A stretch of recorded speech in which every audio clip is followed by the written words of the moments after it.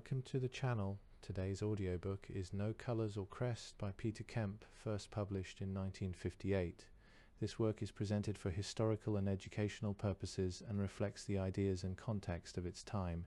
If you enjoy classic literature, history and political thought in audiobook form, consider subscribing. Now let's begin. No Colours or Crest, Peter Kemp, 14th July 1910, January 1941. There's a legion that never was listed, that carries no colours or crest, but split in 1,000 detachments, is breaking the road for the rest. Rudyard Kipling, of course, they must let you wear your Spanish Civil War medals, pronounced my uncle in the brisk, cheerful tones that generations of Indian Army subalterns had learned not to contradict. After all, the whole point of campaign ribbons is to indicate that the wearer is a veteran who has seen active service, seated erect in a hard, high-backed chair, with his long, thin legs sprawled wide in front of him. My uncle quizzed me with bright, twinkling eyes. His head was cocked to one side, his deep-lined, bony face creased in the half-mocking, half-affectionate smile that had at once charmed and disconcerted his sepoys, his relations, and refractory frontier tribesmen. My gaze wandered round the bleak sitting room of the suite in the small hotel near the Brompton Road where he had moved when the approach of war drove him from the sunny comfort of the Italian Riviera. Plain, deep red carpet, green flowered wallpaper, drab chintz-covered sofa and armchairs, white net curtains drawn back from the windows to give a dispiriting view of the grimy, uneven Kensington skyline. The street outside was silent and heavy with the gloom of that impending catastrophe which before the end of the next year was to obliterate this unpretentious little family hotel from the face of London. It was the morning of Sunday, 3rd September 1939. Germany had invaded Poland. Britain and France had sent an ultimatum to Hitler. King Carol was digging a ditch round Romania. Within an hour we should hear the sad, tired voice of the Prime Minister announce the beginning of another world war. A month previously I had returned to London after nearly 3 years' service in Spain, one of the very few Englishmen to fight in the nationalist armies, defending a cause which enjoyed little popularity among my countrymen. I had joined the Nationalists almost immediately after coming down from Cambridge, partly out of a desire for adventure and partly from the conviction, fostered by the study of early, uncensored reports from newspaper correspondents on the spot, that the vital issue of the Civil War was communism, and that a Republican victory would lead to a communist government in Spain. A strong Tory myself, I had served in the Carlist militia and the Spanish Foreign Legion, where my friends traditionalists, conservatives and liberal monarchists had no more sympathy than I for totalitarian regimes. But General Franco's friendship with Hitler and Mussolini and his establishment of the Phalange as the only political party in Spain had erased from most British minds all memory of the communist threat he had defeated. Even the Soviet-German pact had not wholly revived it. Now the weight of Republican propaganda, backed by the formidable organization of European communism, had dubbed Franco a fascist, while many of my British friends regarded me as, at best, a fascist fellow traveller. Even those who sympathized with me feared that Spain would enter the war against us, although I had seen enough of the devastation and war-weariness there to believe that she would remain neutral. When I had left England for the Spanish Civil War, with all the romantic enthusiasm, ingenuousness, and ignorance of my 21 years, I had never imagined that 6 months after it was over I should find myself involved in another and infinitely vaster Holocaust. Now, without thinking of myself as a veteran, I knew enough of war to feel no elation at the prospect. I was conscious only of a grave anxiety at the strength of the forces matched against us, a grim realization of what defeat would mean, and the hope that the experience I had acquired in the face of much disapproval and ridicule might not prove entirely useless to my country.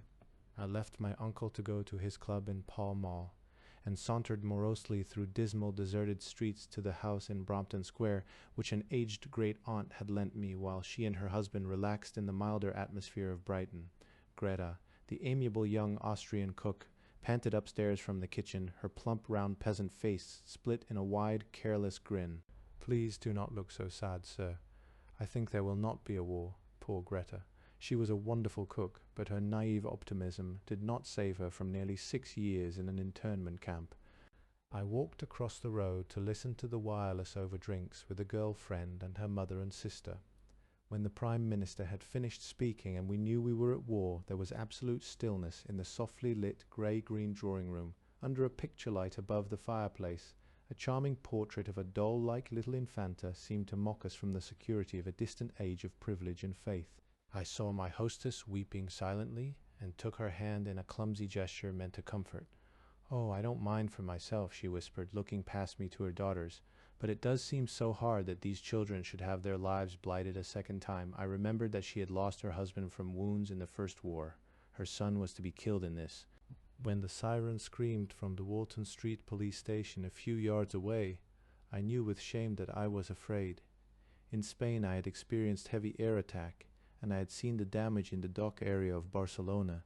Those bombardments would seem like pigeon droppings, I reckoned, compared to what we could now expect. As we trooped downstairs to join the servants in the basement kitchen, I must have cut a pretty poor figure, clutching in each hand a bottle snatched in passing from the drinks tray. And in the forced, embarrassed conversation that followed, I was all too conscious of my failure to set a proper example of indifference and courage.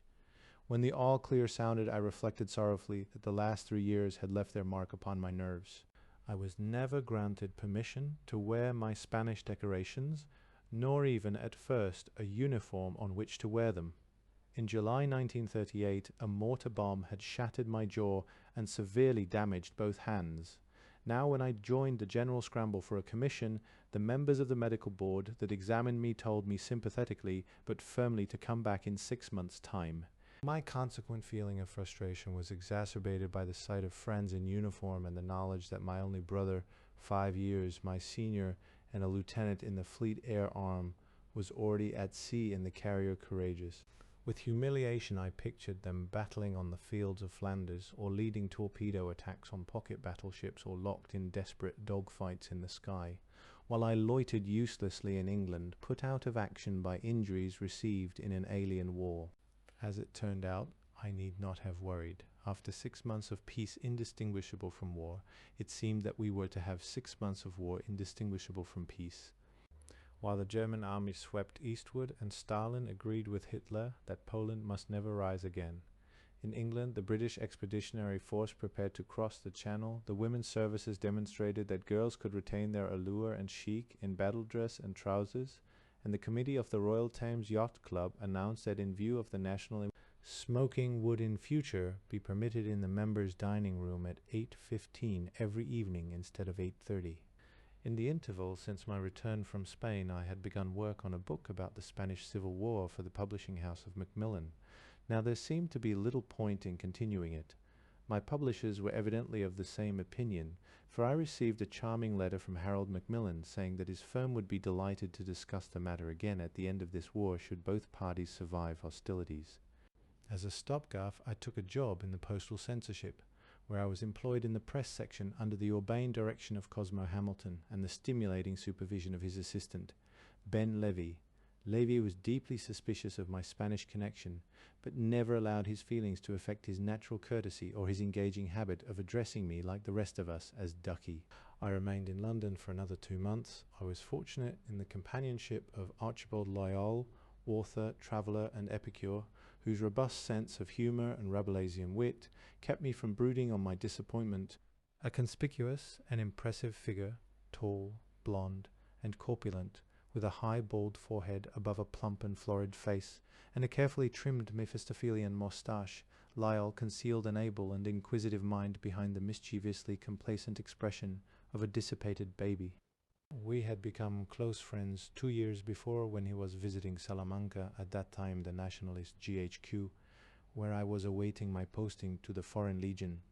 During a period when time had hung heavy on my hands, he had shown a remarkable flair for discovering interesting and unusual sources of drink and diversion, and in our joint explorations of the nightlife of that beautiful but usually placid university town, he had proved himself an inspired connoisseur of the picaresque.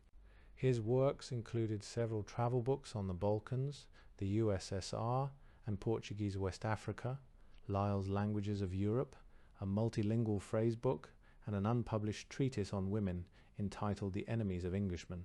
On the strength of Lyall's Languages, his publishers had recently asked him to compile a phrase book for the forces, which he was now preparing in the comparative seclusion of a flat in Mount Royal. It was a practical little handbook called Soldier's Speakeasy, and catered for all the warrior's needs, from when does the next train leave for Paris to how much is that girl with red hair. He nursed a particular resentment against Hitler for what he regarded as an intolerable interruption of his private life. Up to the age of 35, he explained to me, a man can work and drink and copulate, but at 35 he has to make up his mind which of the three he is going to give up. I had just passed my 35th birthday and made all my arrangements to give up work when that bloody Hun started the war. He sympathized with my impatience at my enforced inactivity. How would it be if I took you to see the dame one of these days? Dame Beatrice Lyall was his mother, a formidable woman of strong mind and noble character, who distinguished herself in the Red Cross in both World Wars. She was the only person from whom Lyall felt it necessary to conceal the more lurid details of his life. She's got quite a bit of influence and might be able to fix you up in something more active than postal censorship. But he went on, tapping my arm urgently. There's one thing I must emphasize. From the moment we crossed the dame's threshold, Archie, I'm a teetotal eunuch of rather low Anglican views. For all her kindness, there was nothing she could do against the verdict of the medical board. My bitterness was intensified at the end of September, when Courageous was sunk by a U-boat, although my brother was a survivor, picked up by a destroyer after swimming for 2 hours. The event drove home to me the futility of my own war effort. Returning from work one evening, I ran into Douglas Dodds Parker, whom I had met in Spain during the summer. Because he had also been in Prague at the time of the Sudeten crisis, I suspected that he was connected with intelligence. My spirits rose when he asked me, "Would you like me to give your name to my people at the War Office?" Early in October I received a letter from a room number in the War Office, which began as far as I remember. Your name has been given to us by Mr. Dodds Parker as having qualifications which may be of interest to this department. The department seemed to have no name, but the letter requested me to present myself for interview at the above address, and concluded with regrets that the department was not authorized to defray the cost of my traveling expenses. The interview took place in a large room full of desks, at each of which sat a staff captain. The officer who interviewed me, a solicitor in private life, asked me a long succession of questions, writing down my answers on a buff foolscap form. He recorded minutely every detail of my service in Spain. When he had finished, he looked up at me. "I think we might be able to use you. We haven't a job for you at the moment. Frankly, we haven't a job for anybody at this stage of the war. But if the war spreads, as we believe it will, we are going to need officers with your special experience. Have you any idea of joining a particular regiment at the moment?" He went on, "From what I know about you, I should say that you would have a more interesting time with us than you would in regimental soldiering. If I can get authority to recruit you, and if you agree, we would commission you and send you in your commissioned rank to an OCTU, where you would get your basic training and fill in the time until we needed you." "That would suit me," I said. "Good. Now, supposing we accept you, which would you rather go to? The Horse Cavalry OCTU at Weiden, where we have a few vacancies, or an infantry OCTU at Aldershot?" "Weiden," I answered emphatically. I told him about the postal censorship, adding that we were supposed to be moving to Liverpool at the end of the month. "You might as well go with them. It will take us a month or two to commission you and fit you into a course at Weiden. Leave an address where we can get in touch with you." As I rose to go, I heard my name called from the other end of the room. Standing by a fireplace was a tall captain, whom I recognized as Peter Wilkinson, with whom I had been at Cambridge. He had been commissioned into the Royal Fusiliers from the university. With him was a trim, dark, wiry officer, with a neat clipped moustache and alert, bright eyes, whom he introduced as Lieutenant Colonel Gubbins. This officer was to have a profound, even decisive influence on the course of thousands, if not millions of lives, among them my own.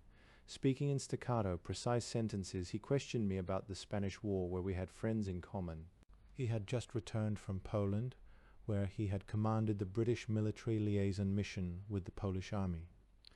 Liverpool in November is perhaps not the most attractive city in the British Isles, but my work in the postal censorship had become more interesting, or at least more amusing, since my transfer to a new department known as impounded baggage.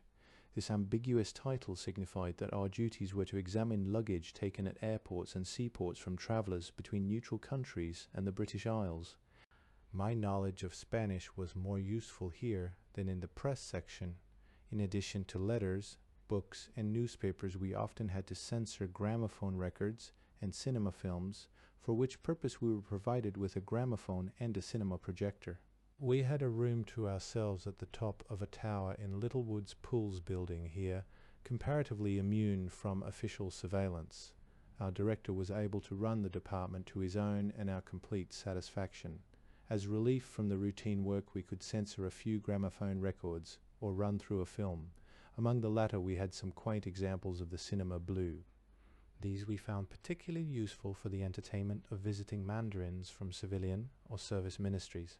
After a quick run-through of his first affair, or le petit ingénu, the VIPs would depart in a chorus of sniggers, well satisfied with the work of impounded baggage. A week before Christmas I received a bulky OHMS envelope with the initials MIR stamped on the back. MIR proved to be the department that had interviewed me in October. To this day I do not know what the R stood for. Recherche, revolutionary, reactionary.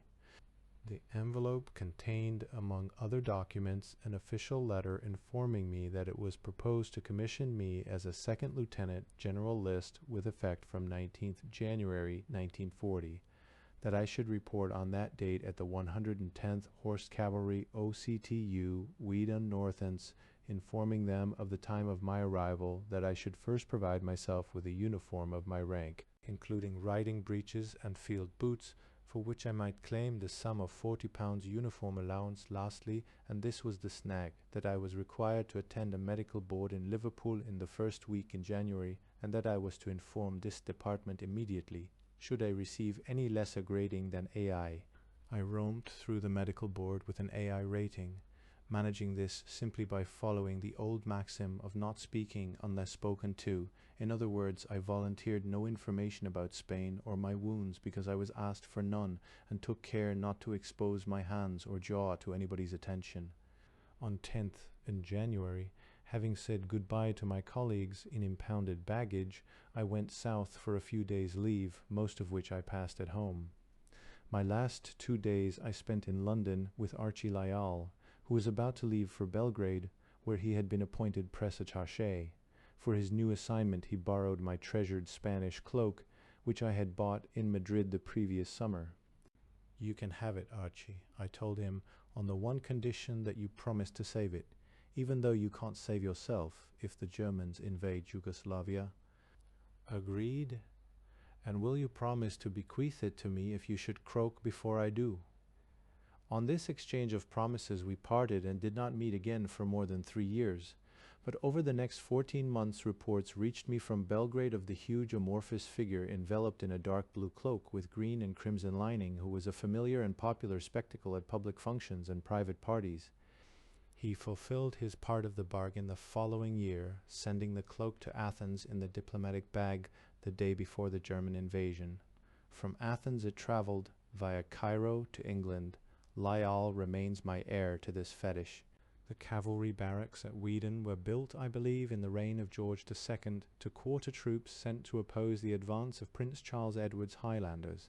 Some time before the First World War they were considered to have outlived their usefulness and were condemned as unfit for habitation even by soldiers. A succession of interwar governments, alternately abused as warmongers and appeasers, so effectively reduced military expenditure that the War Office had no money to spare for new barracks. In January 1940, therefore, the 200-year-old buildings housed the officer cadets of the 110th Horse Cavalry OCTU. The winter of 1939-40 was probably the most rigorous of the war. Standing conspicuously on a hill above the town, exposed to every bitter wind and inadequately heated by diminutive coal fires, our new quarters gave us an icy reception. Our block warmed up a little after we had lived in it for a few days, but during our first weekend we arrived on a Friday. I remember having to abandon the attempt to write a letter because my fingers were too frozen to hold the pen. We were, however, fortunate in that new washrooms had been installed with an unlimited supply of hot water. Each troop of 25 to 30 cadets occupied a separate block of barrack rooms. Whereas all the other troops consisted of officer cadets between the ages of 18 and 21, destined for horsed cavalry regiments, ours known locally as the MI.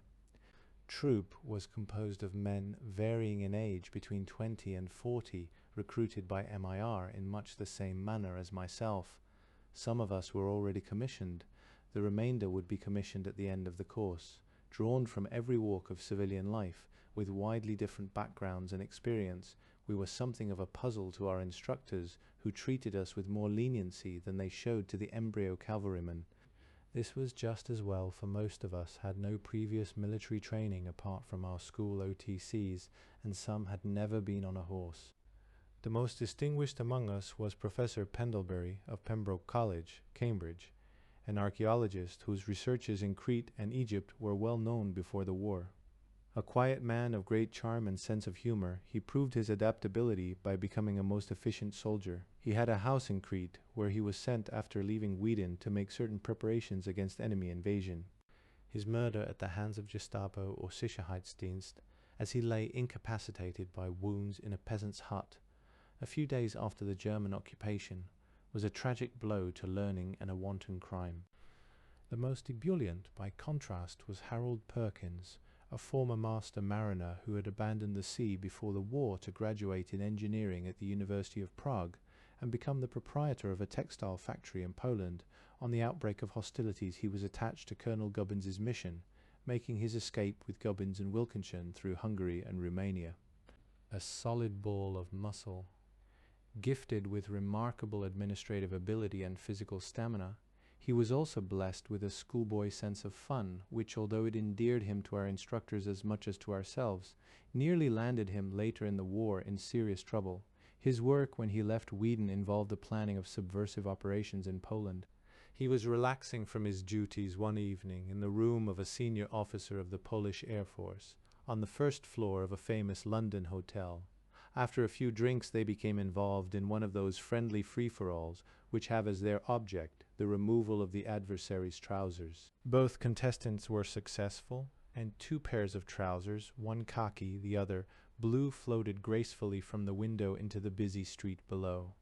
A moment later, guests in the lobby were astonished to see 2 trouserless, but otherwise impeccably uniformed officers dive down the stairs and out into the street, to return in a few seconds, clutching their trousers as they darted for the safety of the first floor.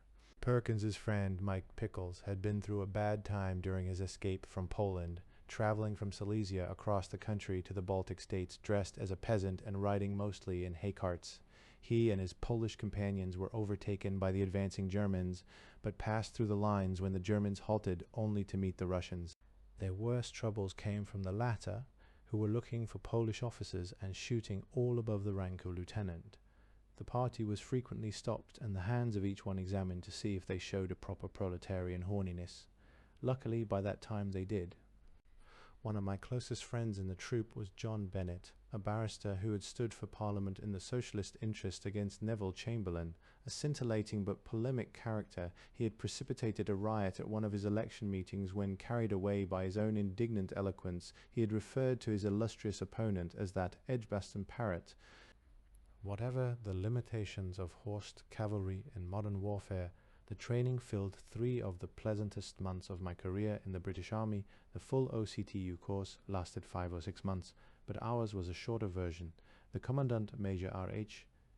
Shepherd, 9th Lancers, himself an outstanding horseman, had devised for us a course at once practical and interesting, cutting out such unnecessary items as sword drill and ceremonial order. The 2 instructors of whom we saw most were Sergeant Major Sennett and Sergeant Rourke, under the supervision of Captain Hamilton Russell, the equitation officer. They attempted to teach us the elements of riding and horsemastership, to which the greater, and by far the most useful, part of our training was devoted. They taught us a great deal in a short time, using a balanced blend of patient encouragement and ferocious bullying, the latter reinforced by a superb flow of vituperation and an armory of blasphemous taunts, which had probably been handed down from generation to generation of NCOs since the days of Rupert of the Rhine. We often found it hard to believe that the 2 warm-hearted and genial fellows with whom we had been exchanging pints of beer and dirty stories in the Globe, the previous evening could become next morning the pair of furious and sadistic Tartars who insulted us in the riding school. For this mounted drill we came under a delightful Highlander from the Scots Greys, Sergeant Stewart. These parades could never be wholly dull because of his practice of marching our squad across the square, as far away from himself as possible, and then shouting an order in what from that distance sounded like pure Gaelic. Each of us would place his own interpretation on the command, and the squad would break up in disorder. An angry bellow would come from the stocky, purple figure at the other end of the square. Nea, a didna say wahoo-oo, a said wahoo-oo. Our theoretical training might have been of use to cavalrymen in or before 1919. We heard lectures on tactics from an earnest young officer in the Inns of Court Regiment who took his chief illustration from an incident in the First Battle of Mons. Lectures on animal management from the veterinary officer who was inaudible, lectures on military law which were incomprehensible, and lectures on the light machine gun Hotchkiss 1913 model. The RSM, who controlled our conduct and discipline, was an austere Yorkshireman known as Gentleman Joe Taylor. Formerly an equitation instructor at Sandhurst, he was the personification of smartness and efficiency. Not a single detail escaped his eagle eye, a cliché which might have been coined expressly for him, not the smallest speck of dust in a barrack room or the faintest blemish on a button, boot or belt. He had that dour North Country humour, which gleams brightest when administering a reprimand or dealing out a punishment. His strongest weapon was his power to stop our week-end leave, and he used it mercilessly to punish slackness. Week-end leave lasted from Saturday midday until, theoretically, Sunday midnight.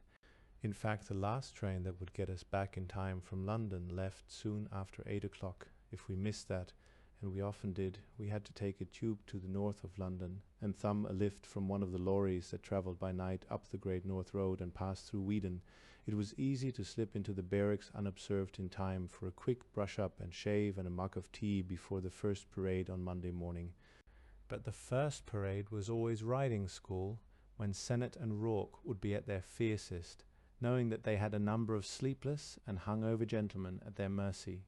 Trotting round the riding school on my uncomfortable army saddle with its high bridge, I would hear with sinking heart the merciless order, "Ride.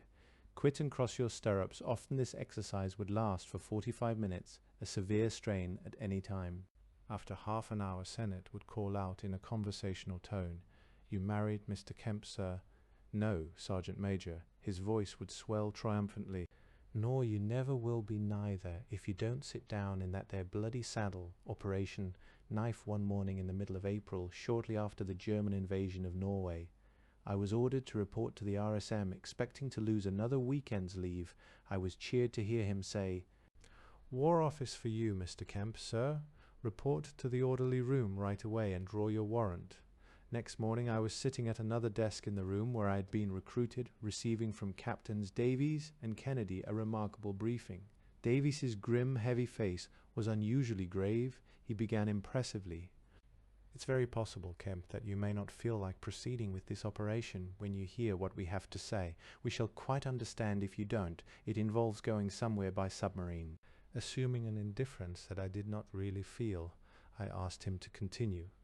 Later on I came to realize that a submarine is no more dangerous a form of transport than a surface vessel, often indeed safer, but at the time I confess the idea scared me. Although it was clear, even from the communiques, that the German invasion was making uncomfortably good progress, it was not yet certain that the Allies would have to evacuate their expeditionary force. German land communications were peculiarly vulnerable to paramilitary or partisan warfare. Both terms were new in British Army phraseology at this time. Operation Knife was to be one of the first experiments. Briefly, the plan was to land a party of 6 officers, of which I was to be one, by submarine at a point on the southern shore of the Sogne Fjord, where Norwegian army officers and local guides would meet us. Our first task would be to make our way south across country on skis to the Bergen-Oslo railway, which we were to blow up in such a manner as to render it unserviceable for a long time. In addition to our own requirements, we should take with us substantial supplies of explosives, Bren guns, rifles, grenades, and small arms ammunition to equip local partisan units. After the destruction of the railway, we should reconnoiter a lake farther east to see if it would be possible to land seaplanes. Our subsequent plans would depend on circumstances. We might stay in the country to help the partisans, or try to make our way to the Swedish frontier. "How does this appeal to you?" asked Kennedy. I said that it suited me well. "Then we'd better see if Colonel Bryan will take you." Lieutenant Colonel Bryan Mayfield, Scots Guards, who was to command the expedition, was a regular soldier who had left the army before the war to go into business. An experienced skier, he had recently been second in command to Colonel Jimmy Coates in the 5th Scots Guards, a composite ski battalion raised by the War Office at the end of 1939, consisting almost entirely of officers from various units of the British Army. Intended for operations in Finland, it was disbanded early in 1940. For a few minutes, Mayfield studied the written information about me that Kennedy showed him. Then he asked, "Can you ski?"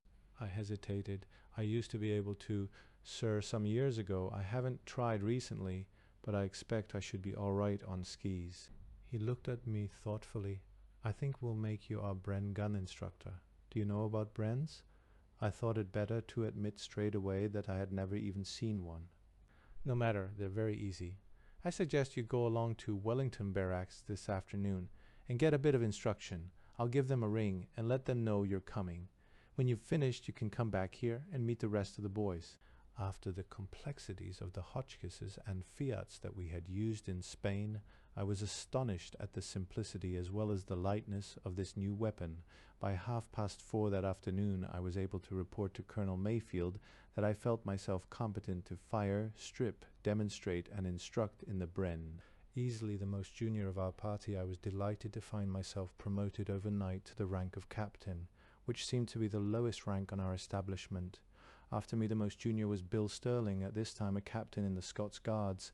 A man of 6'5" and proportionately broad, he would, I thought, find a submarine uncomfortably cramped.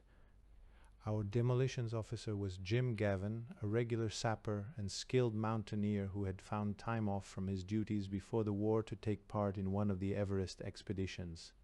The remaining 2 members of the party were Ralph Farrant, a regular officer in a line regiment, and David Stacy, who in civilian life had been a stockbroker. Not only was I the most junior, but also I had the least skiing experience, apart from Bill Sterling, who had never been on skis in his life. The others had all served in the 5th Scots Guards.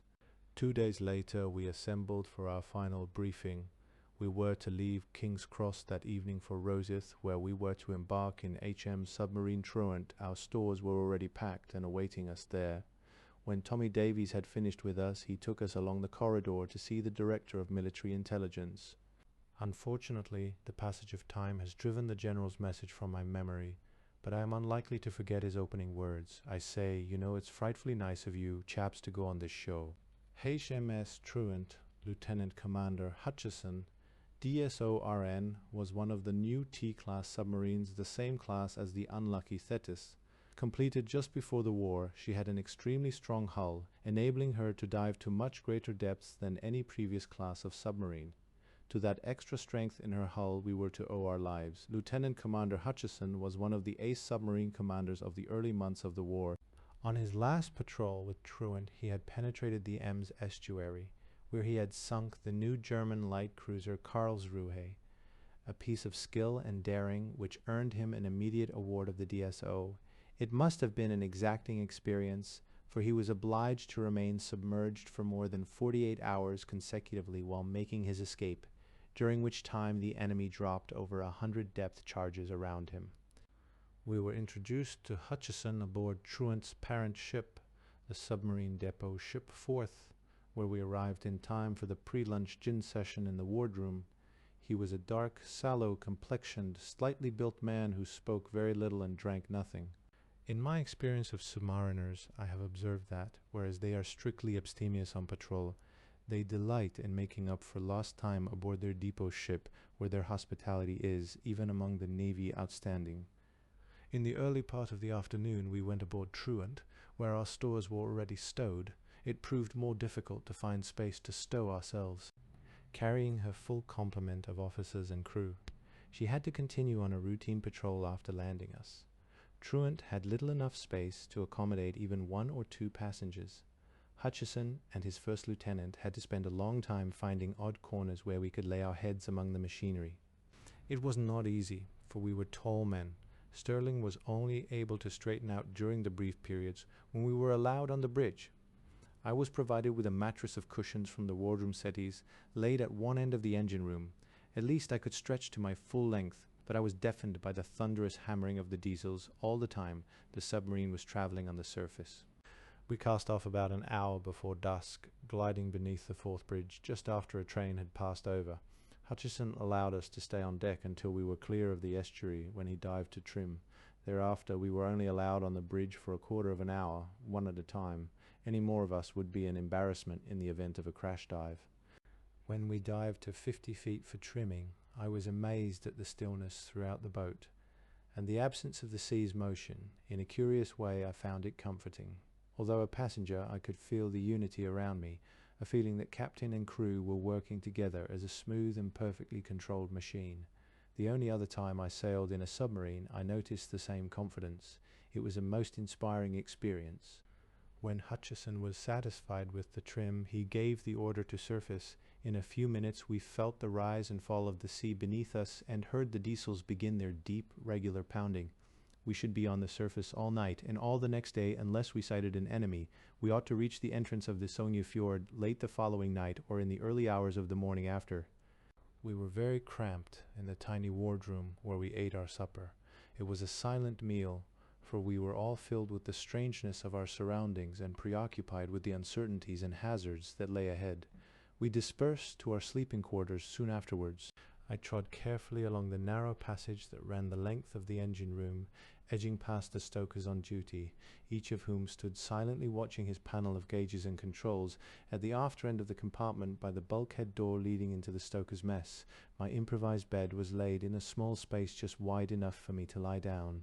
Taking off my boots and battle-dress blouse, I managed to stow them out of the way of a burly, broad-shouldered seaman who was standing over me on duty by one of the electric motors. He gave me a friendly smile. "Afraid you won't get much sleep there, sir, not with all this air din." "Oh, yes, I will. I can sleep through anything when I'm tired enough." I was tired, for I had slept badly in the train the night before. Turning my face to the bulkhead, I fell asleep within a few minutes, but I was wrong when I said I could sleep through anything. The 2 explosions, coming hard on top of one another, penetrated my dreamless unconsciousness. Through my slumber I was vaguely aware that the first was somewhere quite near me, the second away forward. Suddenly I was fully alert as I heard the order "diving stations" relayed on loudspeakers through the boat. I realized that the diesels had stopped. In the tense, pervading silence I waited for the diving hooter to sound. I looked at my watch. It was 4:30, and so I had slept for nearly 6 hours. Close by, a muffled voice broke the stillness. "God, we've it a bleedin' mine." I looked up from my bed to see a stoker standing above me at the nearest diesel. He was stripped to trousers and singlet, and the light glistened on the beads of sweat on his muscular arms. His broad, homely face was set in grim lines, and he was murmuring out of the corner of his mouth to his companion in short, jerky sentences. From what I could overhear, I gathered that the torpedo compartment, right forward, was flooded, but that the watertight bulkhead was holding. After a short interval I saw the tall figure of the first lieutenant approaching, his friendly features grave and expressionless. Catching sight of me where I lay on my back, there had seemed to be no point in moving. He stopped and grinned. "Are you comfortable there?" "Perfectly, thanks. How long am I likely to remain so? Do we know what's happened? I'm trying to find out the full extent of the damage now." "It seems there was a U-boat waiting for us. I should say those were magnetic torpedoes she fired. Fortunately, the first one didn't go off as close to us as the second, and our rudder and screws don't appear to have been damaged. We're lucky not to have been blown up." "What are we going to do now?" "Well, the captain was hoping we might be able to hunt the U-boat, but I'm sorry to say that's impossible in view of the damage. I'm afraid it looks like home, James, with whatever horses we can get out of her." "Ah, well, pretty adjacent, what?" He turned back to his duties. The big stoker beside me chuckled in admiring imitation. "Pretty adjacent, what? Don't nothing ever worry him." My brother had often told me that during a crisis aboard ship, the perfect passenger keeps out of the way and does nothing unless he is told. I decided to stay where I was, asking my stoker friend to let me know if anything happened. I turned over and tried to sleep again. Half an hour later, I was much relieved to hear the diesel start. Rightly or wrongly, it seemed to me an indication that our immediate danger was over. Soon afterwards, I fell asleep. Someone was prodding me in the ribs. As I sat up in sudden alarm, I heard a cheerful voice shouting above the pounding of the engines. "Breakfast ready in the wardroom, sir." It was 8 o'clock. Breakfast proved to be a picnic which we had to take in relays, for almost all the wardroom crockery had been shattered by the 2 explosions. This was the least of the damage we had suffered. In addition to the flooded torpedo room, Hutchison told us there was some flooding aft, and several rivets were started amidships. "If this had been any boat but one of these new T-class," he said, "we shouldn't have remained afloat." He added thoughtfully, "I wonder if that Hun was really laying for us or just happened to be there." There was serious damage to the machinery, details of which I did not understand, but the batteries of the electric motors were cracked, causing them to give off quantities of chlorine gas from the action of the seawater, unpleasant enough while we were on the surface, extremely dangerous if we should have to submerge for any length of time. Hutchison had no choice but to turn for home.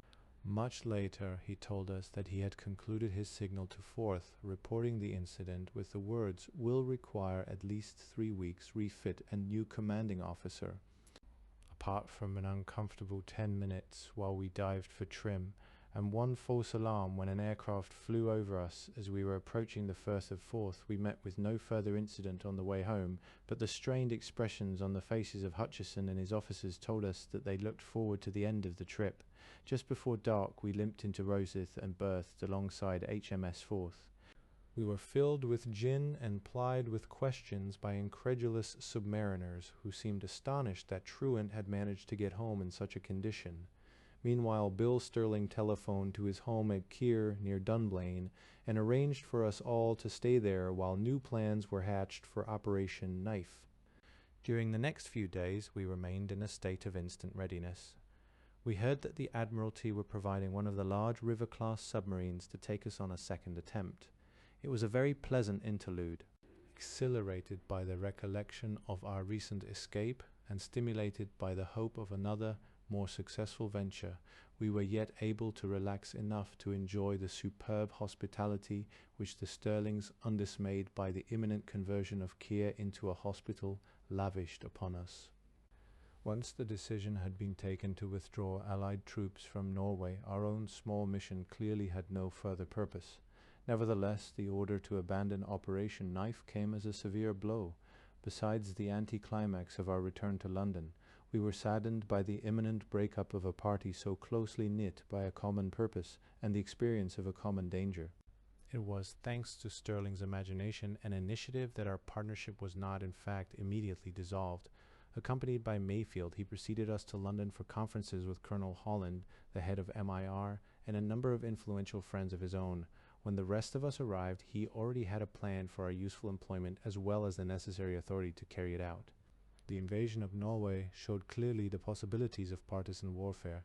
Paramilitary formations known as independent companies, the forerunners of commandos, had been employed in the last stages of the Norwegian campaign. Colin Gubbins had commanded a brigade largely composed of them. In spite of a good deal of angry controversy, they were considered to have proved their usefulness. There was, however, no organized instruction in this kind of warfare, no school or center where troops could be trained in its principles. There was a certain amount of theory. Gubbins himself had written a pamphlet, and there must be an untapped reservoir of officers and men with the necessary qualifications and experience to act as instructors, Indian Army officers who had served on the Northwest Frontier. Bushwhackers from the West African Frontier Force or the King's African Rifles, polar explorers, ghillies from Lovat's, scouts, and the like. There should be no difficulty in finding a suitable location for the project. The Scottish Highlands abounded in what Boswell has described as fine and noble prospects, ideal country for training in irregular or amphibious operations, also in half-derelict houses which in size and architecture might have been designed as barracks. It was Sterling's idea that the 6 of us, reinforced by a few selected officers and NCOs, should form the nucleus of the new training school. We should begin with cadre courses for junior officers from different units of the Army. Mayfield was to be commandant, Sterling chief instructor.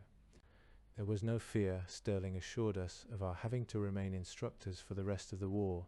When the first few cadres were trained, there would be a plentiful supply of officers to fill our posts as and when we wished to be released for operational duties.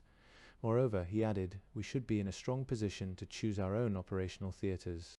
By the time the Battle of France opened, Sterling and Mayfield had obtained War Office approval for our establishment, selected the training area, and set the requisitioning machinery in motion.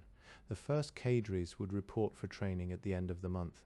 Some 25 miles west of Fort William as the crow flies, rather more as the road and railway run, stands Inverelud House, a large square building of plain grey stone. It is situated at the head of Loch Lord, on the south shore, where the gloom of its natural surroundings matches the chill austerity of its design.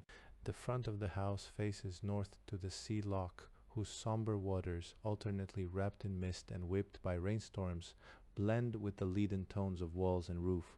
The back is overshadowed by a grim black cliff, surmounted by a thick forbidding growth of trees which rises from the back door to well above the height of the roof, blotting out the light of the sun at all times except high noon in summer.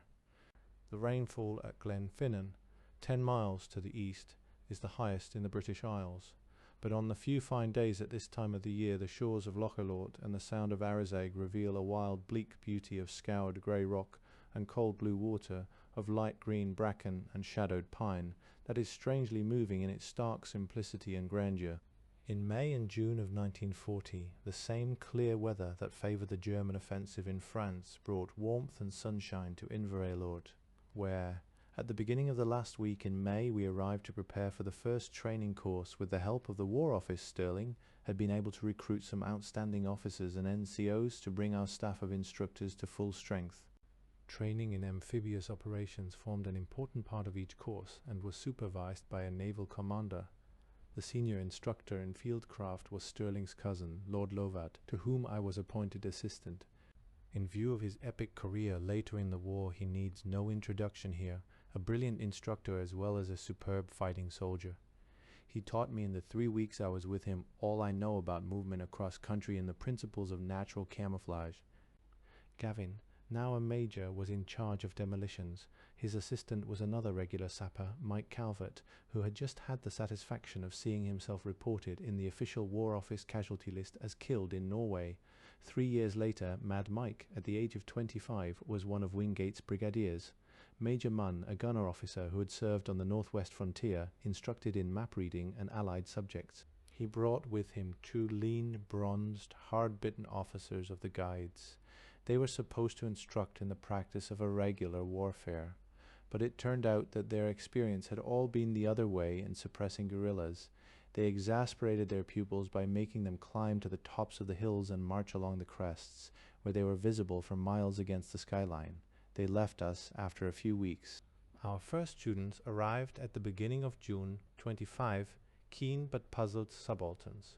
Some of them volunteers, others arbitrarily dispatched by their commanding officers. Among them was Sterling's brother David, later to become famous as the founder of the Special Air Service Regiment in North Africa. Each course was to last a month, with a few days' break before the arrival of the next.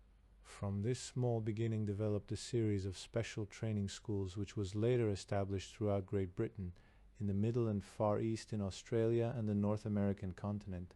In the year 1941 began with the greatest personal tragedy of my life. On 10th in January, the aircraft carrier Illustrious was heavily bombed by Stukas in the Sicilian Channel. Among the dead was my brother. The previous November he had flown a Swordfish in the Fleet air arm attack on Taranto and torpedoed one of the new Littorio-class battleships, for which he was posthumously awarded a DSC. My mother's telegram reached me in Edinburgh, where I was convalescing after a prolonged illness following my return from Portugal. As I read it again and again, numb and sick with shock, it seemed absurd that so much human misery could be carried on a crumpled piece of buff-coloured paper. My mother, 4 years a widow, never recovered from the blow. It was a long time before I could bring myself to realize that Neil was dead. Throughout his life he had exercised a profound, even decisive influence on me. It was easier to imagine that the sky should fall than that he should be killed. Not yet 31, he had already earned recognition as an historian and writer on naval affairs, and a column and a half of tributes to him in the Times showed that his death was a severe loss to the service as well as to ourselves. I tried to console myself with the words of Clarendon's epitaph on Lord Falkland, and whosoever leads such a life need not care upon how short warning it be taken from him. Early in February I was ordered to report in London to Captain Kennedy, one of the officers who had briefed us for Operation Knife. MIR was now dissolved and its place taken by a much larger organization combining elements of MIR with other departments that had previously been working along the same lines, but so often at cross purposes that their efforts had seemed directed against each other rather than against the Germans. This new organization, known as SOE, became responsible for all subversive activities in enemy-occupied territory. It received its directives through the Minister of Economic Warfare and was staffed, surprisingly, by senior executives from several large banking and business houses, with a small but useful leavening of regular army officers, a few of whom had received staff college training. "We're preparing a party," said Kennedy, "to go on an operation that I think might interest you. Are you quite fit again?" I was, except for a sharp attack of gout, an inherited complaint which caused me much annoyance later. "I can't give you any details about the operation now," he went on. "You will join the rest of the party at Lochailort and do the paramilitary course with them as a student. While you're up there, you'll be told more about the scheme." I arrived at Lochailort on a clear, frosty morning 3 days later. The instructing staff had changed a great deal since I was last there. Mayfield was commanding a brigade in North Africa. Sterling was in Cairo. Gavin on his way to Singapore. Lovett was about to start his spectacular career in commandos. Calvert was in India. I had at first supposed that the operation for which we were being prepared would take place in Spain, but my 18 companions did not seem to have been chosen for their knowledge of that country or language. In fact, we seemed to have no common background. Not all of us could speak Spanish, and the majority of those who could had learnt it in South America. 1 or 2 had been to Spain for a short holiday. The majority had been plucked without explanation from regimental soldiering and given a brief interview in London. They had been asked a few obscure questions, such as would you rather be General Wavell or Lawrence of Arabia? Then they had been ordered to report to Lochailort. They felt they had been better employed in their old units. Some who had been company commanders were indignant at the change.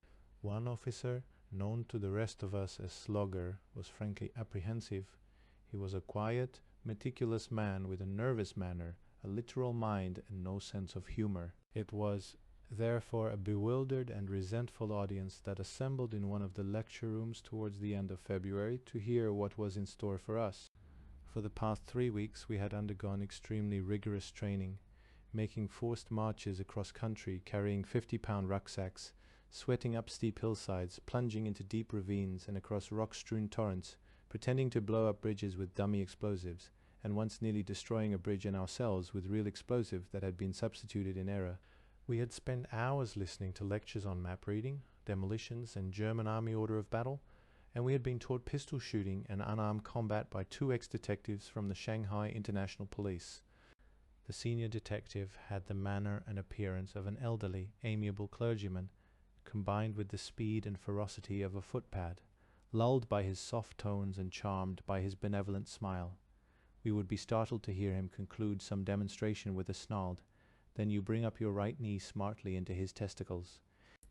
Now at last we were to know the object of our training. A senior officer of SOE had come all the way from London to tell us. There was some ribald speculation as to whether he would be a banker or a business tycoon.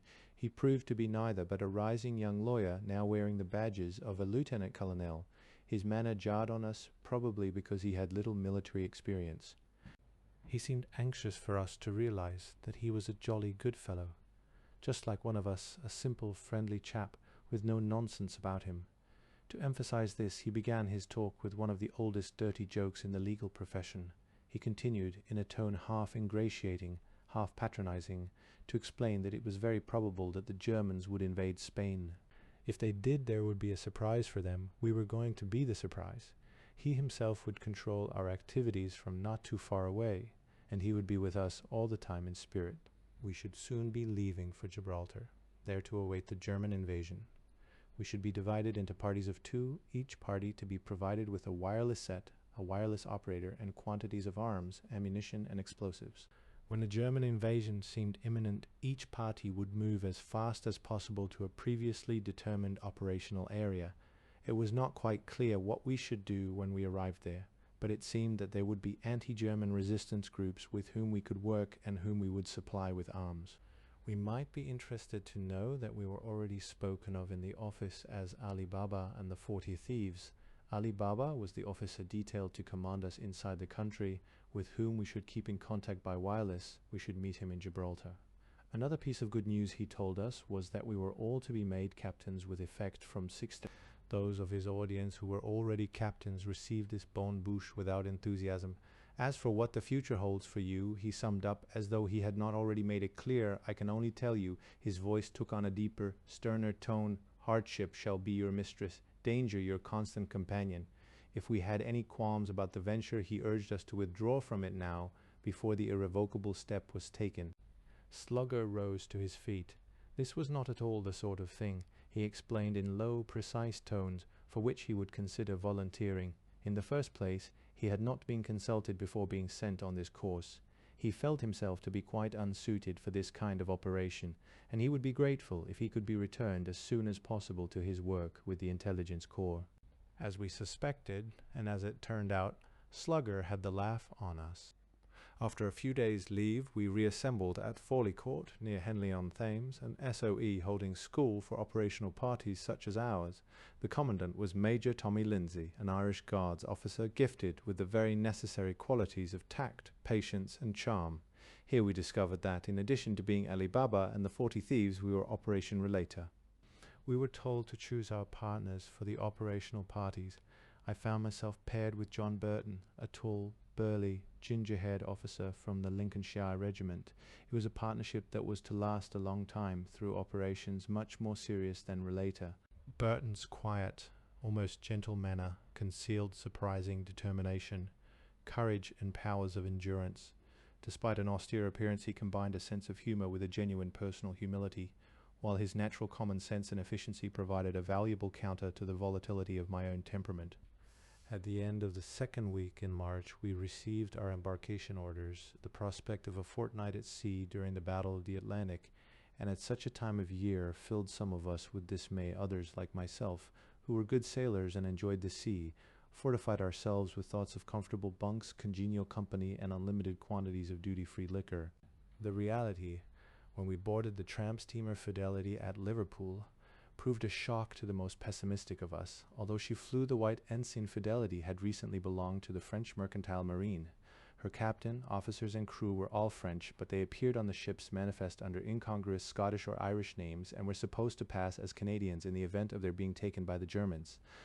Although they spoke no English, they gallantly tried to call each other by their assumed names, so that the ship would ring with such cries as Merde ou ce sail Mackenzie. At the time of the fall of France, her captain had smuggled Fidelity out of Marseilles with this volunteer crew. Now she was in the service of a similar organization to SOE. Naturally, there was no love lost between the two organizations, which may have accounted for some of our discomfort. We arrived in Liverpool on a raw, rainy evening and went straight to the Adelphi for dinner. About 10 o'clock we were driven to the ship.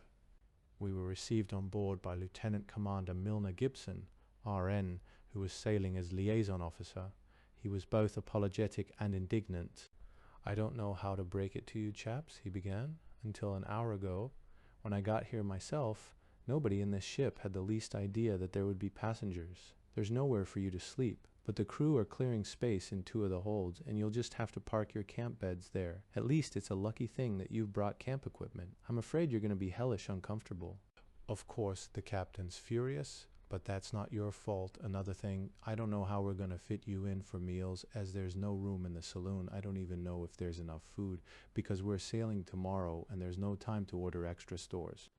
"Oh, well," somebody said, "I expect we'll survive till Gibraltar on gin." "You won't," he retorted. "Not unless you've brought it with you. There's no time to get customs clearance for extra liquor, and the ship's officers have barely enough for themselves. "The whole thing's a damn disgrace," he concluded sympathetically, "and I can assure you I'm going to send in a strong report about it." We set up our camp beds and sleeping bags in the holds, where there was just enough space to accommodate all of us, with 2 feet between each bed. We turned in immediately by the light of kerosene lanterns. Next day, the electricians rigged up a few lights, enabling us to see enough for dressing and moving about, but barely enough for reading. Neither daylight nor fresh air could penetrate to lighten the frosty atmosphere of our dormitories. After dropping us at Gibraltar, Fidelity was bound for secret operations in the Mediterranean. She had been converted into something between a Q ship and a flagship. Her decks and superstructure fairly bristled with guns of varying calibers, from the clumsy 4-inch fore and aft to light Oerlikon anti-aircraft cannon, pom-poms, and machine guns. Most of them were concealed behind dummy bulwarks. The ensuing fortnight was among the most unpleasant in my experience at sea. Fidelity was not a happy ship. Officers and crew alike were terrified of their captain, a stocky, black-bearded pirate with a reputation for ferocity and courage, which he seemed resolved to impress upon us all. Slung from a belt round his uniform jacket, he carried an automatic pistol, with which he claimed to be a deadly shot, and with which he would blaze away at anything that caught his eye: a seagull on the mast, a piece of flotsam on the sea, or an offending member of the crew. He would stride about the bridge, his hands in the pockets of his jacket, his beard thrust out aggressively, and a malignant expression on his brick-red face, screaming invective at the officer of the watch, the gun's crews at practice, the quartermaster at the wheel, or anybody unlucky enough to cross his line of vision. During these black moods, and they were more frequent than his bright ones, he would aim savage kicks and blows at the nearest officer or man within reach. He never actually assaulted any of us, contenting himself with abuse. Only to Milner Gibson was he always polite. I do not ever remember seeing him smile. For defaulting officers he had a special treatment. When all were assembled for a meal in the saloon, the captain would bellow the offender's name. A trembling O'Flaherty or Mackenzie would present himself at attention in front of the angry little man, who would launch into voluble details of his offence, his character, and the less creditable habits of his parents, concluding with 3 or 4 heavy slaps across the face in dismissal. Often, as the victim turned to go, a well-directed kick in the seat of the pants would send him sprawling among his colleagues. The only person who could control the captain was his mistress, a sharp-faced little blonde with a metallic voice and vicious tongue. He had smuggled her out of Marseilles with the ship, and had persuaded our sister organization to invest her with the uniform and 2 rings of an officer of the WRN. She was the real ruler of the ship, and she let us know it. Towards us, soldiers, she showed a particular animosity, reviling us on every possible pretext, and resorting, when she felt that words were inadequate, to typewritten announcements on the saloon notice board. These began usually with the phrase "Messieurs les officiers anglais sont avisés," followed by a list of our misdemeanors, chiefly being late for meals and spilling cigarette ash on the saloon deck. Space in the saloon was so restricted that the 18 of us were divided into 3 watches for our meals, the first watch going to lunch at 11:15, the second at 12 o'clock, and the third at 12:45. We changed our meal times in rotation. The slightest unpunctuality on the part of any of us would invoke a tirade from this harpy, followed by some such announcement on the notice board as "Messieurs les officiers anglais sont avisés que nous ne sommes pas sur un paquebot et que l'Empire est en guerre."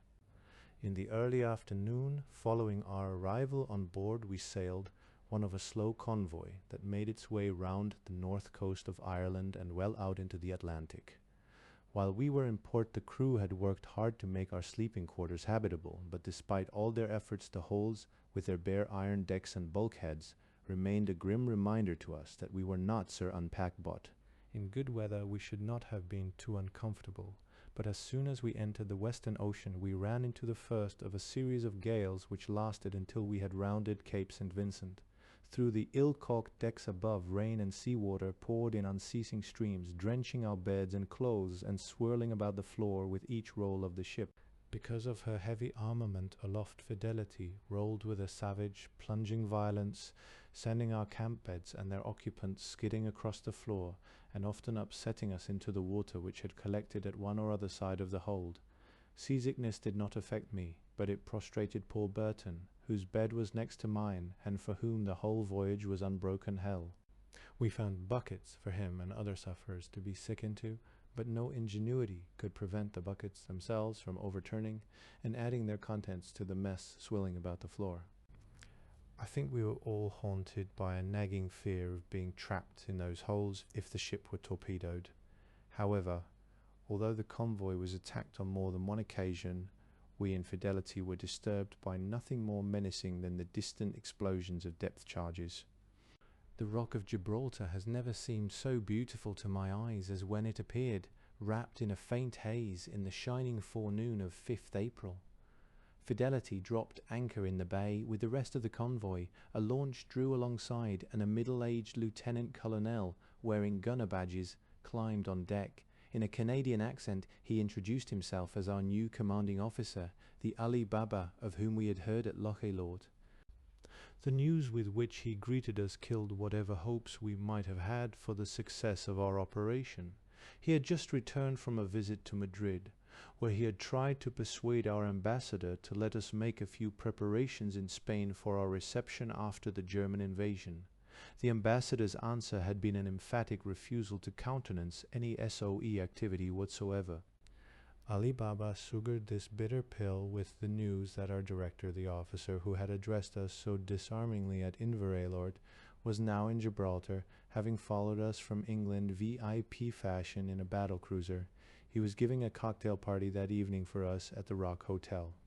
Our quarters had been prepared under canvas on the north front, on a strip of ground beside the military cemetery bordering the new and rapidly growing airfield. This was the site of the old race course which had disappeared at the beginning of the war, together with such peacetime luxuries as the Kalp hunt. By the time we had installed ourselves, two to a tent in our operational pairs, it was time to leave for the Rock Hotel and our party with the director. Smooth and well-groomed in a Palm Beach suit, he greeted us effusively, hoping that we had had a pleasant voyage. It was a good party, but no one had foreseen the impact of unlimited martinis or whiskey upon young men recently accustomed to 1 glass of Suze a week. Officers gathered in groups of 2 or 3 to celebrate their release from the discomforts of Fidelity and the tyranny of her captain and his mistress. Soon, flushed faces and raised voices began to indicate the general dissatisfaction with Operation Relator, its planners and commanders. In retrospect, this appears rather ungrateful, seeing that those we were reviling were paying for our drink, but at the time it seemed to us that we had been brought a long way to execute a plan that was already stillborn. Our host came to the entrance hall of the hotel to say goodbye. He stood at the head of the steps which led down to the drive to shake hands with each of us.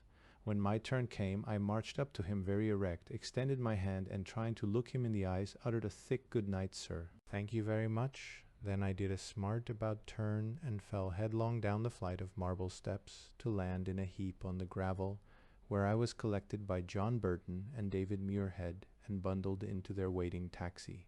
Next morning, the whole party assembled in the large mess tent for briefing. We were joined by our wireless operators who had traveled out separately with their equipment. Ali Baba presided. It was regrettable. He explained that the ambassador's attitude made it impossible for us to prepare for our task inside Spain, but we must be ready to do our duty whenever the situation should arise. He would now proceed to allot our operational areas. The one to which Burton and I were going was in the western province of Extremadura. It was a part of the country that I did not know.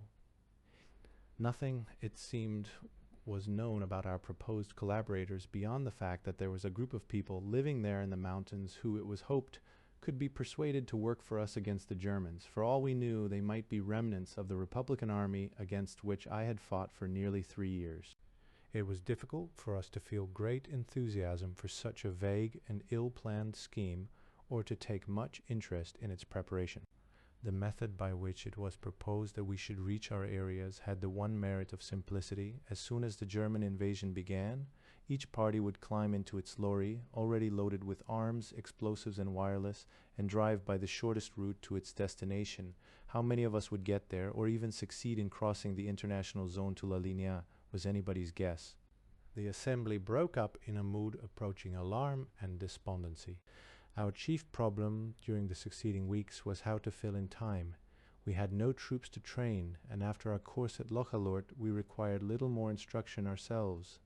But Ali Baba wished our establishment to be run on regular army lines. He devised a training program which sensibly included wireless instruction, a subject I could never understand, demolition practice, shooting with Tommy gun and pistol, and lorry driving. At times we were sent to scale the northwestern face of the rock, each carrying a Tommy gun and a 50-pound rucksack, a terrifying performance for anyone, like myself, with a poor head for heights. In addition to this collective training, we each had separate specialist duties. Mine was the preparation of an English-Spanish dictionary of military terms, on which I worked every free morning in a room at the Joint Intelligence Center. It was an uninspiring task, the more so because I was sternly forbidden to include the most interesting phrases from Archie Lyall's Soldier's Speakeasy. The problem of our spare time was more difficult. A large part of the civilian population had been evacuated, but the strength of the garrison had swollen to many times its normal size. We were no longer allowed to visit Spain or Tangier. Apart from the yacht club, the Rock Hotel, the Bristol, and a few bars, Gibraltar offered little in the way of evening entertainment. I spent most of my afternoons swimming off one of the beaches on the east side of the Rock, or sailing in the Bay of Algeciras with a Cambridge friend of mine from the meteorological office who owned a star. We had to keep our distance from the Spanish shore because we were liable to be fired on if we approached too close. In the evening, as the sun was sinking behind the dark hills above Algeciras, reminding me with bitter nostalgia of the Western Highlands where I used to spend my holidays before the Spanish War, Burton and I would stroll out of camp, past the sentries at the concrete roadblocks, towards the harbor and the yacht club. We always knew whom we should meet there, just as we knew whom we should see in the Bristol or any of the other bars. The tension of waiting for a hazardous operation and the exasperation of feeling that it could never come off increased our urge to look for relief in gin and whiskey, which were plentiful and cheap, in frivolous conversation and forced geniality. Worst of all, I was in love. The pain of separation had been bearable as long as my mind was occupied with thoughts of hazard and adventure in Spain. But now idleness gave me too much time to brood, and the bottle was a simple anodyne. We often had friends to dine in mess in our camp, where the food was poor but the drink lavish. The mess tent, a large marquee, stood on the very edge of the airfield. Behind it were the rows of sleeping tents, their guy ropes almost overlapping. Some distance beyond them were the latrines. Every guest night at the end of dinner the darkness would ring with cries of pain or indignation as we and our guests tripped over guy ropes or the iron staples supporting them on our tipsy journey to relieve ourselves. My most frequent guest was Hugh Sidebottom, a Newmarket trainer in civilian life, now a captain in command of the Pack Transport Company on the Upper Rock, a broad, powerfully built man with an inexhaustible fund of good humor and a boisterous but endearing manner. He had the distinction in which he took great pride of being the only mounted officer on the Rock. He exulted in his surname and would shake his head sadly over a relation who had changed it to Edgedale. "Not a true bottom," was his comment. The Navy, chiefly submariners, attached to the depot ship Maidstone, and officers from Admiral Somerville's famous Force H provided us with some diversion. Theirs were faces we did not see every evening in the bars, for the submariners were often away on patrols and the ships of Force H only put into Gibraltar for a few days between their visits to the men's end of the Mediterranean. They meant to make the best of their time ashore. Most of our friends were from the carrier Ark Royal, fleet air arm pilots whose enjoyment of life was not impaired by their slender expectation of survival. It was they who initiated an incident subsequently known as the Battle of the Bristol. One evening I was dining in the Bristol Hotel with Sidebottom and a captain in the Devonshire Regiment. There were a few army officers at tables near us. The rest of the room seemed to be full of pilots from Ark Royal. Drink was flowing freely. There was a good deal of banter passing across the room and an atmosphere of vigorous good humor. Just for the fun of it, someone slung a glass at the chandelier, shattering the lights. In a moment everybody joined in the party. The air was full of flying glass and crockery, accompanied by war whoops and hunting calls. Crouched behind our table in the darkness, lobbing our plates and glasses and listening to the splintering of others close around us, we wondered whatever could have made us think Gibraltar dull. Soon the stocks of ammunition were exhausted, and we were wiping lumps of goulash and sole bonne femme from our hair and mopping wine from our eyes. Within a quarter of an hour peace reigned, light had been restored, and the management was graciously accepting our apologies and promises of compensation. There were no serious casualties, but Force H veterans subsequently swore that not even in their battles up the men's end had they been more terrified. One way and another, I did not envy the assistant provost marshal his job of keeping discipline on the rock. He was a dugout major of a famous cavalry regiment, whose ideas had crystallized in or about the year 1916 into an almost religious and totally humorless veneration of the outward forms and appearance of soldiering in his trim, perfectly tailored uniform, gleaming buttons, and Sam Browne and strikingly colored forage cap. He was a figure of half affectionate, half ribald fun to the garrison. On one occasion, all officers of fortress headquarters had to go through a gas chamber wearing their masks as part of an exercise. Afterwards, Sidebottom jokingly asked him if his gas mask had fitted. "I should hope so indeed," replied the APM in genuine surprise. "I had it made for me at Locks before I came out here." Early in May, Lord Gort replaced Sir Clive Liddell as Governor of Gibraltar. The appointment of this tough fighting soldier and disciplinarian gave rise to rumours that a German attack on the Rock was imminent. Soon afterwards, the news of the German invasion of Crete with airborne troops shook Gibraltar. It was taken for granted that similar tactics would be used at any moment against us. The whole fortress was put into a state of siege. In the galleries inside the rockwork went on with redoubled speed by day and night. Extra roadblocks and anti-tank defenses appeared on every road. A curfew was imposed at 11 o'clock, and severe penalties threatened against all unauthorized persons found abroad after that hour. At any time after dark there was danger of being shot by some trigger-happy sentry. All units were obliged to take special security precautions. Ali Baba's took the form of issuing an order that one officer and one sergeant should sit up all night in the mess tent, armed with Tommy guns. The burden of this duty was light enough until about 2 in the morning, because there were usually several officers carousing in the anteroom, but the small hours dragged intolerably on this farcical guard.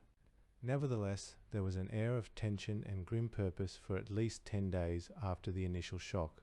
It was dispelled for us by the arrival of a brief order signed by the garrison commander announcing that in the event of an enemy airborne invasion of the Rock, all tentage will be returned forthwith to ordnance. One afternoon at the end of May, we were all ordered to assemble in the big marquee. The director had something important to say to us. We had not seen much of him lately. On the few occasions when he had dined with us in mess, he had seemed preoccupied and had spoken little. Now, when he walked into the stuffy mess tent, dressed as always in a Palm Beach suit, we all felt that we were about to hear something dramatic. Standing at the head of the long trestle table and laying his briefcase carefully in front of him, he began to speak in somber, heroic periods. In view of the refusal of His Majesty's representative in Spain to countenance any of our preparations for action in that country, he had decided that it was impossible to pursue our original plan. Once the German invasion was underway, we could not hope to penetrate the country in uniform. Our only chance would be to infiltrate in civilian clothes. He was already working on new plans to this end. He could not, of course, order us to undertake such an operation, but perhaps some of us would care to volunteer. "It is my duty to warn you," he continued, "that if you are caught in civilian clothes in an enemy-occupied country, you will most certainly be, at that precise moment, the crash of a volley from the adjoining cemetery broke in upon his words." Even those of us who volunteered were not destined to learn details of the director's new plans. Well on into June, we persisted in our hopes that Relator might yet prove feasible, and we remained in a state of readiness to put it into practice if necessary at a few hours' notice. But when on 22nd June we heard the news of the German invasion of Russia, all prospect of the operation vanished. We seemed likely to spend the rest of the war kicking our heels within the narrow frontiers of the Rock, for Lord Gort would not allow any officer or other rank to leave, except on a specific military assignment, whether or not his presence on the Rock was necessary. During the ensuing weeks, a few members of our party were sent by the director on clandestine expeditions to North Africa. They ended in Vichy prison camps, where they remained until the North African landings. Soon after 5 o'clock on a bright, brassy evening at the end of June HM, submarine Clyde Commander David Ingram, DSCRN, slid out of Gibraltar Harbour between the south and the detached moles into the Bay of Algeciras. Standing on the bridge beside Ingram, I felt once again the throb of diesels beneath my feet as we pounded westward towards Tangier and the Straits. I turned my eyes from the glare of the sun on the water to gaze at the white and yellow houses of the town clustered beneath the great blue bulk of the rock, and wondered grimly whether this second submarine trip of mine was going to end in such an anticlimax as my first. Clyde was the submarine which the Admiralty had detailed to take us to Norway in place of Truant in April 1940. I had not expected to see her again, but when, after the collapse of our hopes for Operation Relator, I had approached Ali Baba with the suggestion that I should go on a submarine patrol in order to study the problems of inter-service liaison and combined operations, he had raised no objection. My friends from HMS Maidstone made the arrangements for me, introducing me to David Ingram over a few pink gins in the wardroom. Ingram, a serious-minded officer of high seniority and long submarine experience, agreed to take me on his next patrol. He told me confidentially that Clyde was to sail in 24 hours' time to hunt a U-boat which was reported on its way to refuel in the Canary Islands. "If we can catch her at dusk or in darkness," he said, "it would be fun to try to board her and take her alive. In that case, you will come in useful with your cloak and dagger stuff." I reported on board next morning, armed with Tommy gun, grenades, and .32 automatic. Clyde was a considerably larger boat than Truant. As the only passenger, I was given a bunk in the comfortable little wardroom. Over lunch, which we ate aboard HMS Maidstone, I met the rest of Clyde's officers, a quiet, friendly group who seemed genuinely glad to be taking a pongo with them. They seemed to think it would be a good opportunity of studying the breed at close quarters. For the first few minutes after casting off, while the crew were at harbour stations, I was asked to stay below, but as soon as we were in the bay, I was invited up to the bridge.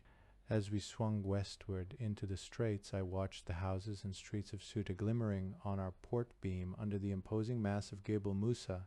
To starboard on the Spanish coast rose tiers of dark hills clothed in groves of cork trees.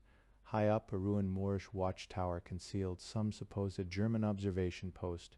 We were abeam of Tarifa when we sighted the destroyer approaching from the west. She proved to be HMS Avon Vale, one of the new Hunt class. Once she had been identified as a friend, I turned my attention from her to watch the changing colors on the African shore glow and fade in the evening light.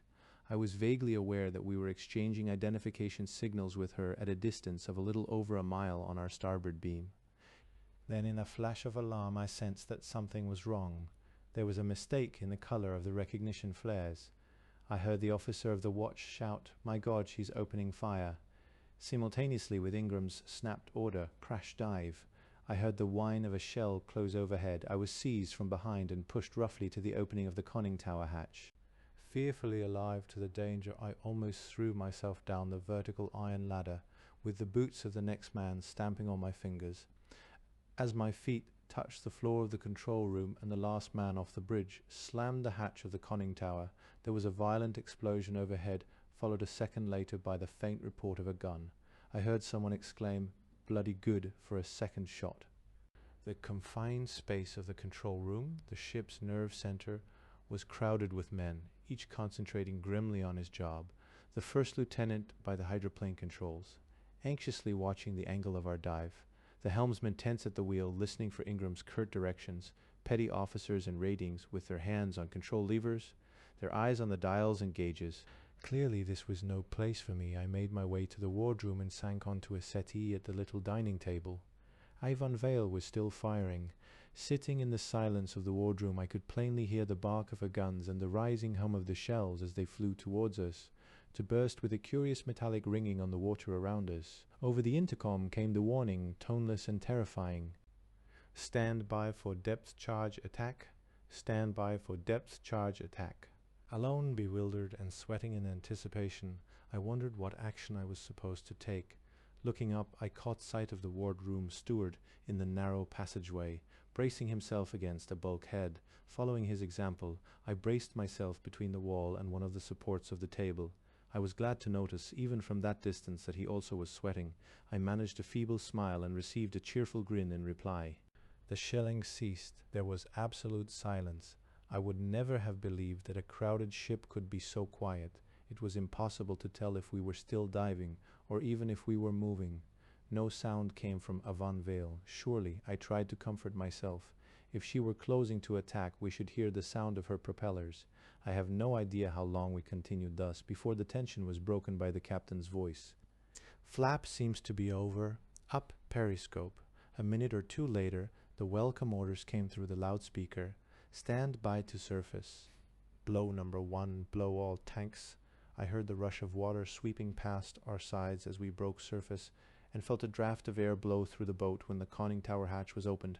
A few minutes later I was on the bridge watching Avon Vale wallow in the swell while signals of explanation and apology flew between us. Avon Vale could certainly be proud of her gunnery. With her second shot she had landed a 4-inch shell on our bridge as we were submerging. Luckily the damage was only to the superstructure, and we were able to continue our voyage. "Could it be, Peter," asked Ingram, who had heard of my journey in truant, "that you are a Jonah in submarines?" Passing Cape Spartel, we altered course towards the Canaries. At first we travelled on the surface by day as well as at night, but we kept a sharp lookout for enemy aircraft and dived whenever we sighted a ship in the distance. We met no enemy, or any ship suspected of trading with the enemy, but it was important for us to escape detection on our outward journey, lest our destination and the nature of our mission were suspected. Because space on the bridge was limited and everyone needed a spell up there for fresh air. I spent most of my time in the wardroom, where the reading matter varied in subject and quality from the stiff, blue-bound Mediterranean pilot to James Hadley Chase's 12 Chinks and a Woman. Between meals, the food was excellent and included luxuries unknown in our mess at Gibraltar. We spent most of our time sleeping. No liquor was drunk at sea, apart from one whiskey every night before supper. Known as the evening Snodgrass, it gave me more pleasure than a whole day's drinking in Gibraltar. At 6 o'clock each evening we had prayers, attended by all the ship's company who were not on watch. They would crowd into the control room and the compartments next to it while Ingram read the brief service. "Save and deliver us, we humbly beseech thee, from the hands of our enemies, abate their pride, assuage their malice, and confound their devices." The noble language of the Book of Common Prayer filled me with quiet confidence and pride as I stood bunched with the others in the dim and cramped interior of our pulsating steel shell. As we neared the Canaries, the feeling of tension increased. We traveled submerged during the hours of daylight, surfacing only at night to charge the batteries, when we would be thankful for a short spell on the bridge. It was quiet and restful under water, so restful that I passed nearly all the time asleep on my bunk. Although we sometimes submerged for 16 hours on end, I never felt stifled. Everything was damp with the condensation, and we sweated all the time in the heat. We nosed around the islands, sometimes less than a mile offshore, searching for indications of our quarry.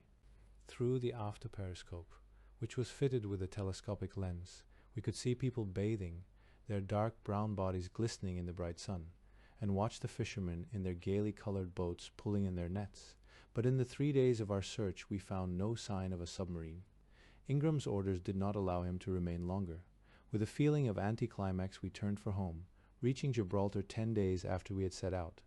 During the next few weeks, Burton and I became more and more impatient with our inactivity on the Rock.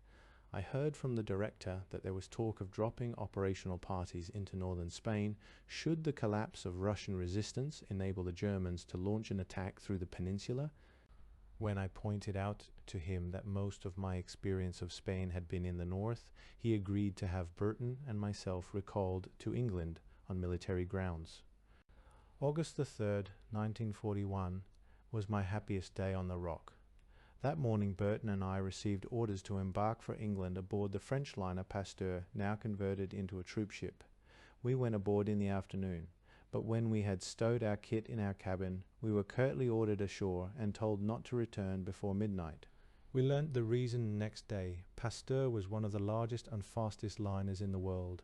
Moored at the South Mole, she would be clearly visible to anyone with a telescope in the neighbourhood of Algeciras.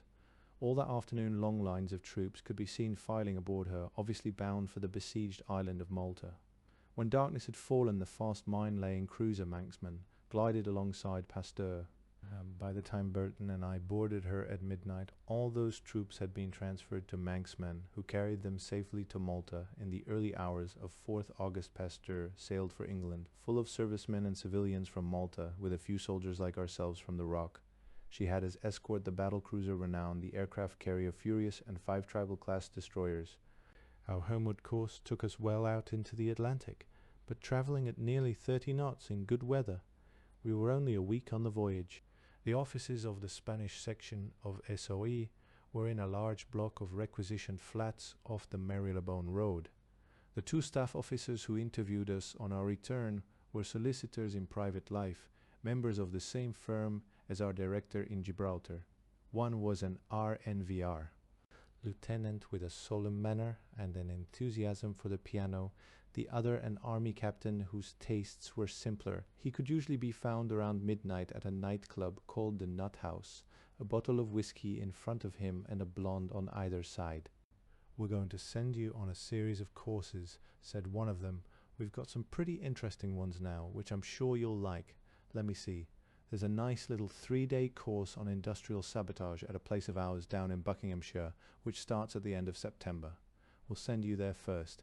Then at the end of October there's our parachute course up at Ringway, near Manchester. You'll love that. Then early in November you can go to Beaulieu, where we have a very interesting course for agents, lasting a fortnight. By that time we hope there'll be an operation for you. Meanwhile, you'd better go on leave, but keep us informed of your address." I took advantage of my leave to get married. Looking back from time's distance, I wonder how I could have been so foolish, complacent, and blind to my own character as to ask any girl at my age and at such a time to marry me. It is scarcely less remarkable, I suppose, that any girl who knew me well, and this one did, should have considered me a suitable husband. Our marriage lasted almost but not quite to the end of the European War.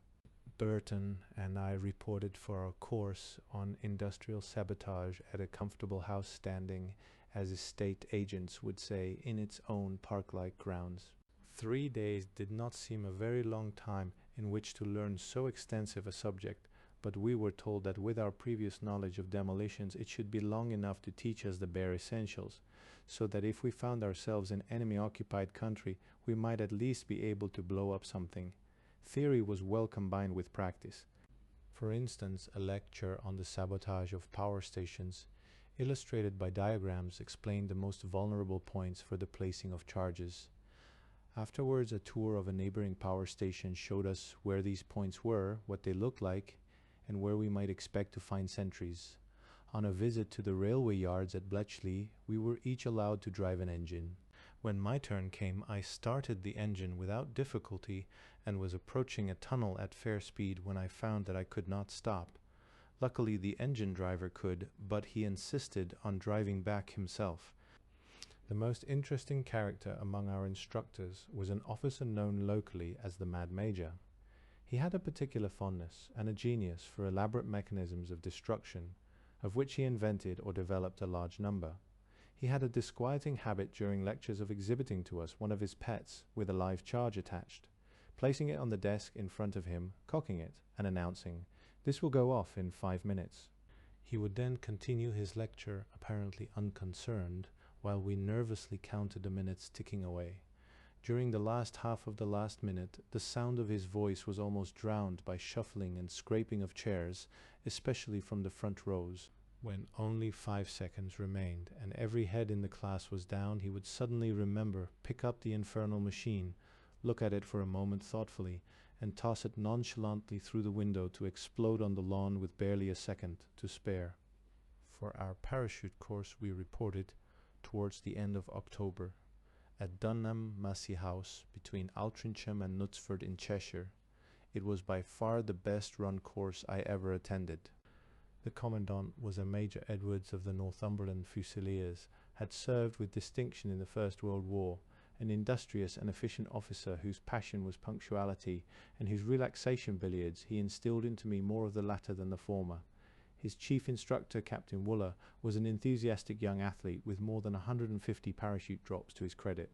They were supported by an able and energetic staff of NCOs, under whose direction we did PT every morning before breakfast to limber us up, and learnt our parachute drill. The ground training, I seem to remember, was divided into two main exercises: jumping from a height of about 15 feet to learn how to fall when landing by parachute. The theory was that the impact of a parachute landing was equal to that of jumping from the roof of a train moving at the same speed as the wind, and dropping through a hole in a dummy fuselage in order to learn the correct position for leaving the aircraft. The important points, they told us, were to keep the body rigid, the hands pressed close to the sides and the knees and feet together in order to brace the body against the force of the slipstream, also to look up on leaving the exit, because if we looked down, we should bang our heads on the opposite side. The exit aperture in the WWII, which we were using in those days for training, was indeed too narrow. I saw a number of such injuries during the course. On landing, we must take care to keep our feet and knees together, to let each leg bear an equal part of the shock. Otherwise, we should risk breaking a leg or an ankle. Above all, once the parachute had opened, we must keep our eyes on the ground all the way down, and resist the temptation to relax and admire the scenery. The day before we were to make our first drop, we drove to Ringway Aerodrome and flew in a Whitley to get air experience. This was supposed to give us confidence, but on me it had the opposite effect. When the covers were taken off the exit aperture as we approached Tetton Park, our dropping ground, and we looked through the hole at the fields and trees 800 feet below us, while the aircraft lurched and shuddered as the pilot throttled back. My stomach turned over, and I wondered how I should ever be able to face my first drop. I spent a sleepless and apprehensive night. Next morning, while waiting on the aerodrome for our turn, I looked at my 5 companions and noted with a little satisfaction that none of them seemed happier than I. Our sergeant instructor fitted our parachutes. They felt surprisingly heavy on the back. He gave us a few words of encouragement. He was coming with us in the aircraft. He said we should be dropped singly from a height of 800 feet, which should give us about 20 seconds on the way down.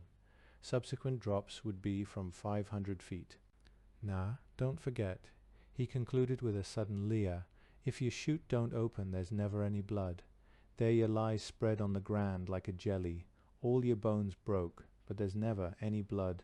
For a time it seemed doubtful whether we should take off. There was a fresh wind blowing, and at that time it was considered unsafe to drop in a wind of more than 25 miles per hour. After half an hour we were ordered aboard the aircraft, and arranged ourselves opposite each other across the fuselage, 3 of us forward of the exit, 3 aft. I was dismayed to find that I should be the last to drop. The sergeant clipped the static lines of our parachutes to the strong point, a stout wire running along the fuselage just beneath the roof. In this way, the weight of the parachutist's body as he left the aircraft would pull on the static line attached to the strong point, causing the parachute to open. The flight to Tatton Park took about 10 minutes. As the pilot throttled back, the sergeant stood up beside the exit. A red light came on by his head. Raising his hand, he shouted, "Action stations, number 1. The first man swung his legs over the hole and sat on the edge, his hands gripping the sides, his head up, looking, I thought, like a man on his way to the gallows. The red light was followed by a green one. As the sergeant dropped his arm and shouted, 'Go,' number 1, with a last imploring look upwards, disappeared through the hole.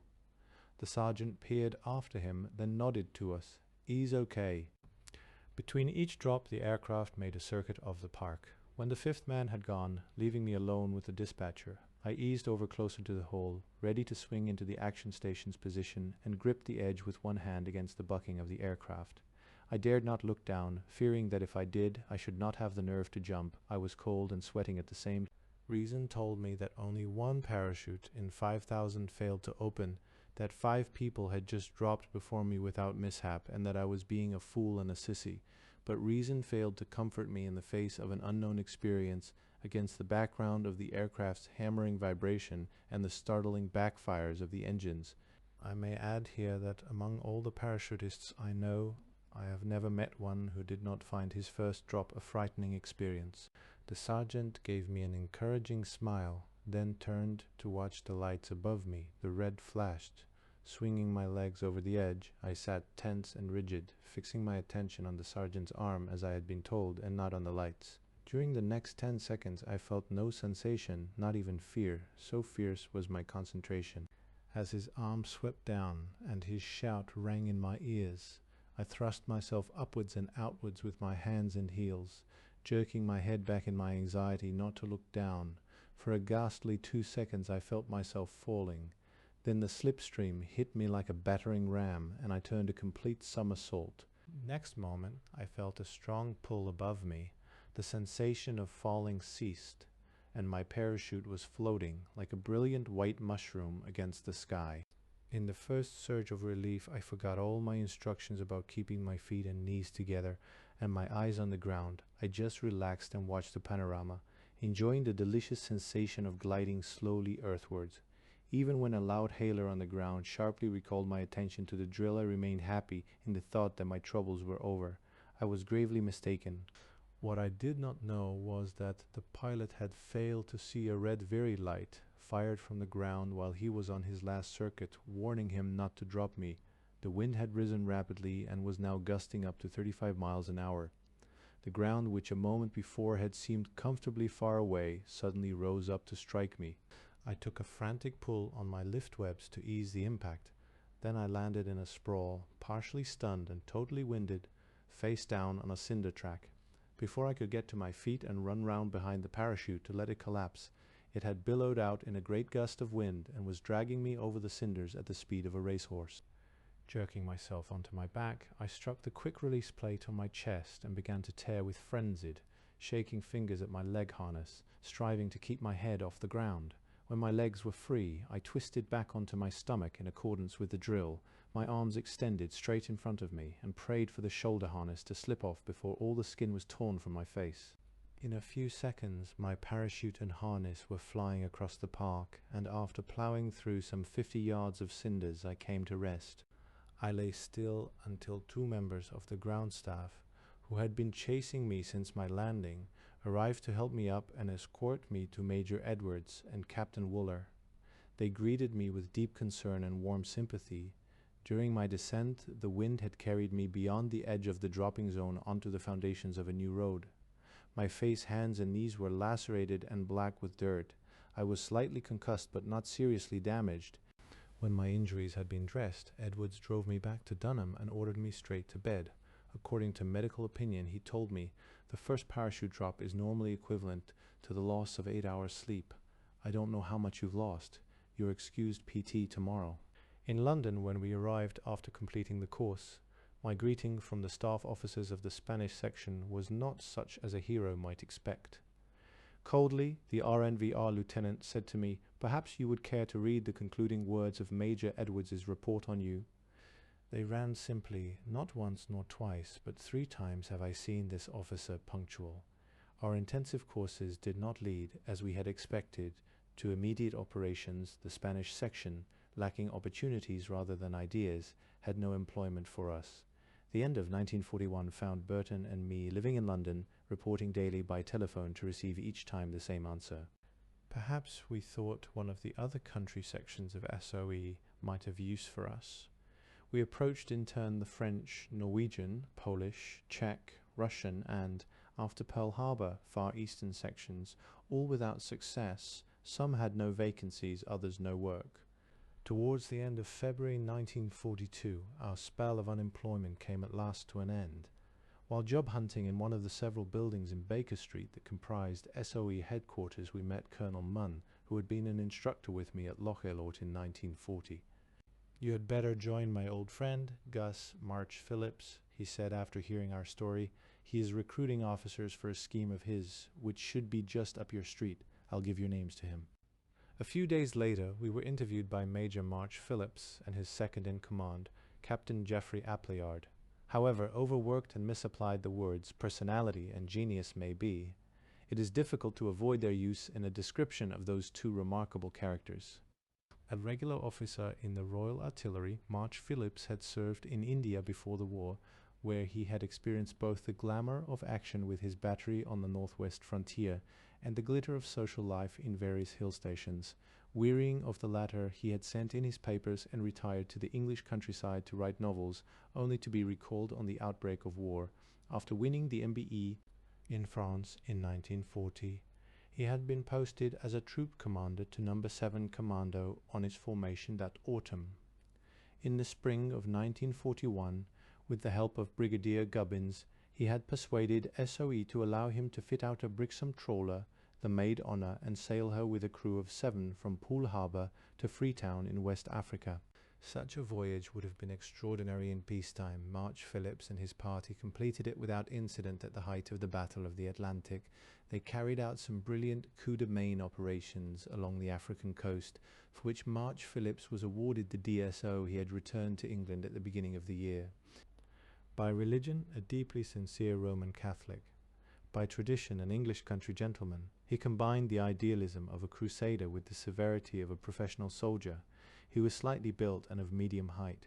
His eyes, puckered from straining against tropical glare, gave him an inquiring, piercing, and even formidable expression, only slightly mitigated by his tendency to stammer. Despite an unusually hasty temper, he had a great sense of fairness towards his subordinates. In battle he was invariably calm.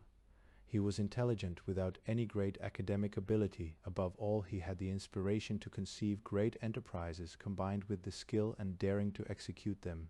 He was also most fortunate in his second in command, of calmer temperament, but similarly romantic nature. Less impetuous but more obstinate, Appleyard combined a flair for organization and planning with superb skill and action and a unique ability to instill confidence in time of danger. Beneath a broad forehead, his deep-set blue eyes gazed on the world with a quiet steadiness matched by the low timbre of his voice. He had the agility and stamina of a champion skier, which his extraordinary willpower subjected to inhuman strains. The son of a leading Yorkshire industrialist, he had entered his father's engineering business on leaving Cambridge, but had been commissioned in the RASC in 1939. Having met March Phillips for the first time with the BEF in France, he became one of his troop officers in No. 7 Commando. Landed from a submarine near the Loire estuary early in 1941, he collected 2 of our agents and brought them back to safety in peculiarly difficult conditions. For this he was awarded the MC for the Maid Honour operation. When he was March Phillips' second in command, he received a bar to his MC. The scheme which March Phillips and Appleyard had conceived, and for which they had already received official approval, was to raise and train a force to carry out small-scale raids on selected points along the enemy-occupied coasts of Europe. The size of each raiding party would be about a dozen men, the objectives small strong points or signal stations thinly held and comparatively easy of access by parties of trained and determined men approaching silently under cover of darkness. The short-term object of these raids was to take prisoners for information, to shake the morale of the enemy, and to raise that of our European allies. The long-term object was, by launching a series of small raids almost nightly along the whole length of coast, from the Texel to Brest, to force the enemy to redeploy his forces in Europe, and so relieve some of the pressure on the Russian front.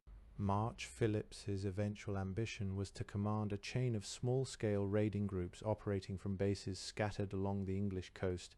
His immediate intention was to raise a nucleus of officers and NCOs, to train them in the principles of this kind of warfare, and to give them practical experience by leading them himself in raids across the Channel. As we ourselves acquired experience, he explained, we should be able to train and lead others in similar operations. In this way would the force expand. As I listened to the details of this plan and realized its enormous possibilities, the clouds of frustration that had hung over me during the last few months vanished. Glancing at Burton, I saw by his expression how much the idea appealed to him. Before we left the office, we were enrolled on the establishment of the small-scale raiding force. We've seen a house in Dorset, Appleyard told us. That would do admirably for our headquarters. I think we shall be allowed to requisition it. Our early raids will be mounted from Portland, Poole and Gosport, so that Anderson Manor, which is between Blandford and Poole, is ideally situated. We shan't be able to get down to our training for at least another 6 weeks. So what would you like to do with yourselves in the meantime? The most sensible thing, we decided, would be to get ourselves fit again and refresh our memories on demolitions and other useful paramilitary activities. And so 2 days later, Burton and I left for the Western Highlands. The SOE Paramilitary Training Centre was now at Ariseg, a few miles north of Loch Lord. After reporting there, we were sent to one of the outlying establishments, hard by the shores of Loch Morar here, under the direction of Major Young and the expert instruction of Captains Gavin Maxwell and Matthew Hodgert. We started a course of hard and intensive training.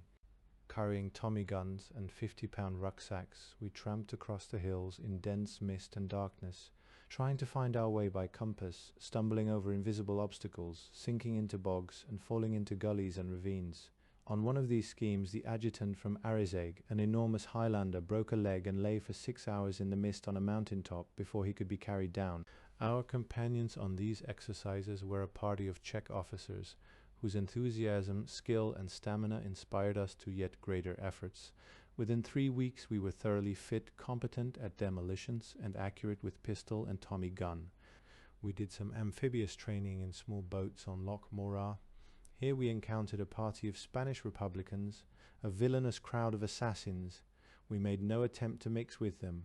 Their conducting officer, a Captain Martin, spoke of them with distaste. They seemed to take no interest in anything, he told us, until the other day I brought them down to one of the beaches for a spot of landing practice. They slouched about apathetically until suddenly one of them found a whelk or mussel or something. He let out a shout and all the others started running around like mad. Believe it or not, inside half an hour they'd eaten every living thing on that damn beach that didn't speak to them. We were back in London in time to attend March Phillips's wedding in the middle of April. His wife, who had the same adventurous nature as himself, had interrupted a stage career to become the first qualified woman parachutist at Ringway.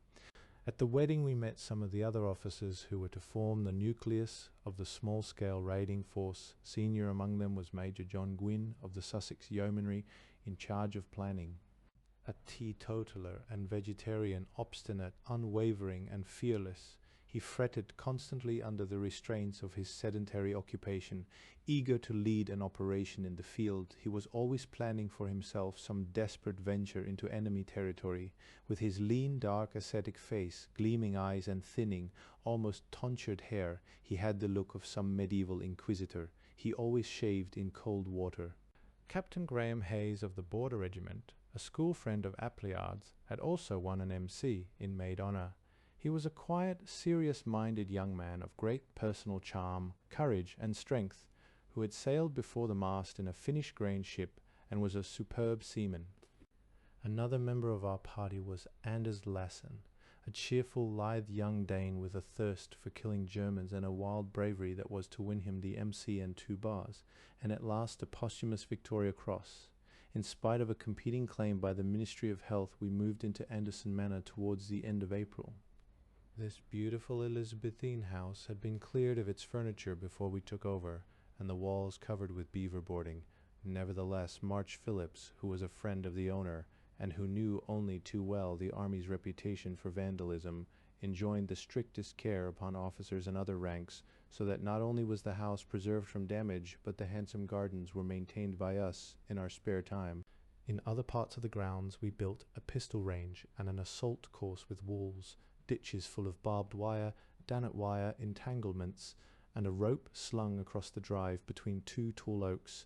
Wearing full equipment, we had to climb one tree, crawl along the rope, and clamber down the other. Our basic training was on the same lines as our course at Arizeg, with emphasis on tests of strength and endurance, but we specialized in map-reading exercises, movement across country by night, and boat training both by day and night. Because our raiding parties would be small, their only hope would be in surprise. For this reason, our raids must take place during non-moon periods. We must train ourselves to see like cats in the dark, and to move as silently. On our first night exercises we were all very uncertain and noisy, but in a surprisingly short time we became accustomed to the work.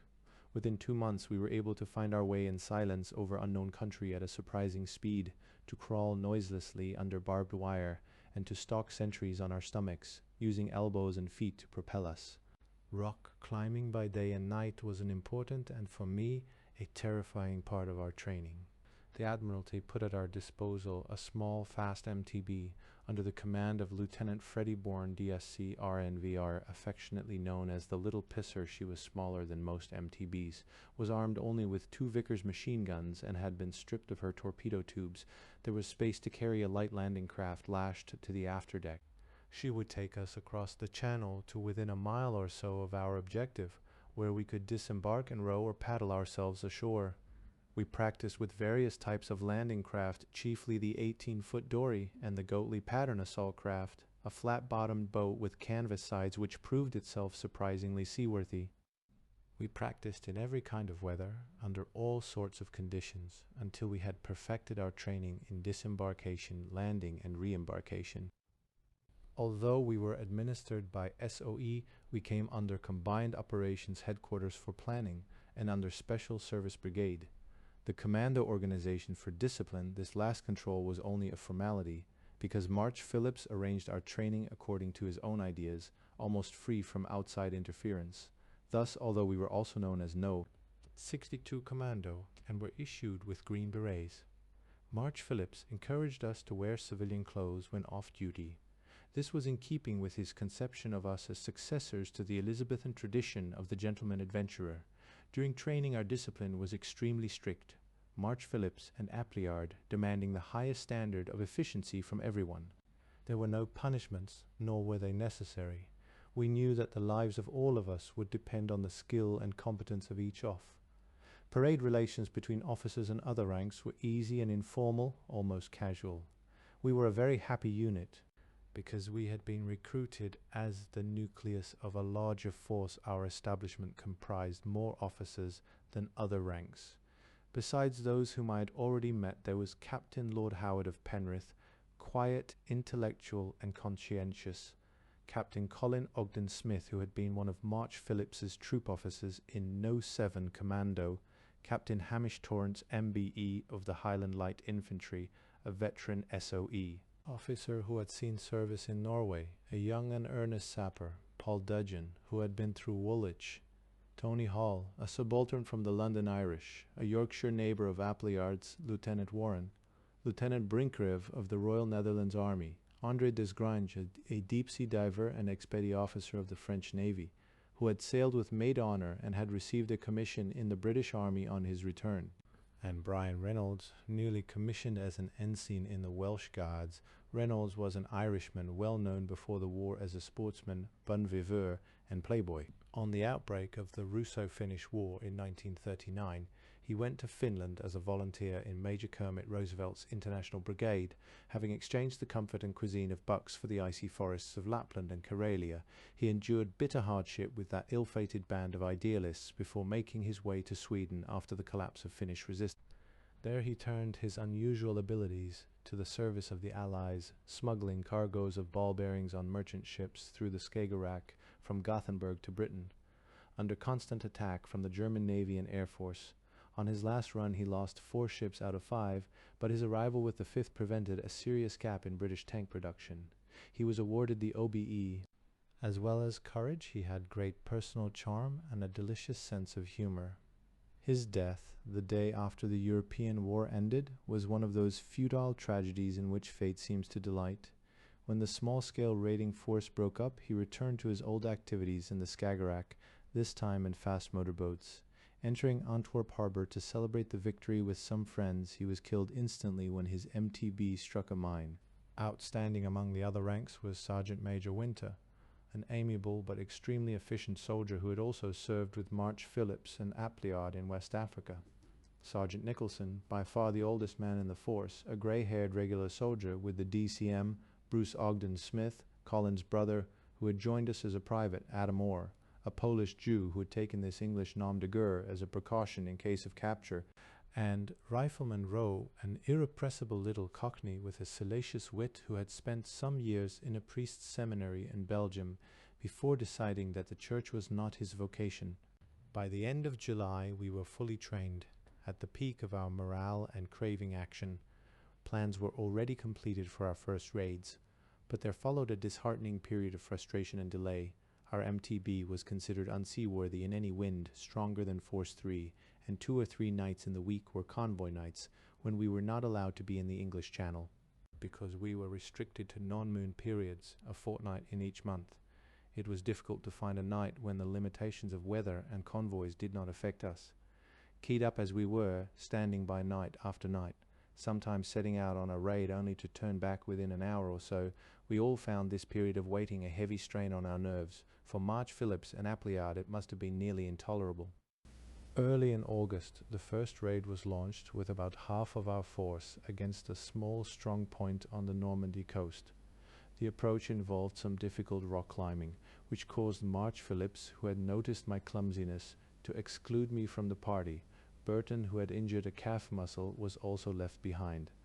With envy and anxiety, we watched the party set out in the dusk for Gosport, each of them festooned with Tommy gun, Colt 45 automatic and hand grenades. Next morning before breakfast they returned, strained and exhausted but content with their night's work. They had found the target without difficulty and had crawled undetected to the wire perimeter. Trying to force an entry, they alarmed the guard, most of whom they slaughtered with hand grenades and small arms fire. After inflicting further casualties on the frightened and bewildered garrison, they withdrew without loss and were embarked safely aboard the MTB. Although they had taken no prisoners, we all felt it was an encouraging start. Our next target was in the Channel Islands, the German-occupied lighthouse and signal station on the Casquettes, a rocky islet about 7 miles west of Alderney. About a week after the first raid, our party, this time including Burton and myself, assembled in the conference room at Anderson. For several hours we studied charts, aerial photographs, and most important of all, a large and perfectly executed scale model in plasticine of the Casquettes Rock with the lighthouse and adjoining buildings clearly shown in detail. March Phillips issued his operation orders. Leaving Portland at 9 p.m., we should arrive off the Casquettes just before midnight. Appleyard would be navigating. During the last part of the approach, the MTB would travel on her silent auxiliary engine. At half a mile's distance she would anchor, and we should man the Goatley and paddle ourselves ashore. It was likely to be a difficult approach and landing, because we could expect a heavy swell and a fierce tide race round the rocks. Hayes, as coxswain, would be responsible for letting go the kedge anchor to keep the boat off the rocks. Appleyard, as bowman, would take the painter ashore and make her fast while the rest of us landed. Hayes and Warren would stay with the landing craft. Once ashore, we should climb in single file up to the wall surrounding the station buildings. Inside, we were to divide into 4 parties, each with its separate objective.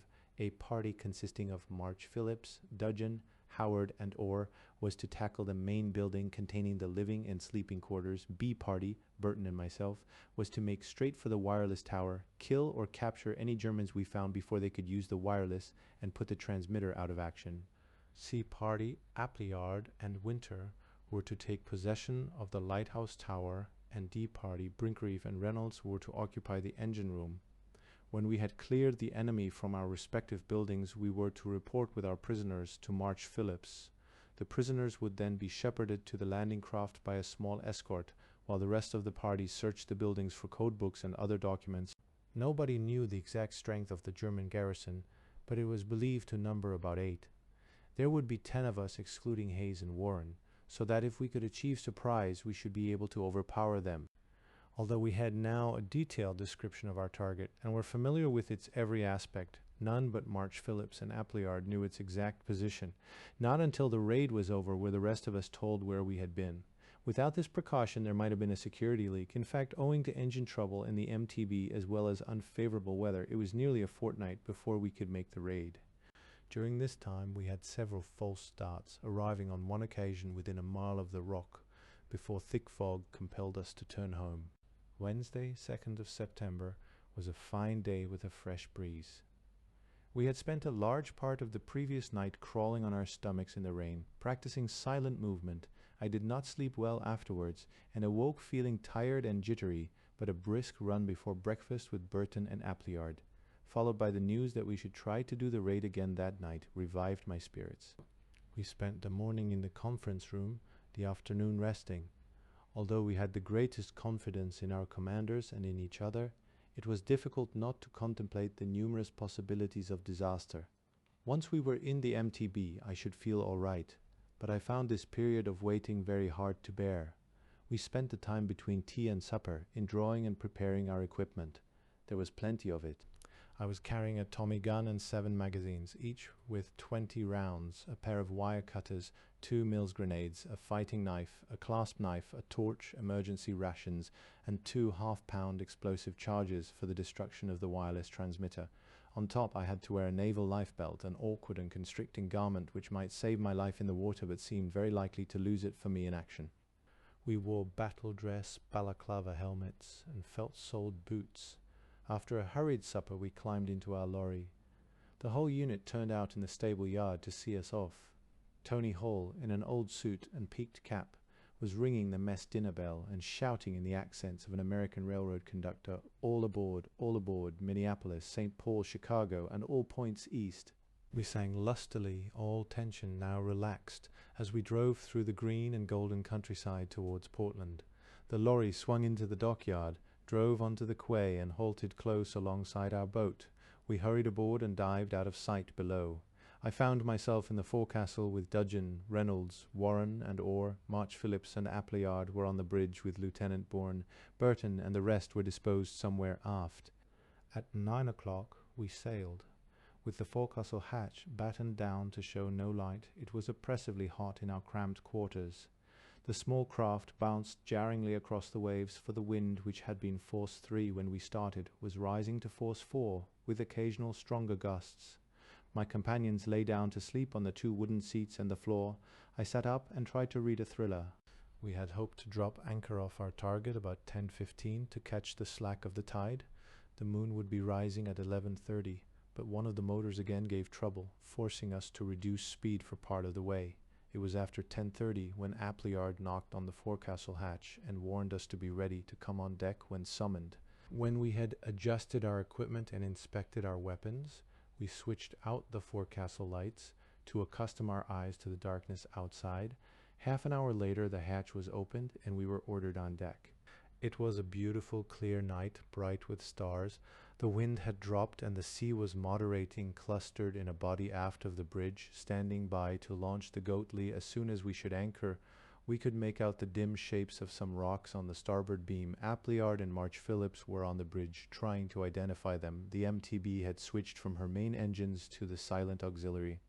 Looking round the horizon and shivering in the chill night breeze, I noticed a flickering light at some distance on our port bow, and another, a bright red one, almost directly ahead of us.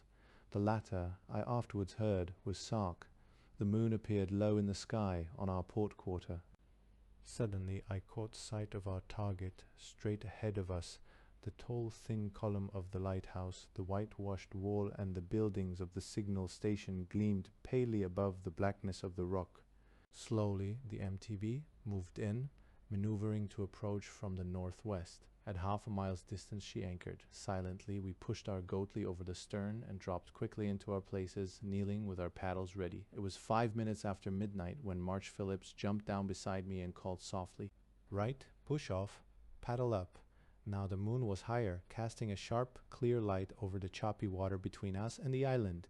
We could see it distinctly and must ourselves be visible, I thought uncomfortably, to any watchers there. I dismissed such thoughts and concentrated on keeping time with the others, holding my paddle well away from the side of the boat. I took comfort from the silence of our movement through the water and from the knowledge that we were a small object and therefore difficult to pick out among the waves.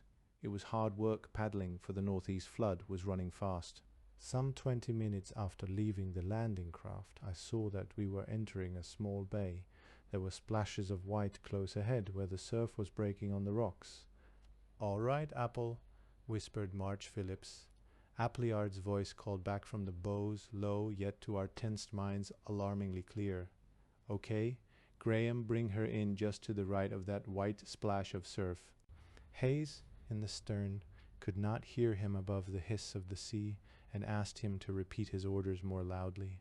I could see the landing place, a smooth and gently sloping slab of rock, lighter in color than the rest, in the right-hand corner of the bay.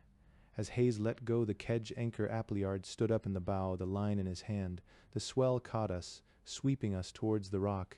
Appleyard leaned forward to jump for the shore. At this moment the kedge began to drag, holding us back. We paddled up with all our strength to shorten the distance, but we could make no headway against the weight of the kedge. I saw March Phillips glance apprehensively at the buildings above us. We were close under the rock. Its black mass towered overhead, the signal station standing out clearly against the sky. It would be awkward to be caught in such a place as it seemed we must be if the enemy up there were alert. As the swell lifted us again and carried us shorewards, Appleyard jumped with the bowline. He landed on the rock, slipped on the wet surface, and almost fell into the sea. Recovering just in time, he scrambled up the cliff to make fast the painter. One by one, we followed him ashore, timing our jumps to the rise of the swell, while Hayes held the boat off the rock with the stern line and kedge. Encumbered by our weapons, we slithered about, trying to get a purchase on the rock, until March Phillips hissed angrily, "Use the rope, you bloody F-fools, to haul yourselves up," leaving Hayes and Warren to look after the Goatley and keep a watch on the MTB through an infrared receiving set. We started to climb the cliff in single file. I followed Burton, who, prostrated with seasickness during the crossing, had made a remarkable recovery as soon as his feet touched land. We had avoided the recognized landing points, fearing that they might be set with mines or booby traps. We were lucky, therefore, to find an easy way up from the shore. Our only obstacle was some coiled Dannard wire, through which we cut our way without trouble. Any noise we made was probably drowned by the rumble of surf and the booming of the sea in the chasms and gullies round the cave. Nevertheless, my heart was pounding with more than exertion as we came into full view of the buildings. Under different circumstances, the whitewashed walls and dark roofs must have seemed lovely under the pale moonlight. In those critical moments they loomed cold and menacing, silent and lifeless, yet seemingly ready to spring into life, to destroy it. The entrance to the courtyard was blocked by a heavy knife rest, barbed wire entanglement. Motioning us to follow him, March Phillips leaped for the wall, heaved himself over it, and dropped on the other side. Within a few seconds we were all in the courtyard. This was the moment for independent action. Burton and I tore across the 50 yards of open ground to the door of the wireless tower, where a light was burning. Inside, on the left, a stone staircase led up to the transmitting room. Without a pause, we raced up the stairs to a landing on the first floor, where an open doorway led into a lighted room. Burton was through the door in a second, his pistol in his hand. I was hard on his heels, my finger on the trigger of my Tommy gun. We found ourselves in a deserted room crammed with wireless sets, generators and equipment. By the operator's stool, which was thrust back from the table, were some signal pads and an open notebook. Code books were on a shelf on the wall above. I stood on guard at the doorway overlooking the staircase, listening for sounds of firing from the other parties, but everything was quiet. Meanwhile, Burton went through the room collecting code books, signal books, and other documents likely to be of interest. I heard a sound from the entrance below. Raising my Tommy gun, I peered over the low balustrade and was relieved to see Appleyard looking up at me. "All clear here," I said. "We haven't seen a soul. How's it gone with you?" "Splendid. We caught the whole damn bunch with their pants down, or rather with their pajamas on. 2 of them had just come off watch and were turning in. 2 others were filling up logbooks, and the rest were in bed. Just as well, after all, that we didn't get here earlier. I've never seen men look so astonished and terrified, not a show of fight among the lot of them. We're taking them down to the boat now." He came upstairs to join us. "What about smashing up all this equipment?" I asked. "Can I use the Tommy gun to blast it?" "No, there's been no shooting, so Gus wants us to keep as quiet as possible. John had better use his axe while you and I go back to help with the prisoners. When you've made a nice mess, John, pick up that bump you've collected and join us in the main building." We had indeed achieved complete surprise. Like the wireless tower, the lighthouse and engine room were both deserted. All 7 members of the garrison were in the main building. It seemed extraordinary that they had not posted a sentry, but they explained to us that they had not expected visitors. Nothing could better describe their state of unpreparedness than a sentence from March Phillips's official report to the Chief of Combined Operations. A characteristic of those in bed was the wearing of hairnets, which caused the commander of the party to mistake one of them for a woman. All the following day and night, we were informed later, Cherbourg was calling up the Cascottes and asking all other stations if they had had any signals from the island. It was a month before the Germans discovered what had happened to the garrison. All the prisoners were naval ratings under the command of a chief petty officer Muente.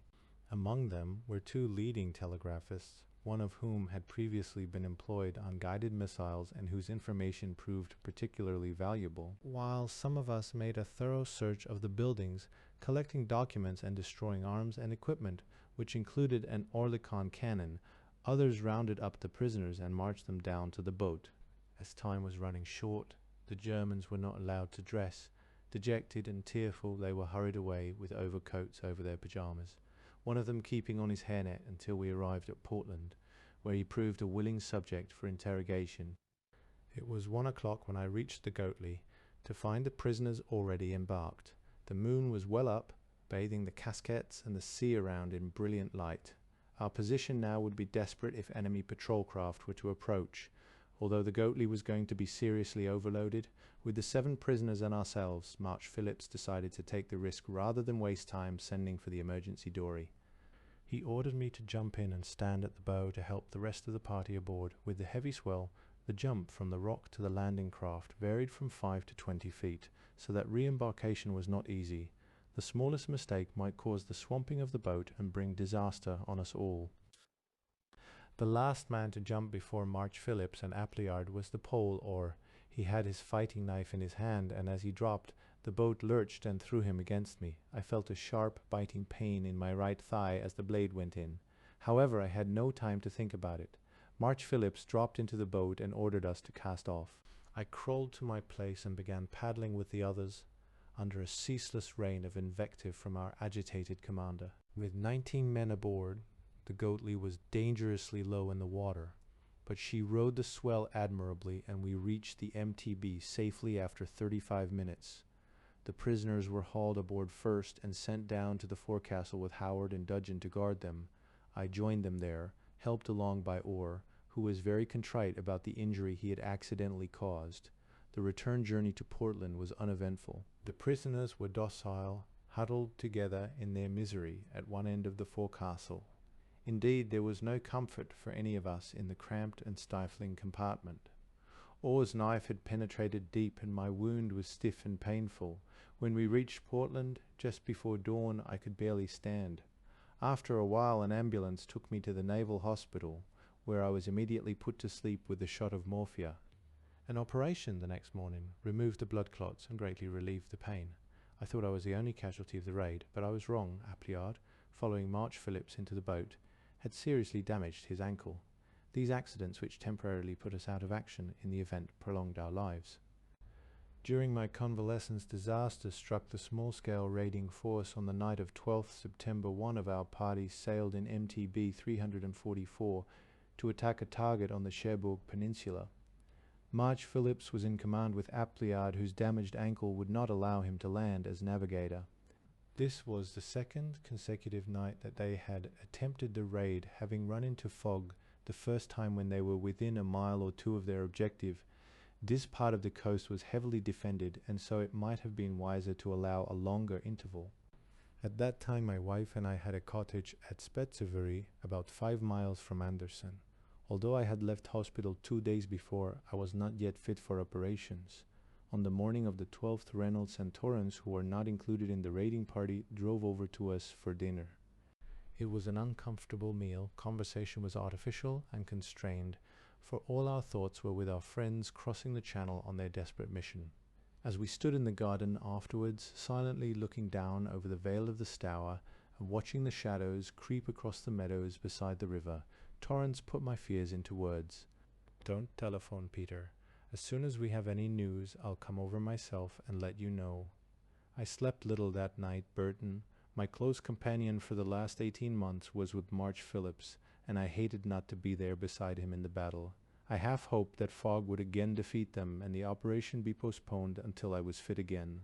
All next day I loafed about, irritable and unhappy, with no word from Anderson. Long after dark I heard a truck draw up at the gate and rushed out to meet Torrance. His thin, dark face was puckered with anxiety and grief. "We've lost a lot. Apple came back tonight with Freddie Bourne. I've just left them in the mess. They aren't sure exactly what happened, but the Germans must have been waiting for them. Gus and his party could hardly have landed when the boys on the MTB heard all hell break loose on shore. They were quite badly shot up themselves. God knows if any of the landing force got away, but it looks as if they're all dead or prisoners. It was not for many months that we learned the full story of the tragedy. In the small hours of 13th September, March Phillips landed with 8 others, including Burton, Hayes, Howard, Hall, Winter, and Disgranges. They had barely stepped ashore when heavy fire was directed on them from the cliffs above. Machine guns, hand grenades, mortars, and cannon blasted their narrow and exposed strip of beach. In the pitch darkness, Bourne and Appleyard, aboard the MTB, could see nothing but the enemy flashes and the explosions of shells, but they edged their craft as close inshore as they dared in the shallow water, and stood by to pick up the party. As the firing died down, they heard a voice which they believed to be Hayes's, calling to Appleyard to leave them and save the ship while he could.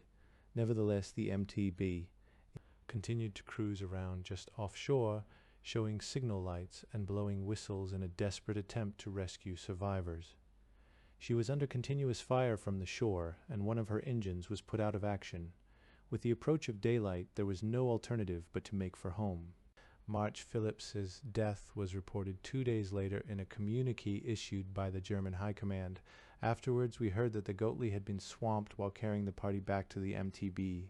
All but March Phillips had swum ashore. He was drowned trying to reach the MTB, and his body was recovered by the Germans next morning. Letters from the survivors told of the calmness, skill, and courage with which he had faced that desperate situation on the beach and organized the withdrawal of his force. All but one of the others were taken prisoner almost immediately, Hall and Howard with serious wounds.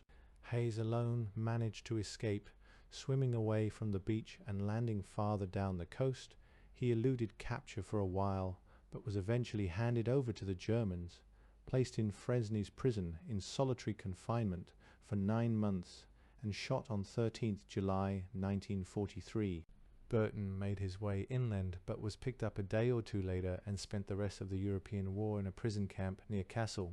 He emerged, however, in time to fly to the Far East and take part in what were officially and euphemistically called post-hostilities operations against the Indonesians in Sumatra. We had been prepared for casualties, but not for such a catastrophe as this. The death of the gallant idealist and strange quixotic genius who had been our commander and our inspiration, together with the loss of so many good friends all in the space of a few hours, was a crippling calamity which nearly put an end to our activities. Indeed, it probably would have done so, but for the energetic reaction of Appleyard, who refused to let our grief for our comrades arrest his determination to avenge them. Our masters in London responded with a heartening display of confidence, appointing Appleyard as temporary commander of the force, with the rank of Major. Their confidence was quickly justified. Within a month of the disaster, Appleyard took a party, consisting of Ogden Smith, Lassen, Dudgeon, and half a dozen others, to the island of Sark, leading the raid himself in spite of his injured ankle. They spent more than 4 hours reconnoitring the island. They also captured 2 Germans. Realizing that the route back to the landing craft passed close by some German defenses, Appleyard ordered the prisoners' hands to be tied behind their backs to lessen their chances of escape. At the most critical point on the journey, one of the 2 ran away. Lassen gave chase in the dark, caught him, and before he could raise the alarm, dispatched him quickly and silently with a fighting knife. The remaining prisoner gave no trouble. He subsequently proved a most valuable source of information. For their work on this and previous raids, Appleyard received the DSO, Dudgeon the MC. There was one unfortunate sequel. When the dead prisoner was found, his hands still tied behind his back, the German High Command raised an outcry, maintaining that it was contrary to international law to tie the hands of prisoners. In retaliation, they put chains on some of the prisoners they had taken in the Dieppe raid. In October, the Chiefs of Staff gave orders for the expansion of the small-scale raiding force. It seemed that March Phillips's dream was coming true. 4 more large houses were requisitioned to provide bases for us along the south coast, one in the New Forest, another near Dorchester, a third near Painan, and the 4th between Falmouth and Truro. Bill Sterling, recently returned from Cairo, arrived to take command of the whole force with the rank of lieutenant colonel. Appleyard became second in command and field force commander. John Gwynne was at last allowed to train a party of his own to operate deep into northern France. 2 motor gunboats were put at our disposal, but on operations we preferred to use MTB 344 because she was smaller, more difficult to see, and easier to maneuver. 2 navigating officers were added to our establishment. One of them was an RAF squadron leader, the other a tubby, red-faced Breton fisherman who spoke no English and whose dialect few of us could understand, a cheerful, friendly little man. He took a touching pride in his new uniform of Lieutenant RN.R., especially in his uniform cap, which he seldom, if ever, removed. Sharing a room with him, I was fascinated to watch him sitting up in bed reading a book, wearing a suit of thick flannel pajamas, his cap set jauntily on the back of his bald head. With our expansion came an important change of policy, affecting the composition of our raiding force. In future, selected officers and NCOs from the commandos would be sent to us for a short period of training in the specialized technique of small-scale raiding, after which we should take them on a raid. This was the logical development of March Phillips's original idea. Towards the end of October, the first cadres arrived at Anderson Manor, all from No. 12 Commando. The officers, Captains Pinkney and Rooney and Lieutenant Gilchrist, each brought 6 NCOs from his own troop. Reynolds, Sergeant Nicholson, and I were ordered to train Rooney's squad in preparation for a raid in the immediate future. Rooney, a powerfully built, self-confident officer who knew his men intimately and commanded their implicit obedience, had little to learn from me. In fact, apart from pistol shooting and movement at night, he and his men knew more about the business than I. However, I was to command them on the forthcoming raid, and so we spent the next 2 weeks together in unremitting training by day and night. In particular, we exercised ourselves in night schemes on land and water, in soundless movement and the use of our eyes in the dark. For such intensive practice, we were soon to be thankful. On 5th November, appropriately enough, we were called to the conference room for our operational briefing. Our target was to be a German semaphore station on the Point de Plouizec, about 15 miles northwest of St. Brieuc on the Brittany coast. This time we had no scale model of the target, but plenty of maps and aerial photographs, as well as some local intelligence about the station and its defenses. The latter was to prove inaccurate in some important details. Our information from all sources indicated that the semaphore station stood on the top of steep cliffs at the end of the point, which jutted northeastwards from the Bay de St. Brieuc. The northern and eastern faces were defended by concrete emplacements, at least one of which mounted a gun.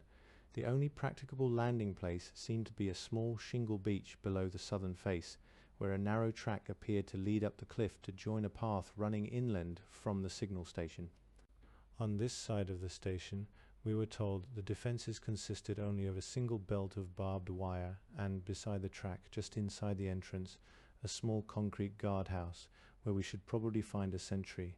The entrance itself was not protected by barbed wire. According to local information, there were neither mines nor booby traps.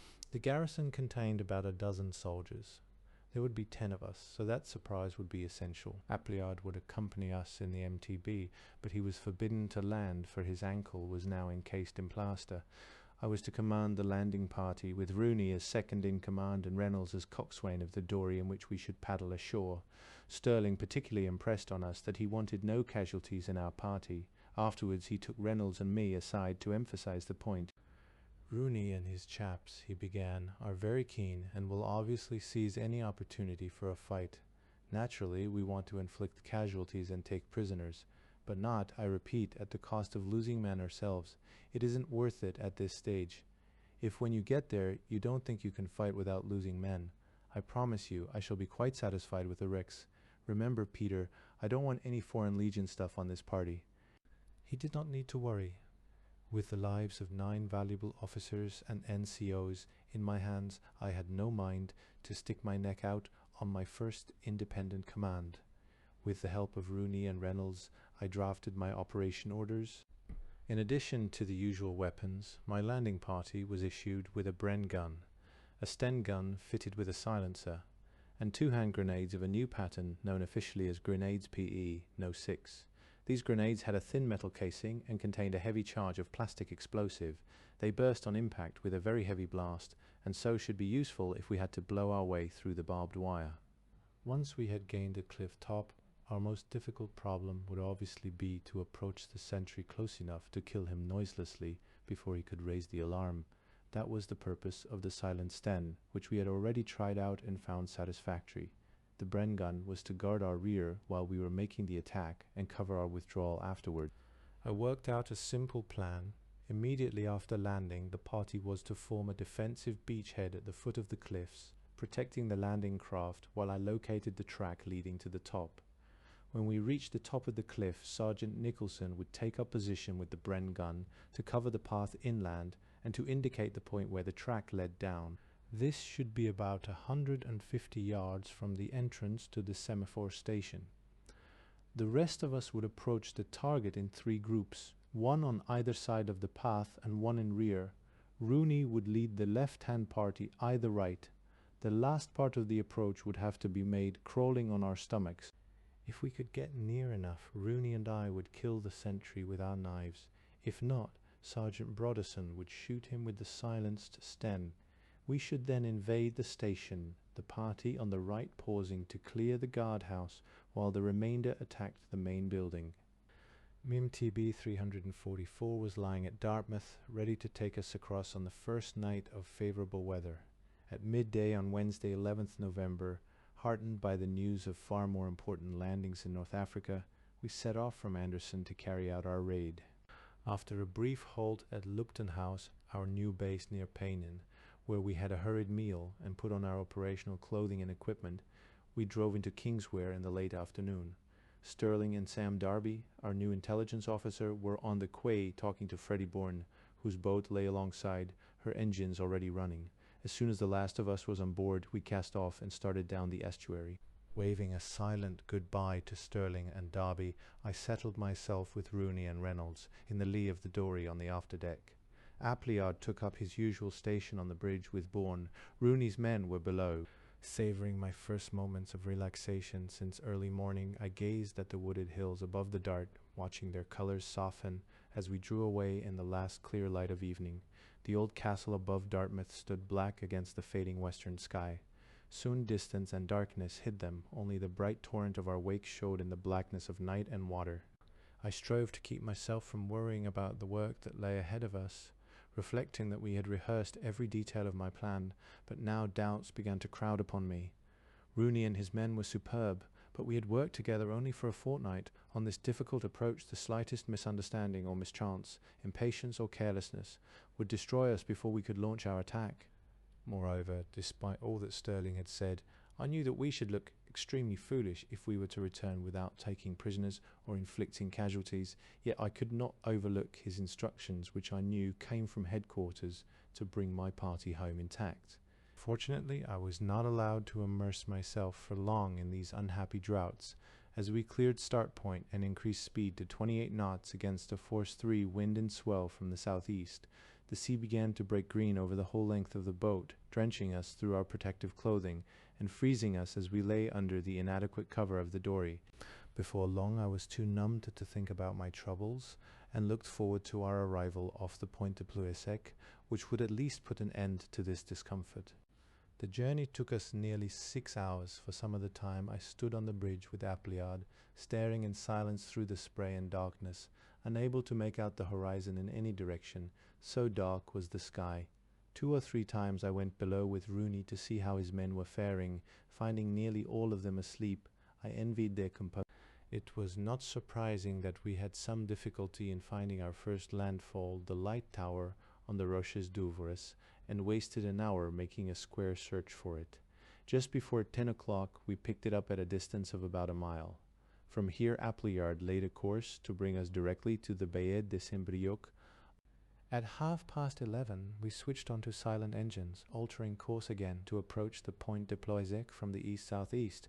The night was now bright with stars, and as we drew near we could clearly distinguish the headland with its off-lying rocks and islands. On top of the point the squat outline of the semaphore station made a dark silhouette against the sky. At 10 minutes past midnight we dropped anchor about half a mile from the shore. Rooney's men filed noiselessly on deck. Now I realized that the hours we had spent rehearsing the launching of the dory had not been wasted. Within 12 minutes, without a word having been spoken, we were all in our places and paddling silently towards the shore. 15 minutes later we ran into the cove we had selected for our landing. We were dismayed to find that the beach was not shingle, as our intelligence had led us to believe, but boulders. The tide was ebbing fast, and if we left the dory on this beach, we should be unable to refloat her on our return from the raid. While Reynolds stayed in the boat to keep her off the rocks, I took the party ashore and established my beachhead at the foot of the cliffs. Rooney went off on a reconnaissance of the cove in the hope of finding a more suitable beach. He returned 10 minutes later to tell me that there was nowhere else possible. The only solution was to leave Reynolds to keep the dory afloat while we made our attack. He accepted the disappointment with his usual good nature. In the end, we owed to him our survival. We formed up in staggered file and began to climb the cliff, myself in the lead, Rooney close behind me, but we soon realized that we could not hope to keep any formation. The track, which had looked so plain in the aerial photographs, did not exist, or, if it did, was invisible in the darkness.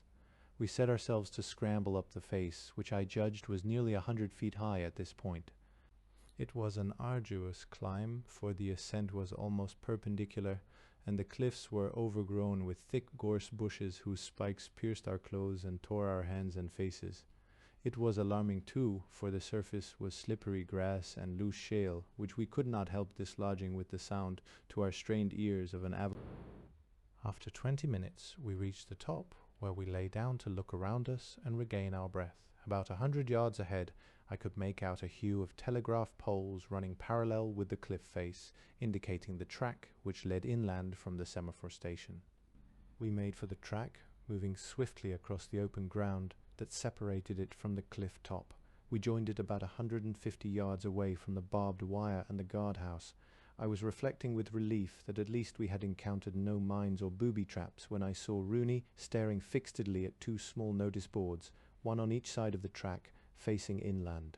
I went to examine them and read with horror the warning, Achtung Männer.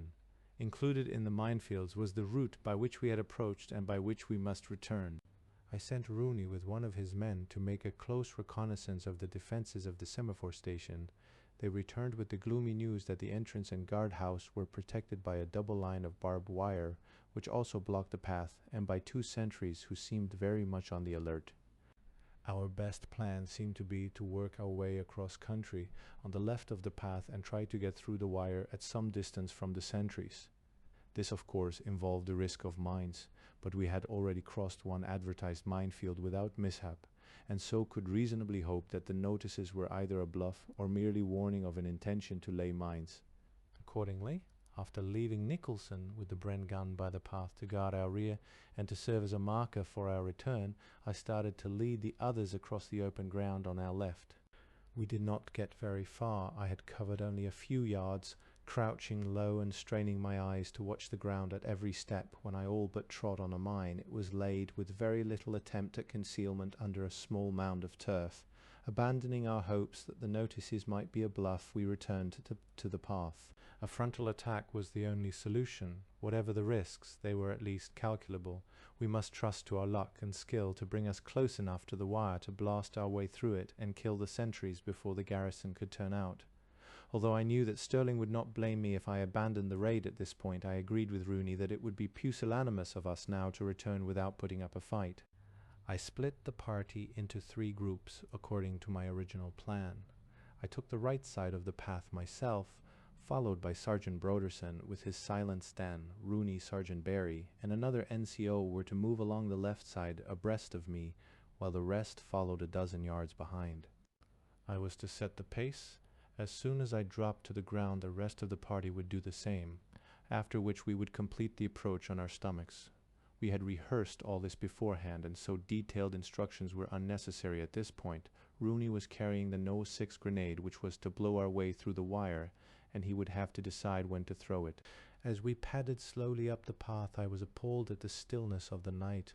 At 100 yards distance, the voices of the sentries sounded unnaturally clear. Sergeant Broderson's breathing pounded like a steam engine at the back of my neck, and I feared my own must be as loud, but our felt-soled boots and long hours of practice enabled us to tread silently, and as long as the sentries went on talking, we could move forward in reasonable safety, although slowly. Whenever they stopped speaking, we halted and stood motionless, holding our breath. 30 paces from them, I dropped onto my stomach, and waiting until all the others were down, began to edge forward inch by inch on my elbows and the points of my toes.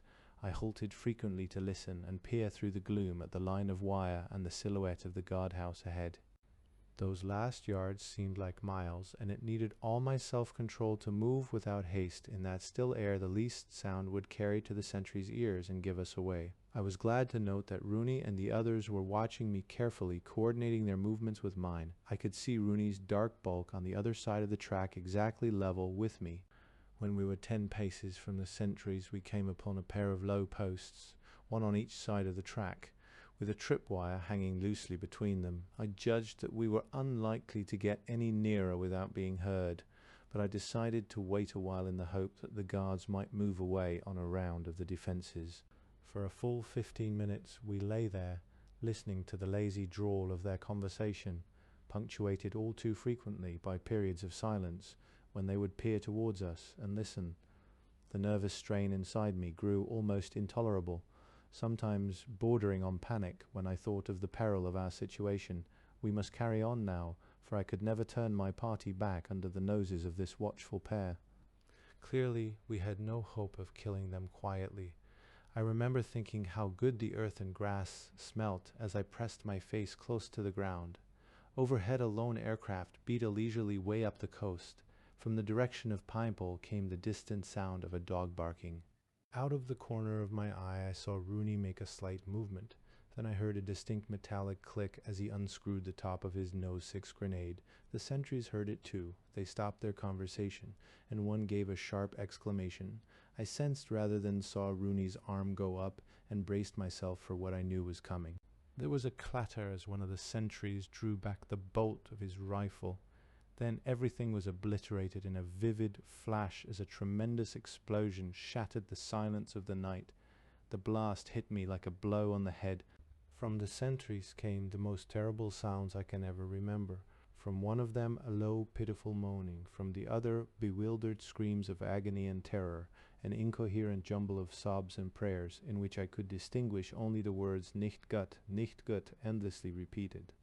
Even in those seconds, as I leaped to action, I felt a shock of horror that those soft, lazy, drawling voices which had floated to us across the quiet night air could have been turned, literally in a flash, to such inhuman screams of pain and fear.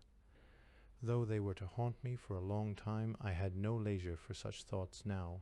In a moment I was floundering through the wire by the guardhouse on the heels of Rooney and Sergeant Barry. The wire mangled by the explosion was no longer a serious obstacle. A little dog sped out of the open door of the guardhouse and ran off into the darkness, giving tongue in shrill, terrified yelps. The guardhouse was empty. The 2 sentries were sprawled on the ground, one silent with his hands over his face, the other calling on his mother and his maker, until a burst of Tommy gun fire from one of my NCOs quietened him.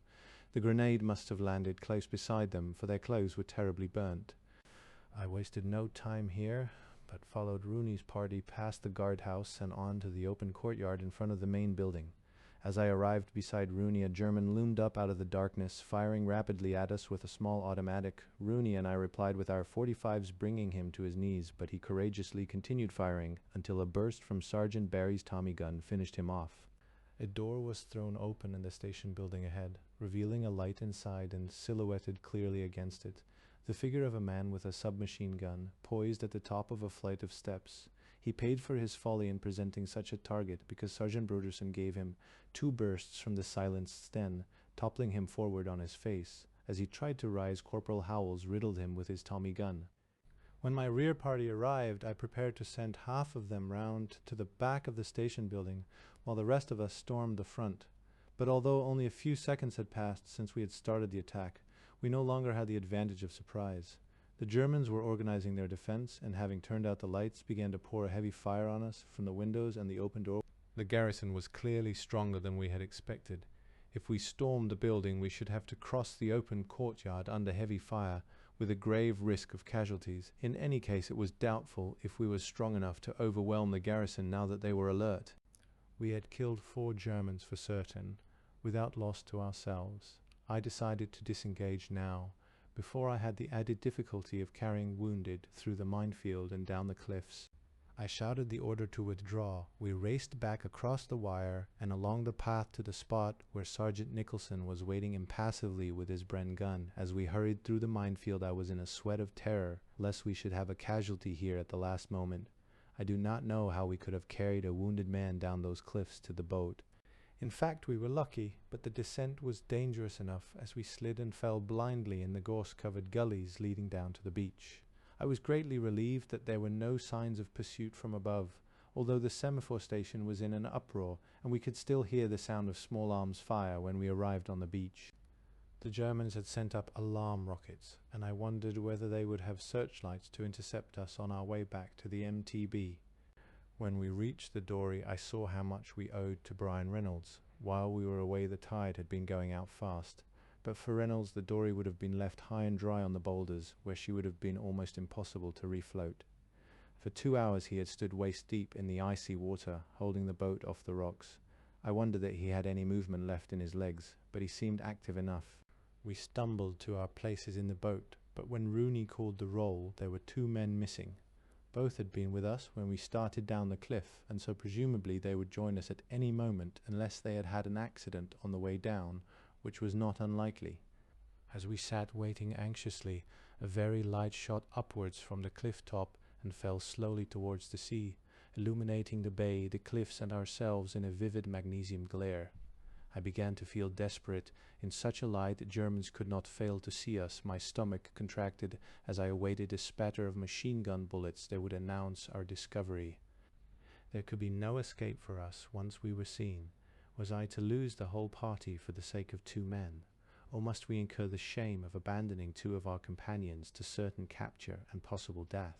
Fortunately, I was not called upon to make the decision. As the last glow from the very light faded, we heard a clatter on the pebbles. The 2 missing men heaved themselves painfully over the gunwale. There was no need to urge everyone to paddle his hardest. We were 300 yards offshore when another very light went up from the signal station, lighting up the tense, sweating faces of my companions as though in the glare of footlights. This time I thought they're bound to see us, and I waited almost resigned now for the hiss and splash of bullets, but once again darkness enveloped us, allowing us to go our way. Reynolds had a pair of very powerful night glasses with which he had been able to pick out the MTB from the shore. When the second very light expired, he sent our homing signal, 3 green flashes from his torch. We were on board at 3:30 in the morning, 10 minutes after leaving the shore, and received a warm welcome from Appleyard, who had passed an anxious 3 hours while we were away. As we turned for home, 2 more alarm rockets went up from the semaphore station, followed by another illuminating flare, but we could see no response anywhere along the coast. During the homeward journey, Rooney and I sat huddled miserably in a pool of water on the bottom of the dory under the flimsy protection of a tarpaulin. I was feeling the reaction from the excitement of the last few hours. Although relieved that I had brought our party back intact, I could feel no elation at our small success. Instead, I could not rid my ears of the terrible screams that had come from the mangled, wounded sentries, or my mind of the grim memory of our return through the minefield and our wait in the dory under the blazing very lights. At the same time, I could not shake off a nagging, persistent worry that perhaps I had not acted with sufficient resolution, that if I had pressed home my attack instead of giving the order to withdraw, we might have made prisoners of the entire garrison. At 7:20, through the half-light of dawn, we made our first landfall on Downend Point. An hour later, on a raw grey morning, we came alongside the quay at Dartmouth, where Stirling was awaiting us with Darby and a formidable escort of field security police. My spirits sank as I saw the latter, and wondered how Darby would take the news that we had no prisoners for him. What he said was, "Go straight back and get some." Stirling listened without interruption to my account of the raid. At the end he said, "You were fully justified in breaking off the action when you did in view of the score at the time. I will say so in my covering report. It's bad luck that you couldn't take any prisoners, but you must have given the enemy quite a shock, which is one of our objects." Revived by an excellent breakfast in the YMCA at Paignan, of scrambled eggs and mugs of tea, laced with our rum ration, we drove back to Anderson, arriving in time for lunch. I worked all the afternoon and until late in the evening, composing 2 reports on the raid, a summary which Stirling wanted to show to the Prime Minister, and a detailed account for Combined Operations Headquarters. Appleyard told me later that the Prime Minister made the simple comment good, and so I suppose that honour at least was satisfied. That was the last raid to be carried out by the small-scale riding force from a base in England. During the succeeding months, a number of operations were planned for us by Stirling, but on each occasion we were thwarted by weather, by lack of ships, or by the overriding priority of other operations, such as the landing of agents by sea along the coasts of Normandy and Brittany, in preparation, as we learnt later, for the Allied invasion. After this change in policy, our raids, which kept the Germans on the alert, would be more of a hindrance than a help to the grand design. A few days after our return from the Point de Plouzac, when Rooney and his men had gone on leave, I was ordered by Brigadier Gubbins to take a party of our officers on the parachute course at Ring Way. I had been sleeping badly, with terrible nightmares of those screaming sentries, and I was glad of an opportunity to take my mind off the recent raid. The party included Lassen, Warren, and 2 Anglo-French officers who were booked to go with John Gwynne on an intelligence mission into France. I was particularly glad because it was hinted that there might be a parachute operation for me afterwards. Lassen had mixed feelings. On the one hand, he was keen to learn about parachuting. On the other, he loathed all courses of instruction. "Tell me, Peter," he asked nervously when I explained about Dunham Massey, "is it a much bullshit place?" Remembering the report I had received at the end of my last course, I was determined this time to make a favourable impression on Major Edwards. I therefore took particular care to be in time for meals, for parades, and even for early morning PT. Moreover, with shameless hypocrisy, I gave my party short talks on the importance of punctuality. I was rewarded for my sycophancy with a report which concluded, "He is not entirely the irresponsible officer that he appears at first sight." I was disappointed in my hopes of a parachute operation. In fact, the only person with the prospect of any action for the moment was John Gwynne. He refused, quite rightly, to give us any details of his proposed mission beyond the fact that it was not planned by Stirling and had nothing to do with Combined Operations Headquarters. He spent much of his time away from Anderson, visiting various SOE experimental stations, in particular one concerned with camouflage. He reappeared at the end of his tour with 2 unusual pieces of equipment. One of them was a lifelike cow's head mask in papier-mâché with holes pierced through the eyes. The other was a curious arrangement of fine-meshed camouflage netting. He was good enough to reveal to us their purpose. The mask was for road watching. In other words, he would lie up in a field beside a main road and push his head enveloped in the mask through the hedge. Thus disguised, he would be able to keep a watch on the road and observe the number and nature of enemy troops using it. The purpose of the netting was even simpler. "It enables a man to disguise himself at will," explained Gwynne, "as a rubbish heap or pile of sticks." Not all the products of the extensive research organization maintained by SOE were camouflaged exclusively for protection. Almost the whole range of children's joke toys was exploited for some destructive purpose. For instance, imitation turds of horse or camel dung contained small explosive charges which would destroy the tires of any vehicle that drove over them, and sickeningly realistic dead rats, apparently in the later stages of decomposition, were dropped by the gross over occupied Europe to be smuggled into German barrack rooms and offices. Anyone picking them up by the tail, the natural method when throwing them away, would automatically release a pin, exploding a small but lethal charge. We were concerned with Gwynne's operation only in that the small-scale raiding force was to transport Gwynne and his party over to the Brittany coast and provide an escort in case they ran into trouble on landing. Once they were safely ashore, we should return to England. In early December, I spent a week at Painan with a party including Appleyard, Ogden, Smith, Lassen, and Warren, waiting for a chance to land them in France. Once again, however, the weather defeated us, and we all returned in disappointment to Anderson, and so went out the year 1942. Early in 1943, Stirling conceived the plan of transferring the bulk of the small-scale raiding force to North Africa, where there were plenty of opportunities for the amphibious operations we were no longer allowed to carry out across the Channel. Among those he took with him were Appleyard, Lassen, Dudgeon, and Philip Pinkney of No. 12 Commando. Together they formed the 2nd Special Air Service Regiment, following in the footsteps of Stirling's brother David, who had founded the 1st SAS in 1941. Operating first from Tunisia, later in Italy, and finally in France, they expanded their activities to include parachute as well as seaborne raids. They achieved a number of brilliant successes, but at the cost of some of their most valuable lives. Appleyard was killed in Sicily, Pinkney and Lassen in Italy, Dudgeon in France. Among those who stayed behind with me were Reynolds, Ogden Smith, and the Dutchman Brinkriv. After an uneventful and frustrating 4 months of inactivity, we split up towards the end of April. The death of Reynolds I have already recorded.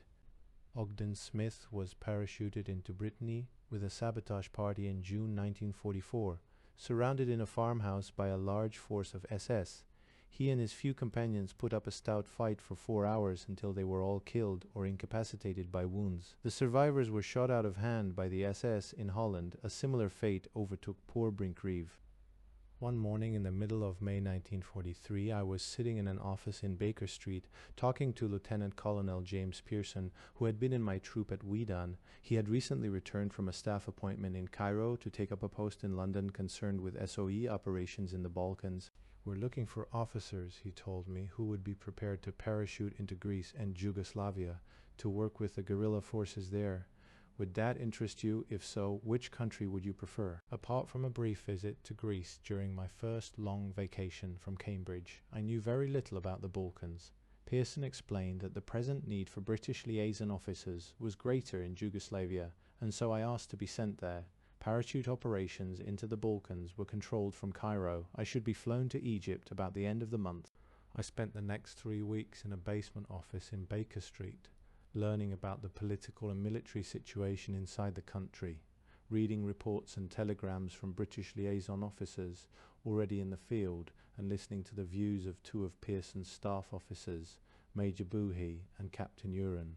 Hitherto, I had believed that Yugoslav resistance centered around General Draža Mihailović and the guerrilla bands, known in the British press as Chetniks, who had taken to the mountains under his leadership after the German invasion in the spring of 1941. Now I knew that there was another guerrilla leader in the country, a shadowy figure called Tito, who after the entry of Russia into the war had rallied the communists and their sympathizers and taken to the hills in arms against the Germans. For a few months the supporters of Tito and Mihailović had worked together, although with mutual suspicion, for they were fundamentally opposed in outlook and objectives. By the end of 1941 their hostility to each other had flared into open warfare, so that their efforts were wasted in internecine strife.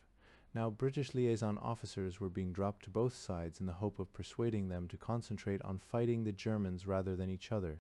Although Mihailović still enjoyed the official support of the British government, Tito was not without friends in SOE. One staff officer, in fact, so far allowed his enthusiasm to exceed his discretion that he was subsequently tried and convicted under the Official Secrets Act for passing confidential information to the Soviet embassy in London.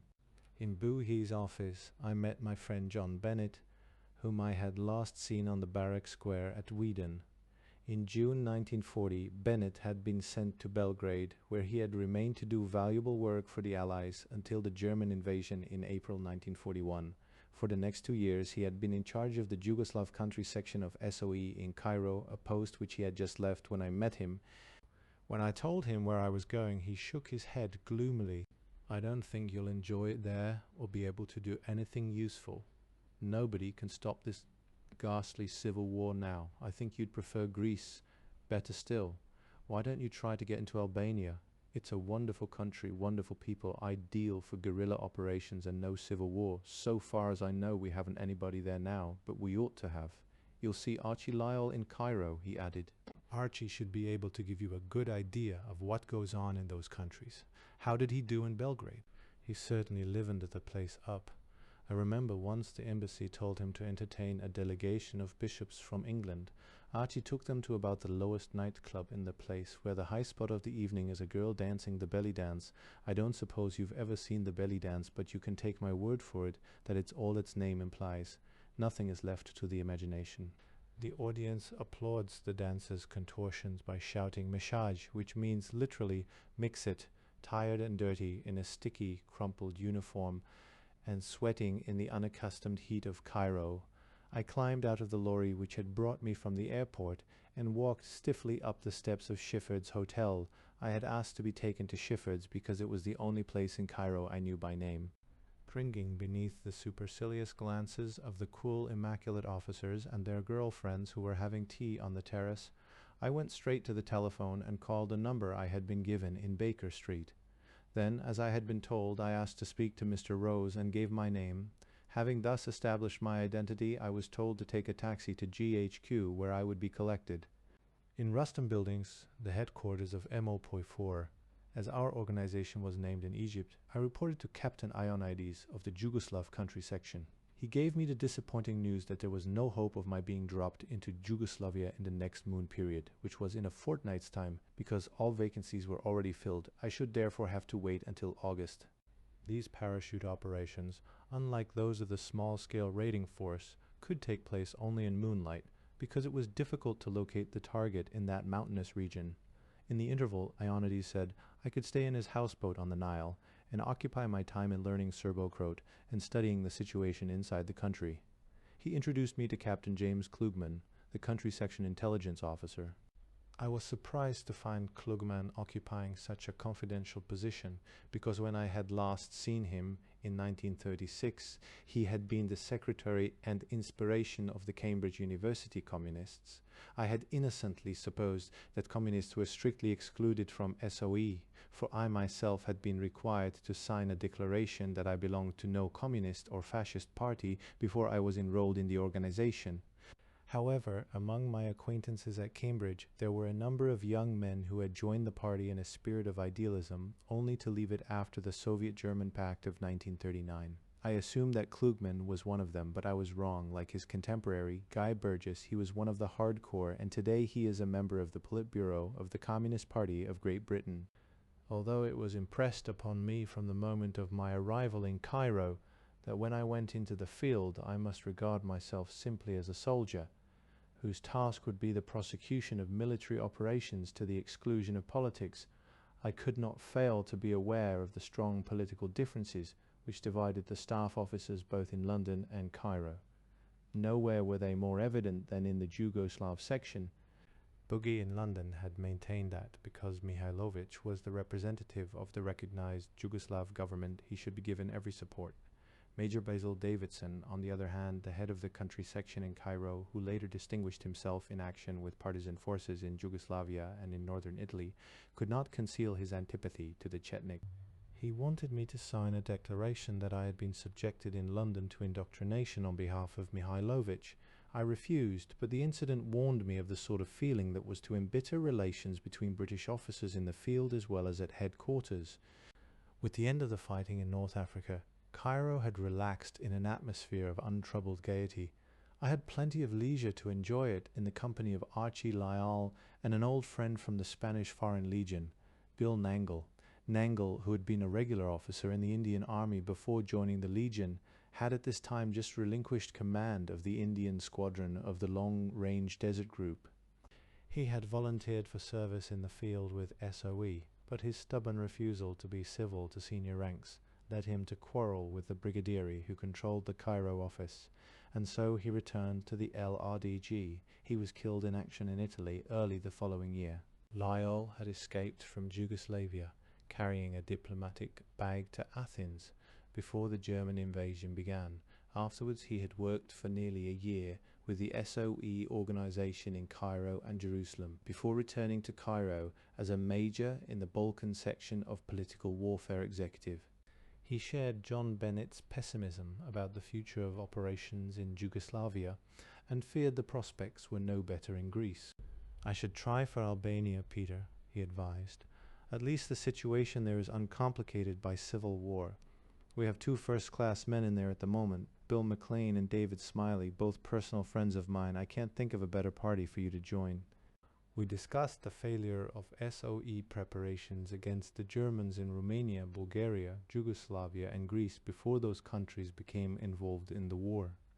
They had cost us some valuable lives and a great deal of money without inflicting appreciable damage on the enemy. I once thought of designing a coat of arms for SOE, he mused. It was to be something like this: surmounted by an unexploded bomb, a cloak and dagger casually left in a bar sinister, the arms supported by two double agents. The motto, nihil quod titigit non made a balls of it. A day or two later, Ionides called me to his office. Look, you've a chance of going in during this moon period. After all, if you don't mind going to Albania, They're looking for officers at the moment. Come with me now and I'll introduce you to the head of the section." The Albanian section at that time consisted of 2 officers, Major Philip Leake and Mrs. Hasluck. The former, a schoolmaster in civilian life, had held an important post with SOE in West Africa in 1941, when March Phillips and Appleyard were there with maid honor, and had worked with them on several operations. A gentle, kindly person with a nice sense of humor, a dry, cynical wit, and that transcendent capacity of taking trouble, which Carlyle equated with genius, he was a most capable staff officer, well fitted for his post as head of the Cinderella of the Balkan country sections. Mrs. Hasluck, a grey, bird-like woman who made up in energy and determination what she lacked in patience, was an anthropologist who had entered Albania in 1919 and settled near Elbasan in the center of the country. Until her expulsion by the Italians 20 years later, she had lived there very happily, winning the trust of the people and the friendship of many of their leaders. Thereafter, she had organized an Albanian office for SOE in Athens and Istanbul, before coming to Cairo to work with Philip Leake. Because of her love for Albania, she regarded us BLOs with special affection. We were her boys, and when we were in the field, we would often receive signals from her, directing our attention to some nearby beauty spot where we could enjoy a picnic. Among her publications was an English-Albanian grammar, which we were required to study. Alas, it was of little use to most of us, who found it scarcely more intelligible than the language it was meant to interpret.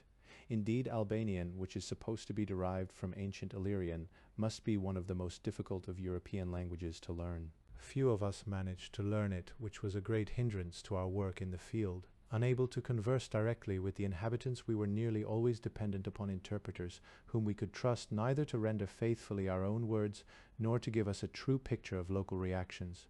Most of our knowledge of the current situation in Albania came from signals which Maclean and Smiley had sent since their arrival in the country. Dropped to a British headquarters in Aparis during the previous April, their party, known in code as Consensus Mission, had walked across the Albanian frontier about the end of the month with no knowledge of what they would find on the other side. In the first week of May, they were able to establish contact with Albanian guerrillas and set up their wireless. Before describing the situation as they found it, I must briefly trace the course of Albanian politics in recent years. 1. Albania, within its present frontiers, is about the size of Wales. By far the greater part of it is mountainous. It is a poor country, where undernourishment is general among the peasantry, who suffer much from tuberculosis in the mountains and from malaria in the marshy coastal plains. The Albanians, or Shqiptars, as they are properly called, are, in the words of Chambers' Encyclopedia, the remains of a race which inhabited the Balkan Peninsula at the dawn of history, and are of pure Aryan stock. In spite of nearly 500 years of Ottoman rule, followed by the frequent attempts of neighboring powers to absorb their country, they still retain a strong sense of nationality. The race is subdivided into 2 branches, the Gegs in the north, the Tosks in the south, speaking slightly different variants of the same language. The river Shkumbi, impassable in winter, divides the 2. At this time, the social structure in the north was tribal, resembling that of the Scottish Highlands before the 45. In the south, a rich landowning aristocracy exploited a landless peasantry which, since the beginning of Turkish rule, had been allowed neither the security of wealth nor the dignity of freedom. There are 3 religions in the country, generally confined within geographical limits. In the south, the majority of the peasantry is Greek Orthodox, though the landowning beys are Muslim. The center and plains are predominantly Muslim, while the north is divided between the Catholic mountaineers of Merdita and Đukagin and the Muslims of Kosovo and the wild northeastern frontier. But religious differences seem to be of little importance in comparison with the rivalry of Geg and Tusk and the age-long hatred of both for their Slav and Greek neighbors.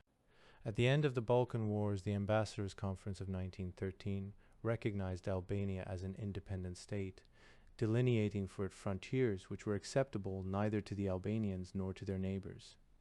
Those boundaries, which were confirmed by the great powers in 1926, condemned nearly 1 million Albanians to live under Greek and Serb rule without abating the claims of the Serbs and Greeks to most of the rest of Albania. The majority of these irredentist Albanians lived in Kosovo, the borderland between Serbia and northeastern Albania, a rich and fertile country considered by Albanians to be their natural granary.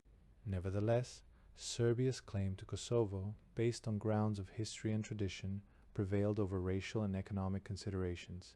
During the First World War, the Albanians, impelled by their hatred of Serbia and Montenegro, contributed troops to the Austrian army, while various parts of the country were occupied by Serb, French, and Italian forces. The peace was followed by a period of internal unrest, which was settled, at least nominally, in December 1924, when Ahmed Bey Zogu, subsequently known as King Zog, seized supreme power with the help of the Yugoslav government and the support of Geg tribesmen from Kosovo and his own territory of Mati, north of Tirana. Zog, who was not yet 30 when he assumed power, had learnt the art of government in his youth in Constantinople under the tutelage of the Sultan Abdul Hamid, playing off his rivals against each other, resorting to methods not always applauded by Western democracies, and relying on a competent gendarmerie trained by British officers. He ruled without interruption for more than 14 years. Although he had won his throne with Yugoslav aid, it was upon Italian financial and technical support that he depended during the years of his rule. Albania's foreign policy, the development of her communications and mineral resources, her currency, commerce, and education were directly or indirectly under Italian control.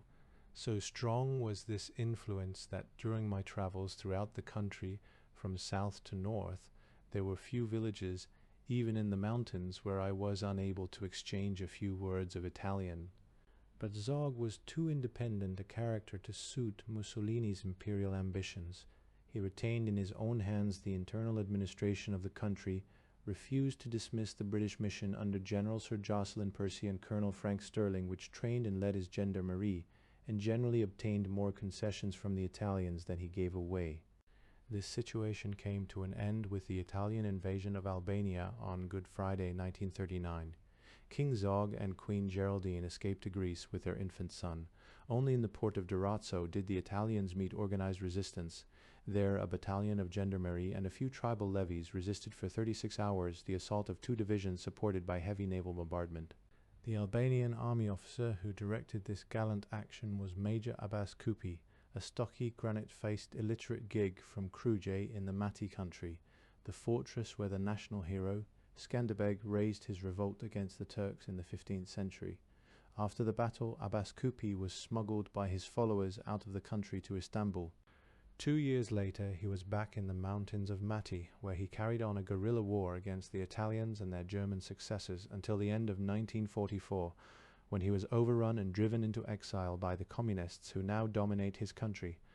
In the summer of 1940, after Italy had entered the war, SOE began to organize from Belgrade an Albanian resistance movement. Foremost amongst its promoters were Colonel Frank Sterling, Lieutenant Colonel Oakley Hill, an ex-instructor to the Albanian Gendarmerie and a fluent Albanian speaker, and Julian Amory, recruited from Albanian exiles living in Yugoslavia, and from Kosovar irredentists its leaders were Gani, Said, and Hasan Krieziu, 3 brothers from an influential Kosovar family, Abbas Kupi, who had been brought from Istanbul by Sterling, and Mustafa Gjinishi, a leading communist with a flair for propaganda.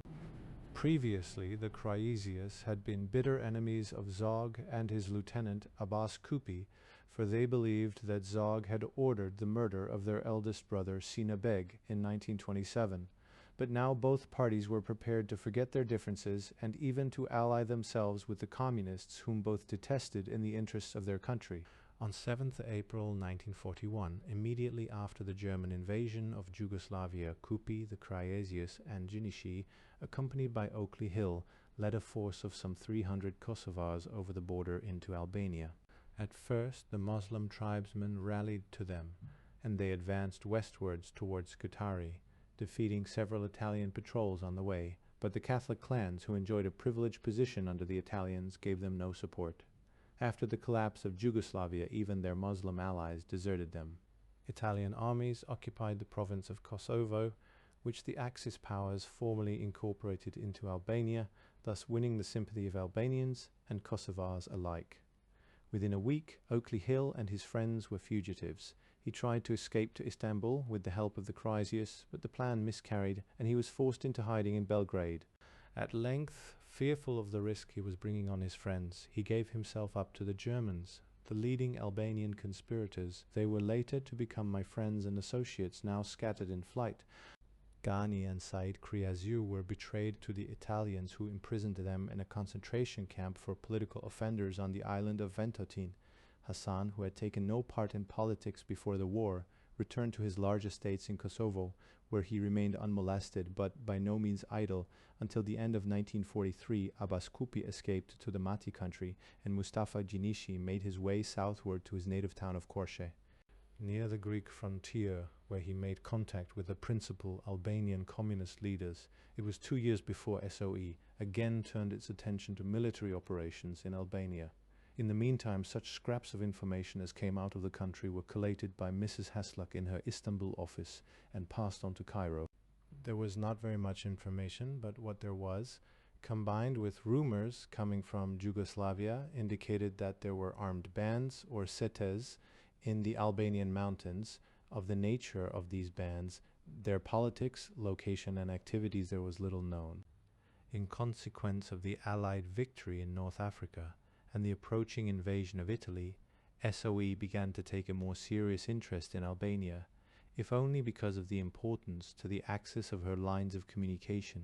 Consensus Mission was therefore dispatched with the primary task of reporting on the situation and strength of the Albanian guerrillas and their potential value to the Allies. From the information they sent out, a much clearer picture emerged. After the outbreak of war between Russia and Germany, the communists in Albania, as in other Balkan countries, took to the hills for safety. Having established a comparatively secure base in the mountains between Korçë and Gjinokaster, they began to form partisan citas, recruited partly from the landless peasantry of the countryside, partly from the young intelligentsia of the towns. Probably their original instructions came from Tito, who maintained 2 representatives with the Albanian Communist Committee. I was to meet these sinister gentlemen, Dusan Mugosha, alias Ali Gostivari, and Miladin Popovic, and to note the respect, bordering on veneration, in which they were held by their Albanian colleagues. Following the general practice, the partisan leaders declined to call themselves communists. Their movement, they pretended, was a democratic movement which all who held democratic views were welcome to join. Its true nature, which we came to learn in time, is best described in Julian Amory's own words. 2. In practice, exclusive control of the movement was retained in the hands of a small committee, all of whom were communists. This committee, besides directing policy, appointed the guerrilla commanders, the political commissars, and the regional organizers. The former were most often, and the 2 latter invariably, communists, while in accordance with the best conspiratorial traditions, all 3 were kept under observation by party members who held no official position at all. By these methods, seconded by the salutary liquidation of those who disobeyed or disagreed, the partisan movement presently achieved a degree of discipline and cohesion of which few observers believed Albanians to be capable but 3. As Amory goes on to point out, the partisan movement drew its strength entirely from the Tosks. North of the Shkumbi there was little support for communism. There were, however, various guerrilla groups with which the communists, for reasons of prestige, wished to ally themselves. Most powerful of these was Abbas Kupi with his Madi tribesmen. Next in importance was the veteran outlaw Maislem Peza, who controlled the scrub-covered malarial hills southwest of Tirana, and who for the past 10 years had been defying the central authority. Lastly, in the mountains of Martinesh, northeast of Tirana, the hard-drinking old Bektashi abbot, Baba Fafasha, a bitter enemy of the Italians, commanded a powerful cheta. The skillful diplomacy, personal charm, and evident sincerity of Mustafa Jinishi were largely responsible for persuading these 3 chieftains to join the partisan movement. A conference between all the guerrilla leaders was held at Peza in September 1942, as a result of which their various groups were amalgamated in a single national liberation movement, subsequently known as the LNC, from the initial letters of its Albanian name. The movement was controlled by a central council of 10 members, predominantly communist but including the 3 Geek chieftains, This was a triumph for the communists. It disarmed the suspicions of those who feared the political affiliations of their movement, for it was now clear that the LNC included known anti-communists. Secondly, it enabled them to extend their influence among the Gegs and to infiltrate their own supporters into the forces of Muslim Peza and Baba Faja, who soon became mere communist puppets. Abbas Kupi alone refused to allow any communist penetration or to accept communist nominees in positions of responsibility, although he served on the LNC Council and collaborated in battle with partisan units. He kept the control of his forces firmly in his own hands. There was another resistance movement in southern Albania known as the Bali Kombëtar, or National Front, recruited largely from local landowners and their retainers, from merchants, teachers and professional men, and from the non-communist intelligentsia of the towns. The Balists viewed the LNC with fear and suspicion. The founder of the party was the venerable statesman Midhat Bey Frasheri, an outstanding figure in the struggle for Albanian independence during the early years of the century.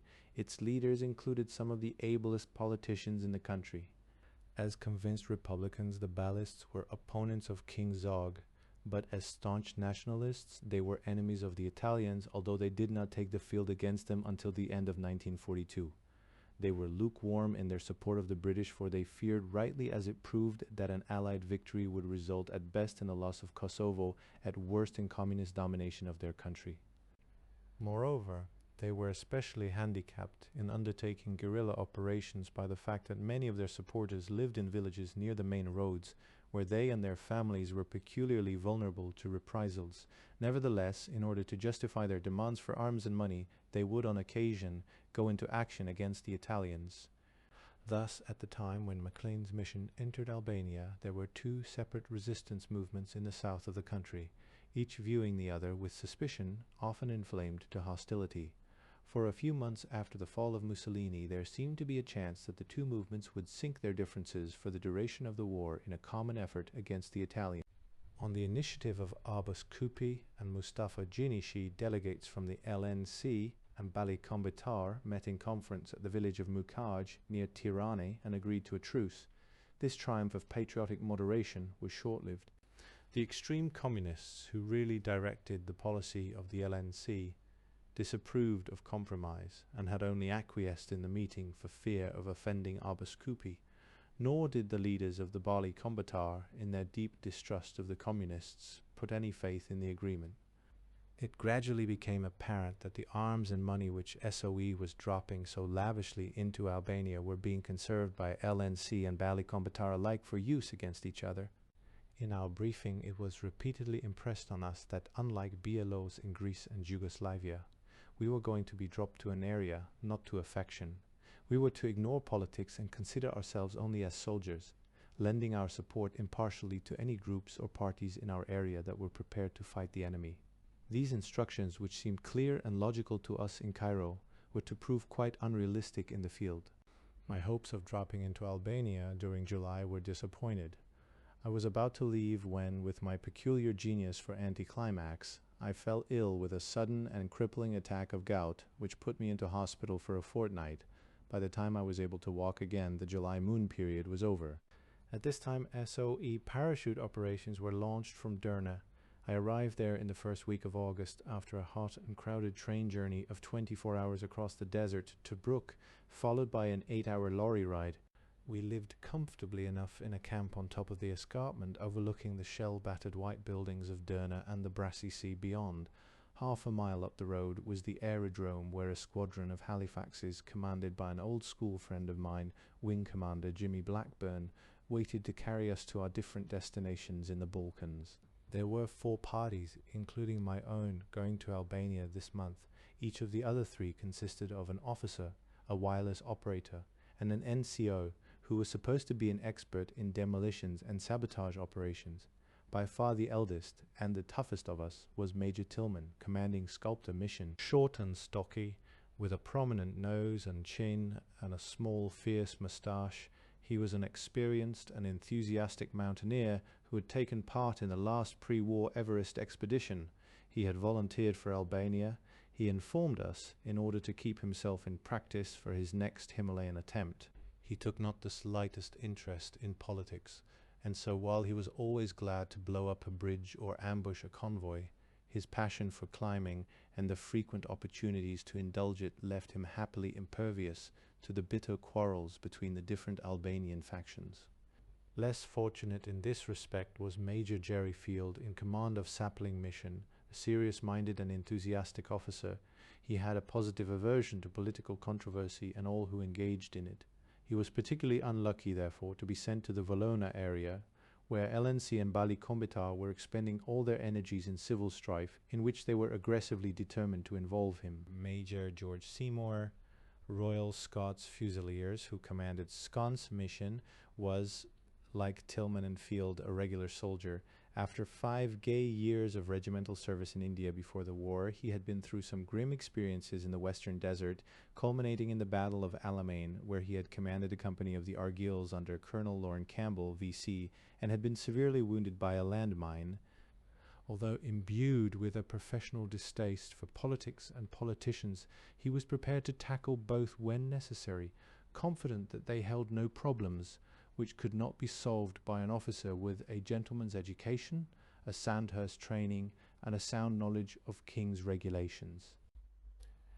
Tall and thin in appearance, he had the manner of a military dandy of Crimean days, enriched by a vast handlebar moustache which always reminded me of those anglers' stories of the one that got away. In my own party, which bore the code name of Stepmother, I had as paramilitary expert Sergeant Gregson Alcott, R.A., a gentle, soft-spoken young man from Eastbourne. My wireless operator, Corporal Roberts, had dropped in the previous month. Although destined for different parts of the country, our 4 missions were to be dropped together to Maclean and Smiley at the village of Stille, in the mountains about 10 miles southwest of Corchay. We were to take off in 2 aircraft, Tillman and Field with their parties in one, Seymour and I in the other. We passed our days in supervising the packing of our kit, choosing our maps and studying our operational briefs, and our evenings in drinking, dart-playing, and writing letters. We were allowed to take with us 1 container of personal clothing and equipment, including any special weapons for our own use. I was taking a Colt .45 automatic and a new type of submachine gun, named the Well Gun after the SOE. Experimental station where it was designed, the main load of each aircraft would consist of supplies for Maclean and Smiley, chiefly explosives, arms, clothing, and money. The money was in gold sovereigns and Napoleons, for gold was at this time the only readily negotiable currency in the Balkans. Our operational instructions were drafted in the broadest terms.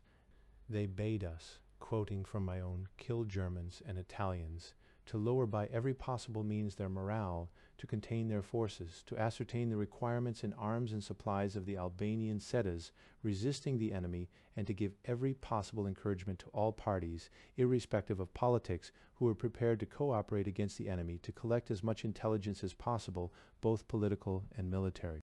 Reading this last sentence, I was reminded that the Encyclopedia Britannica listed the word intelligence under 3 headings: 1 human, 2 animal, 3 military.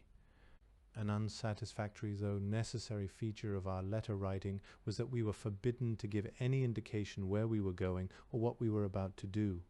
An anxious wife or mother could have gained little satisfaction from such stereotyped phrases as "I am about to go on active operations in the field and I shall be unable to communicate with you for some time. My headquarters will keep you informed of my health and safety," which was about all we were allowed to say. While we were in Albania, we could hope to receive mail whenever supplies were dropped to us. But of course we could send nothing out. We were, however, told to leave the names and addresses of our next of kin and of any other friends or relatives we chose. The welfare section of our Cairo office would keep in touch with them by a regular series of formal telegrams, assuring them of our safety and health and in varying degrees of our affection. Unfortunately, in the course of time and with the transfer of the Cairo office to Italy, the telegrams were sometimes misdirected, occasionally with catastrophic results. A certain officer arriving back in Italy after 6 months in Albania complained to a colleague, "I don't so much mind that they've divorced me from my wife, but damn it, they've engaged me to another girl. The outlines of the Halifaxes ranged by the runway looked like monstrous black locusts against the angry light of the dying sun. The ground shook from the thunder of their warming engines. The grass around them was flattened by the slipstreams. As Seymour and I walked towards them from the station buildings and aircraft, carrying a party bound for Bosnia began to taxi, gathered speed and floated into the air above the escarpment. A moment later it turned northward over the sea. Beside our own Halifax stood our dispatcher, a cheerful, fresh-faced young corporal, telling us to follow him. He climbed a short ladder under the belly near the tail, leading through a narrow aperture into the reeking metal interior of the fuselage. When the ladder was removed and the hatch closed, I experienced a terrifying moment of claustrophobia at the thought of being trapped within that narrow, windowless shell, a feeling of suffocation which lasted until we were airborne. It was the night of 10th. Having fitted our parachutes earlier in the day, we need not put them on for at least another 3 hours, and so we could enjoy a certain freedom of movement in the aircraft. We crowded into the forepart of the fuselage for takeoff, but afterwards settled ourselves comfortably among the soft bales of blankets and clothes. These bales were known as free drops, as distinct from the containers which required parachutes and were carried in the bomb bays. When we had climbed to our cruising height, the roar of the engines softened to an even purr. The vibration eased, and stretched among the blankets in the heated, dimly lit belly of the Halifax, I fell asleep.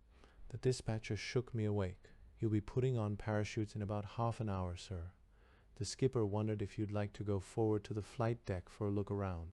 10,000 feet below us, the coastline of Epirus rose white in the moonlight from an indigo sea. It was a clear and lovely night, clad in the beauty of 1,000 stars. In a few minutes we should be crossing the coast, turning inland towards Corche and our dropping zone. "We can be thankful for this," said the pilot, following my gaze downwards. "That dropping zone is in a narrow valley with some nasty hills around. I shouldn't fancy going down through cloud to look for the fires. You'd better get back now. Good luck to you." The dispatcher helped us on with our parachutes, clipped each static line to the steel wire running along the roof of the fuselage, and pushed the metal safety pin through the clip, thus ensuring that the clip was not torn from the wire by the weight of the parachutist's body as he left the aircraft. Before the introduction of the safety pin there had been some nasty accidents. We had already arranged the order of our dropping. On the first run in the aircraft would loose the containers and the free drops. She would then make a complete circuit and drop us in 2 sticks. As senior officer, Seymour would go out first, followed by his NCOS, Corporals Smith and Hill. On the next run-in, Gregson Olcott would drop. Followed immediately by myself, Seymour and I had agreed that as officers we ought to be first and last out of the aircraft. We seated ourselves around the exit hatch in our dropping order. The dispatcher lifted back the covers, letting in the night air to blow chill on our bodies. The roar of the engines struck suddenly at our ears. We had about half an hour to wait before we might expect to sight the signal fires marking our dropping zone. With nothing to distract my mind from contemplation of the immediate future, my spirits began to sink. I wondered how I should withstand mentally and physically whatever stresses and dangers might be awaiting me. For all our study of consensus signals, Mrs. Hasluck's lectures, and such few books on Albania as had come our way, I felt that it was into an utterly unknown country that we were about to launch ourselves, nor could I imagine when or how we should return. It was not so much fear that colored my thoughts as gloom. A shout from the dispatcher who had been talking on the intercom brought me back to the present. "We've sighted the fires. We're going to circle now to make the first run-in. Remember, when your turn comes to drop, don't watch the signal lights. Watch my hand. I'll raise it when the red cunny's on for action stations. As soon as I drop it, you go. I repeat, don't bother about the lights. And remember, this is a 4-engine kite, so brace yourselves for quite a punch from the slipstream. We'll be dropping you from 1,000 feet, so you'll have plenty of time to look around on your way down." The floor tilted steeply as the aircraft banked and began to lose height rapidly, pitching sickeningly in the turbulent air. The engine spluttered and flashed as the pilot throttled back for the approach. One of the crew had come aft to help the dispatcher throw out the free drops. The pair of them stood over the hole, their eyes fixed on the 2 signal lights in the roof above us. Neither man was wearing a parachute. The red light flashed on, gleamed steadily for some 10 seconds, then changed to green. As the 2 men hurriedly bundled out the packages, I caught a glimpse through the hole of a line of fires flashing past on the ground. When the last package had disappeared, the rhythm of the engine swelled as the aircraft rose steeply and began to bank in a wide turn. Sweating, the dispatcher turned to us with a broad smile. "That's the containers and bundles gone. Now it's your turn." Beneath the handlebar mustache, Seymour's lips twisted into a sickly grin. Once again, the beat of the engine slowed as we came out of our turn. When the dispatcher's hand went up, I gave Seymour what I hoped was a smile of encouragement, but his eyes were fixed on the upraised hand. There was a shout of "Go!" The hand dropped, and within 5 seconds Seymour Smith and Hill had disappeared through the hole. "Lovely," sighed the dispatcher, looking after them. "It seemed to me that the last circuit would never end." Opposite me across the hole sat Gregson Olcott, his hands gripping the side, his feet dangling into space. As soon as his head was clear of the aperture, I must swing my legs over the side and follow him, dropping with my back to the direction of the aircraft's flight. Hastily I tried to fix in my mind all the details I had been taught at Ringway, hands pressed to my sides, body stiff, feet and knees together.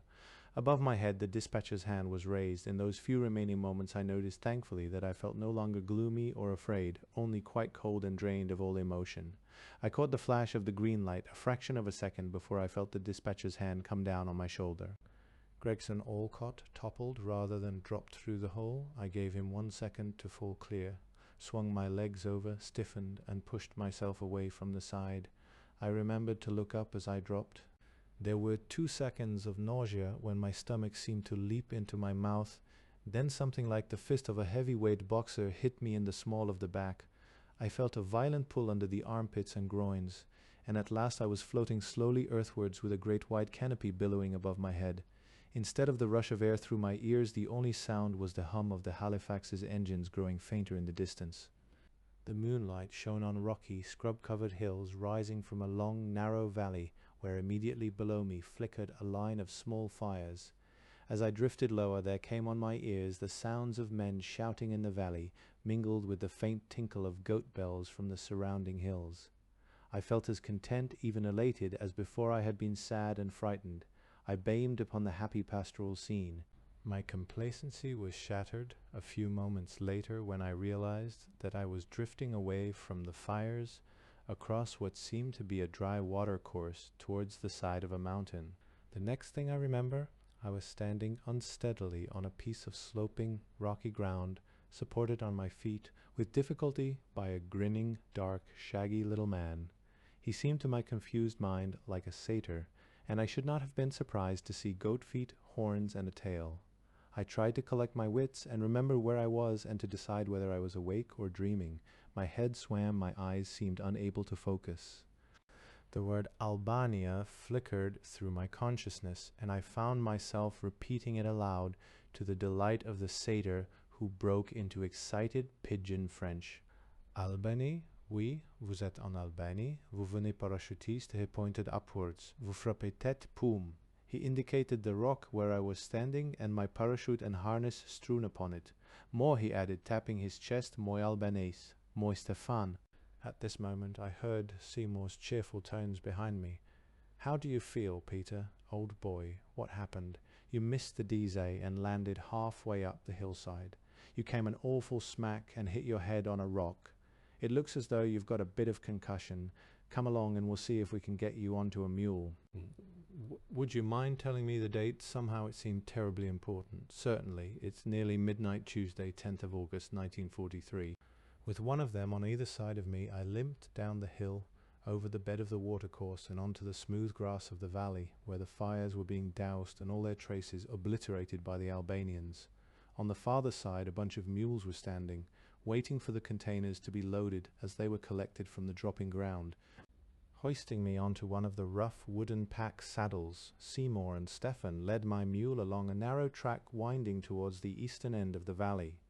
After 10 minutes we reached the crest of a low col where we looked down on another broader valley in which nestled the low white houses of the village of Stille. Approaching up the hill with long, easy strides came a tall, well-built figure in jodhpurs and a wide crimson cummerbund, a fresh-faced young man with long, fair hair brushed back from a broad forehead and wearing a major's crown on the shoulder straps of his open-necked army shirt. With a charming smile, he introduced himself as Bill McLean and bade us welcome to Albania. "Stefan will take you to our headquarters," he went on, where you'll find the others as well as some food and drink, which I expect you need. I'll join you as soon as we finish clearing up the DZ. Your kit will be collected and brought to you there. Afterwards, I'll send somebody to show you where you're sleeping. Consensus headquarters was in the disused village mosque and school, a single-story mud and brick building consisting of 3 large rooms and standing on a low outcrop of rock which overlooked the valley to the southeast. In the largest room, lit by oil lamps and candles, was a long trestle table laden with plates of hot food, bottles of Italian champagne and brandy, and flasks of red Chianti brought from Corchet. It was explained to me by Maclean's Albanian couriers on their bi-weekly visits to the town. Seated at the table on old ammunition boxes and empty parachute containers were members of Maclean's headquarters staff, busily entertaining Field, Tillman, and their parties. I was glad to hear that I was the only casualty of the evening's drop. Although Jerry Field had achieved the remarkable, if not unique, distinction of being sick in the air on his way down, it must have been a distressing experience, for it seemed that he descended quicker than his vomit. By this time I was feeling very sick myself, and so after swallowing 2 or 3 mugs of hot sweet tea, I asked to be shown my bed. Led by Stefan and accompanied by Seymour, who was sharing my lodgings, I climbed the hill to a small wooden house, where an old woman led us into a narrow, low-ceilinged room. There were 2 mattresses covered with blankets on the floor. Within 5 minutes I was asleep. For the next 36 hours I slept almost continuously. On the morning of Thursday, 12th August, I awoke feeling refreshed and fit again. After a breakfast of hot sweetened milk and maize bread, I walked down to the mosque to report to Maclean. If ever an officer could be described as having, in the colloquialism of the time, a good war, that officer was Bill Maclean. Entering the army through Eton and Sandhurst, he was commissioned in the Scots Greys in 1939 and was serving with them in Palestine when the war broke out. During the Abyssinian campaign, he commanded a battalion of Amhara irregulars, with which he inflicted heavy casualties on the Italians. Now, in his 25th year, he was commander of the British mission in Albania, one of the most responsible military appointments in the Balkans. Gifted with outstanding qualities of imagination, leadership, courage, and endurance, he hid beneath a nonchalant and charming personality a shrewd and ruthless mind. Captain David Smiley, his second in command, had left the morning we arrived to lay an ambush on the main road from Korsha to Yanina with a Bali Combatard Seta, but in the mosque I found the sapper, Lieutenant Gary Duffy. A spare, dark young man with a serious cast of expression, Duffy was a very brave and competent officer with an uncanny skill at demolitions and the laying of mines, his 2 chief interests in life. The other British members of headquarters staff were Sergeant Williamson, Maclean's wireless operator, Sergeant Jenkins, a big, bloodthirsty paramilitary expert who had dropped in a month previously, and Sergeant Jones, his inseparable companion who lived in the same street in Liverpool. With them I also met my own wireless operator, Corporal Roberts, a quiet young man, brave and intelligent, in whom I soon grew to have great confidence. Squadron Leader Neil and Flight Lieutenant Hans, who had dropped to Maclean in July, had already left for the north. Maclean had collected a number of camp followers, some of them Albanians, others Italian deserters. There was a carpenter, an armorer, and several Italian cooks, batmen, and house servants. More important, for security in guerrilla warfare is vitally dependent on mobility. He had hired a band of Vlach muleteers to look after his pack transport. These Romanian nomads were exceptionally skilled in the management of mules. They were not particularly honest, but were expert in the performance of their contractual duties, which they insisted did not include fighting or the exposure of themselves to danger. There were also 3 Albanian interpreters. Stefan, who had rescued me when I landed in the daylight, he looked splendidly farouche with a pair of fierce black mustaches. Stiljan Bici, a gentle, timid youth who spoke excellent French, and dominating them both, indeed dominating all the Albanians in our camp, the sinister figure of Frederick Nosy, nephew of the respected elder statesman, Lef Nosy. This young man, still in his early 20s, enjoyed a position of great confidence with the LNC, a thoroughly indoctrinated Marxist with unusual qualities of intelligence and judgment and a fluent knowledge of English. He was selected by Enver Hoxha as liaison officer to Maclean's mission, as official interpreter and unofficial spy. Few were the messages we sent to Cairo or to each other that Frederick Nosy did not do his best to read, Marxist theory teaches that the historical process must lead to the emergence of a communist society, and that the wise man, faced with the alternatives of opposing or assisting the process, will choose the latter. Uninhibited by personal scruple or family tradition, Friedrich Nocy made his choice. Imperturbably brave, infinitely ambitious, he trampled ruthlessly on all who impeded his progress, allowing no considerations of friendship to stand in his way. He terrorized his subordinates, fawned on his superiors, and spied on his comrades. Towards the majority of his fellow countrymen he assumed an attitude of supercilious contempt, emphasizing his superiority to them with the frequent use of the phrase "we intellectuals." One of the first tasks that Maclean and Smiley had commissioned after their occupation of Stille was the erection of a large wooden structure, known as the barracks, on the southern side of the valley under the lee of a steep mountain.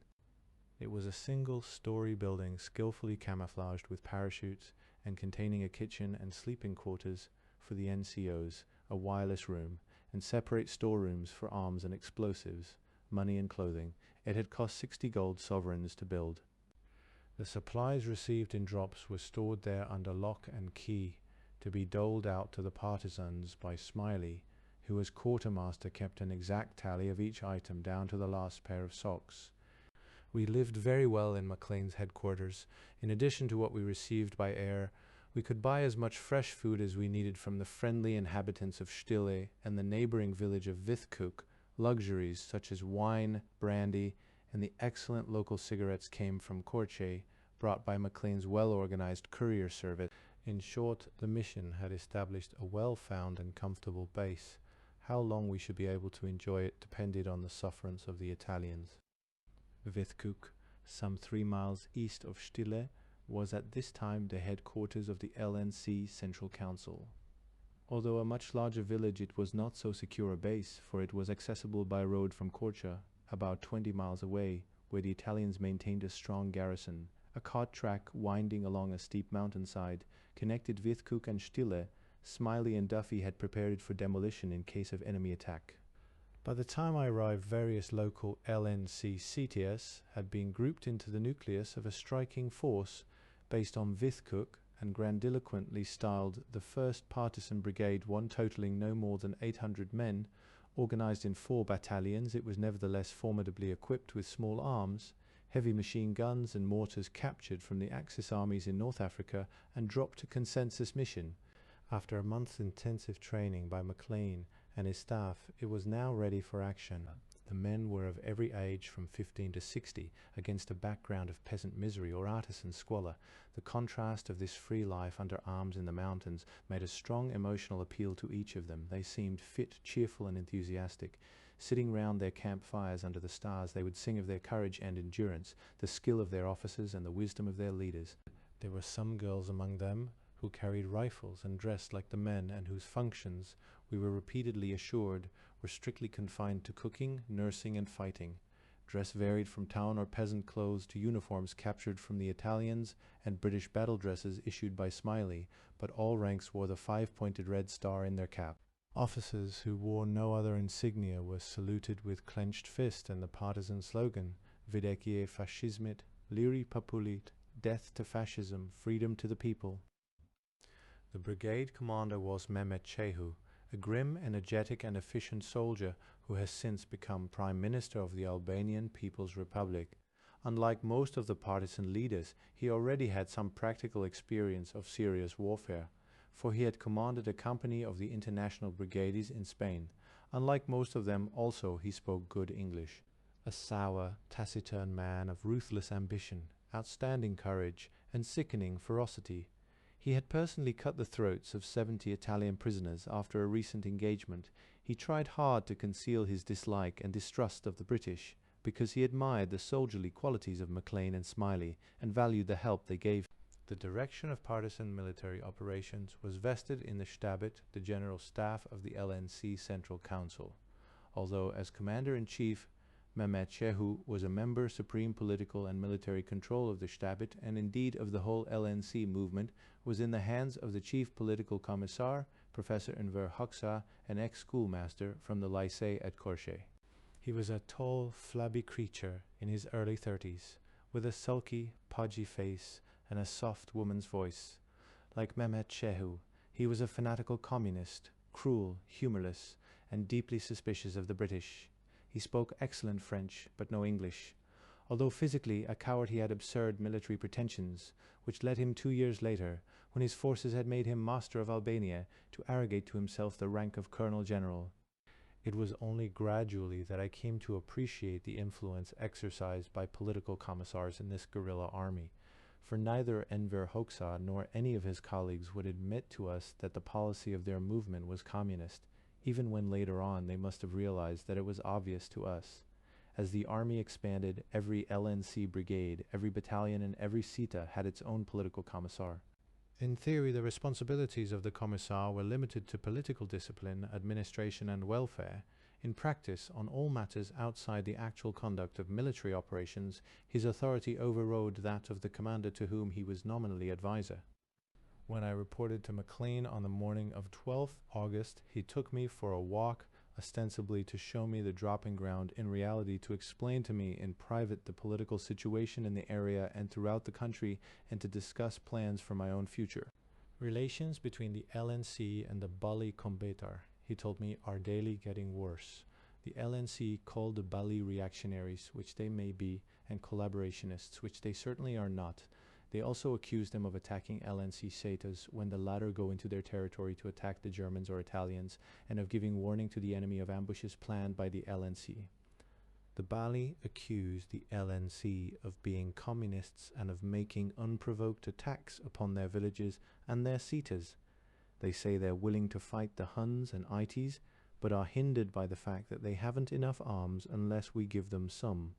Also by the fact that their villages lie alongside or very near the Leskovic-Korsha road, and whenever a convoy is attacked, either by themselves or the LNC, one of those villages is burnt in reprisal and its inhabitants slaughtered. The LNC, of course, who have no villages, couldn't care less how much truth is there in the Bali excuses. A good deal in what they say about reprisals. At the beginning of last month, after a series of partisan attacks on the road, the Germans sent an armored column down from Korshi to Borove and Barmash. They went through both those villages with flamethrowers, setting every house on fire with the inhabitants inside. They then surrounded each village and drove the people back into the flames as they tried to escape. There's one little boy of 7-inch Stille now. Both his parents were burnt alive in Borove, and he was twice driven back into the fire before he found a way to crawl out. Badly burnt. No wonder the villagers are fed up. They must either take to the hills and lose their property, or stay and be massacred, sometimes to escape reprisals. They do warn the enemy of LNC ambushes, and it's hard to blame them. It's becoming more and more difficult for us to carry out Cairo's instructions about helping LNC and Bali impartially. In spite of their difficulties, the Bali have attempted a few half-hearted and unsuccessful operations, and we've given them some rifles and ammunition, the odd machine gun and mortar, and a few grenades. But every time we do so, Enver raises a howl that we're supporting traitors, collaborationists, and enemies of the Albanian people, and he sulks for a week. Meanwhile, the Bali complain that we're arming the LNC for civil war. What are you going to do about it? I asked gloomily, remembering John Bennett's description of the civil war in Yugoslavia. Well, we're putting pressure on both parties to prove their good faith by undertaking an action against the Germans. If they don't fight, they don't get any more arms, or any more sovereigns either, which will shake them. David Smiley left on Wednesday to attack the main road down south near Barmash with a Bali Tsita. They're 200 strong, and David has taken our 20mm cannon to support them, so they should be all right. Enver and Mehmet, of course, are furious and will probably try to sabotage the operation. David should be back tomorrow, so we'll hear then. Secondly, David and I have worked out a plan with Mehmet for a large-scale ambush by the whole brigade on the road, near the same place.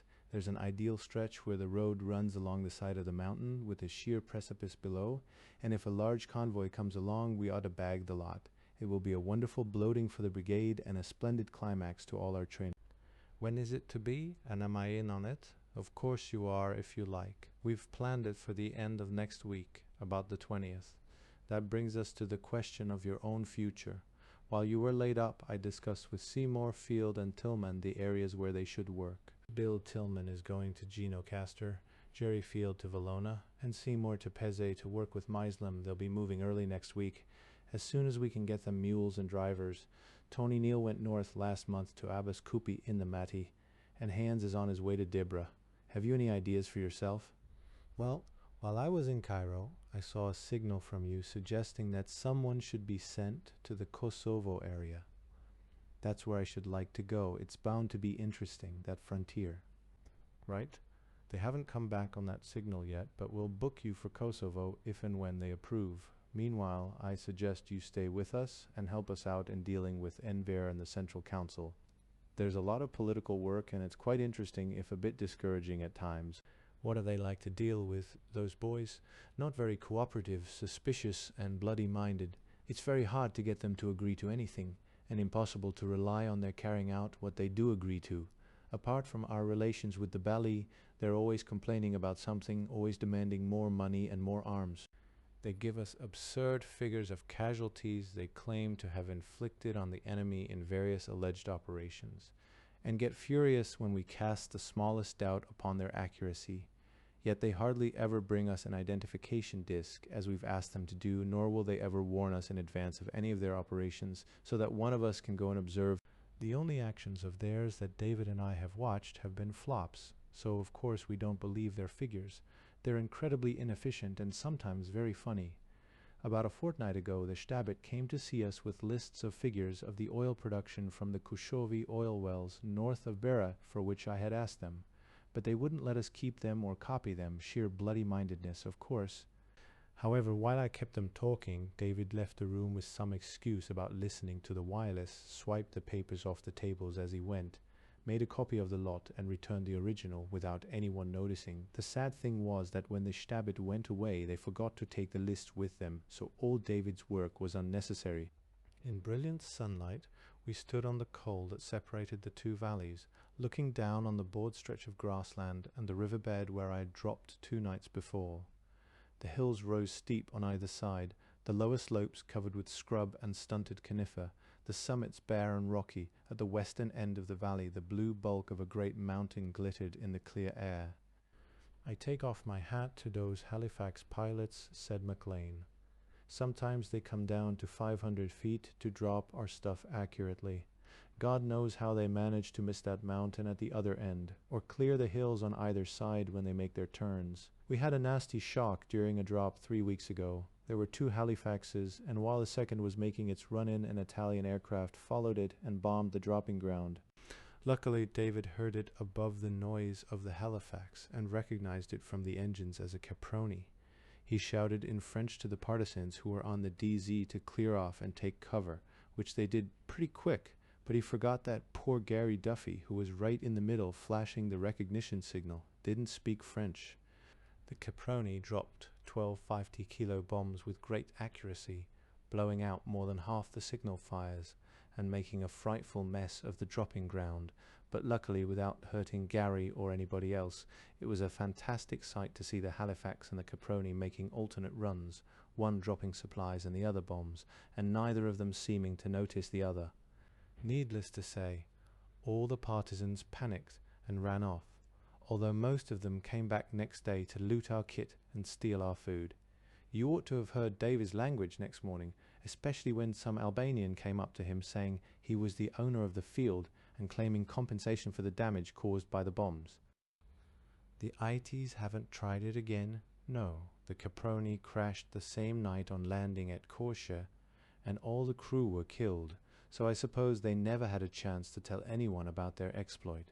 We turned and walked back to Stili in silence, listening to the tinkle of goat bells and the distant calls of shepherds. The sun beat strong upon our heads, but the air, at 3,000 feet above the sea, was sweet and cool, filled with the resinous scent of trees and grass and the tang of wood smoke. As we came to the outskirts of the village, McLean took me by the elbow. "Remember, Peter, be very careful what you say in front of Frederick Nossi. Every word gets back to Enver. Above all, no mention, please, of your part in the Spanish Civil War." I spent the following day on training walks with Tillman. In the morning we climbed the hills on the north side of the valley. In the afternoon we scaled those on the south.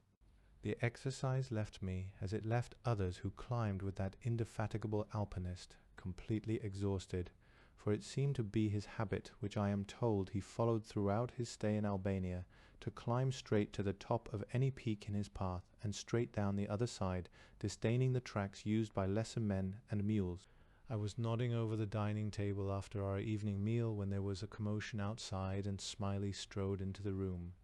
He gave us all a brief good evening and called for beer.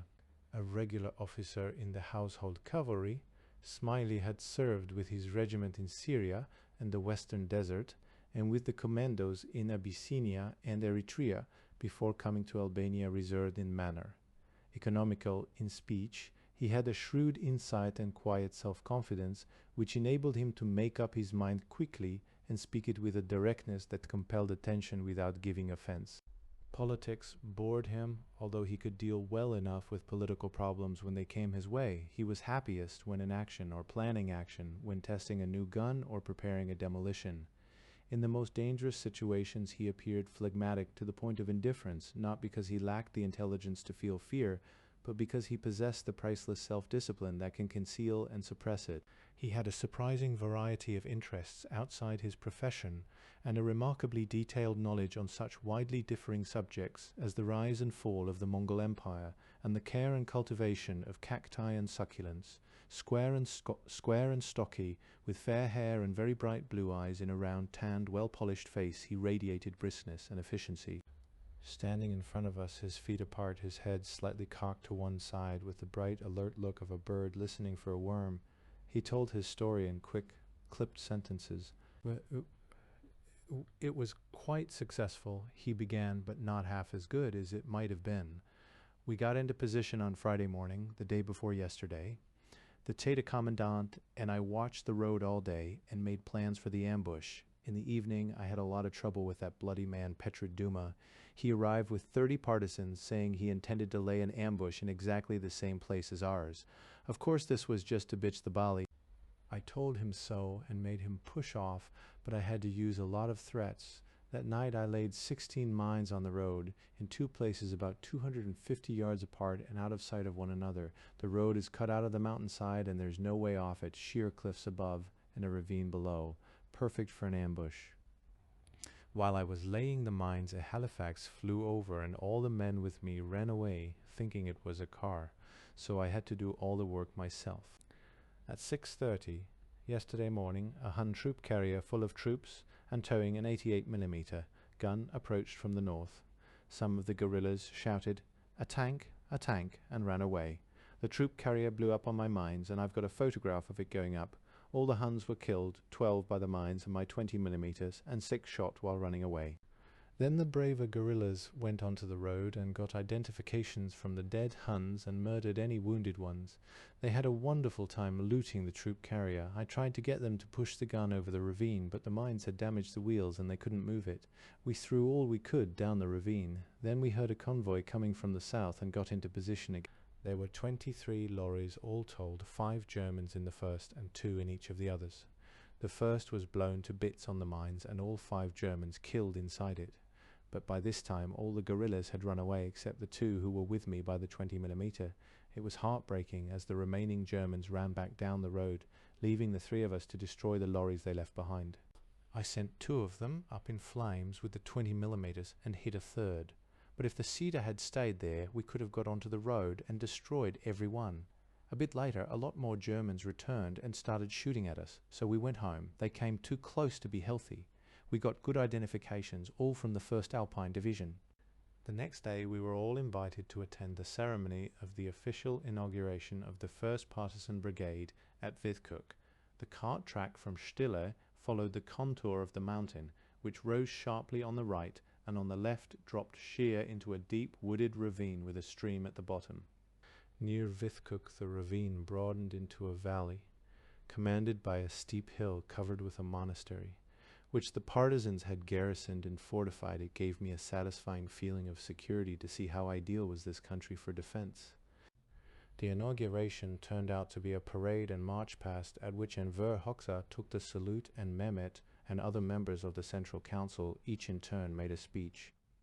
The speeches, of course, were in Albanian, and so we had no idea of what was being said, but all were warmly applauded with clenched fist salutes and shouts of death to fascism. After 2 or 3 hours of this, we sat down on the ground to a vin d'honneur and lunch on a lavish scale. There was rakitu, followed by Chianti or beer, pilaf and sheep roasted whole, even coffee and execrable Italian brandy. There were speeches throughout the meal and partisan songs in chorus at the end of it. The most popular song, which had a stirring, haunting rhythm, commemorated, if I remember rightly, the heroism of a certain comrade John who came from Valona. When the rest of his zeta ran away, he alone stood firm. The following morning, 16th, Seymour, Tillman, and Field left for their different areas, each with a string of mules carrying his wireless set and generator and canisters full of stores. At McLean's suggestion, I moved my kit and sleeping bag into the mosque, where a mattress was laid for me on the floor of the dining room. Once a week, the peasants from the surrounding districts came to Stilla to sell us mules and horses. Anything from 70 to 100 animals would arrive, of which not more than 10 would be fit for use. When McLean and Smiley had selected those they wanted to buy, they would leave the bargaining to one of the camp followers, a Palestinian Arab known as Black George III, to distinguish him from the armorer, who was known as Greek George. The price of a mule usually worked out at about 5 gold Napoleons. A horse would cost more. However, I was strongly advised to buy myself a mule to ride rather than a horse, because a mule was surer on the steep and stony tracks across this mountainous country, and could see better in the dark. Smiley had a mule named Fanny, to whom he was devoted. Whenever he felt depressed or particularly disgusted, he would stalk out of the mess, and over to the mule lines, where he would be found with his arm round Fanny's neck, whispering into her car. In the course of the next few days, we received 2 supply drops.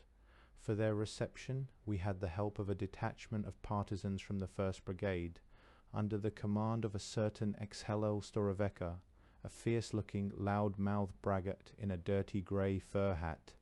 He had been a gendarmerie officer under the Italians, but had deserted to the partisans in the middle of a battle, for which he had been rewarded with the command of one of Mehmet's new battalions. After the German occupation of Albania in September 1943, he deserted again and joined the Germans, perpetrating in his new employment such atrocities against both Albanians and Italians that when I last heard of him, in 1949, he was in the Regina Coeli prison in Rome awaiting trial as a war criminal. Hearing that my birthday would fall on 19th August, McLean sent a courier into Korsha the day before to buy food and drink for a party. On such occasions, he would give the courier a few gold sovereigns or Napoleons to change into Albanian paper money at the existing black market rate.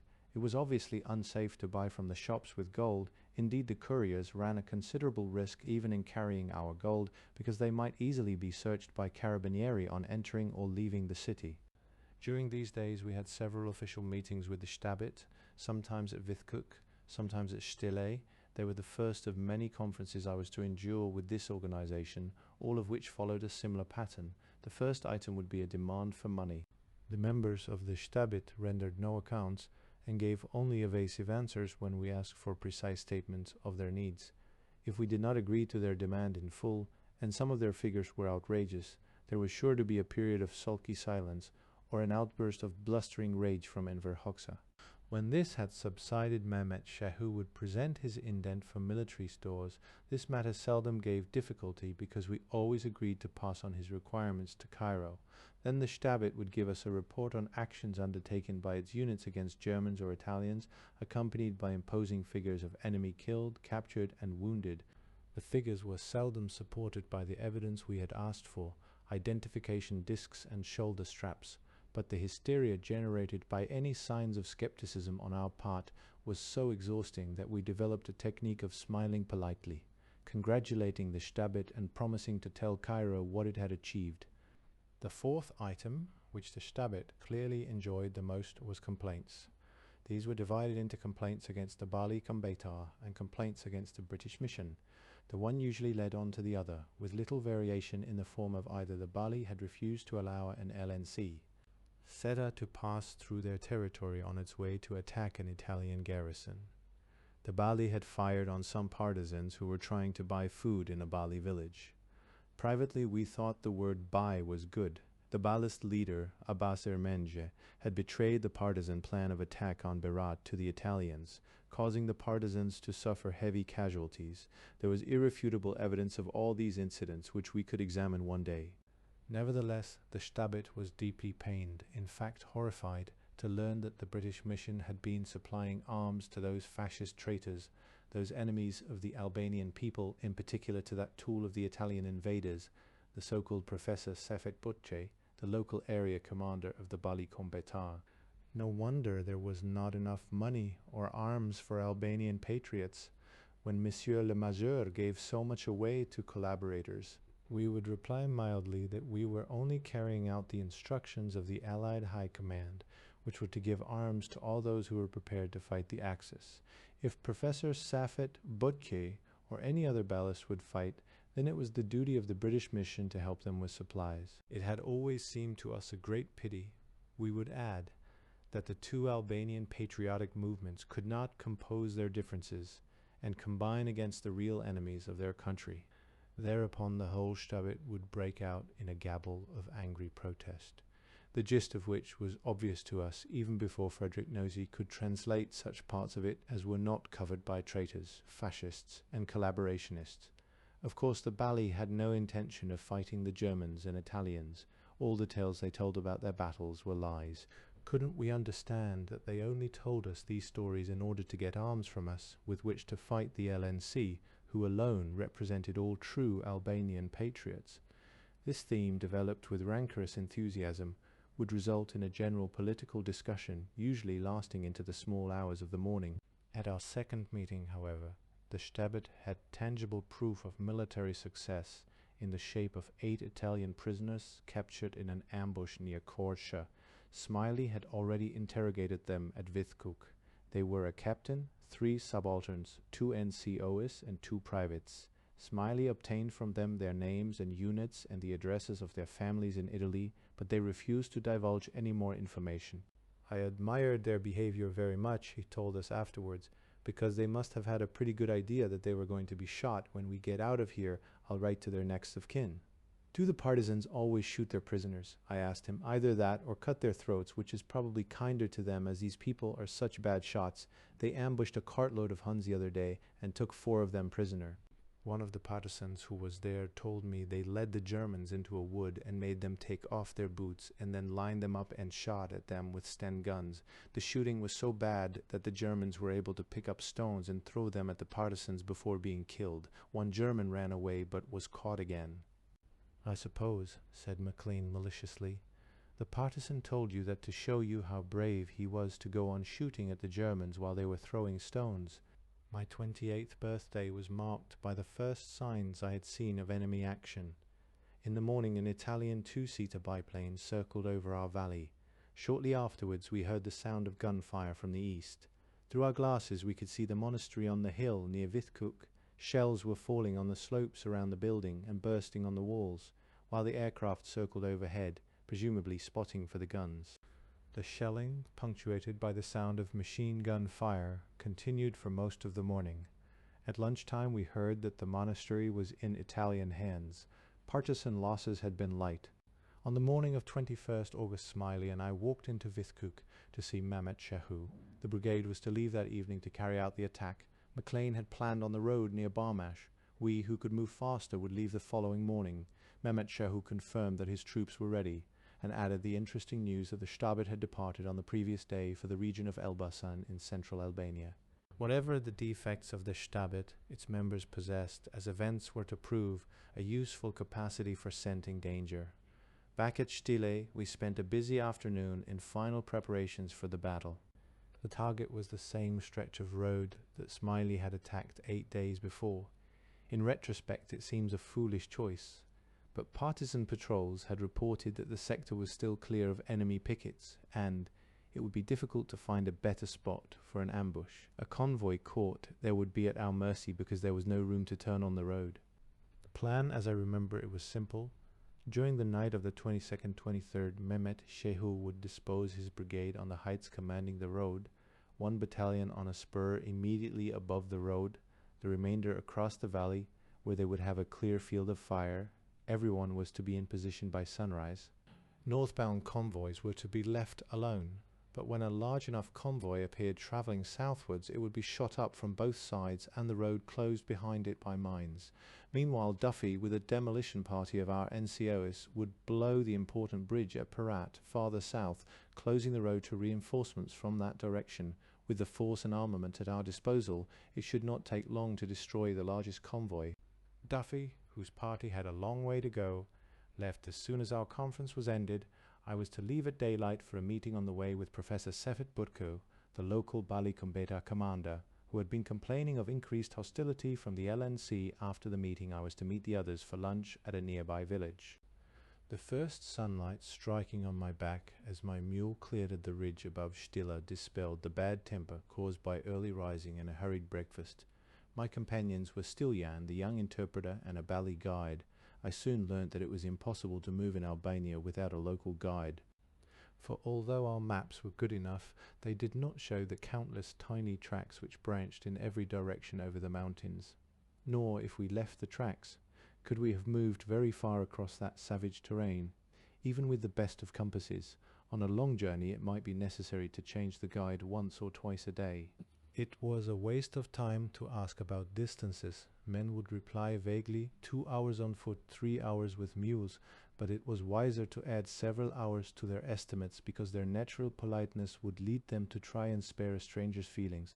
After a couple of hours' ride across desolate, scrub-covered hills, our way led down through a forest carpeted with pine needles into a green valley where we halted to rest our animals and drink from a clear, cool stream.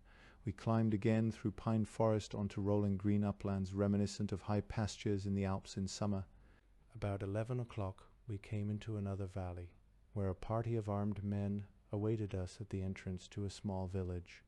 As I dismounted, their leader, a tubby old man with a stubbly chin, weak, watery eyes, and a worried, nervous manner, came forward and greeted me in French, introducing himself as Professor Sefet Butch.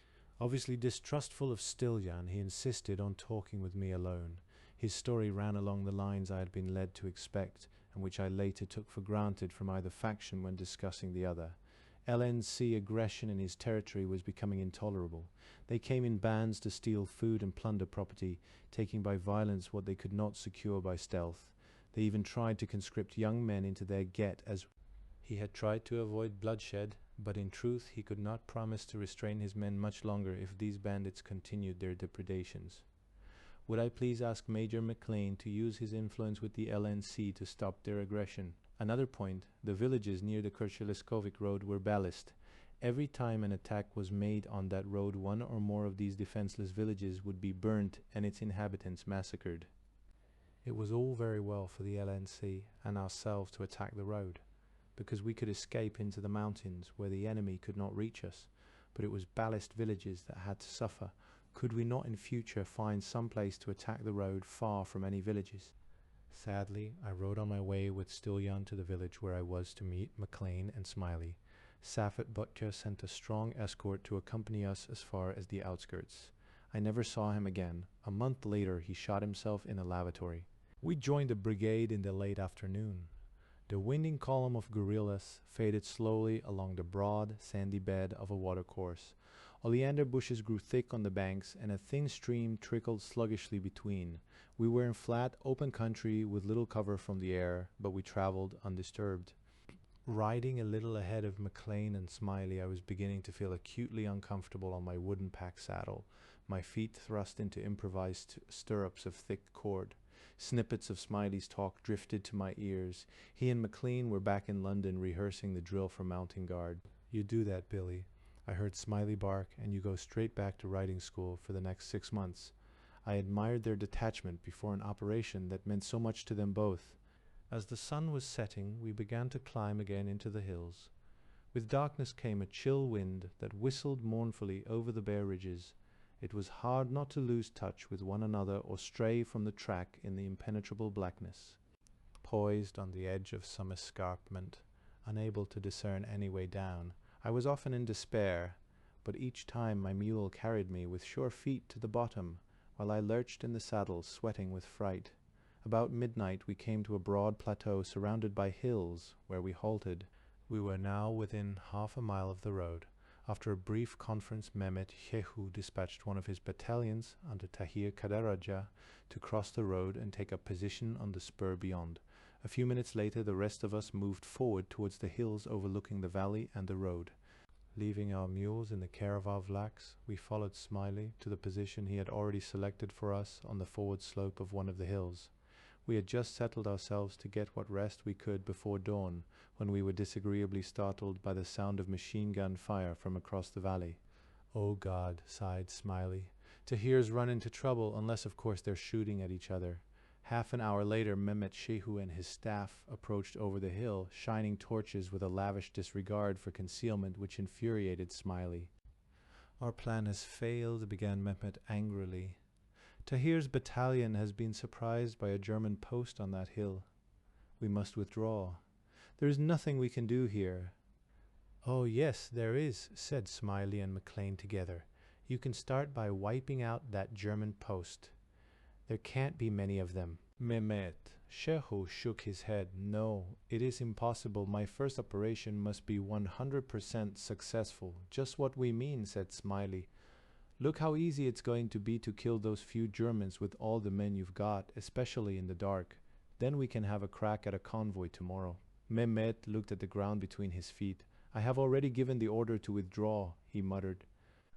We returned to the plateau, where we lay on the ground, wrapped in our blankets and sleeping bags. But none of us slept. Mehmet found himself confronted next morning by 3 furious and disgusted officers. He brought his entire staff with him, feeling, I suppose, the need of moral support. Our reconnaissance had already shown us that the German post consisted of a platoon party of from 18 to 20 men with a light machine gun. With such odds in his favor, we could hardly believe that Mehmet would refuse to fight. We urged him to overrun the post that night and carry on with the operation as planned on the following morning. Mehmet remained unmoved by all our arguments. It was useless. He sullenly maintained to blind ourselves to the fact that the operation had failed. He argued that, although a withdrawal would be a blow to the morale of his men, the heavy losses which would result from carrying out our plan would be a bigger blow. At the end of a morning's argument, McLean gave up. "So 800 of your patriotic Albanians, with all the armament and all the training we have given them, are to be frightened away by 20 Germans," he exclaimed. Without a word, Mehmet turned and walked away, followed by his staff and some plainly audible comments from Smiley. In the early afternoon, I spent 2 hours watching the road through my binoculars.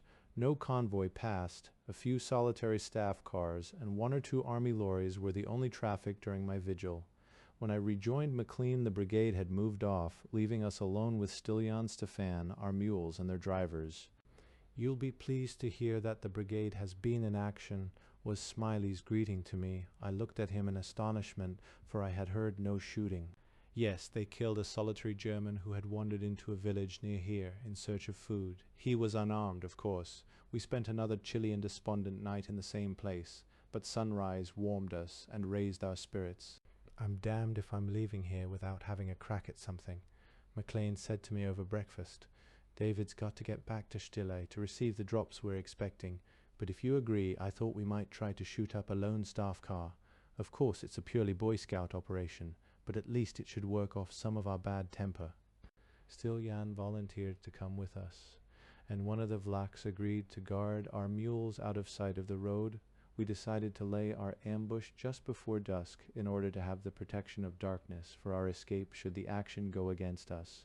In the early evening we made our way slowly towards the road, while the dying sunlight dappled the hills in a splendid contrast of ochre and indigo. We chose a spot a mile north and out of sight of the German position. Here the hills reached almost to the road, and fern and bushes gave plenty of cover without obstructing our view in either direction.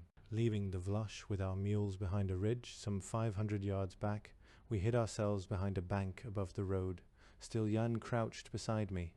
McLean stood 10 yards to our right, watching and listening.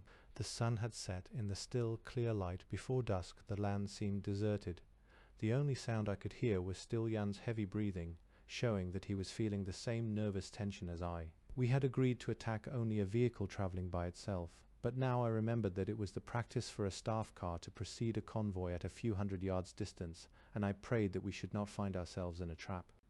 Besides our pistols and submachine guns, each of us carried 2 phosphorus smoke grenades to cover our retreat in an emergency. But I had little faith in their protection if we should run into serious trouble. Faintly from the south came the sound of a car. We heard it a long way off, the noise of its engine rising and falling on the twisting mountain road. I saw McLean staring through his field glasses, then he stiffened. It's a German staff car, all alone. Don't fire till I give the word. The car turned the last bend and came into full view, a grey saloon approaching at about 25 miles an hour, a perfect target. As I heard Stillion cock his Schmeiser, I pressed forward the safety catch of my Welgun. Then McLean stood up, his Schmeiser at his shoulder. "All right, let him have it," he ordered quietly. We opened fire simultaneously. Within a few seconds, the windscreen and side windows were shattered, the body scoured with the marks of our bullets. The car continued on its way for about 20 yards, then slewed in a cloud of dust and came to a halt at the side of the road. The driver sat slumped over the wheel. 2 men lay huddled motionless in the back, but from the front seat a figure leapt out and, crouching behind the car, returned our fire with his pistol. Changing their magazines, McLean and Stillion continued firing, but at this moment my Welgun jammed. Savagely I cursed George, the armorer, to whom I had given it for adjustment 3 days before, and who, it now appeared, had damaged the mechanism. Throwing it aside, I drew my .45 and began to fire carefully aimed shots at the place where I imagined the German to be. Suddenly I heard McLean shout, "Give me covering fire, boys. I'm going down. For Christ's sake, stay where you are." I shouted back, but I was too late. Throwing one of the smoke grenades, which landed well short of the car, McLean scrambled down the slope. Stillion, urged by me, redoubled his rate of fire. Unfortunately, the thick cloud of phosphorus smoke effectively hid the car from our view. Although it did not seem to hide McLean from the German, we could hear the crack of his pistol and see spurts of earth fly from the bullets round McLean's feet.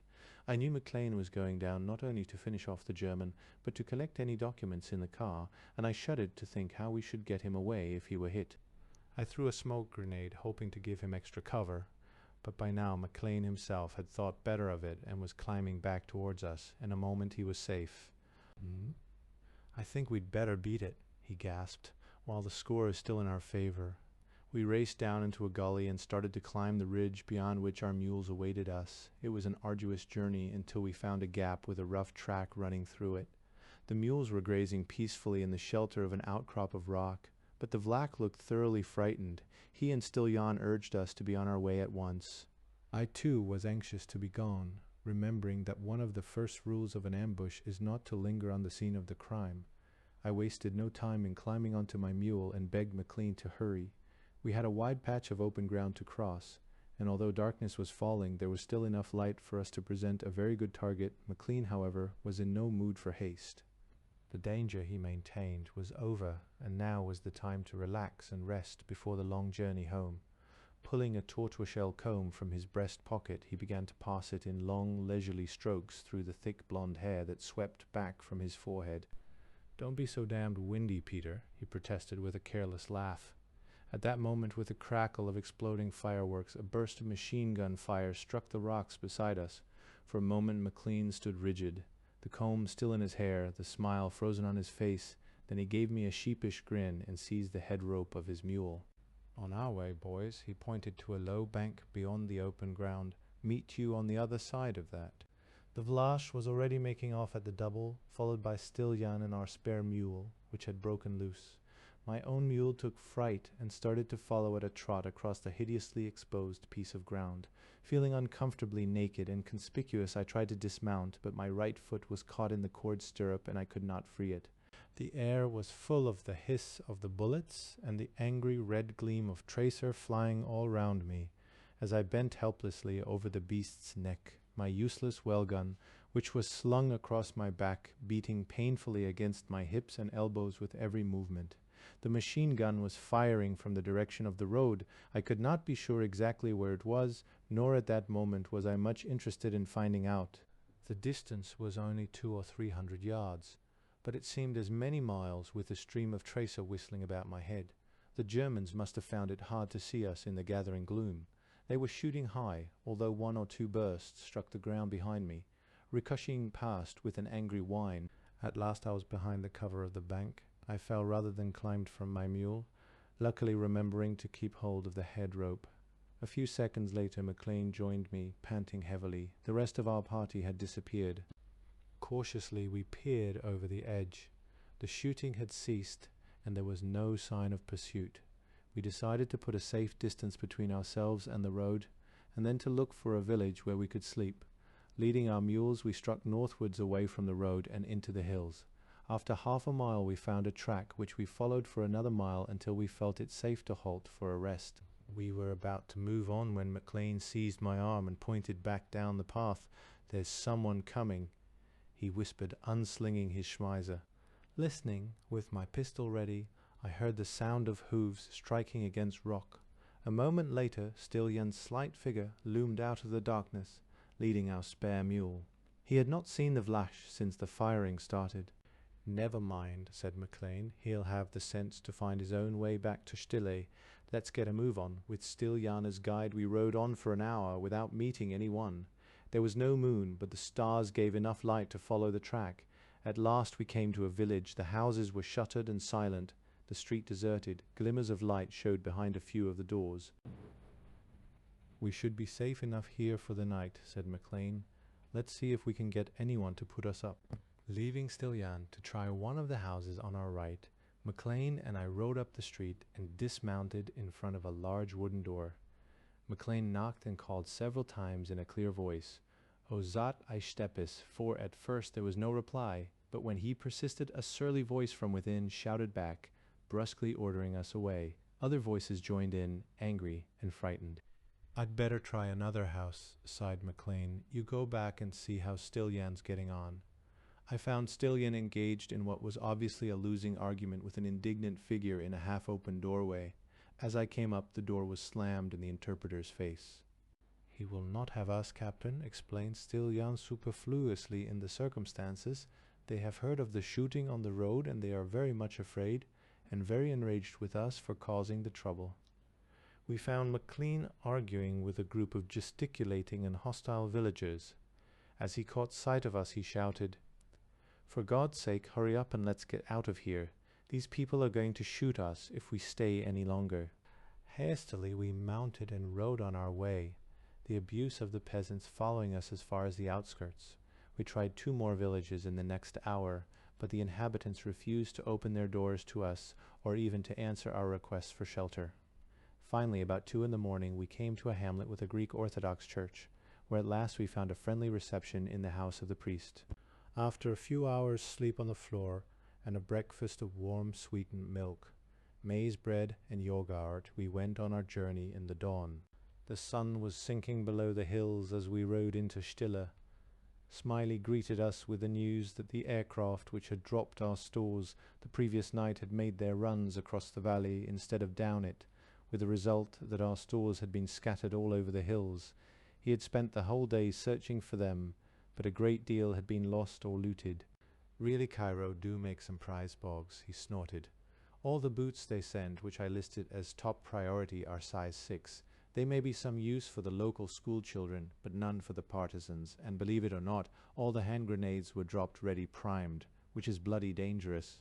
Duffy had returned from Perat, where he had found the bridge too heavily guarded to attempt a demolition. We worked late, drafting signals to Cairo and checking stores. Then, utterly exhausted, we crawled to bed, promising ourselves a long lie-in. At 7:30 next morning, I was awakened by 2 most unwelcome sounds: an aeroplane circling low above the house and the explosion of a shell outside. Smiley, already fully dressed, put his head into the dining room where I was lying on my mattress. He gave me a friendly grin.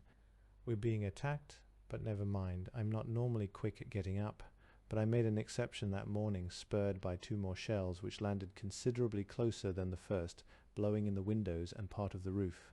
As I threw on my clothes, I reflected savagely that it was exactly a week since my birthday and my first sight of that aeroplane. With the help of their observation post in the monastery and the spotting aircraft overhead, the Italians would not take long to reduce the mosque to rubble.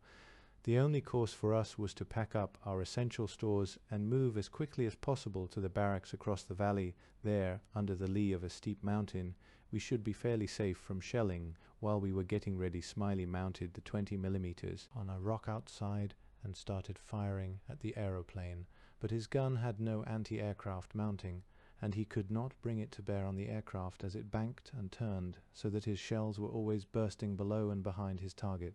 "Pack it in, David, and let's get weaving," cried McLean after another salvo had straddled the mosque. "There's no future in staying on here." We moved off in pairs, making use of what cover the ground afforded. We had a few seconds' warning of each salvo, for we could hear the faint thuds as the guns opened fire. We reckoned them to be a battery of 15.5C men, howitzers placed about 5 miles away on the road beyond Vithkuk. Reaching the barracks without loss, we sent a messenger to Vithkuk to find out from Mepet whether he expected an attack in force. During the previous month, Smiley had prepared a hideout for our stores among the pine woods in the hills, a mile or two north of Stille. The mule lines were alongside the barracks, and so we should be able to move our stores fairly quickly. For the moment, there was no hurry. From the security of the barracks, we watched the shells bursting among the houses of Stille and felt ashamed that the unhappy villagers should have to suffer for the hospitality which they had had no choice but to give us. I began to understand the feelings of the peasants who had chased us away from their doors 2 nights before. Little groups of men, women, and children were streaming out of the village, some struggling up the steep hillsides, others plodding down the track that led past the barracks to the west, all carrying pathetic little bundles of food and clothing. If I had been entranced before I came to Albania by the romance and glamour of guerrilla warfare, this was a sobering reminder of its squalor and injustice. A small group left the track and came towards us, bearing the frail figure of an old man which they laid under the tree beside us. One of his legs was shattered at the knee.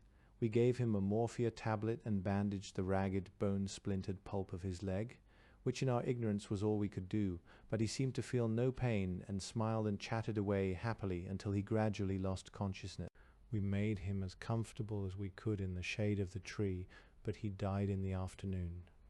The next casualty was a boy of 15 with shell splinters in his stomach. We put him beside the old man, where he lay groaning and crying for water. Smiley told us not to give him any, but when we saw that there was no hope of saving him, we gave him a drink. He died in a few minutes. At the height of the shelling, an old man in military uniform came riding slowly down the track from the west, accompanied by a girl on foot. When he saw us, he hesitated, then turned his horse towards us. At that moment, a shell landed about 5 yards from him, covering him and the girl in a cloud of smoke and dust.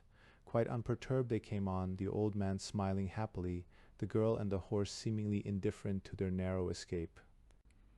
When he was a few paces from us, the old man dismounted, threw his reins to the girl, and came rigidly to attention in a smart salute. McLean explained to me that he was Colonel Osman Gazepi, a rich bey from Leskovic and a strong supporter of the LNC. "He's quite dotty," added McLean, "and has no influence in the area, but he's a nice old thing. The girl's his daughter, she's barmy too." The girl, who was about 25, was fair-haired, short and broad. She wore a green forage cap embroidered with the red star, a short jacket, a brown kilted skirt, and woolen stockings below the knee. She carried a rifle and bandolier. The object of their visit was to tell us that the colonel had decided to place the produce of his Leskovic farm and estate at our disposal. It seemed unlikely to benefit us much, because the farm was burnt and the estate deserted, but we thanked him warmly and watched him ride away, still smiling happily. Soon after midday the bombardment ceased. The aeroplane flew off towards Korcha, and we supposed that the Italians had knocked off for lunch.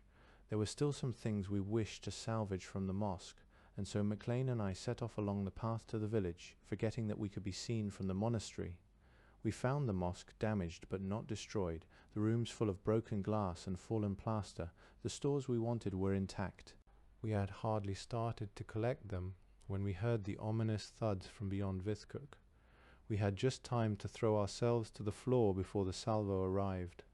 2 of the shells went wide, the other 2 landed on either side of the house a yard or 2 away. Dazed by the explosions and covered in debris and plaster, we scrambled to our feet and ran from the mosque into the fields below. Deciding to leave further salvage operations until after dark, We made our way cautiously back to the barracks for lunch. The bombardment continued intermittently throughout the afternoon. In the evening, the biplane returned in company with a light bomber. For about an hour they bombed and strafed the villages on the other side of the mountains to the northwest. Although they circled our valley between their bombing runs, often flying directly over the barracks, they left us alone. This was just as well, because in one of our rooms we had nearly 100 canisters of explosives, besides ammunition, mortar bombs, and hand grenades. Undeterred by this frightening prospect, Sergeants Jones and Jenkins mounted a Bren gun outside and loosed off a stream of tracer at them every time they approached.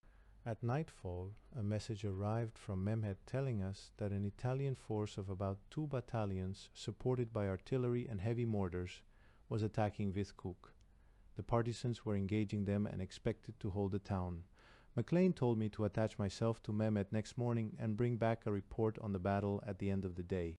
The morning was bright, with promise of great heat. As guide and interpreter I took Stefan, the fierce-looking Albanian who had rescued me after my drop. There was no splendor about him now. His mustaches seemed to droop lower with every step we took towards the sound of battle. When I struck the cart track leading to Vithkuk, I realized that the fighting was much nearer than we had supposed. From a hill beyond the gorge on my left came the sound of heavy machine gun fire.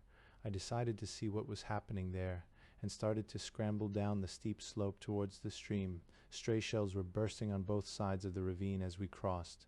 Stefan's melancholy deepened. From time to time he stopped to glance longingly back the way we had. "Faut nous éloigner d'ici, monsieur le capitaine," he whispered. "C'est très dangereux." Spurred by my own anxiety, I bullied him with threats and taunts into following me. Near the top of the slope we came upon a group of partisans who told us they were part of Tahir Kadaraja's battalion. We should find Tahir and the rest of the battalion somewhere on the top. McLean had nicknamed Tahir T for pig, which was a fair comment on his looks. I found him nervous and unhappy, but he greeted me civilly enough. His battalion, he explained, was holding the left flank of the partisan defense. The center and right rested on the hills beyond the ravine I had just crossed. The brigade had engaged the Italians outside Vithkuk last night, but had withdrawn to this line of hills before daylight. He added that his battalion had just beaten off an attack against their position. That must have been the firing I had heard from the road, but he was not sanguine about his chances of holding on for long. For you see, monsieur le capitaine, there are many of the enemy, and they are powerful in artillery and mortars. I pointed out to Tahir that he held a very strong position with plenty of natural cover and a superb field of fire, but he was doubtful whether his troops would stand up to very much shelling. My immediate object now was to find Mehmet. Tahir had no idea where he was to be found, but supposed he must be with one of the battalions on the other side of the valley. He seemed anxious to be rid of me and sent a runner with us to help us find our way. There was a lull in the fighting as we crossed the ravine and climbed the hills above the road. By steep and devious paths we came, after 2 hours, to the battalion headquarters of Ixchelo Staroveka, who was holding the left centre of the brigade. Ixchelo was manifestly and unashamedly frightened. As a deserter, he could expect no mercy from the Italians. He did not know where Mehmet was, nor could he spare a man to help me find him. Fortunately, Mehmet chose that moment to pay us a visit. He seemed worried and preoccupied, but readily answered my questions about the progress of the battle. He claimed to have inflicted heavy casualties on the Italians the previous evening in what he called a highly successful mortar action. He had abandoned Vithkuk under cover of darkness for fear of being surrounded and trapped in the town. He had launched a counterattack early in the morning with 2 battalions to cut off the enemy in a pincer movement, but he concluded sorrowfully, "I was obliged to call off the attack when one of the battalions ran into very heavy enemy fire and was forced to withdraw with the loss of," he hesitated, "of 2 killed and 3 wounded." Suddenly the fighting flared up again, spreading all along the line of hills. Shells crashed into the mountainside all round us or burst overhead in the branches in a whir of flying splinters. 2 biplanes swooped to rake us from treetop height, their bullets spattering the pine trunks and ricocheting viciously among the rocks. Throughout the afternoon the Italians shelled the ridge, while the aircraft circled overhead, machine gunning the hilltops and upper slopes. Under cover of this barrage, their infantry began slowly but steadily to advance. Although the bombardment was uncomfortable enough, it would not have sufficed to break a determined opposition. In addition to the guns which had shelled us at Stille, the Italians were using one battery of light mountain artillery for the whole operation, not a very heavy concentration against such formidable natural obstacles defended by so strong a force. Moreover, the hills were thickly wooded, and even our forward positions were well concealed by scrub and undergrowth. While therefore the artillery and even the aircraft were to a large extent firing blind, the Italian infantry had to advance across open country which was swept, or should have been swept, by partisan fire. But although Mehmet himself showed an example of coolness and courage, his troops and their officers failed to respond. They were utterly demoralized by the shelling and by the continuous strafing from the air. Ekshilal in particular cut a ludicrous figure of impotence and fear. He stamped, gesticulated, and shouted, but I could not persuade him to accompany me to his own forward positions, so that I began to wonder if he even knew where they were. Stephen kept up his miserable refrain of "Faut nous éloigner d'ici" until I swore to ask McLean to dismiss him unless he shut up. By evening it was clear that the partisans were going to fall back. The Italians were pressing close and had brought their 81mm mortars into action, weapons far more terrifying and deadly than the artillery. I returned with the bad news to McLean. Back at the barracks I found that McLean had had a far more alarming experience than any of mine. Together with Frederick Nosey, he had gone to reconnoitre Vithkuk, and had arrived there just at the time when the Italians were setting fire to the town. The two of them had blundered into a party of the enemy in one of the streets. They had almost been cut off, but had managed to get away under fire. McLean told me that Nosey had shown great resource and courage on this occasion. There was little doubt that the Italians would reach Stille sometime the following morning. McLean therefore ordered the mules to be loaded with all the stores they could carry, and told Smiley and me to take them up into the woods after dark, where we were to spend the night guarding them. Duffy and Jenkins would leave the barracks before dawn to blow the road between Vithkuk and Stille, where it had been prepared for demolition. McLean himself would go tonight to see Memoir. We would meet again at the barracks at 8 o'clock next morning, unless the Italians were already there, in which case our rendezvous would be the village of Panarit, 5 miles southwest of Stille, on the other side of the mountains. We had to leave behind nearly 60 canisters of explosives. Under Smiley's direction, these were cunningly concealed among some bushes 200 yards from the barracks, and skillfully covered with green camouflage parachutes. Smiley was able to recover them 4 days later. After a hurried meal, Smiley and I moved off with Sergeant Gregson Alcott, Corporal Roberts, Stiljan, Stefan, a few camp followers, about 30 mules, and half that number of black drivers. It took us 2 hours to find our way in the darkness, stumbling up a narrow track into the hills and feeling our way through the thick gloom of the woods. At last we had the mules unsaddled and the canisters stowed ready for immediate reloading. Spreading my sleeping bag on the most level patch of ground I could find on the hillside, I tried to snatch a little sleep. Soon after 7, Smiley and I started back for Stille, leaving Gregson Alcott and Roberts to guard our stores. The woods smelt delicious in the early morning air, but we had little heart to enjoy scent or scenery.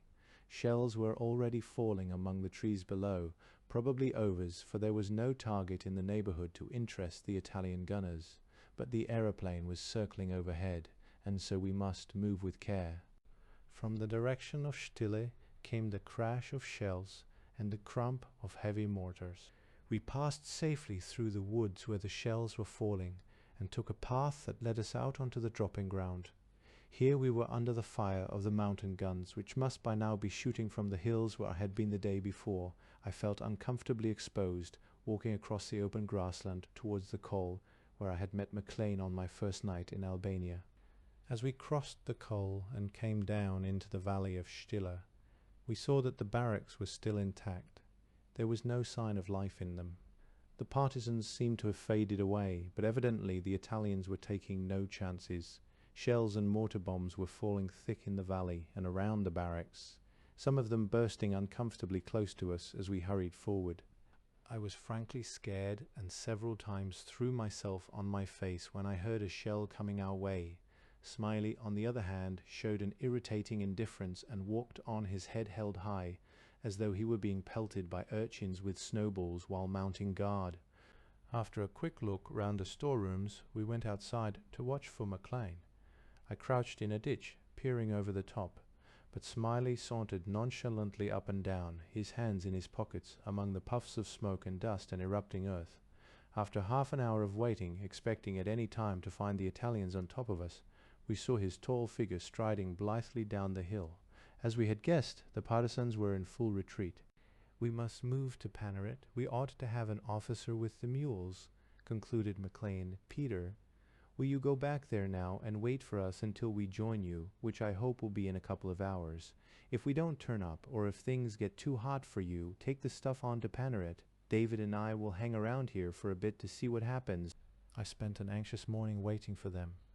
A few shells dropped around us, none of them within 200 yards, but near enough to alarm the muleteers and to terrify Stefan and Stiljan, who sat one on each side of me, begging me to move away from such a dangerous place. At the end of 3 hours I gave orders to load the mules and be ready to move at a moment's notice. I was worried that the Italians might cut us off or surprise us, for their patrols were reported to be very near. I had posted Albanian guards, but had little confidence that they would give us warning. Another half-hour passed without a sign of McLean or Smiley. I was wondering how much longer I could risk waiting and endangering our stores, when my mind was made up for me. Stiljan came to me with a message from the leader of the Vlachs, saying that unless I agreed to leave now, they would desert us. I wondered if Stiljan had anything to do with the ultimatum, for he knew that I could not afford to let the Vlachs go. Then I reflected that if we were caught by the Italians, the English might be made prisoners, but the Vlachs and Albanians would almost certainly be shot. I gave the order to leave. We climbed through the woods for an hour. Then the track led onto a bare and rocky ridge, with a superb view to north and east over wild, craggy mountain tops and thick, dark forest. We should now be safe from pursuit, and so I ordered a halt, for the ascent had been arduous. We were preparing to go on when we were joined by Duffy and Jenkins, both of them wearing the exhausted but happy look of men who have survived great peril. They had reached their objective that morning, quite unaware that the Italians were in occupation of the heights overlooking the road on both sides. The Italians let them get well under way with their preparations before opening up on them from 2 directions with machine guns, light machine guns, rifles, and even mortars. It is a mystery how they managed to reach cover unwounded, but Jenkins had a bullet through the pay book, which he kept in his breast pocket. We reached Panaret the following afternoon, where we found McLean and Smiley, very despondent over the failure of the brigade to put up a fight after all the training and armament it had received. I tried to comfort them by pointing out that a month's training was hardly enough to turn a rabble of peasants and artisans into disciplined soldiers who could be expected to stand up to shelling, that by trying to fight brigade actions, the partisans were only sacrificing their natural advantages of mobility and knowledge of the country in order to meet the enemy on his own ground, where his superior training and armament were bound to tell. Finally, that they would do better for the moment to confine themselves to small, carefully planned bullying actions, dispersing whenever the enemy concentrated against them. There was, of course, one point that was not yet apparent to me. Enver Hoxha and Mehmet Shehu were not building up their military formations in order to fight Germans or Italians, but in order to gain control of Albania for themselves by force. They were not going to risk serious losses in operations which to them were only of secondary importance. I suppose it was Stefan who had the last word on those 3 days of battle. As we jolted down the valley that led to Panaret, his spirits rose to their normal exuberance. "Monsieur le Capitaine," he affirmed, nodding his head in wise appreciation. "Now we know that the Italians are no use, but for their artillery they would never have taken Stille. Their soldiers have no stomach for fighting. In spite of the setback of the last week, we could at least be thankful that we had escaped with our lives and most of our stores. Much of our personal property had been looted, but if the looters were the inhabitants of Stille, we were in no position to blame them. They had suffered far worse than we. Those of them who had taken to the hills returned to find their houses in ashes. Those who stayed behind were shot by the Italians." This dilemma was our constant companion in our efforts to promote resistance. If we were to do our job properly, we were bound to put innocent people in jeopardy. They had to stay and face reprisals while we found safety in flight. In the service of our country, we simply had to harden our hearts. Whether the leaders of the LNC were as squeamish, I do not know. In any case, our qualms were no protection to the victims. Our usefulness in this area was over. Both the LNC Central Council and the 1st Partisan Brigade had moved north. The Bali Kombëtar were becoming increasingly hostile. It was time for us to split up. On 31st, August Smiley, with Sergeants Bell and Jenkins, set out northeast for the Mokra area near Lake Ohrid to establish a new headquarters for Consensus. Duffy and my paramilitary expert, Gregson Alcott, left for a reconnaissance in the south. McLean decided to reconnoitre the Greek frontier east of Korçë before rejoining Smiley. Cairo had not yet replied to my request to go to Kosovo. In the meantime, McLean suggested that I should move northwest into the Berat area to take on the duties of political liaison officer with the LNC Central Council, at the same time keeping in touch with Abbas Omenji, the Bali Kombëtar leader in that region. On 6th September, I set out with Corporal Roberts, Stiljan, an Albanian servant, 3 vlaks, and 10 mules. I was riding a small but sturdy horse which I had bought in Panarit. The vlaks proved excellent servants, efficient, tireless, and cheerful. Dimitri, their leader, a tall, gaunt figure with a sardonic cast of expression who wore a splendid shepherd's cloak of grey wool, was a genius at loading his animals so that each could carry the maximum load with the least discomfort. This was important because the mules were heavily laden with stores, including a wireless set, clothing, blankets for the approaching winter, food, and 2 canisters of gold. The wireless set presented the greatest problem in loading. It was about the size of an ordinary suitcase and ran off batteries, which had to be charged regularly from a heavy and awkward petrol generator. The set, batteries, and engine required 2 mules to transport them. Roberts and I each wore a canvas money belt under our battle dress filled with gold. McLean gave me a word of warning. "Take care, you don't let any of the locals see you carrying that money. They're quite likely to bump you off to get it. I can imagine they'd try and steal it, but surely they wouldn't go so far as murder. Wouldn't they?" 2 months ago, David gave 200 sovereigns to a partisan commissar, Ramiz Aranitas, to organize a sita in this area. David's bodyguard, a man called Ali, saw him do it. He followed Ramiz for a mile, then shot him in the back, pinched the sovereigns, and disappeared. My God, one of our Italian camp fellows at Still was shot in the back by a partisan just for a pair of boots David had given him. You must never walk around this country on your own. That's why, after you've stayed in a house, your host always sends you on your way with an escort.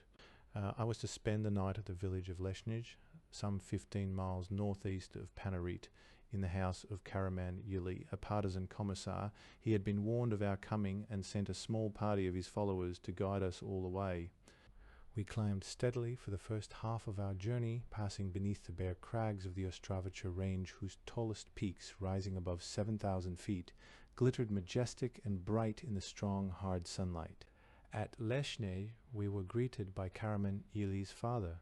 He was a man of fine physique, over 6 foot tall, with a fierce white moustache, but his features were predatory, his eyes narrow and shifty. He and his 2 brothers were rich landowners, whose attachment to the partisan cause sprang partly from Karaman's influence, partly from the hope of saving their property from confiscation by the LNC.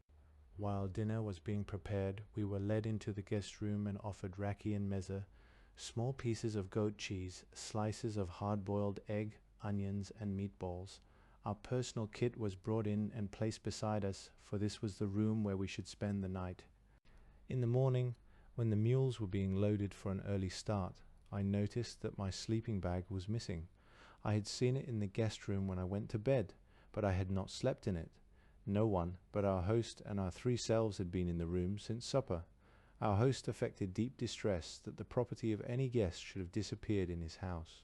I could not conceal my dismay at losing, on the threshold of a winter in the mountains, a sleeping bag at once warm and so light and compact that it could easily be carried in a small haversack. Much later, when I told McLean, he laughed. Not one of us has stayed in that house without losing something of value. We rode northwards until midday over rough and broken tracks under the enormous grim bulk of the Zalashnia Mountains. Then we climbed slowly over a spur of the Tamori range by a steep path that brought us down to a village nestling in the shadow of Mount Tamori itself, the highest mountain of southern Albania. Tamori was an ancient seat of pagan worship, before the days when the gods of the Greeks ruled the land. In classical times, pilgrims came there to consult an oracle as powerful as the oracle of Dodonian Zeus. Now a Bektashi monastery stood on the slopes. The Bektashi sect, which was influential in Albania, seems to have originated during Turkish times among the Janissaries and contains elements of different religions absorbed into the Islamic faith. In particular, its adherents are not forbidden the use of strong drink. The area between Tamori and Berat is called Scapari, a name whose harsh syllables suit well the savage stony country with its bleak mountains and narrow, precipitous valleys. Thick cloud laid the upper slopes of Mount Tamori, and a chill rain blew in our faces as we picked our way down the mountain towards the house of Muharrem Kaplane, a powerful bey who under Abbas Amenye commanded the ballast satyrs in this area. I had already sent word to him asking for a meeting. On the borders of his domain, an escort of retainers waited to take me to his house. A solid stone building with thick walls loopholed for defense. The home of the Kaplane family stood on a mountainside overlooking a deep valley, rich in grain fields and olive groves. We were shown into a cheerful guest room with white walls and high windows looking onto a courtyard. The floor was spread with thick, richly colored rugs. Round the walls ran a broad divan strewn with silk cushions. In accordance with custom, our arms were taken from us when we entered the house. This gesture signified that as long as we were under his roof, our host was responsible with his life for our safety. If anyone were to kill us, our host must start Hakmaja, a blood feud, with him, and would be dishonored in the eyes of all his neighbors until he avenged our death with that of the murderer. The Hakmaja existed throughout Albania, among both Tosks and Gegs. Whenever a man was murdered, his family were obliged to start a blood feud, not only with the murderer, but with all the murderer's family, one of whom must be killed to wipe out the stain. A man who left a blood feud unavenged was subject to perpetual dishonor and insult. It was not unusual for as many as 20 members of one family to be killed in the same vendetta in the course of 2 or 3 generations. Point 1. More than once, an Albanian has said to me, "I cannot go with you to that house. I have enemies." While a messenger ran down to the valley to tell our host of our arrival, Roberts, Stiljan and I sat in the guest room with the men of the house, sipping Turkish coffee. This was the time, Stiljan explained, when I must decide whether or not I meant to stay the night. If so, I should start to remove my boots. I had intended to press on after my talk with Kaplane, for I was in a hurry to catch up with Enver Hoxha. But night was closing in, and I had no wish to lose my way in that wild country, which would be only too easy in the dark, even with a guide. I began to undo my field boots, whereupon one of our companions took them off for me, while another went to give orders to prepare a meal. We were in for a long wait, Stiljan told me, for they would probably kill and roast a sheep in our honor. Meanwhile, we must sit and make conversation, however tired we felt, until the food was served. Muharrem Kaplane was a well-built man in early middle age, with a grave and courteous manner and a quiet air of confidence and authority. He welcomed us cordially, serving us with raki from his own estate and a rich assortment of mejé. I had asked to see him for 2 reasons: to hear his views on the situation in Scapari, where it was rumored that the LNC and the Bali Kombetar were on the verge of civil war, and to ask him to arrange a meeting with Abbas Ermania, who was reputed to be the ablest and most vigorous of the Baalist leaders. However, it turned out that Abbas Ermania had left the district to attend a conference that would keep him away for a week. I learned from Kaplane that rumor had not exaggerated the tension in Scapari. He expected to be fighting against the LNC within 2 or 3 days. The trouble had become acute after the failure of Abbas Ermenia's attack on the Italian garrison at Berat a few weeks previously. According to Kaplane, the LNC had promised their support but had treacherously withdrawn it in the middle of the battle, leaving the Bali out on a limb. At my insistence, he promised to use his authority to restrain his men. But he added ominously that a great deal would depend on the partisans too. My next meeting was with Mestan Eugenicu, the LNC area commander, who entertained me for lunch the following day in the mountain village of Nishovi. He was a picturesque old man with a huge white moustache and a breast covered with decorations of various countries, which he had apparently awarded to himself, for he had been a brigand until he joined the LNC. He welcomed me with a kiss on both cheeks, a painful experience because he had not shaved for some days. His account of the present situation confirmed Kaplanet's, although he placed the blame for it on the Bali, who, he said, had attacked prematurely and without giving warning to the LNC. He too promised to urge moderation on his forces, but he seemed to have little confidence in the result. Civil war would surely have broken out already but for the presence in the area of one Isa Tosca, a notorious Albanian Kisling whom Bali and LNC were combining to destroy. This man was a brigand who with Italian help had equipped a strong band of mercenaries and turned his own house into a fortress. Having for a long time terrorized the countryside with murder, robbery and rape, he had incurred the extreme hatred of all the people of Scapari. The Italians, having used him to subdue their enemies as they used others of his type, now abandoned him to the fury of his countrymen. He was surrounded in his house, and after a few days' fighting, taken prisoner. According to one of Meston's men who was present, he was blinded and his ears and nose cut off before being shot. This was one of the few occasions when I heard of Albanians using torture, until later on the communists employed it to punish or extract information from traitors.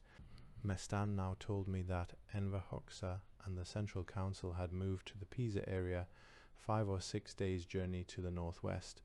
Because my first task was to make contact with them, I abandoned my plans to see Abbas Ermenier and contented myself with sending him a letter.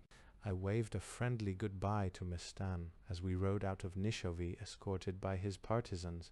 With his cheerful, easygoing manner, flamboyant uniform and obvious attachment to the old Albanian way of life, he seemed an incongruous figure to be holding such a responsible position in an organization controlled by ruthless fanatics who proclaimed their contempt for all tradition.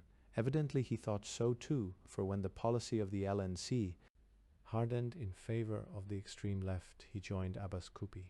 On the evening of 10th of September, we were approaching the village of Roshnik, 6 miles east of Berat, when we met a merry group of partisans. They gave us the news of the surrender of Italy. We embraced each other while Rocky circulated freely. Then it occurred to me that I ought to take some immediate and positive action.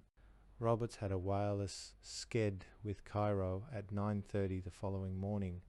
I decided to spend the night in Roshnik, hoping to receive instructions from Cairo. Meanwhile, I sent a courier into Berat to find out the situation and, if possible, make contact with the Italian commander. I also summoned the chief of the local partisan, Getseta, to meet me. No instructions came from me over the wireless.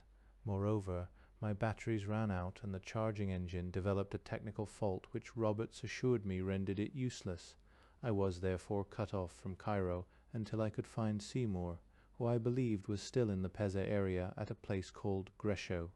When eventually I joined Seymour a week later, I received a message from Cairo ordering me to contact the Italian commanders in Berat and persuade them to implement the terms of the armistice. By then, of course, it was much too late. My courier returned early in the morning. It appeared that the partisans had entered Berat unopposed on 9th of September and had invited the Italians to give them arms and to join their ranks. While they were discussing the details, a German column swept into the town, causing the partisans to leave in haste. Now Berat was an important town with a large Italian garrison, and the Germans were not yet established there in strength. During the next 2 days, therefore, I tried to persuade the partisans to guide me into the town and put me in touch with their supporters. I hoped to see the Italian commander myself.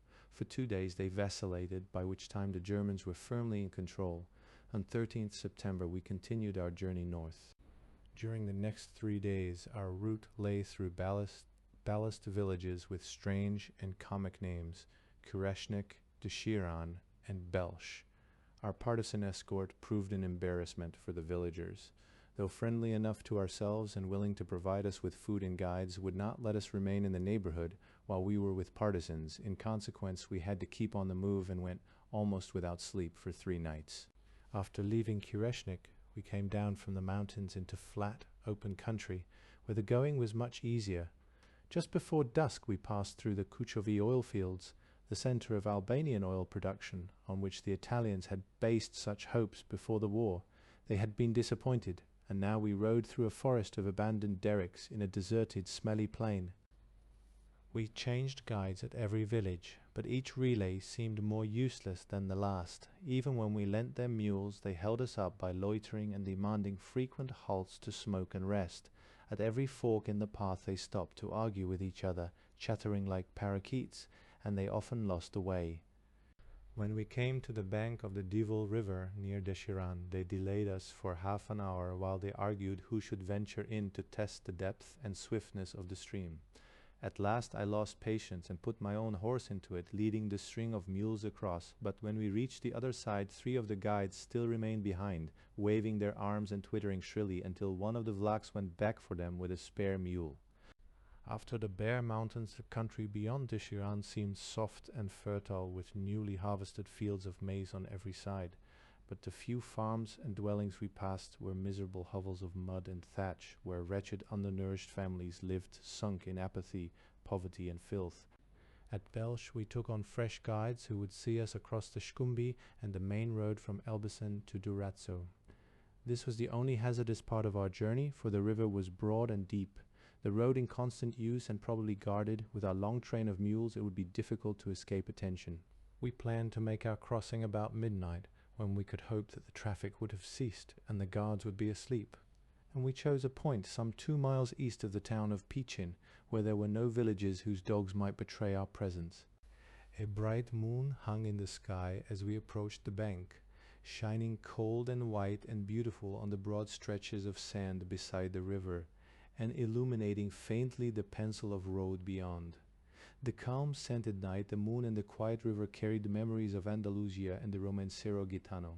But the scene that would have stirred Garcia Lorca brought only anxiety to me. If anyone were watching on the road, he could hardly fail to see us against the gleaming sand. I sent across a guide with 2 partisan scouts to keep a lookout for us on the other side. Then, dividing the mules into 3 groups, each with a Vlach, I ordered them to follow me at 5-minute intervals. When all were across, I went forward on foot with the guide to reconnoitre the road. On either hand it ran straight and deserted for as far as I could see. I decided to take the whole party across at once and send back the guide to bring them on. After a few anxious moments while the mules clattered across the tarmac road, we found ourselves on a track climbing gently through low, scrub-covered hills. We continued for an hour to put a safe distance between ourselves and the road. Then I ordered the mules to be unloaded in a small wood and settled down to sleep for the 3 remaining hours of darkness. At 10 o'clock next morning, 16th, we rode into Seymour's camp. This consisted of 2 or 3 tents pitched in a pine wood among the hills. We were greeted by Bombardier Hill and Sergeant Smith, Seymour's wireless operator and paramilitary specialist. Seymour, they told us, was at the village of Arbonay, some 5 or 6 miles southwest of Tirana and 6 hours' journey from where we were at Grisho. He was engaged in negotiations with General Dalmazzo, GOC 9th Army, an Italian commander-in-chief in Albania. There were signals awaiting me from Cairo, and others which I must give Roberts to send now that he could recharge his batteries. I decided to spend the night at Grisho and join Seymour next day. It was just as well that I made this decision, for a crisis was immediately thrust upon me. Dmitri, the leader of the Vlachs, announced that he and his men could stay with us no longer. With the approach of winter they must get back to their families, who would starve without them. Worse still, the mules belonged to the Vlachs, for the Italian attack on Stile had prevented my buying any for myself, and none had been obtainable in Panarit. Not all my entreaties, reinforced by lavish offers of gold, would persuade the Vlachs to stay. Courteously, even regretfully, Dmitri pointed out that his original contract with McLean had expired at the beginning of the month, and although they had carried on in order to see us through our journey, they could not remain longer, nor dared they sell us their mules, which were their livelihood and which they could not replace at this time of year. I had no choice but to let them go.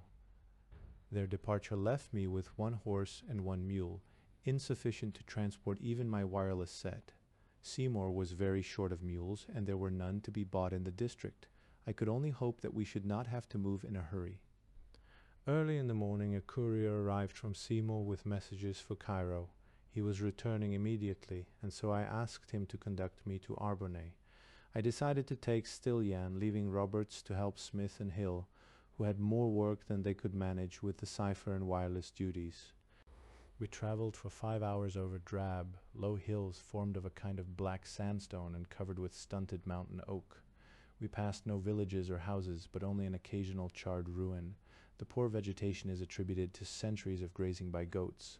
The depopulation was caused by an Italian punitive expedition the previous year against Mislimpesa, when nearly every house and village in these hills was burnt. At noon I reached Arbonne, where I was warmly greeted by Seymour in the house which he shared with Mislimpesa and Colonel Barbie Cinti, who until the surrender had been commandant of the Italian aerodrome at Chijac near Tirane. Seymour looked tired and very ill. His moustache flared as bravely as ever, but his face was white and sunken, his eyes deeply shadowed. He suggested that I stay with him, because there was plenty of work for me in Arbonne. In Verhoeksche and the Central Council were living in a farmhouse a few miles back in the hills, but they visited Arbonne daily. Arbonne was a small village on the southern edge of an open plain bounded on the north by a low wooded ridge which separated it from Tirana, and on the south by the Peza Hills. The plain was bisected by the river Arzen, which flowed from east to west between steep banks. From the river's edge to the Peza Hills the plain was dotted with partisans bivouacking with no attempt at shelter or camouflage. Their numbers grew every day with the arrival of fresh Italian deserters from units of the Ninth Army. Colonel Barbie Cinti was working conscientiously to weld the Italians into a composite fighting force, which was to be commanded by General Ozzi from the Firenze Division. Ozzi proved an unfortunate choice. He explained to Seymour and me that he had never been the same since he had experienced the British bombardment at Alamein. This was understandable, but scarcely excused his subsequent conduct. A few months after his appointment to command the Italian partisans in Albania, he absconded to the mountains, accompanied by his staff, with a considerable sum of money given him by the Allies to feed and equip his men. For about a fortnight after the surrender of Italy, there was one belief held in common by almost everybody in Albania, whether German or Italian, British or Albanian, LNC or Bali Kombëtar, that an Allied invasion of the Balkans was imminent. That this was not so naive a hope at the time as it seems in retrospect is clear from the pages of Chester Wilmot's Struggle for Europe. I have no doubt that had there been an invasion at that time, it would have been followed by a general rising in Albania, with the cooperation of most of the Italian army of occupation. We were therefore surprised that our headquarters in Cairo, usually so prodigal of advice and admonishment, failed to give us any directive at this critical moment. Seeing nothing of the larger picture, we abused our office savagely for their neglect. As soon as he heard the news of the surrender on the 9th September, Seymour hurried to Arbonne, where he sent a message to General Dalmazzo in Tirane, requesting his cooperation and asking for a meeting. Unfortunately, the message was not delivered until the next day, when the Germans were already in occupation of the capital. However, Dalmazzo sent a staff car to Arbonne, which took Seymour, wearing an Italian army greatcoat over his uniform, through the German control posts to army headquarters, where he had a long discussion with Dalmazzo's chief of intelligence. At the same time, in an adjoining room, Dalmazzo himself was in conference with senior German officers, arranging his own evacuation under German protection to Belgrade. Not until Dalmazzo had left Albania did Seymour learn the truth. This deplorable example was followed by other senior officers of the Ninth Army, including at least 2 divisional commanders. Abandoning their men, they thought only of saving themselves and their families. The junior officers and rank and file, deprived of the leadership they had a right to expect, became hopelessly demoralized. Overcome with terror, large numbers allowed themselves to be disarmed and led into captivity by a handful of Germans. Others dispersed to farms and houses in the hills, where they worked for the owners in return for their keep. The more virile among them joined the partisans, who, it must be said, treated them well. A few attached themselves to British missions as cooks, batmen, or grooms, rendering valuable service and often showing great loyalty and courage in the face of severe hardship and danger. The speed of the German reaction to the surrender surprised everyone in Albania. Within 48 hours, German troops had occupied every key point in the country. Although few, they were enough to dominate the people, disarm the Italians, and contain the partisans.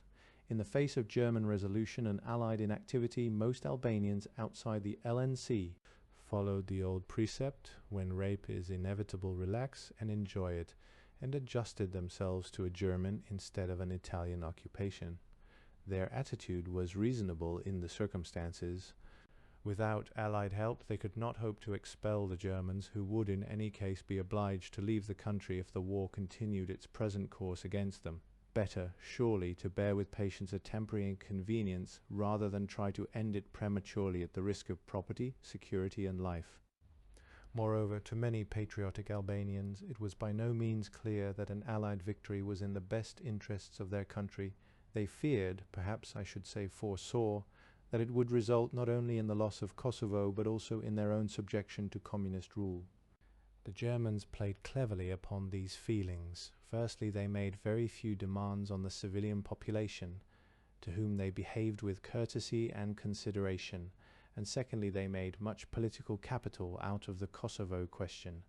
It is a measure of their success that when they set up a puppet government in Tirana, they were able to induce Albanians of high principles and distinction to serve in it. As time went on, it became more and more obvious that we could offer the Albanians little inducement to take up arms compared with the advantages they could enjoy by remaining passive. I must confess that we British liaison officers were slow to understand their point of view. As a nation, we have always tended to assume that those who do not wholeheartedly support us in our wars have some sinister motive for not wishing to see the world a better place. This attitude made us particularly unsympathetic towards the Bali Kombëtar, although the latter was a thoroughly patriotic organization. The Bali refrained from collaboration with the Germans against us. Indeed, they gave us much covert help, but they did sit on the fence, hoping to establish themselves so firmly in the administration of the country that the victorious Allies would naturally call upon them to form a government. Indeed, they were naively convinced that the British and Americans would be glad to entrust the government to them. In preference to the communist alternative of the LNC, the leaders of the LNC had good reasons for continuing the struggle, but their interests, of course, were not Albania's. During those days at Arbonne, large numbers of German aircraft flew directly over us, taking off from or landing at Tirana airfield. The plain in front of our house was alive with troops, several thousands of them, who must have been clearly visible from the air, and whose campfires at night could be seen for miles around. Although they were within easy range of German artillery and presented a perfect target for air attack, they made no attempt to dig so much as a slit trench for their protection, despite repeated warnings to Meislim Peza and their other commanders from Seymour and myself, nor could we persuade the Stabit to disperse them amid the cover of the neighboring hills. I was astonished that we were never awakened in the morning by anything more unpleasant than the singing of the partisans. After a few days, however, Meislim Peza became alarmed for our personal safety and insisted on moving us to a farmhouse which overlooked the plain from the shelter of the Peza Hills, one of the few that had survived the Italian Holocaust of the previous year. Meislim himself had a highly developed sense of personal security, acquired during 14 years as an outlaw. He never slept twice in the same place, nor, if he could avoid it, would he spend a night in a house, but would move into the hills each evening with an escort. He had recently been appointed Commander-in-Chief of all LNC forces in the field, excluding, of course, those of Abbas Kupi, of all the leaders of the LNC that I met in Albania. With the possible exception of Mustafa Gjinishi, Meislim was the most charming, the most helpful, and the most honest. A man of no intellectual ability or pretensions, he understood little of politics, a weakness which his more cunning colleagues exploited to their advantage. But he was a brilliant guerrilla fighter with outstanding qualities of leadership, loyalty, and courage. In his own country, his people revered him with a devotion almost amounting to worship. He was known among them as Baba, or Father, and whenever they mentioned his name, they would touch their foreheads in the Muslim sign of respect. Peza, where his word was absolute law, was the only region in Albania in which I ventured on journeys without an escort.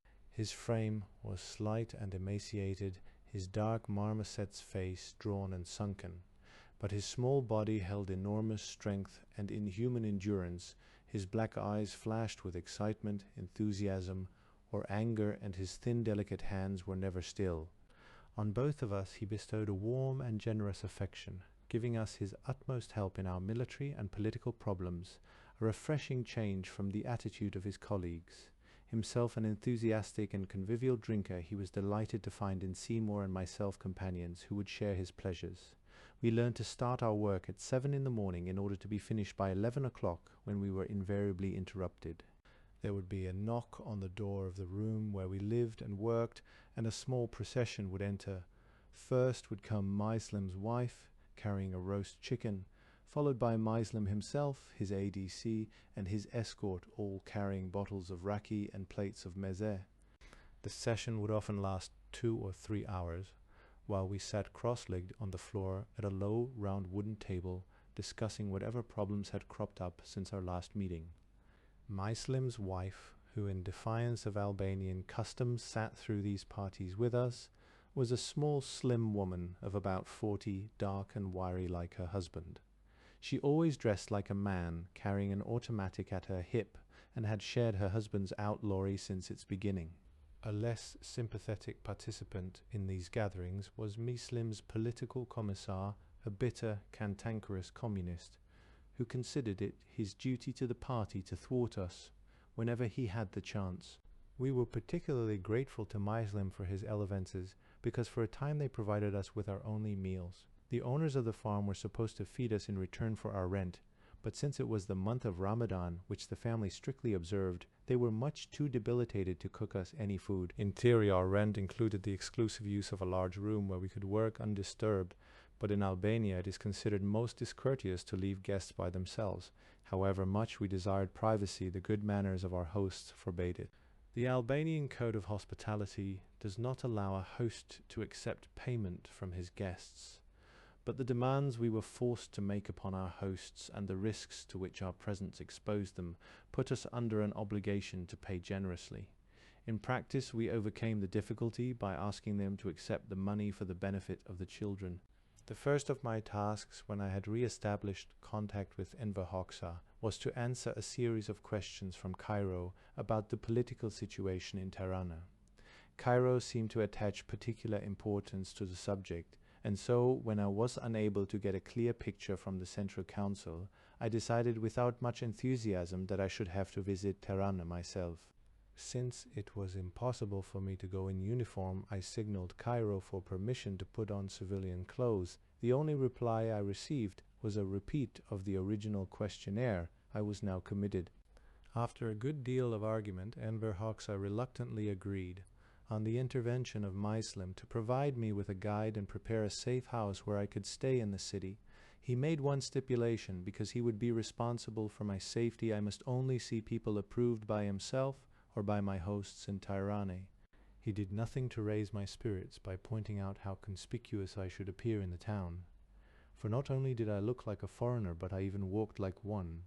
To the vast entertainment of Seymour, Muslim, and Stiljan, he insisted on giving me lessons in the Albanian walk. He was not impressed with my progress. On the eve of my departure, he turned up at our farmhouse with a certain Mehmet Hoxha, ex-prefect of Dibra, who was lending me a suit of clothes. This gentleman, of whom I was later to see a great deal, was short, broad, and stout, in fact of quite a different build from mine. Shortly before midday on 22nd of September, I set out with my guide, a young Albanian of 19 or 20 who spoke a little Italian. Mehmet Hoxha's old grey lounge suit hung loosely round my waist, leaving my wrists and ankles to protrude like the stumps of a scarecrow. On my feet were a pair of patent leather shoes at least 2 sizes too small for me. My head and my ears, too, were covered by a soft green felt hat. I had grown a sparse blonde moustache which drooped discontentedly at the corners of my lip. Seymour tried to console me as he said goodbye. "I can promise you one thing, old boy. You may not look much like an Albanian, but at least you won't be mistaken for a British officer." It was a day of blazing sunshine. The plain of Arbonay lay shimmering under the noonday heat. We plodded slowly and in silence across the fields, over the narrow bridge spanning the river, and up into the hills. I was surprised to meet no one on the way until I remembered that this was the time of day when sensible people rested. Perhaps that was why my guide had chosen it. After the first half hour, my patent leather shoes pinched and gold at every step, so that I had to call frequent halts to take them off. At first I was glad when we reached the hills and began to climb in the shade of the woods, but each time I stumbled on the steep and broken track, crying out with the pain that gripped my feet. I longed for the sun-baked but easy paths of the plain. Every moment I cursed more savagely the foolhardiness that had sent me on this journey. I reflected that I was involving myself and my friends in a great deal of trouble, and some hazard in pursuit of information of uncertain value. I preferred not to dwell on the consequences of capture. As a parachutist and saboteur, I knew that my chances of survival would be slender enough if I were taken in uniform.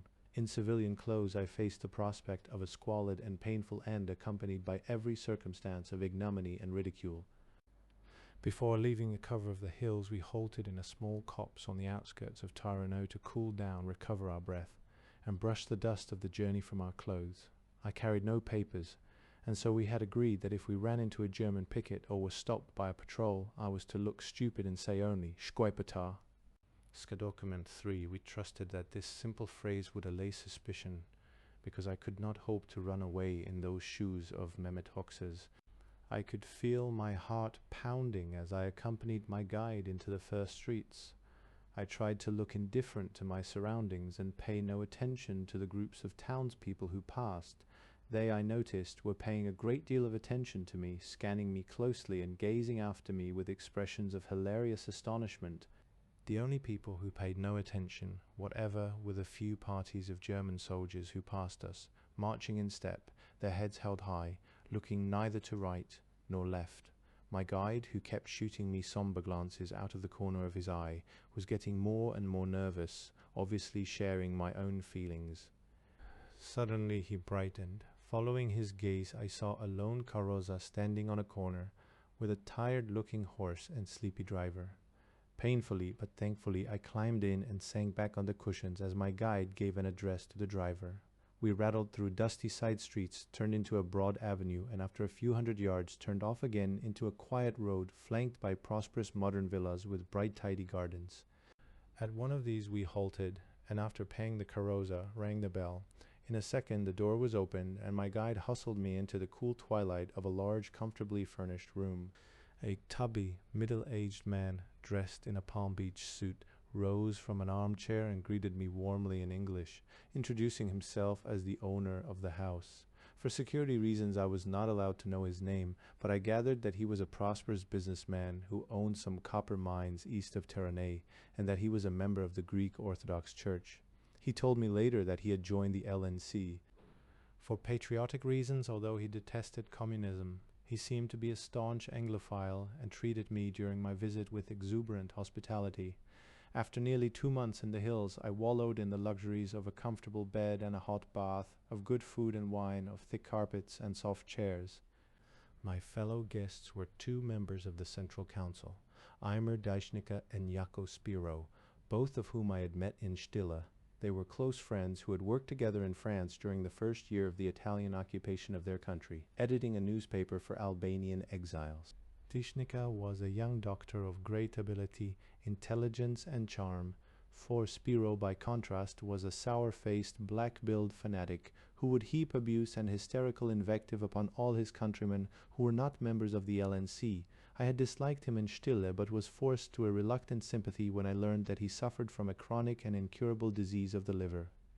During the 3 days I stayed in this house, I was occupied with a succession of visitors. Although Enver Hoxha had stipulated that I should meet only people approved by himself or my host, they did their best between them to show me a representative selection of Tyranny opinion. Most of my visitors were professional or businessmen. None, apart from Deichnicke and Spiro, was a communist or fellow traveler. All spoke English, French, or Italian, and so I was able to converse without an interpreter. Hitherto, it seemed, the new occupation had weighed very lightly on the people of Tyranny, who were therefore disinclined to take any active steps against it. The imposition of a curfew, the establishment of checkpoints on the roads, and the compulsory registration of private cars were the only restrictions. Civilians were supposed to carry identity cards, but were seldom required to produce them. In the last few days, however, as a result of a number of attacks on Germans in the countryside, the control had tightened considerably. Some houses had been searched and the streets were watched by security police in plain clothes. At the same time, the German authorities circulated through their Albanian agents grim stories of the ruthlessness of their reprisals and the grim fate that would overtake any Albanian found consorting with the enemy. One of my objects was to find out what aircraft were using Tirana airfield. Among my visitors was a young man of an illustrious Albanian family, Lika Bey Toptani. Belonging to no political party, he maintained good relations with the LNC, even with Njako Spiro. Now he volunteered to take me for a drive in his car along the road past the airfield, where I should be able to see all I wanted. On the afternoon following my arrival, he turned up with a companion in a small black Fiat saloon. He asked me to get into the back, adding apologetically that I should attract less attention there. We drove through side streets and into a broad avenue, past the Dajti Hotel, Tirane's last word in modern luxury, and the chrome stucco palace of King Zog sprawling in its neglected gardens. After half an hour's drive round the town, Toptani brought us out onto the road leading towards the airfield. "You'll easily be able to see the aeroplanes through the fence," he explained. "We can drive past very slowly, and then perhaps on our way back." He broke off with a gasp, putting his foot on the brake. Leaning over his shoulder, I saw through the windscreen a car drawn up at the side of the road about 50 yards ahead, with German soldiers standing around it. "I am afraid it is a control post," he muttered, and began to put the car into reverse.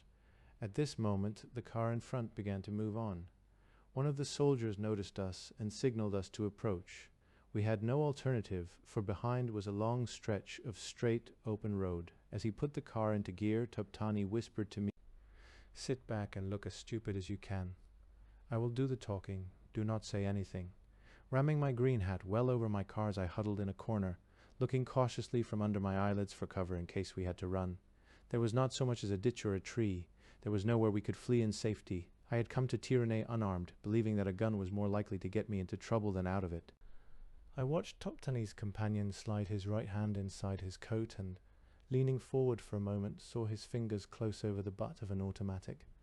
I felt quite helpless, numb and sick with fear. A corporal with a slung Schmeisser put his head through the driver's window and spoke quite civilly in German to the two in front. Then he came to my window, looked at me searchingly and asked for my papers. I stared back oafishly at him from under the brim of my hat and hissed my piece. "Shkuipatar, ska dokument." He gave me a long puzzled stare and turned back to Toptani. He was clearly dissatisfied about something, and I felt a surge of panic when he turned away as though to shout to his men. At that moment Toptani had an inspiration. From his wallet he pulled out a crumpled piece of paper and waved it in the corporal's face. The German scanned it for a moment and evidently found what he wanted, for he handed it back with a friendly smile and waved us on. When at last we were out of sight and I was mopping my sweaty face, Toptani began to laugh. Really, that German was very unobservant. "Why?" I asked. "Well, he was asking for the registration paper of this car, which has to have the Feldkommandatur stamp on it. Unfortunately, there are no papers for this car, but I suddenly remembered that I was carrying a document belonging to another car, a Lancia with a Durazzo number plate. Luckily, he only looked at the official stamp and did not notice that this is a Fiat with a Tirana number plate."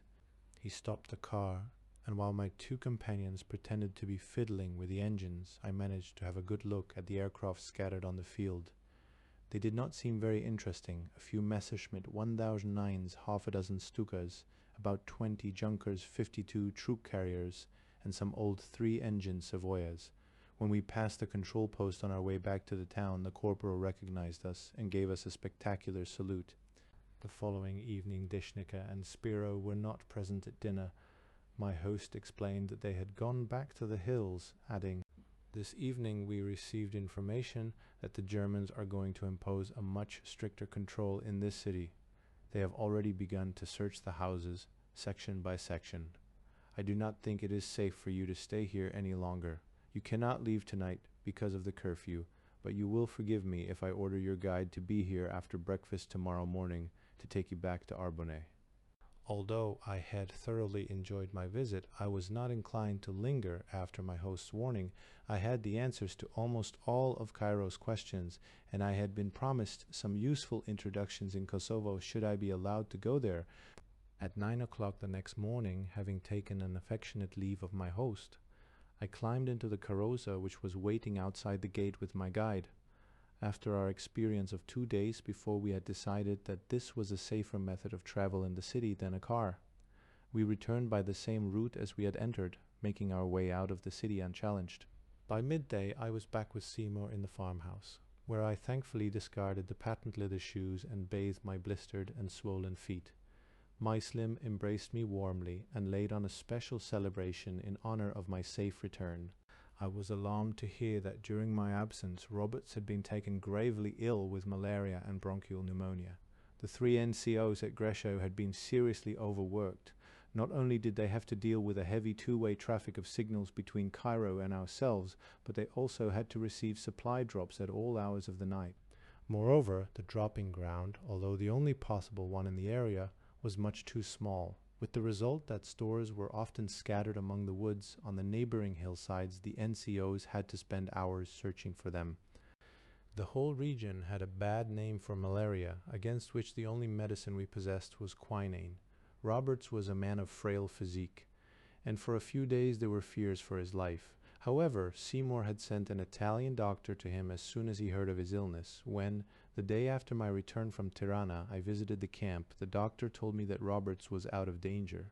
For the next fortnight, my time was fully occupied by my liaison work with the LNC Central Council. These duties were exacting, dull, and uncongenial. When I had met the council at Stille, I had been able to leave the brunt of the discussion to MacLean, speaking only if my advice was asked. Now that I was their official link with Cairo, they regarded me almost as their servant. They would often fail to turn up for meetings they had arranged. They would fritter away hours of discussion with petty complaints, usually directed against the BC, for some favorable reference to a leading member of the Bali Combatar, or for failing to denounce one of their political opponents. Their claims of military success against the Germans, always unsupported by evidence, grew daily more inflated, their demands on my credulity more absurd. Despite all our protests, they refused to allow Seymour or myself to attend any of their operations, leading us to the conclusion that they did not welcome any check on the accuracy of their reports.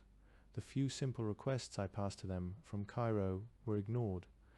Perhaps their most irritating habit was the opening of our letters. Seymour and I kept up a correspondence with Neil in the north and MacLean in the east, as well as with our NCOs at Greece. Our letters had to pass through LNC territory, and on every occasion they were delivered with the seals broken and the unvarying excuse that they had been opened in error. It was sometimes difficult to treat seriously their childish reflections on our own good faith.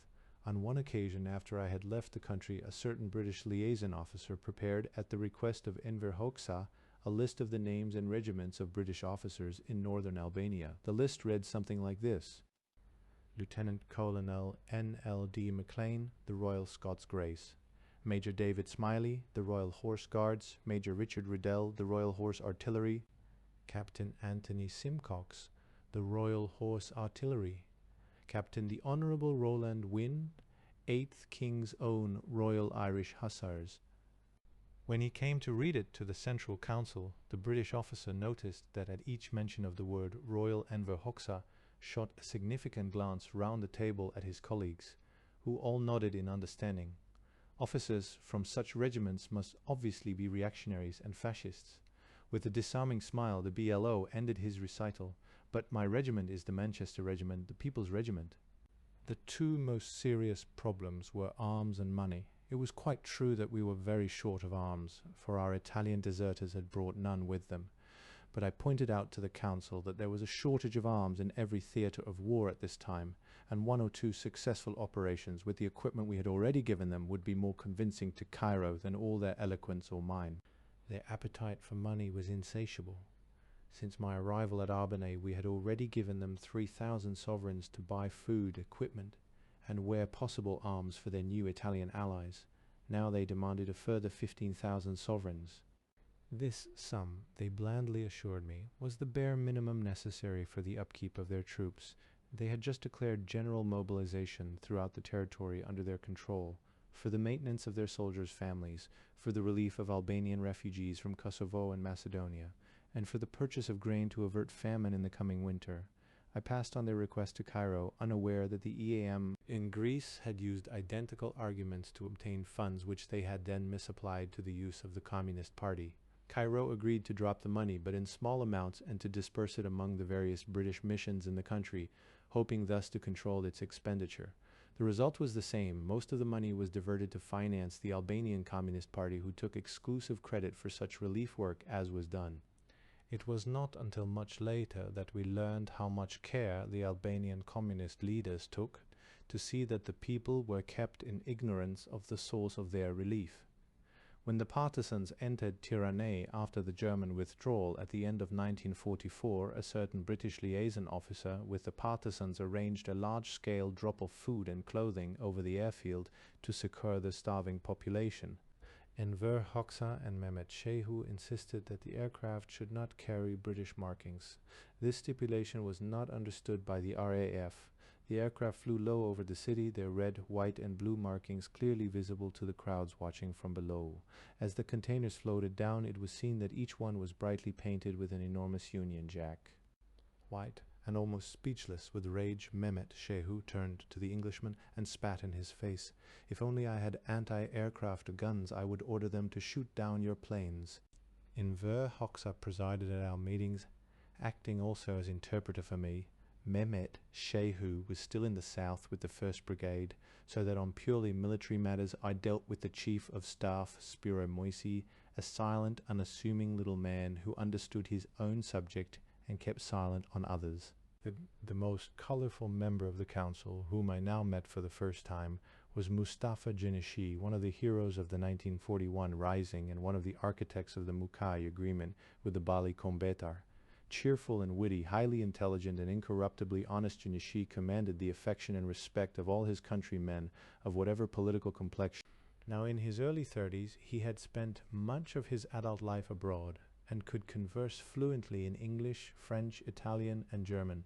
At the invitation of Mislim Peza, who was devoted to him, he came often to our farmhouse, where we found him a delightful and stimulating companion. An avowed communist, but a sincere patriot, he urged conciliation on the LNC, believing the liberation of his country to be more urgent than the struggle for political power. This attitude branded him as a right deviationist in the eyes of his fellow communists. His personal courage, his friendship with the British, and his popularity with the partisan rank and file, to whom his wit and audacity made an irresistible appeal, all aroused the jealousy and suspicion of Enver Hoxha, who saw in Jinishi his most serious competitor for the leadership of the movement. Enver Hoxha never deviated from Stalinist orthodoxy, particularly in his treatment of political rivals.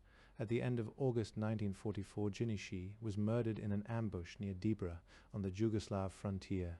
The incident took place some distance from the battle area. No one saw the murderers or heard of them again.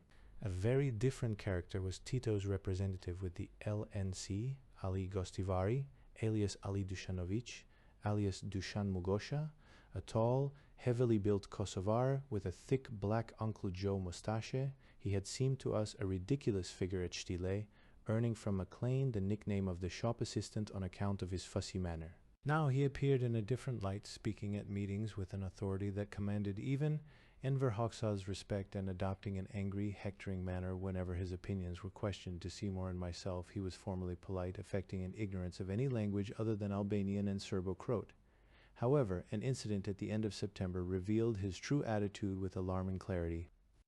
One morning, Seymour and I were working in our room when we were surprised by the arrival of Sergeant Smith from Greshay. He looked extremely worried. 2 days ago, Ali Gostivari and another member of the Central Council, whom the NCOs knew by sight and who spoke English, had arrived at the camp, saying that they had come on our behalf to see if the NCOs needed anything. Naturally, no one had thought to question their statement. They had stayed 2 nights, during which time they had read through all our papers, interfered with the wireless operators at their work by questioning them about wavelengths, skeds, and other technical details, asked them numerous leading questions about our work and the reports we sent back, and here Smith could not control his indignation, had tried to indoctrinate the 3 of them with communism. Mislim, furious, sent for Gostivari as soon as he heard our story, Unabashed, Gostavari assured us that he and his companion had stayed in our camp at the pressing invitation of our NCOs. They had not looked at any of our papers or engaged in any political discussion, apart from a few words of praise for Mr. Churchill. At the beginning of October, Tony Neal joined us on a visit from the Zogis country north of Tirane. He brought with him an escort of Abaskupi's men. At the time of the Italian surrender, Neal was in the Mati country, maintaining an uneasy contact between Abaskupi's followers and a force of partisans under Haxi Leshi, nephew of a famously brand chieftain. After the surrender, they were joined by the Firenze division. With their combined forces, Neal planned to occupy the old fortress town of Kruja, the birthplace of Skanderbeg, preparatory to an attack on Tirane in conjunction with the troops of Muslim Peza. They occupied the town, only to be driven out by a German attack powerfully supported with artillery. Neal himself narrowly escaped death when a shell hit the house he occupied, killing a woman in the next room.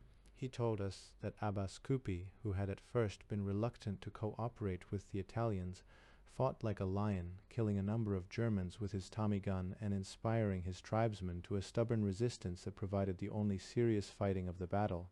The partisans, Neal added, fought indifferently, and the Italians never fought at all. Soon after the partisans and the Firenze division entered the city, 4 German soldiers drove up in a lorry. They got out and began to move among the Italians, disarming them with magnificent self-confidence and an insolent contempt for the partisans. Nobody tried to stop them until Abbas Kupi himself appeared on the scene and dispatched them with a few bursts of his Tommy gun. Neal was certain that if the others had fought as well as Abbas Kupi's men, they would have held Kruja. After the battle, they had all suffered terribly from hunger and were eventually reduced to killing their mules for food. Neal went on to tell us that Abbas Kupi was indignant with the LNC Central Council, who had given him neither the arms nor the money they had promised him when he had joined them in 1942.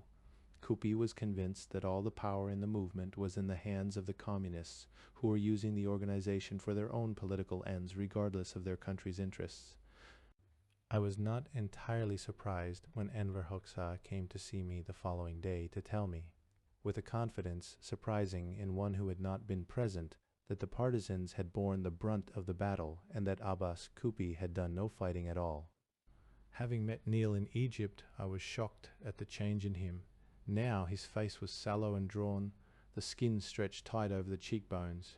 His eyes were yellow, and he ran a temperature. There remained no trace of his old high spirits. Even to us it was evident that he had jaundice. Luckily we were able to find a competent doctor among the Italian troops in Arbonne, who treated Neal with such medicines as we could get by courier from Tirane. The heavy, steamy heat that had lasted now for several weeks was affecting Seymour and myself. Our room was close and airless, the plain and the encircling hills broiling under the harsh sun. Seymour's exhaustion increased with a sharp attack of dysentery, while I with a temperature and a sore throat squirmed also under the fiery irritation of prickly heat. Upon this scene of distress, Bill McLean entered unexpectedly a few days after Neal's arrival. He brought us the news that a brigadier would soon be arriving to coordinate the activities of all British liaison officers in Albania. McLean had just finished preparing a dropping ground and headquarters for him and his staff on the plateau of Biza in the wild mountains of Sermanike, east of Tirane. The following day the weather broke in a deluge of rain which continued all day. Muslim now insisted that we move from our farmhouse, where he said that we were no longer safe. We set up a temporary headquarters under canvas in a valley near the house occupied by the Central Council. While we were on our way there, 3 German tanks swung off the main road about 5 miles west of Tirane, debouched into the plain, and for 20 minutes shelled a hamlet close by the farmhouse we had just left. We had barely completed our move when Seymour went down with malaria. Luckily, there was an Italian army doctor to look after him. Weak and ill as he was, and badly though he needed rest, Neal refused to let us detain him more than 5 days. He insisted that his work in Madi could not wait, forgetting Chesterton's observation that cemeteries are full of indispensables. However, he asked me to accompany him as far as the village of Zali Herit in the hills, 5 miles north of Tirane, in order to meet 2 members of the Central Council of the Bali Kombata, who were anxious to talk with me. Neil believed that my views had been influenced overmuch by the extremists of the LNC, and that now I ought to see the other side of the picture. At dusk on the evening of 8th of October, Neil and I set out on foot, accompanied by the 8 men of his escort. We had the best part of 15 miles to cover that night, working our way round to the west of Tirana. We must cross 2 main roads and pass close by some well-guarded petrol dumps and a German barracks, and so we had no time to waste if we wanted to reach the cover of the Mati Hills by daylight. Neil was so weak from illness and lack of food that I wondered how he would manage the journey. Nor was I very strong myself, but our guides refused to let us take horses, saying that only on foot could we hope to get through the German outposts. It was a journey I still remember with distaste. We were hardly surprised that our guides were not ready to start at the appointed time, but we were indignant when they delayed us for 2 hours in Arbonne while 2 of them had a drink with Muslim Pezza. Crossing the roads at night was not usually a difficult business, nor could we believe that we were in much danger from the German guards at the petrol dumps, but our companions regarded each of those obstacles as a major hazard and wasted a great deal of time in frequent pauses to work up their courage. They made much more noise hushing each other up than we should have made talking in our normal voices.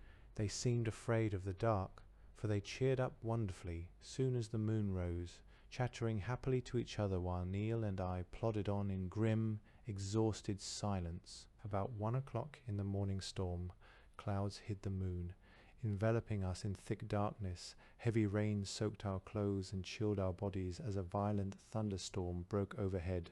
For 2 hours we struggled on, unable to see anything except when a hash of lightning momentarily lit the sky. The storm passed, but the rain continued in a steady downpour, turning the paths and fields into thick, slippery mud.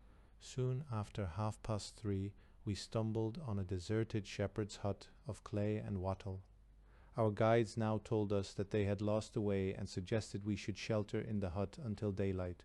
As the first light paled the sky, we staggered outside, damp and shivering, to continue our journey. From the south beyond Tirane came the sound of gunfire, a distant rumble of battle which continued all the morning. Luckily we had not gone far out of our way in the storm. We were now over the main roads and past the petrol dumps. Refusing to make a detour, we passed the barracks unchallenged in the early morning light. At 10 o'clock we came in sight of the cluster of houses on a hillside that was the village of WWII. We were taken to the house of a friend of Neil's, an ex-captain of gendarmerie who spoke English. He had prepared us a magnificent breakfast, which Neil was too ill to eat, but which put new life into me. In the evening, a Romanian doctor arrived from Tirani to look after Neil. He ordered him to stay in bed for as long as possible, which Neil feared would not be very long. He ascribed my temperature to a local fever, and kindly gave me a bottle of grappa, which he said might be taken at night with advantage. I spent all the following day in conference with the Bali representatives, Halil Machi and Vasil Andoni. The latter was the secretary of the Central Council of the Bali Combatar. I believed their assurances that they had never countenanced active collaboration with the Germans, notwithstanding Enver Hoxha's efforts to persuade me that they had. But I was unable to shake off the feeling that they intended to keep one foot in the German camp in order to conserve their strength for the real struggle for power with the partisans. In the light of events, it is impossible to blame them, but I could not feel much sympathy for them at the time. I did, however, exact from them a promise to send representatives to our brigadier at the end of October in order to discuss plans for operations against the Germans. I had intended to return to Arbonne the day after the conference, but in the morning I awoke with a splitting headache and a high temperature. The Romanian doctor thought it might be malaria, but he had nothing to give me except aspirin. I spent the day in bed. Next day, 12th October, my temperature was down, and so I decided to return that night. My host insisted on lending me a horse, overruling all the objections of my escort. For this solicitude I was soon profoundly grateful. We left WWII at 4:30 in the afternoon. The malaria returned 2 hours later, striking with alarming suddenness, so that my temperature seemed to soar in a matter of minutes. Soon I was unable to sit my horse without support. For the rest of the journey one of the escort walked on either side to hold me in the saddle. Fortunately there was no danger of losing our way, for the night was clear. I took no interest in the journey, concentrating only on trying to stay on my horse. Around midnight we stopped to rest at a farmhouse, where I drank a cup of milky coffee. I remember that, as I shivered and sweated in a feverish doze, whole passages of Boswell's Life of Samuel Johnson flashed through my mind with extraordinary clarity, and I would jerk awake to find myself declaiming one of the magisterial pronouncements of the great Cham. About 2 in the morning we reached a village in the hills above the plain of Arbonay. Here I told my escort that I must stop, for I felt too exhausted to continue our journey. But the villagers were too frightened to let me stay. It seemed that 3 days previously, the morning when we had heard the gunfire, the Germans had attacked Arbonay. Although they had been repulsed, they were still patrolling these hills, and would certainly find me if I stayed there. I told my escort to return to Zol-i-Herit immediately, for they would be taking a needless risk by accompanying me further. In any case, we were too large a party to move in safety through an area infested with German patrols. 2 of them, however, insisted on staying with me until I could find shelter. For another 2 hours we wandered through the woods until we reached a lonely house whose owner was willing to take me in. He affirmed stoutly that he would never turn a British officer from his door, but admitted that he was very frightened, for he was certain that the Germans would be there in the morning. He carried me to a room at the top of the house, imploring me to be on my way by daylight. My 2 companions, seeing me safely lodged, turned back with my horse towards their own country. I left the house at first light, thanking my host warmly for his courage and kindness. He walked with me for 10 minutes to put me on the track that would bring me down to the plain. Revived by the fresh, chill morning air and spurred by the danger of my position, I reached the edge of the plain in an hour. There was no sign of activity, German or Albanian. I crossed the plain without meeting anybody and reached Arbonay at about 8 o'clock, only to find that Seymour had moved his headquarters back into the hills. However, a partisan agreed to take me to the headquarters of Ulysses Spahiou's 3rd Brigade at the village of Haxies on the way to Greshow. After a 3-mile walk, I staggered into Spahiou's tent, where I collapsed. I rested for 2 or 3 hours while Spahiou found me a guide and a horse to take me on to Seymour's camp at Greshow. I have no memory of the ride there and only a faint recollection of my arrival and of Seymour's warm greeting as he hustled me into a comfortable camp bed in his tent, while a small bearded Italian doctor fussed around with tablets of quinine and Adabrin. Seymour's camp at this time resembled a convalescent home rather than a military headquarters. He himself was recovering from the malaria he had started at Arbonay, but was still very weak. Roberts was just beginning to pull through his illness, and Hill was in bed with influenza. The Italian doctor worked tirelessly to look after us, making his rounds at all hours of the day to ensure that we took our medicines at the right time. Through his conscientious care, we all recovered remarkably quickly. Although the wireless traffic was no longer so heavy, we still had to receive supply drops. However, we had collected a large body of Italian servants and camp followers who not only took much of the work off our hands, but, unlike the partisans, refrained from looting the stores. From Seymour's account, it was evident that the partisans had put up a much better fight at Arbonay than they had done at Stille. During the early hours of 9th of October, the Germans infiltrated strong patrols through the hills between Tirane and the plain. Neil and I were very lucky not to run into them, and I felt ashamed of my contempt for our guide's caution. At dawn they crossed the river Azen and were in Arbonay almost before the partisans had woken up. After the initial shock, however, the partisans rallied and held the Germans until Ulysses Spahiou's 3rd Brigade arrived about 11 o'clock. Spahiou was a brave and competent officer who, like Shehu, had fought in the Spanish Civil War. By midday the Germans had been driven from Arbonay and were withdrawing northward, pursued by the partisans. During the afternoon, the Germans launched a second attack and retook Arbonay. Again the partisans counterattacked, and after some close fighting, drove them from the village. By 9 in the evening, the Germans had fallen back into the hills, leaving 35 killed and 12 wounded. The Italians fought very well, showing discipline, courage, and an intense hatred of the Germans, but they suffered heavy casualties. Seymour calculated that the enemy forces engaged were rather less than 1 battalion of infantry, supported by artillery, heavy mortars, and a few tanks. The partisans, of course, heavily outnumbered them, but had only a few mortars and 2 anti-tank rifles in support. They captured from the enemy 7 machine guns and 6 mortars. The Germans must seriously have miscalculated the numbers as well as the fighting spirit of the partisans. We wondered how long they would be content to leave their defeat unavenged. The heroes of the day, according to Seymour, were Spahiou and Jinishi. The latter was in the thick of the battle the whole time and was twice wounded, fortunately not seriously. Jinishi's example obliged the other members of the Central Council to come down from their retreat and join in the fighting, although not all of them showed his enthusiasm. At one moment Seymour found himself firing from a ditch with Enver Hoxha on one side of him and Ali Gostivari on the other. Since he had recently quarrelled seriously with both of them, his predicament caused him some anxiety. They were damn funny to watch, he told me, when you remember the way they used to swagger around festooned with pistols, Tommy guns and bandoliers. There was no swank in them that morning. Enver's fat cheeks were flapping like sheets in a wind, and he could hardly hold his gun, while the shop assistant had a sort of crestfallen look as though his richest customer had just cancelled her account. One morning a week later, I was lying under the trees outside the tent I shared with Seymour, watching the dappled sunlight on the pine needles and happy to be feeling well again, when Roberts brought me a signal from Cairo which he had just deciphered. I read it with some satisfaction. "George," I called into the tent, "the brigadier wants to see me right away from the wording of this signal. It looks as though I may be going to Kosovo." "Good show, old boy. When will you leave?" "The signal says as soon as I'm fit enough to travel. That's any time now. The Central Council have already left for Biza, so there's nothing more for me to do here. I'll have to leave Roberts and the wireless set with you, because I've only got one mule, but I'll come back for them as soon as the brigadier lets me have some more." That evening, Seymour and I buried 2 canisters of gold in a secret hideout, which we marked carefully.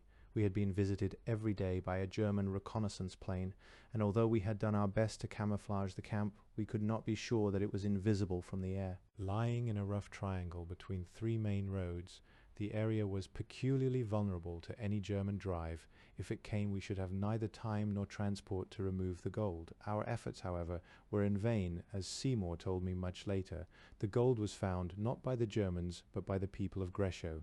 After lunch on 21st October, I began my journey to the brigadier's headquarters at Biza, with Stiljan and my Italian groom, a quiet young Florentine called Tommaso. He was an intelligent and reliable servant and a cheerful companion. I took my horse and mule with a minimum of personal kit for the 3 of us. On the way we stopped to have a drink with Muslim Peza and ask him for a guide to see me as far as the Tirane-Elbasan road, the limit of Muslims' territory. He gave me a guide with a message to some friends who lived in a village near the road. I spent the first night at Haxhishas in the house of a poor peasant. The guest room was used as a store for maize. Also it seemed as a breeding ground for 1,000,000 fleas, whose attentions made sleep impossible. Stiljan and Tommaso, who had the sense to sleep outside, were undisturbed. The following afternoon we reached the tiny hillside village which was the home of Muslim's friends. These were 3 old men who shared a house, but whose precise relationship to each other I could not determine. They gave us an enthusiastic welcome, plying us with raki and turning out a large room for our use. They gladly promised to see us across the road, as they had been doing for Muslim's friends for many years, but they insisted we stay the night in their house while they reconnoitred the road to discover the latest positions of the German pickets. If all was well, they would take us across the next evening. They added that the Central Council had passed their way 2 nights before with General Azzi and 40 mules. They also warned me that the Germans were now operating in these hills in patrols of 50 men, but I could sleep easy, because they were used to that sort of thing and would post reliable guards. In the morning my new friends told me that they had made all their arrangements to take us across the road at dusk. Meanwhile, as I had so kindly expressed appreciation of their raki the previous night, perhaps I would care to see how it was made. We went down to a stream below the village, where a very small, wizened old man crouched over a crude pot still, blowing with a bellows on a fire of wood shavings. On the ground beside him stood a number of small flasks filled with the clear spirit. Delighted at our interest, the old man handed me a measure, explaining that the raki in it had just been distilled. He cackled with pleasure when he saw me choke over my first swallow. When I had recovered, he handed me a measure from another flask. This, it seemed, was what they usually drank themselves. Not a drop is sold till it's 2 weeks old. Finally, with enormous pride, he made me sample his oldest raki, thrice distilled and matured a full year. When quite sincerely I praised it, he gave me a flask for the journey. We crossed the road in the last faint twilight with a speed, efficiency and silence that I never saw before or since in that country. On the other side ran the river Arzen, spanned by a narrow wooden bridge. Beyond, a steep track climbed into thickly wooded hills.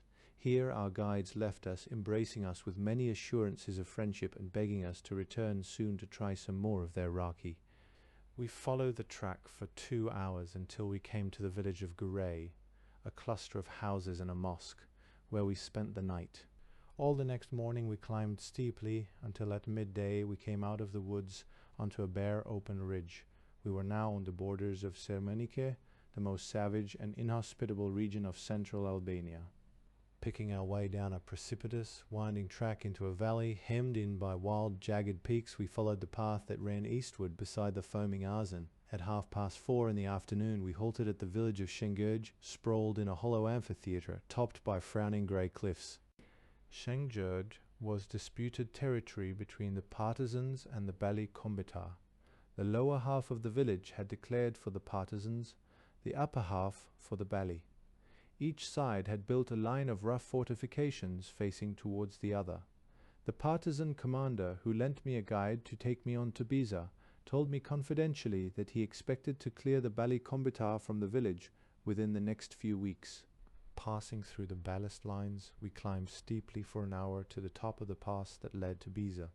On the bleak, windswept summit, we crossed a disused motor road built by the Italians. At the crossroads stood a small stone obelisk with an inscription in memory of the travelers who were frozen to death there a few years before.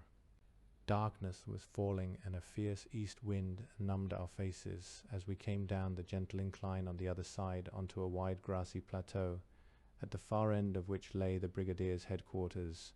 A fortnight previously, the only habitation on the plateau had been a derelict shepherd's hut, but Smiley had set Italian soldiers to work on the preparation of a camp. In the course of 2 days they had built 3 large wooden huts covered with camouflage parachutes on the eastern edge of the plain at the foot of a thickly wooded mountain. Tents had also been improvised from parachutes to serve as sleeping and kitchen quarters, leaving the huts for the officers and mess. In the largest hut the brigadier and his staff were sitting down to dine when I arrived on this evening of 24th October. Brigadier Davies, usually known to us as Trotsky I, was a regular soldier of considerable seniority. His experience of guerrilla warfare had been, as it were, on the receiving end, for he had served before the war on the northwest frontier and in Palestine. Stout and stocky, with a ruddy complexion and a bluff and friendly manner, he relied on his training and common sense rather than on intuition or intellect to guide him through the complexities of Albanian military and political affairs. Though kind and considerate to his subordinates, he tolerated neither inefficiency nor affectation. He detested sloppiness in dress or personal appearance, and discountenanced the wearing of beards. "None of that Wingate stuff here," he would say. He listened carefully to the opinions of his officers, and once he had given them his confidence, he was prepared to back them to the limit. Resolved that his headquarters should function with strict military efficiency, even in such unpromising conditions, Trotsky had brought with him a formidable complement of staff officers, including a GIDA QMG, signals officer, and chief clerk. Their equipment comprised, among other things, several wireless sets, camp furniture for officers and mess, a typewriter, and 2 containers full of stationery. In the transport lines were more than 100 mules. The GI, Lieutenant Colonel Arthur Nichols, Coldstream Guards, was an old friend of mine from pre-war days. Having been a staff officer at SOE headquarters in Baker Street for the past 2 years, he had asked to be sent on operations in the belief that every SOE staff officer should spend at least 6 months in the field in order to understand the problems of those whose destinies he had to control. Tall, thin, and very delicate, he had not the constitution to withstand even normal conditions of service in a Balkan country in winter. From his first days in Albania, he suffered continuously from dysentery, but his spirit and determination drove him to endurance far beyond his strength. The DAQMG was Captain Alan Hare, Household Cavalry Regiment, a versatile young officer of outstanding ability and acumen. In charge of demolitions was Major Cheshire, R.E., of Signals, Lieutenant Trehorn, an engineer who had lived in Istanbul and spoke Turkish. Other officers present at the time of my arrival were Major Alan Palmer, Captain Victor Smith, and Captain Smythe. Palmer and Smith left the morning afterwards to join the 1st Partisan Brigade in the south. Palmer later became senior British liaison officer with the partisans. Among the NCOs, I found my paramilitary specialist, Gregson Alcott. There was a fresh and friendly atmosphere among the officers and NCOs, despite the austere regime imposed on them by Trotsky and Nichols, whose ideas of routine were suitable enough for a brigade headquarters, but a little incongruous in a guerrilla camp among the mountains.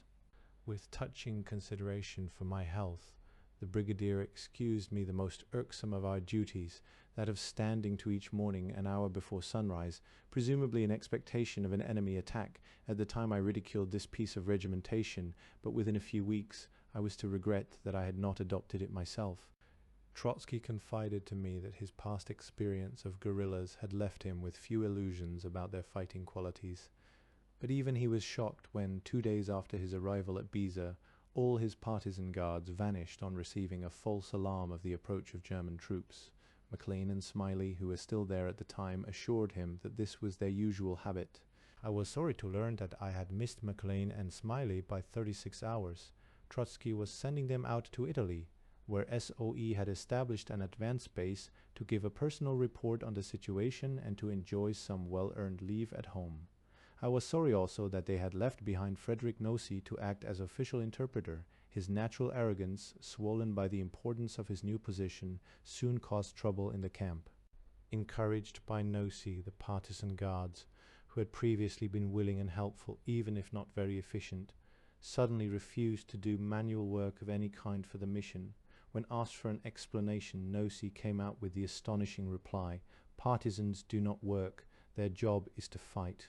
When the Albanian cook complained to Hare that the partisans were openly stealing the rations, he was warned by Nosy that as soon as the English had left he would be liquidated for his temerity. The poor fellow was so frightened that he asked to be released from our service. A few days later our NCOs complained that Nosy had ordered them to salute him as an officer of the Albanian army. When they indignantly refused, he called on the brigadier to discipline them. It required all Nichols's patience and tact to restore an appearance of harmony. I spent my first morning at Biza writing a report for the brigadier on the political situation in the country. When he had read it, he sent for me. "I have 2 pieces of good news for you," he began. He indicated a large map on the wall. "As you know, my parish includes not only the old frontiers of Albania, but the new regions incorporated into the country by the Axis. That is the whole of Kosovo, the western fringe of Macedonia from the Vardar Valley to Lake Ohrid, and a small corner of Montenegro. I'm going to send you to make a reconnaissance of those areas. I want you to be my eyes and ears. I want to know all about the political situation, with particular reference to the chances of starting resistance among the Albanian irredentists. I leave it entirely to you how you go about it. You will send your reports by wireless to Cairo in the usual manner for onward transmission to me, but I hope that later on we'll be able to arrange a courier service between us for letters. The second piece of news, which I think will cheer you, is that your majority has come through with effect from the 1st of the month. My best congratulations. Now I want you to be thoroughly fit before you start this job, so you'd better rest here while your interpreter goes back to Seymour's place for your wireless and kit." This was better than I had dared hope. I was still young enough to find a romantic glamour in the idea of exploring a disputed frontier, while the opportunity of studying at first hand one of the most complex political problems in the Balkans made an irresistible appeal to one who was still attracted by the glitter of coffeehouse politics. Moreover, I was delighted to know that I should be working on my own. The next day Stiljan left for Grisha with partisan guides and enough mules to transport Roberts and our kit. I never saw any of them again. All the time I was at Biza, Trotsky and Nichols were fully engaged in conferences with the Central Council of the LNC, Abbas Kupi and the Bali Kombita representatives. I was not required to attend. The brigadier was working for agreement between the 3 factions for a combined plan of operations. Kupi, whom the brigadier liked and respected, was only too ready to agree. The Bali Kombaitar were with difficulty persuaded to sign a written declaration that they would immediately begin open hostilities against the Germans. but when in order to commit them irrevocably, Trotsky wished to have their declaration broadcast by the BBC Enver Hoxha, flew into a rage and arrogantly commanded him to suppress it.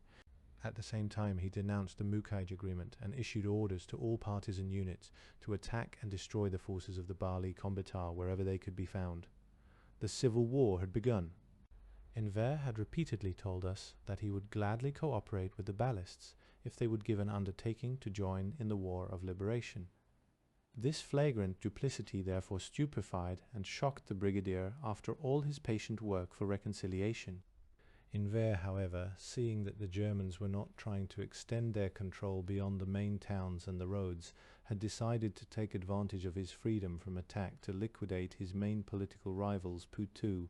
With their superior armament, discipline and training, the partisans soon drove the Bali Kombëtar to take refuge in the towns under the guns of the Germans, so that Enver was able to represent the LNC as the only effective guerrilla organization. For the moment he left Abaskupi alone, his turn would come next. The town of Dibra, or Dibar, as it is called in Serbo-Croat, stands on the frontiers of Albania and Yugoslavia some 30 miles north of Lake Ohrid, part of Yugoslavia before the war. It had been incorporated into Albania by the Axis powers. Flight Lieutenant Hans had been the British liaison officer there until mid-October, when he had moved north, his place being taken by a new mission under Major Riddell and Captain Simcox. At the end of October, the brigadier received disquieting reports of the situation in the area, which he ordered me to investigate. After the fall of Mussolini, Hakshi Leshi's partisans had occupied the town, of which they were still in possession. At the same time, some of the local Bajraktars III had formed a committee of national defense with the avowed object of making war on the Italians, but with the real aim of preventing encroachment by the LNC on the Bajraktars' territory. The headquarters of the committee was the town of Peshkopiye, some 13 miles northwest of Dibra. Its leader was Colonel Fikri Dean, formerly a zone commander in King Zog's gendarmerie and one of the original quadrumvirate of chiefs that had helped Zog in his early days of power. There were also several volunteer bands, each numbering between 50 and 300 men, under minor chieftains who belonged to neither faction and who had offered their services to the British. The two rival factions had long been on the verge of hostilities, but Hans had achieved a precarious compromise whereby the authority of the partisans was recognized in and around the town of Dibra and that of the committee in the country to the north. But from across the old frontier, another danger threatened, in the shape of a certain Exniemel Gostivari, an Albanian who had made himself powerful in Macedonia with Italian and German help. Riddell now reported that Gostivari was preparing an attack on Dibra with German support, and according to the partisans with the connivance of the Bajraktars committee. When he heard the news, Trotsky sent for me.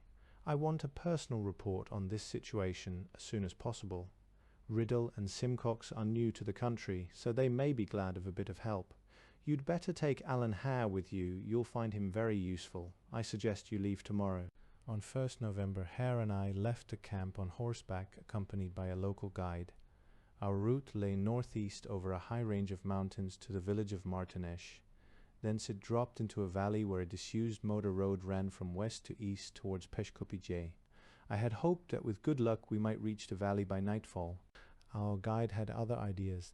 Determined that we should spend the night at the house of his uncle among the mountains, he lost the way half a dozen times until, when darkness was falling and our tempers were becoming dangerous, he conveniently hit upon a track that led us straight to Uncle's door. We rode next morning through miles of silent beech forest over a carpet of gold and russet leaves beneath an ice-blue autumn sky. The air on these lonely uplands was clear and sharp, the pale sunlight filtering between the smooth boles.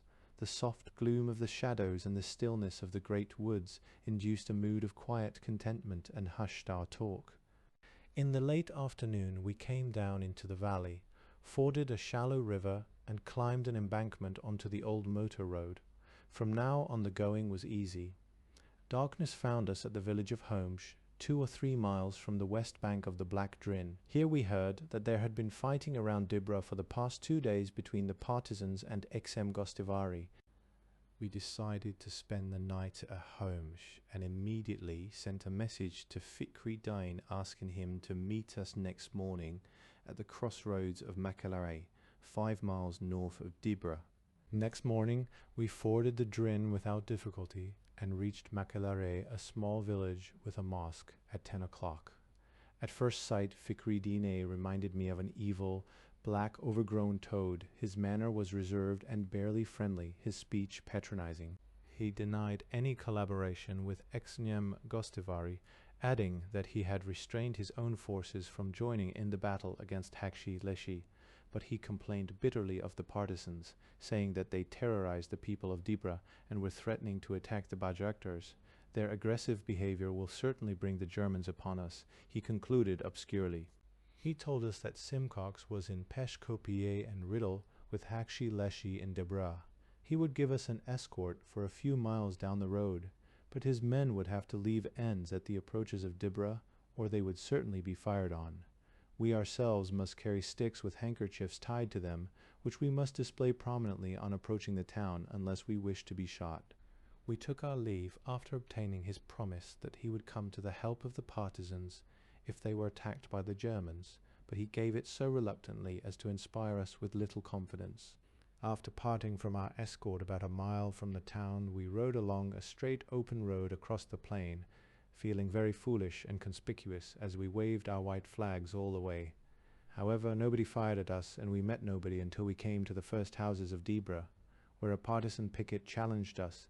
They took us through almost deserted streets to a barracks on the western edge of the town. In a third-floor room, crowded with people and thick with tobacco smoke, we found Riddell and Hakshi Leshi. Among the party were Mehmet Hoxar, still wearing the same lounge suit that he had lent me for my Tirana visit, and the Bektashi abbot, Baba Fasha. Mehmet Hoxar was on his way to Kosovo to form a partisan organization on the Albanian-Yugoslav border.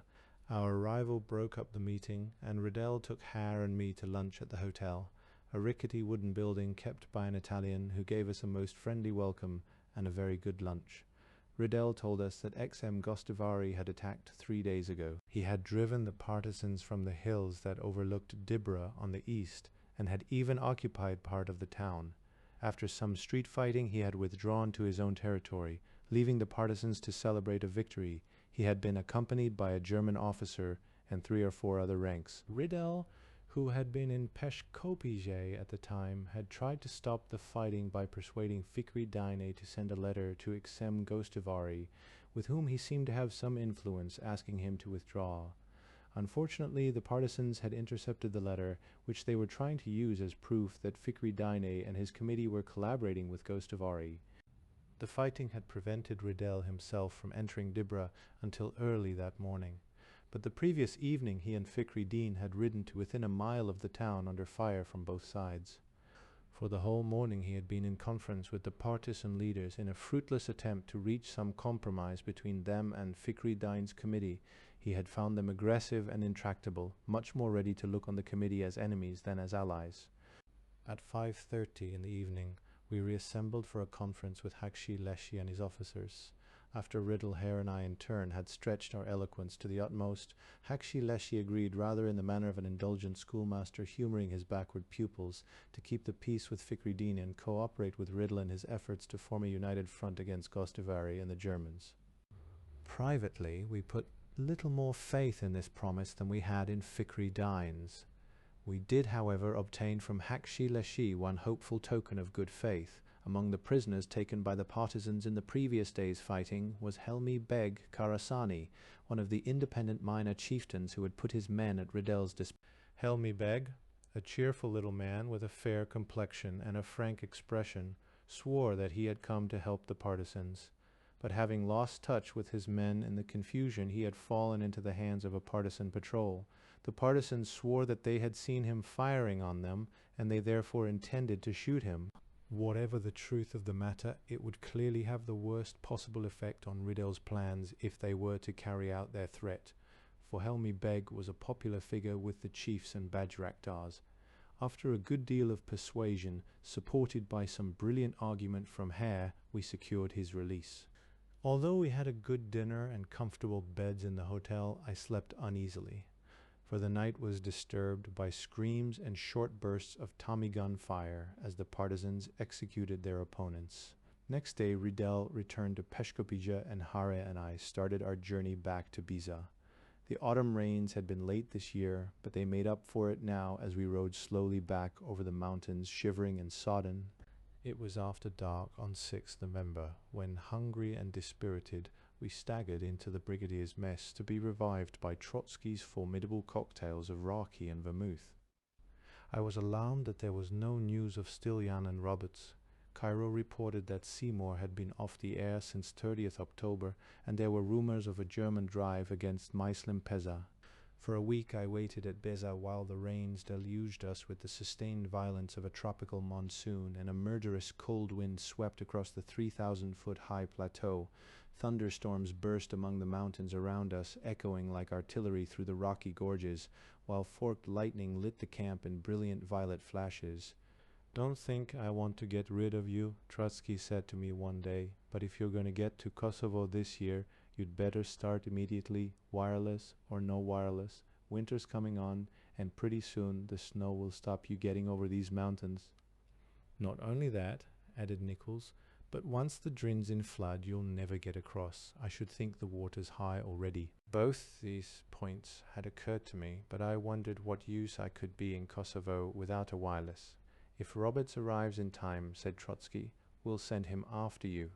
Meanwhile, you'd better base yourself on Riddell and use his wireless. You can work your area from Dibra, starting with Macedonia."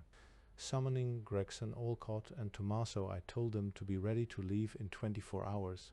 I planned to spend the first night at Martanesh, the home of Baba Faja, whom the brigadier wished me to see. It was a 4-hour journey, and so I should have plenty of time if I left Biza immediately after lunch.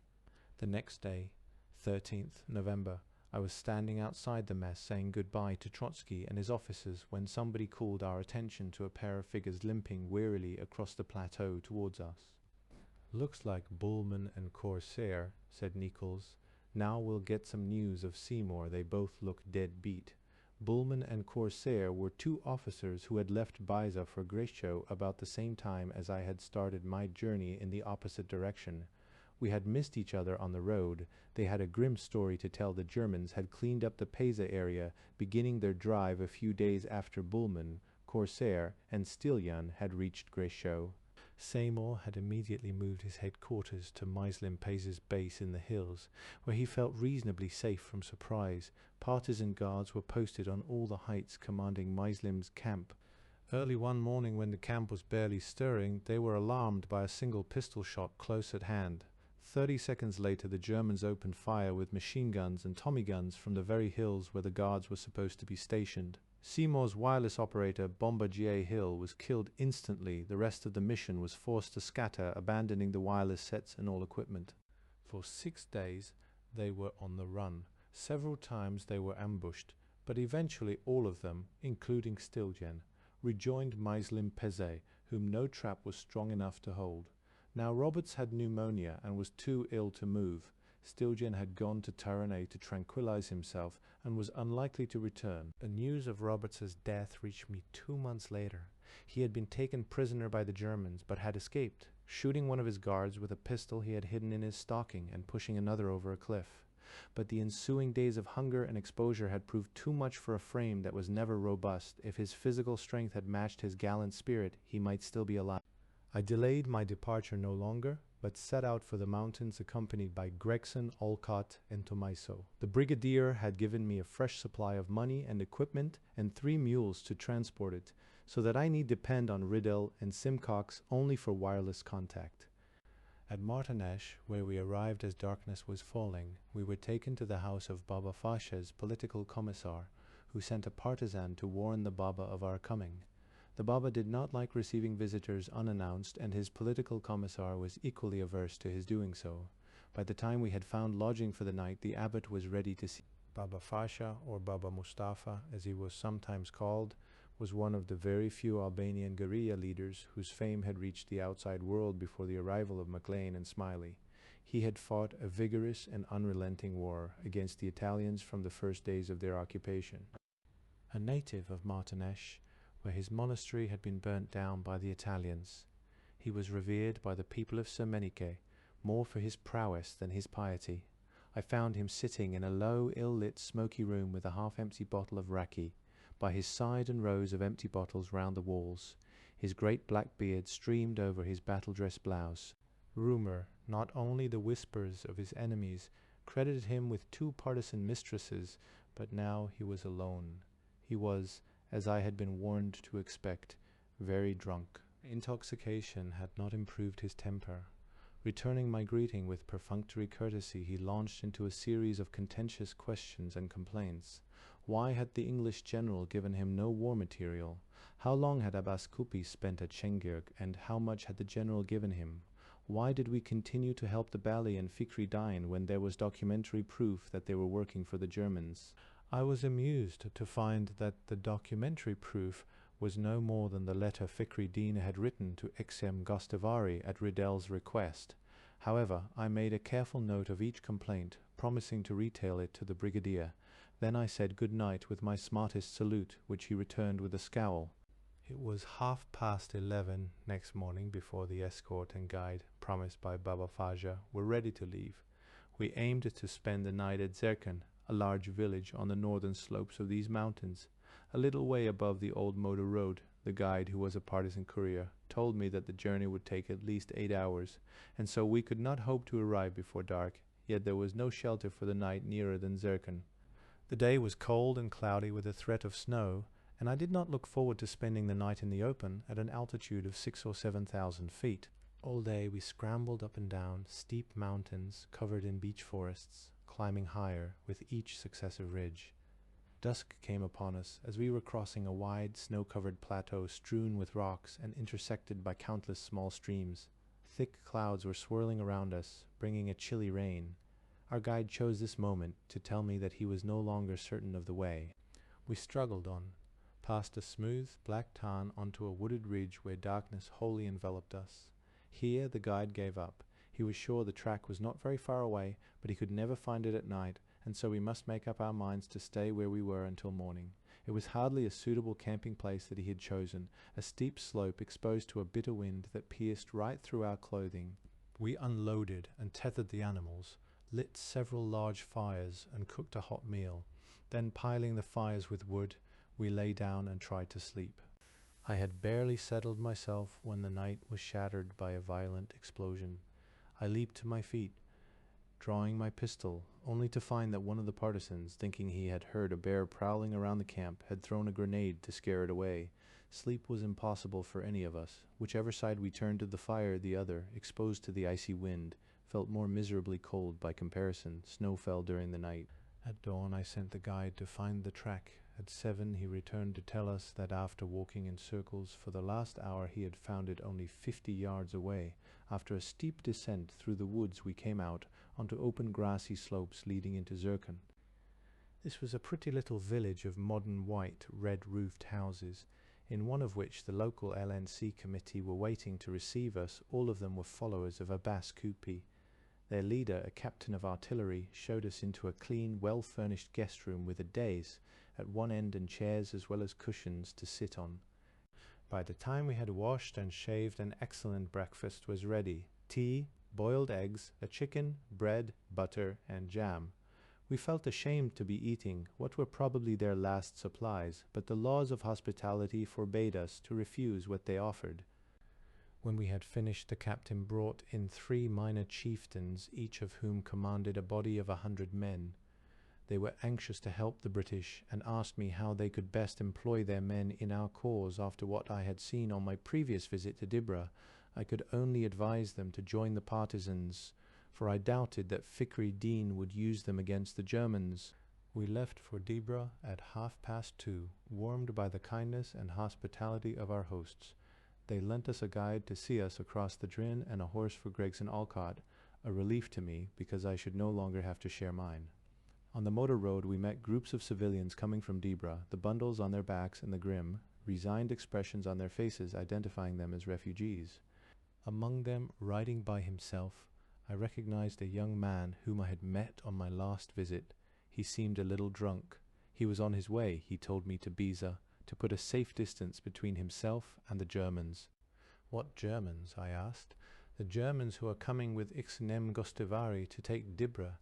I don't hear any fighting. You will tomorrow. They haven't arrived yet. Look up there. He pointed to the sky above the Drin. Looking through my glasses, I saw 2 Mi-109s flying up and down the valley between Dibra and Peshkopije. They did not seem to be attacking any target, and so I suppose they were simply showing the flag. Hurrying on, we reached the river at dusk. To find it greatly swollen, we waited, therefore, on the near bank while the guide waded across to see if it was fordable. When he was satisfied, he came back for us. We put the horses and mules to the stream, a man holding the head of each. In midstream the current tugged fiercely at us, the water foaming around the horses' flanks, so that for a few moments we feared we might be swept away. As we stood on the farther bank, while the horses shook the water from their coats, our guide said with a smile, 2 or 3 days more, and nobody will cross the river, unless by boat.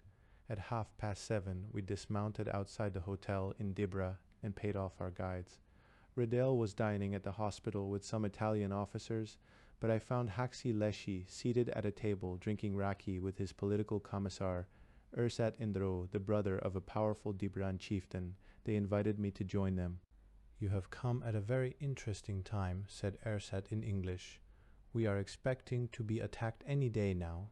We have information that Exem Gostivari has arrived at a village on the other side of the mountains, only 4 hours' march from here, with a large force of Albanians and Germans. But you need not worry, interposed Hakshi Leshi airily. We have concentrated our troops around here to meet the threat, and we have taken all precautions against surprise. As we were finishing supper, Riddell returned with his interpreter Banguri, a mournful-looking Dibran, and Captain Michael Liss, a lively, thick-set Pole who had been dropped into Albania recently to try and open an escape line from Poland through the Balkans. Having found this task impossible, he had attached himself to Riddell as an extra liaison officer. Riddell did not share Hakshi Leshi's confidence in the ability of the partisans to hold Dibra in the face of a determined attack supported by German troops. He suggested that I send Gregson Olcott, Tommaso, and the mules with all our kit to Peshkopije next morning, where they could set up a temporary base with Simcox. Then Riddell and I could go to see Senelesi, the brother of Hakshi Leshi's political commissar, whose house was in the hills north of Peshkopije, and who had valuable contacts across the frontier in Tetovo and Gostivar. I could then reconnoitre that area before going north to Kosovo. I shared a room with Gregson, Olcott, and Tommaso, and slept solidly for 10 hours, while we sat over the remains of our breakfast. Riddell recommended me to take a sulphur bath, a specialty of the town. He intended to inspect the aerodrome. As I sat there, contentedly smoking a pipe, savouring the prospect of a few days' comfort after the hardship of the mountains and planning my forthcoming visit to Macedonia, a partisan entered the room with a note for Riddell. When he had read it, Riddell flicked it over the table to me. It was a message from Simcox at Peshkopije, relaying an urgent warning from Fikruddin. It is dangerous to remain in Dibra after 10 on Tuesday, 16th November. What's the date today? I asked. Tuesday, 16th November, and the time is 10 minutes to 10. This may be a false alarm, but there's no harm in being prepared. I think we'd better find Hakshi Leshi and tell him. I turned to Gregson Olcott. Where's Tommaso? Gone to feed and water the animals, sir.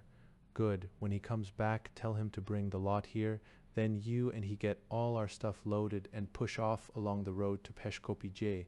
There's no point in your staying here, anyway. By good luck, we ran into Hakshi Leshi and Ursat Endereu in the street outside the hotel, and took them inside to show them Simcox's letter. They were amused. We've told you there's no need for alarm, they laughed. Everything is foreseen. The bridges over the rivers to the south and east are already destroyed, as you know, but in any case we have pickets there and scouts further down the roads to warn them. We have troops on those hills over there to the east. Every possible approach to Dibra is guarded. We shall get at least 2 hours' warning of an attack. I started to shrug my shoulders, but was interrupted in mid-shrug. A spatter of bullets struck the walls of a neighbouring house as a machine gun opened up from the eastern hills. The room emptied in a flash. Hakshi Leshi and Ursat seized their Tommy guns and ran into the street, followed by their guards. Riddell, Liss, and I stood in the doorway scanning the hills through our glasses.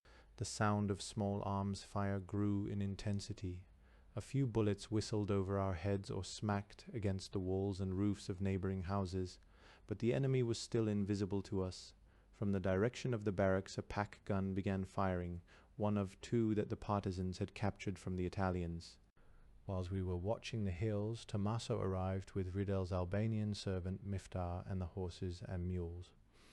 I ordered Gregson Olcott to start for Peshkopier as soon as the mules were loaded, leaving Miftar at the hotel to guard our horses. Then, with Riddel and Liss, I walked to the barracks to see Hakshi Leshi. Forcing our way through the crowd of armed partisans and Italians who were standing round the doorway, we climbed to the third-floor room, which was Hakshi Leshi's headquarters. We found him with Ursat and a mob of partisan and Italian officers, commissars and guards, all of whom had plenty to say and were saying it volubly. I sat down by an open window which faced towards the sound of the fighting, while Riddel, having with difficulty attracted Hakshi Leshi's attention, explained to him the plan on which the three of us had agreed. Riddel wanted me to go at once to Fikri-Din and his committee and urge them to fulfill their undertaking to help the partisans with every available man. Meanwhile, he himself would rally his friends among the independent chieftains like Sen Alezi, Helmi Beg Karasani, and Ramadan Kolashi. With our combined forces, we would attack and occupy the hills to the east of Dibra, cutting off Iksem Gostovari's retreat, and we hoped inflicting on him a decisive defeat. We reckoned to be back with our troops about noon the next day if the partisans could hold out so long. Liss gallantly volunteered to stay with them. Hakshi Leshi replied that he could certainly hold out, but at first he refused to accept help from Fikri-Din, whom he called a fascist collaborator. However, recognizing the absurdity of his position, he at length agreed to Riddel's plan. Back at the hotel we mounted our horses and, accompanied by Miftar and Shaban, a young French-speaking partisan, rode northward out of the town. A few bullets came our way, none of them very near. The fighting was still confined to the hills to the east, and there seemed no reason to suppose that this attack would be heavier than the last. After an hour we overtook Gregson Olcott and his party approaching the crossroads of Makelare. At the entrance to the village we were accosted by two peasants who had come that morning from Peshkopier. They warned us that German troops were already there. Soon afterwards we met Fikri-Din's brother, who told us that Fikri was in Peshkopier with Simcox and Fake Shehu, another Dibran chieftain on whose help Riddel was counting. He had heard nothing about the presence of Germans in the town. On our journey we heard more conflicting reports of German troops ahead of us. If indeed they were there, and if they advanced on Dibra from that direction, we should look very silly, caught on the road with a string of pack animals. We asked Banguri and Shaban if they knew of a village off the main road where we could safely hide the mules and our heavy kit. They suggested the house of a friend of Hakshi Leshi's near the village of Dovolen, which lay between the main road and the Drin, about 2 miles farther on. We turned off to the left down a muddy lane and came after half a mile to a handsome house with a huge courtyard where 4 Italians were working. The owner of the house willingly agreed to look after our mules, promising to hide them and our kit. We decided to leave Gregson Olcott and Miftar in charge of the animals while the rest of us went on towards Peshkopier. It was mid-afternoon when we rejoined the road. The noise of battle had been steadily increasing from the direction of Dibra, with a crescendo of automatic fire, from which Riddel claimed he could distinguish the continuous chatter of the new German heavy machine gun. The sound of artillery was louder and more insistent than could be accounted for by the 2 light pieces which were all that the partisans possessed. From the top of a rise we looked back across the plain. I saw a series of flashes on the hills overlooking the town, followed a few seconds later by heavy explosions and puffs of smoke around the barracks. Collared ground flares, marking the positions of forward troops, showed where the German attack, creeping towards the banks of the river, was gradually enveloping the defenders. With the Germans so heavily committed, I thought it very doubtful that Hakshi Leshi would be able to hold Dibra overnight. He must either withdraw across the Drin under cover of darkness, or be surrounded and annihilated. Clearly our help would arrive too late to turn the scales now. As we rode on our way, there came to my uneasy mind some lines of Haussmann. Behind the vats of judgment brewing thundered, and thick the brimstone snowed. He to the hill of his undoing pursued his road. Poor Banguri was in tears, wringing his hands and lamenting the destruction of his city and the fate of the women and children exposed to the shells and bullets. We did our best to console him, but he would not be comforted. On the road we met groups of peasants who repeated warnings that the Germans were in Peshkopiji, one of them adding that they were on their way to Dibra. We decided to leave our horses at the next village and continue our journey on foot to give ourselves a greater chance of concealment or escape if we ran into trouble. Before we had time to implement our decision, matters were taken out of our hands. In the dusk we came to a bend where the road ran between high banks. As our party turned the corner, a band of about 100 armed men sprang from behind the banks on either side and with swift and silent movements surrounded us. They wore the peasant dress of Dibra, black coats, tight woolen trousers, broad, multicolored cummerbunds, and fezes of white felt. Each man carried a rifle and bandolier. Their manner was determined but not menacing, and they made no move to disarm us. Yet as I wondered whether we were in the hands of friends or enemies, I saw Banguri's ashen face, and my heart sank as I heard him mutter the name Halil Alija. This chieftain had been mentioned to me by Riddle as one of a pair of robber barons who, some said with Italian help, had risen from poverty to a position of local prominence and wide unpopularity. His partner was a certain Selim Kaloshi, cousin of Riddle's friend, Ramadan Kaloshi, with whom, however, he was at feud. The reasons for their unpopularity were not precisely known to Riddle. There were whispered stories of robbery and abduction, but he had made no response to their previous offers of help, fearing that nobody else in the neighborhood would work with him if he took them for his allies. It was possible that Riddle's information, coming from prejudiced sources, had maligned them. In any case, we could only pray now that they had not taken their rebuff to heart. With no chance either of resistance or of flight, we must reconcile ourselves to the will of Providence and the mercy of the robber barons. Such philosophical detachment came easier to us than to Banguri, as our captors hustled us up the bank, and off the road he gave way to unashamed tears of fright, convinced that they were going to shoot him. In reply to our reassurances, given with more confidence than we could feel, he gasped between his sobs. "I know, and you don't know. I tell you they are going to kill me. I am fake Shehu's nephew, and these men have hak marge with my uncle." Our confidence was not increased by the hysterical behavior of an ugly-looking fellow who stumped up to Riddle, waving his arms and screaming, "Why did you never come to see our leaders, the chiefs of the people?" Suddenly there was a murmur of Halil Alisha, and the hubbub died down. A small sturdy man with a hooked nose and merry, dark eyes set in a fleshy face broke through the throng and, squinting up at us with a cheerful roguish expression, shook us each warmly by the hand.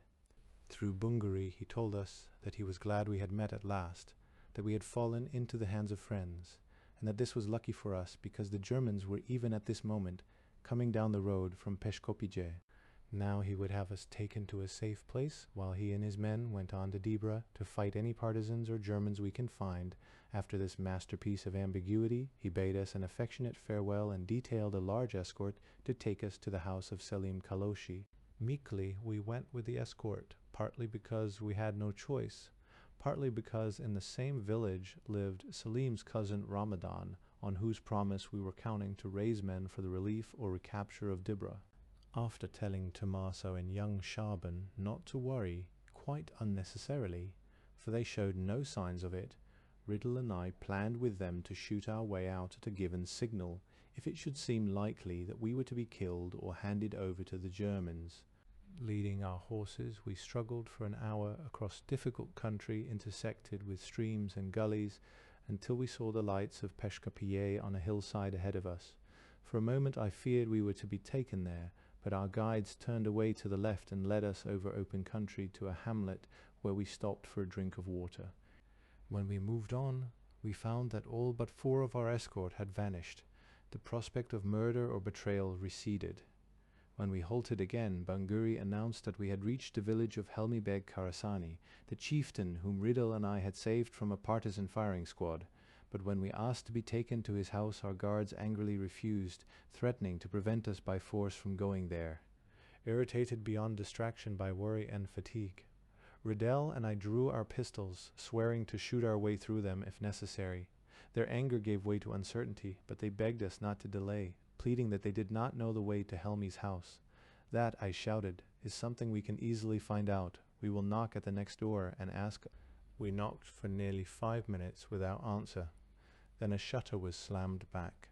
There was an orange flash, a deafening report, and a bullet hummed past us into the darkness. After a moment's frightened silence, Bunguri, Shaban, and our guards broke out in angry complaint, apparently to some effect, for the door was opened, and an old man stood glowering at us, an ancient Turkish rifle in his hands. He lowered his gun, explaining none too graciously that he had thought we were bandits. He told us that Helmi Beg had left the village, and added that it would be as well if we did the same.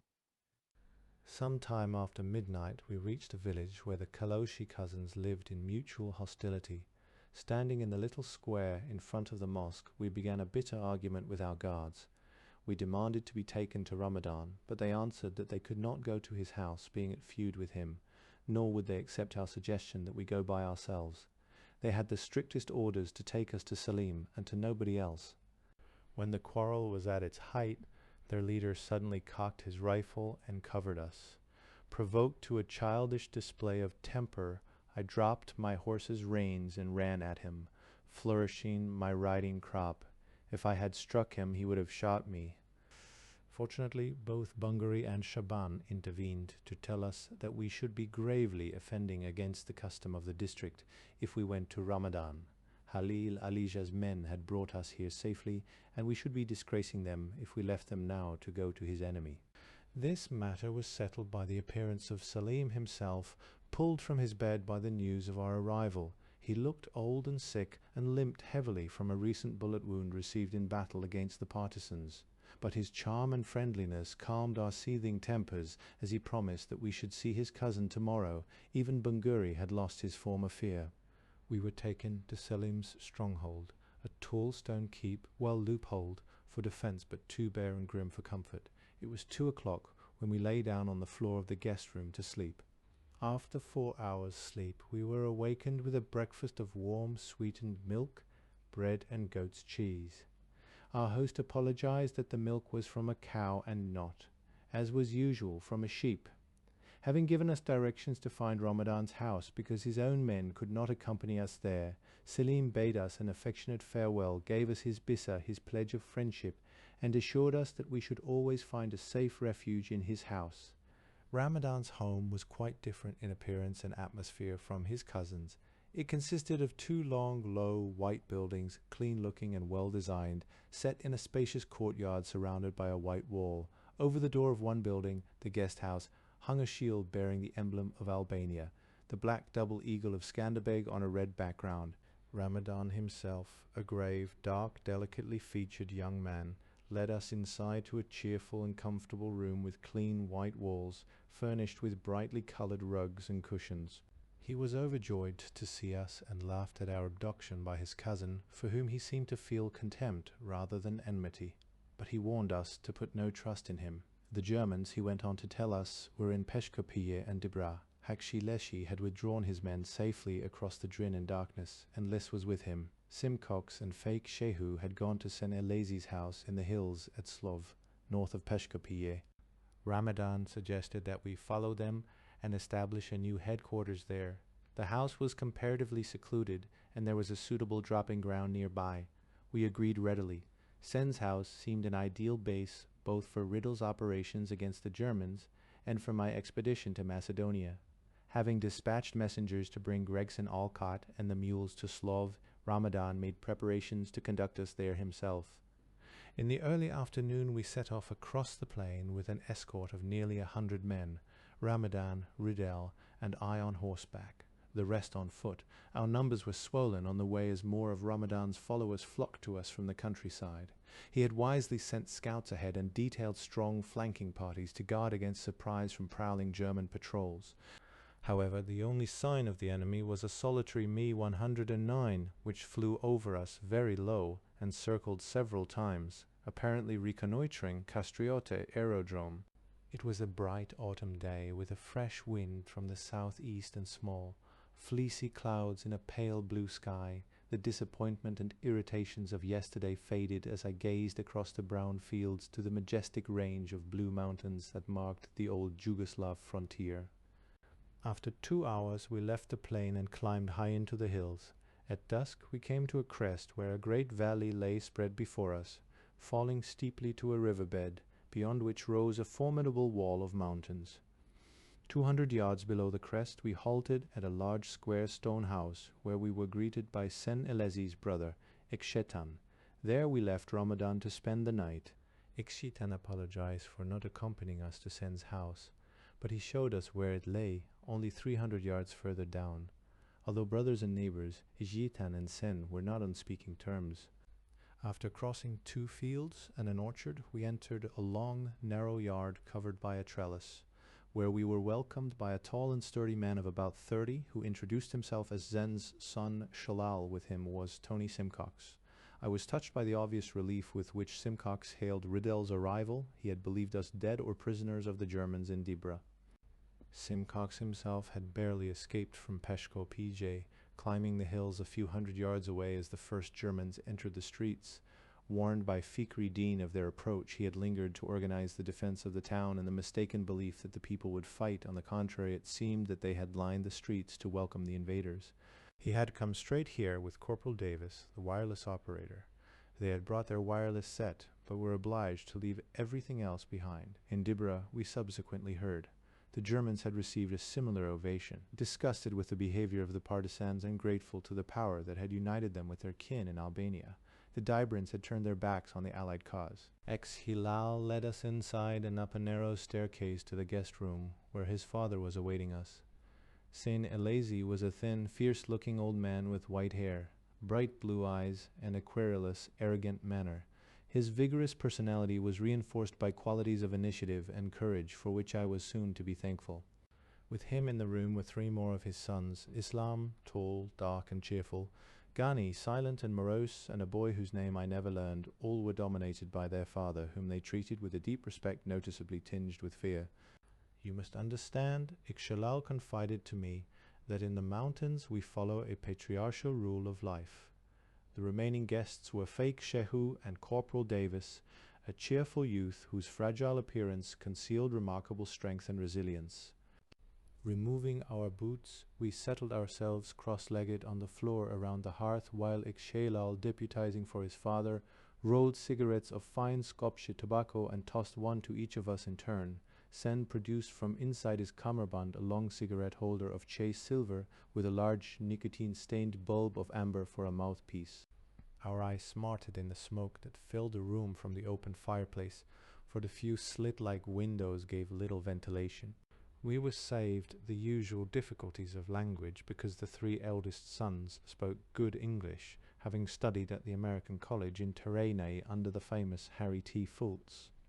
Unfortunately, the conversation deteriorated into a prolonged dispute between Sen and Riddell over the deployment of the Elezi forces against the Germans, culminating in a preposterous demand by Sen that the British should recognize him officially as the only anti-German military commander in Dibra and should undertake to deal with nobody in the area except through him. I took no part in the discussion and was glad when the arrival of Raki relieved the tension. Although Sen did not drink, the conviviality seemed to mellow him, and he agreed to call up his men, evacuate his family, and turn his house into a military headquarters. After the Raki, a splendid meal was served, for our hosts had killed a sheep in our honor. The food was placed on an enormous circular wooden table, about 6 inches off the floor, around which we disposed ourselves with what comfort we could manage. According to custom, Sen and his sons would not sit down to eat until we had finished. We all ate out of the same dish, using our fingers for the meat and rice, and spoons for the gravy and vegetables.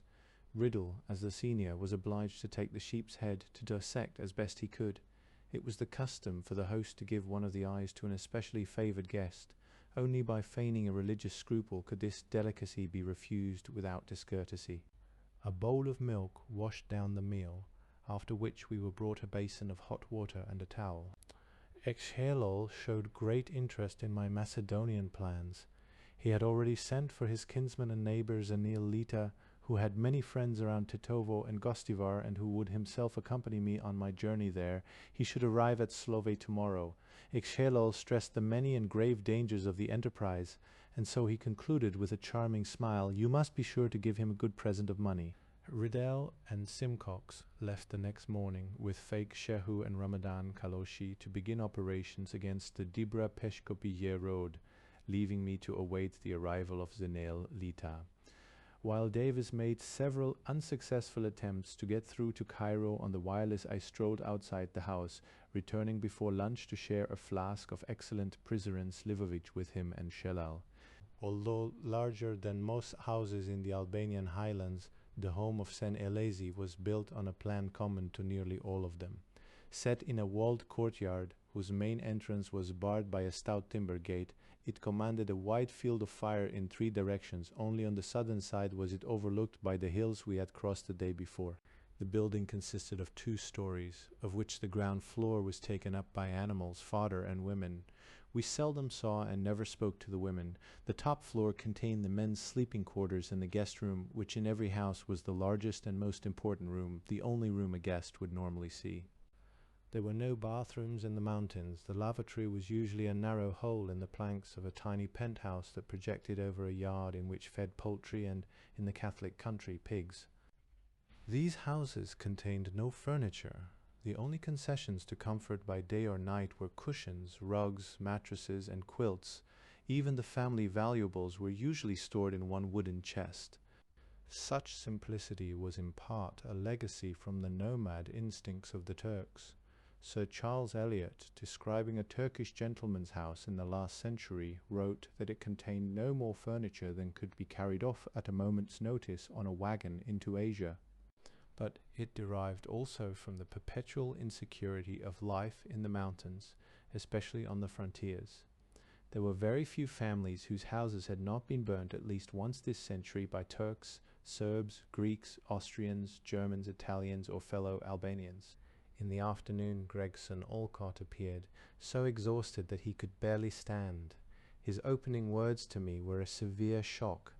"I'm sorry to report, sir, the loss of the rest of stepmother at 8 o'clock that morning, while he was crossing the plain with Ramadan Kaloshi's guide and our mules. A German patrol had spotted them and given chase. He naturally had to abandon the mules and flee.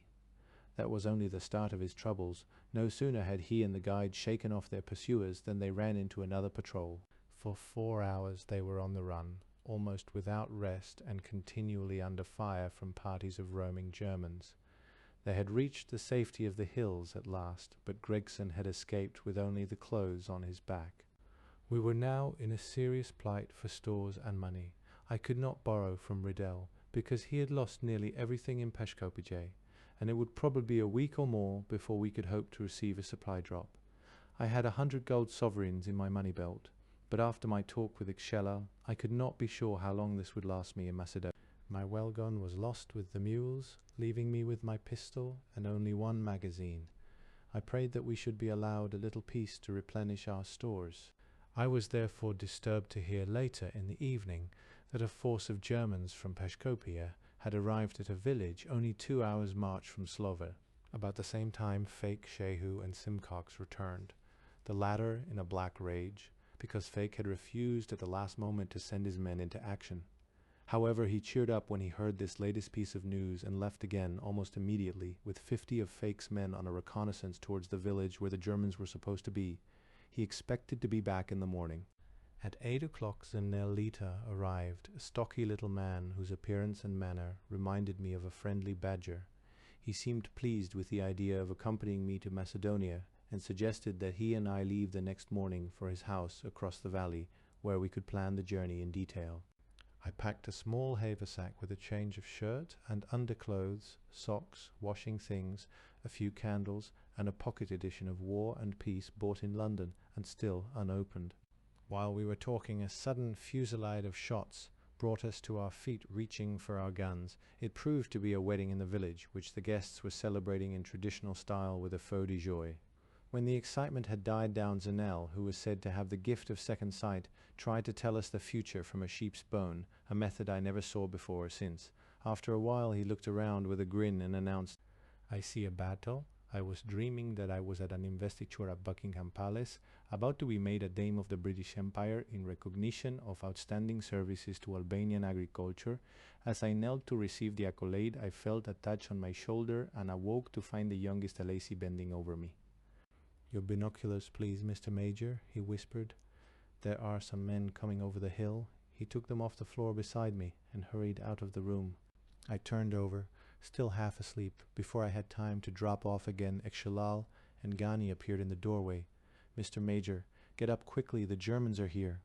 For a moment I thought they were joking, but a volley of shots and the sound of bullets striking the wall outside soon jerked me to my feet. Rousing Olcott and Davis, I pulled on my field boots without pausing to buckle them, struggled into my battle-dress blouse, fastened my belt and pistol, and threw my haversack over my shoulder, blessing the impulse that had made me pack it the night before. Down below we saw Sen holding a rifle in one hand and pointing with the other towards the back of the house. Bullets were smacking into the courtyard all round us from the hills above, but no one was attempting to return the fire or improvise a defense. The surprise was so complete, I concluded that our only chance lay in headlong flight. I was confirmed in my belief a moment later by Ikshalal's shout. "Follow me, Mr. Major, quickly this way." "Where's Tommaso?" I demanded. "He is coming with my father. Please, Mr. Major, hurry." At that moment I caught sight of Tommaso, shouting to him to follow. I dived after Ikshalal and Zenel, who were disappearing with the two NCOs through a small postern in the wall. Ahead of us lay open ground, sloping to a narrow, bushy ravine, which seemed to offer the best hope of cover. As we came out of the gate, we were challenged from both sides, and I saw figures in grey uniform running towards us with pointed Tommy guns. Zenel fired his rifle from the hip, and I took 2 running shots with my pistol at the nearest German. But I did not stop to watch the effect. From both directions bullets whistled past our ears or spattered on the rocks all round us. At such short range it seemed inevitable that one of us should be hit. Davis, I suddenly noticed with astonished admiration, was struggling to carry the heavy wireless set. I shouted to him to ditch it and save himself, but at that moment he tripped and fell headlong, smashing the set against a rock. He scrambled to his feet unhurt and threw the useless equipment into a bush. The distance to the ravine could not have been more than 200 yards, but it seemed like a mile as I labored over the broken ground with pounding heart, dry throat, and bursting lungs. At last I reached the edge of the gully and, throwing myself down among the bushes by a small stream, looked around for my companions. Olcott and Davis were beside me, panting but unharmed. Zenel was crouched a few yards away, smiling to himself, like a badger that has just dodged the Dachshunds, but of Ekshalal there was no sign. Then I heard him shouting up on the right, and peering over the edge of the ravine saw him waving to us to join him. As we broke cover and ran after him, our pursuers caught sight of us and opened fire, this time with the machine guns as well as Schmeissers. Plunging down the hill amid the flying bullets, I was pulled up by a stout wooden fence beyond which was a tangle of brambles, with an athletic prowess that I have never achieved before, since I vaulted clean over the fence, but stumbled on the other side and landed on my face in the brambles. Sobbing with rage and fear, I scrambled to my knees and forced my way through, in the manner of a swimmer doing the breaststroke. Davis cleared both obstacles in his stride, but Olcott fell over the fence and, caught by his belt, hung upside down for a few seconds before toppling on his head in the bushes. A minute later we were all bunched with Ikshalal in the safety of a piece of dead ground. Together we hurried down towards the river valley. We were joined by the youngest Alesi and 2 retainers, but there was no sign of Sen, his other sons, or Tommaso. They must have been trapped in the courtyard, unable to break out before the German cordon closed. The house was no longer in sight, but from above us came the rapid, intermittent firing of machine guns interjected with sharp explosions that sounded like mortar bombs. Ikshalal would not hear of our turning back. He was bound by his father's orders and the traditional law of hospitality to escort us to safety. If anything were to happen to us now, he and all his clan would be disgraced. Zenel supported him, and I yielded. In any case, it was too late to help in the defense. But I felt bitterly ashamed each time Ikshalal stopped to look backward, the tears running freely down his face.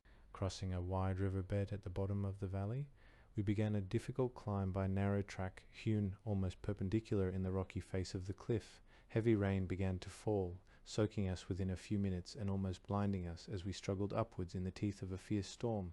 The rolling thunder and vivid lightning flashes added their infernal accompaniment to this drama of battle and disaster.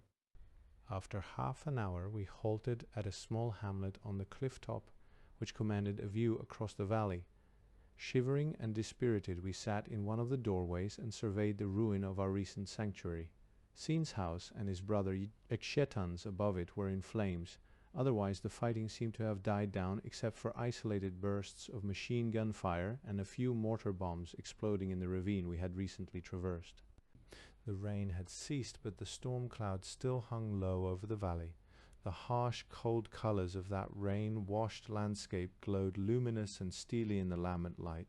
A pillar of smoke, dirty white and grey-brown, hung above the burning houses, blending into the somber blackness of the sky. Lightning flickered on the mountain tops and thunder echoed menacingly along the dark ravines and watercourses. I seemed to be staring at some nightmare canvas of El Greco, a far ghastlier storm than the one he painted over Toledo. I could not imagine how we had been so easily taken by surprise, but Exilal explained that, counting on protection, or at least warning from Simcox's patrol, he had not troubled to post any guards, so that the Germans were able to approach within 100 yards of the house before the alarm was given. Much later I learned that the Germans had come by a different path from the one Simcox had taken, and Simcox knew nothing of our danger until he heard the sound of fighting. By the time he arrived, the battle was over. Remembering Stille, I reflected bitterly how much more dangerous and demoralizing were the German methods of pursuit than the Italian. The Germans were not afraid to penetrate into the hills with only a company of infantry and a few mortars. Against such police tactics, directed with skill and vigor, we could take few effective precautions. Ghani Alesi, who joined us soon after midday, relieved some of our anxiety with the news that his father and Islam had shot their way through the enemy to safety. Sin had 2 bullet wounds in the shoulder and wrist, but was not in serious danger. But Ghani brought me bitter news as well. Tommaso was dead, shot through the heart at point-blank range as he ran out after. Both Ghani and Exilal swore that Halil Alija, despite the besa he had pledged us, had accompanied the Germans to Slovy with a large force of his own men and some 200 Debrans. After looting and burning the Alesi houses, the Germans had rounded up a group of villagers, and their wives and children, lined them against the wall of the school, and massacred them with machine guns. This piece of Furchtbarkeit seemed to me as stupid as it was sickening.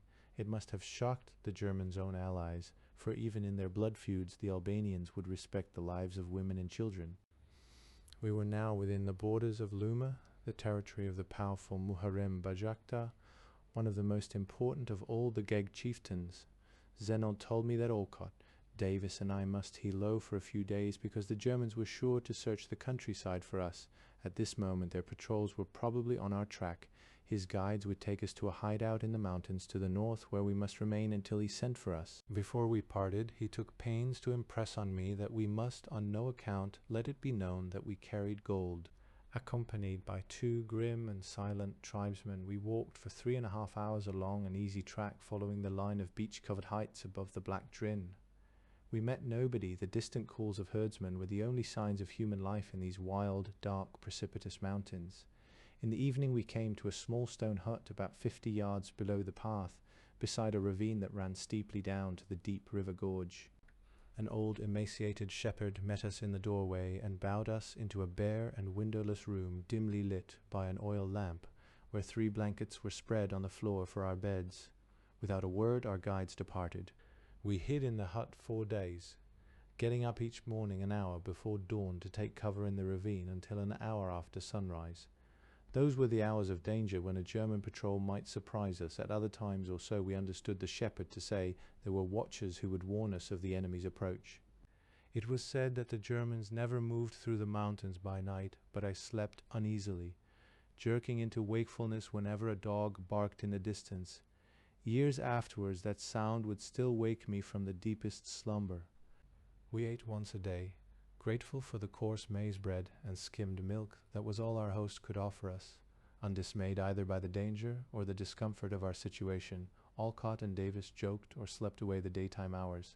I read War and Peace by the light of a candle. Absorbed in the problems of Pierre and Natasha, I was able for a while to forget my own. On the morning of 24th November, our two guides returned to conduct us to Zenil. We retraced our steps along the track we had used 5 days before, past the hamlet from which we had watched the burning of the Alesi house, to a village 2 hours' journey further cast, beneath the black and snow-crowned mass of Mount Korab. We found Zenel with Sen Alesi and his sons. Sid greeted me with surprising cordiality, seeing that I was largely responsible for his misfortunes. He looked very frail, sitting in a corner swathed in bandages, but his wounds were healing well under the usual local treatment, which was to plug the bullet holes with goat's cheese. I asked Excelal if they had any plans for the immediate future. "As soon as my father is well," he replied, "we shall go to another part of Drin and raise men against the Germans." Zenel's inquiries had convinced him that it would be folly for us to attempt a reconnaissance of Macedonia at the present. The Germans were on the alert, and a great deal of time would be needed to prepare for such a journey.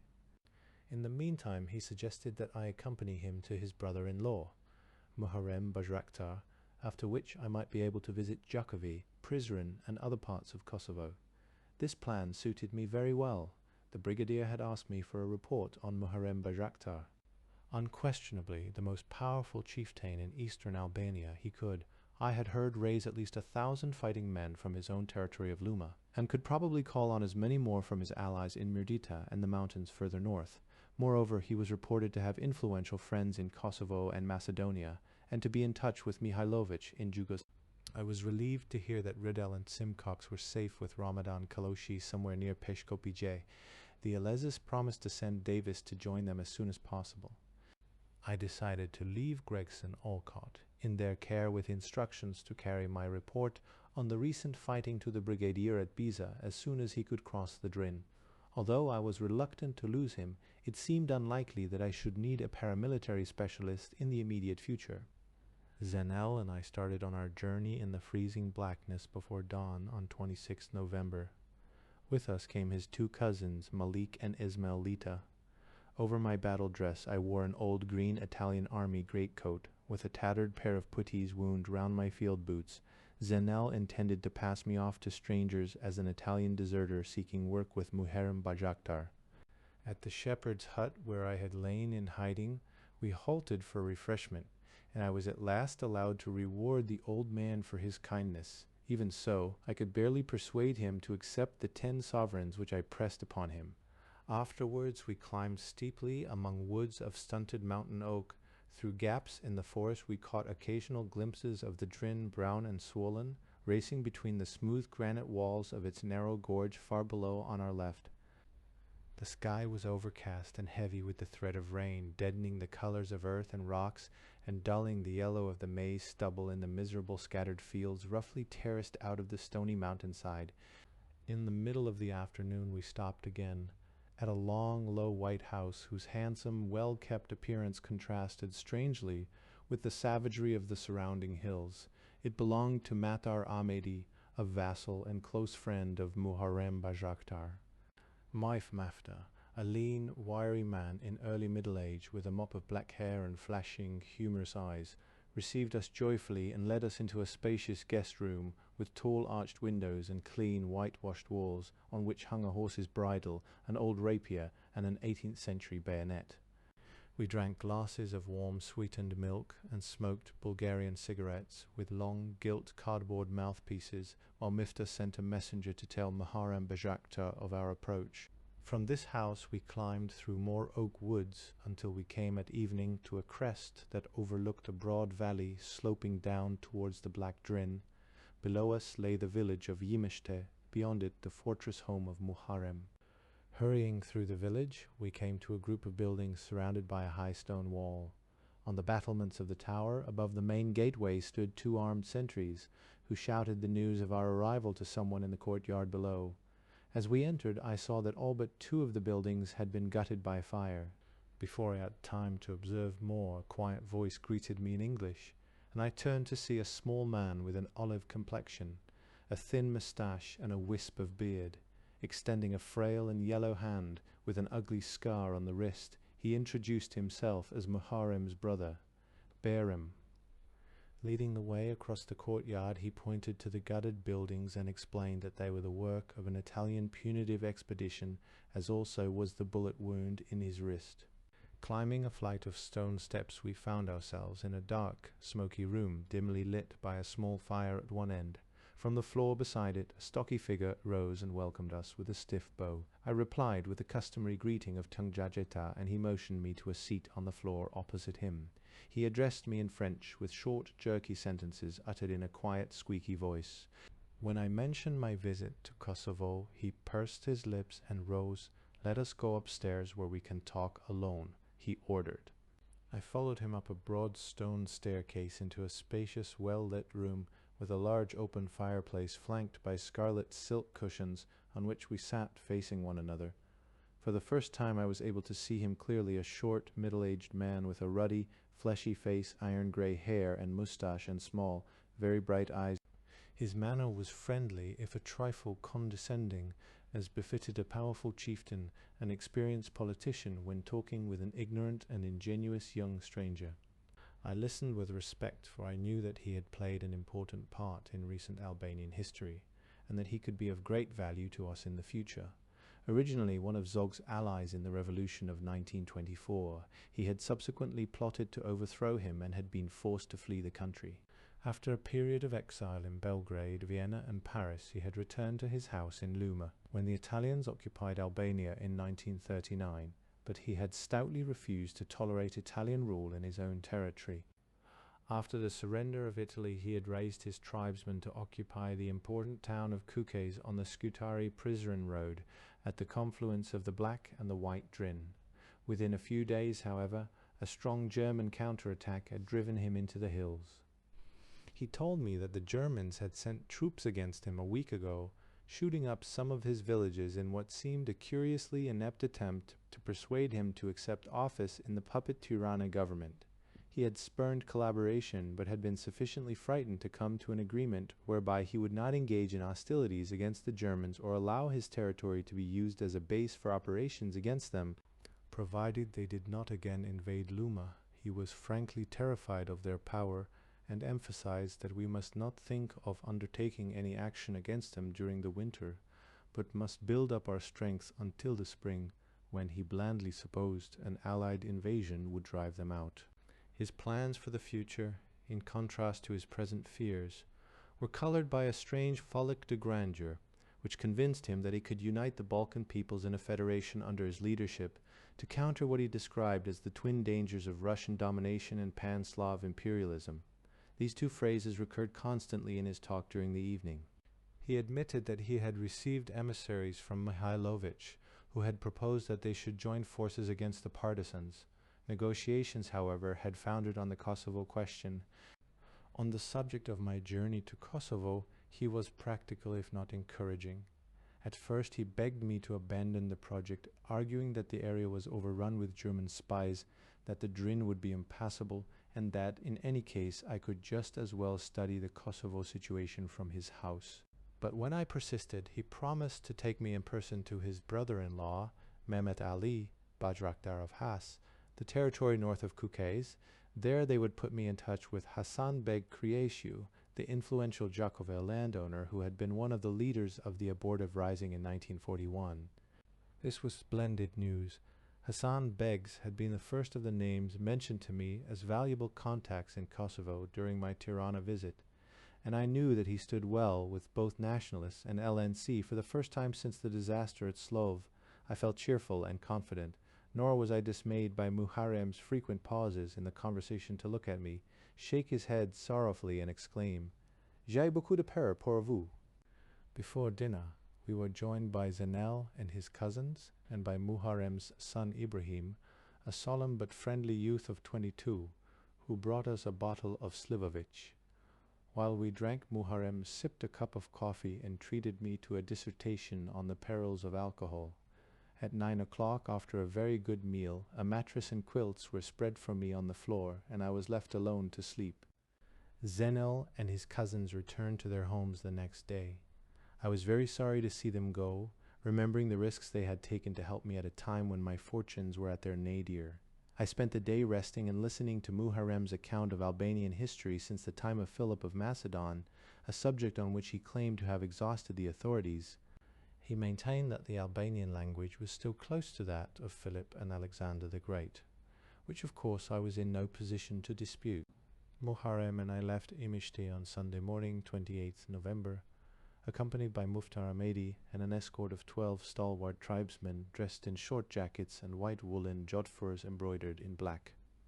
Muharrem, wrapped in a long dark blue cloak with a flat skull cap of black silk on his head, bestrode a fine chestnut horse captured from the Italians. Miftar rode a grey cob, and I was mounted on a big grey mark which he had lent me for the journey.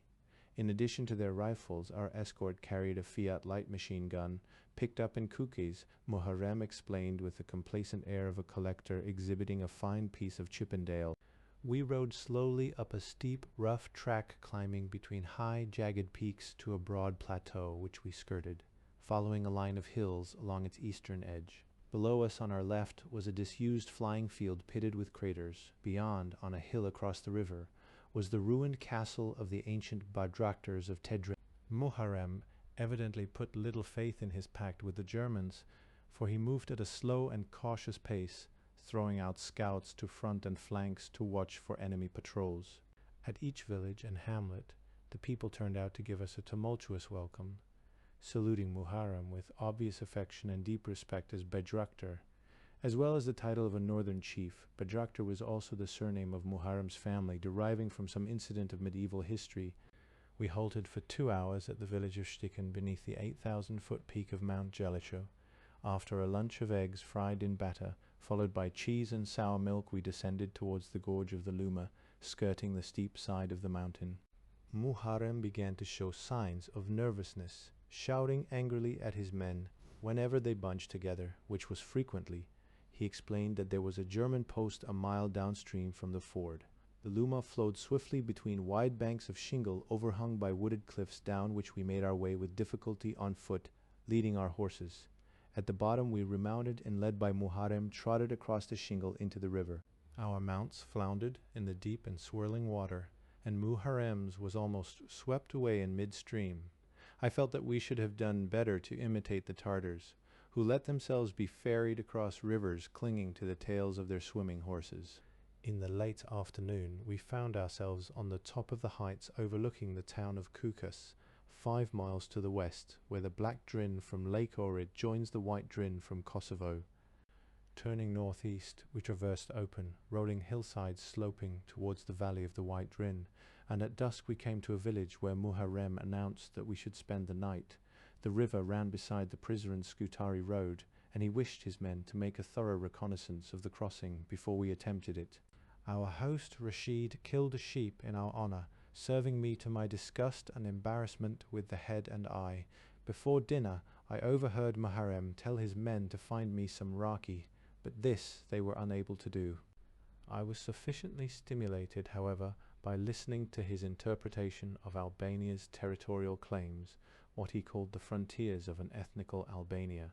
They seemed to include most of the Balkan Peninsula between Salonika and the Adriatic, between the Gulf of Corinth and the northern boundary of Montenegro.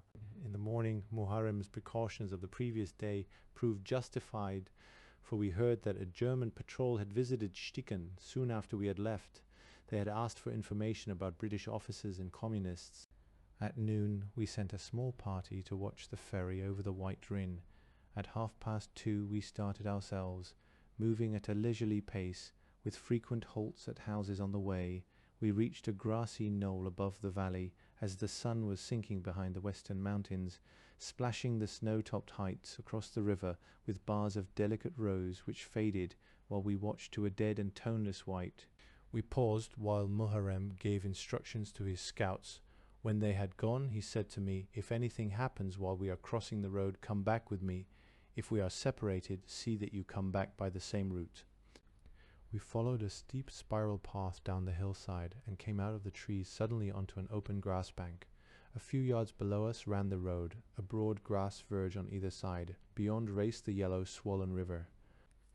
We handed over our horses to Miftar Ahmedi and 2 tribesmen, and crouched behind the bank while Muharrem gave a series of orders, and I scanned the road for possible cover. Finding none, I prayed that we should have an undisturbed crossing. The men listened to their orders quietly, but broke into a loud, excited babble as each explained and embellished them to his neighbor. Shouting them down, Muharrem launched into an angry lecture, apparently on the need for keeping silence. Then he signed to Maftar and his 2 companions, who mounted and jogged down the path onto the road. As soon as they reached the tarmac, they swung left and galloped for about 200 yards before turning towards the river. When they had vanished, we followed at the double, leaving 2 men to cover us with a light machine gun. We found Mifta and the horses in a clump of willows by the water's edge. From the opposite bank, a broad punt was approaching, steered by an oarsman in the bow. It was attached by a pulley to an overhead cable slung across the river, and so propelled by the force of the... As we tried to scramble aboard, Muharrem slipped on the muddy bank and slid into the water. I caught his arm and started to pull him out, while 2 of the guards ran to help me, slinging their rifles on their shoulders as they bent to grasp him. In the excitement, one of the rifles went off, singeing my face. The report rang down the valley, echoing among the rocks on either side. "If that doesn't bring the Germans upon us," sighed Muharrem, when he was safely on board, "we can be sure that there are none around." Apparently there were none, for we ferried ourselves and the horses across in 2 journeys without hearing so much as a lorry on the road. Although the operation lasted well over half an hour, on the other side we climbed a track up a steep, wooded ravine running towards the crest of the dark mountain mass that formed the northern wall of the valley. After an hour's journey we came to a poor village, whose inhabitants, however, received us hospitably and gave us food and shelter for the night. We left next morning at 10, after a breakfast of maize bread and milk, and climbed slowly up the face of the mountain through woods of small oaks. The ranks of snowy peaks across the Drin glistened in the sunlight against the clear blue of the sky. The sharp, frosty mountain air brought the blood to our cheeks and put vigor into our limbs.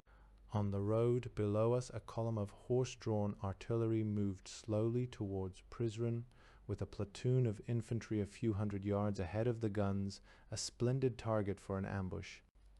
Shortly before midday, we came out upon a bleak plateau covered with coarse grass and studded with outcrops of rock and patches of snow. Above us loomed the squat bulk of Mount Bistrik like a brown cottage loaf crowned with icing sugar. Along the top ran the old Yugoslav frontier. Shivering in the sudden cold, I was glad when we stopped at a miserable hamlet for lunch. We entered the largest of the houses through the stable on the ground floor, and climbed a ladder to a surprisingly clean and cheerful guest room, where a bright fire blazed a welcome. We seated ourselves on a raised dais at one end of the room, while the owner, an old man who had known Muharrem when the latter was commanding the gendarmerie in that region, brought us cups of chamomile tea and showed us photographs of Muharrem, looking very handsome in his uniform at the age of 30. When we left after lunch, grey clouds were racing low over Bistrik. On an upper slope of the mountain, a splash of sunlight lingered on the grass beside a clump of pines in a lovely contrast of pale golden yellow and dark viridian.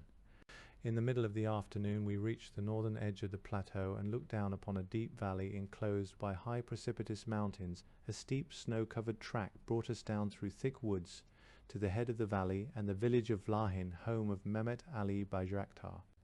His high stone tower stood on a mound which we had barely started to climb when we were halted by a shout from above. A very tall, bent old man in a short black coat, white woolen jodhpurs and conical white skullcap ran down the slope towards us, flinging his arms wide in welcome. He embraced us each in turn, reserving a special hug for Muharrem, who introduced him as Mehmet Ali, the Bayraktar of Has. Friendliness and hospitality bubbled from him as he led us up the hill to his house, where his son, a tall, dark man of about 45, was waiting to conduct us to the guest room. The son, also known as Mehmet Ali Bayraktar, was married to Muharrem's sister. The old man, who combined the dignified appearance of a patriarch with the hearty manner of an English country squire, took pride in the fact that neither he nor his son could read or write, but he admitted that his grandson could do both, adding regretfully that the boy could even speak a little Italian.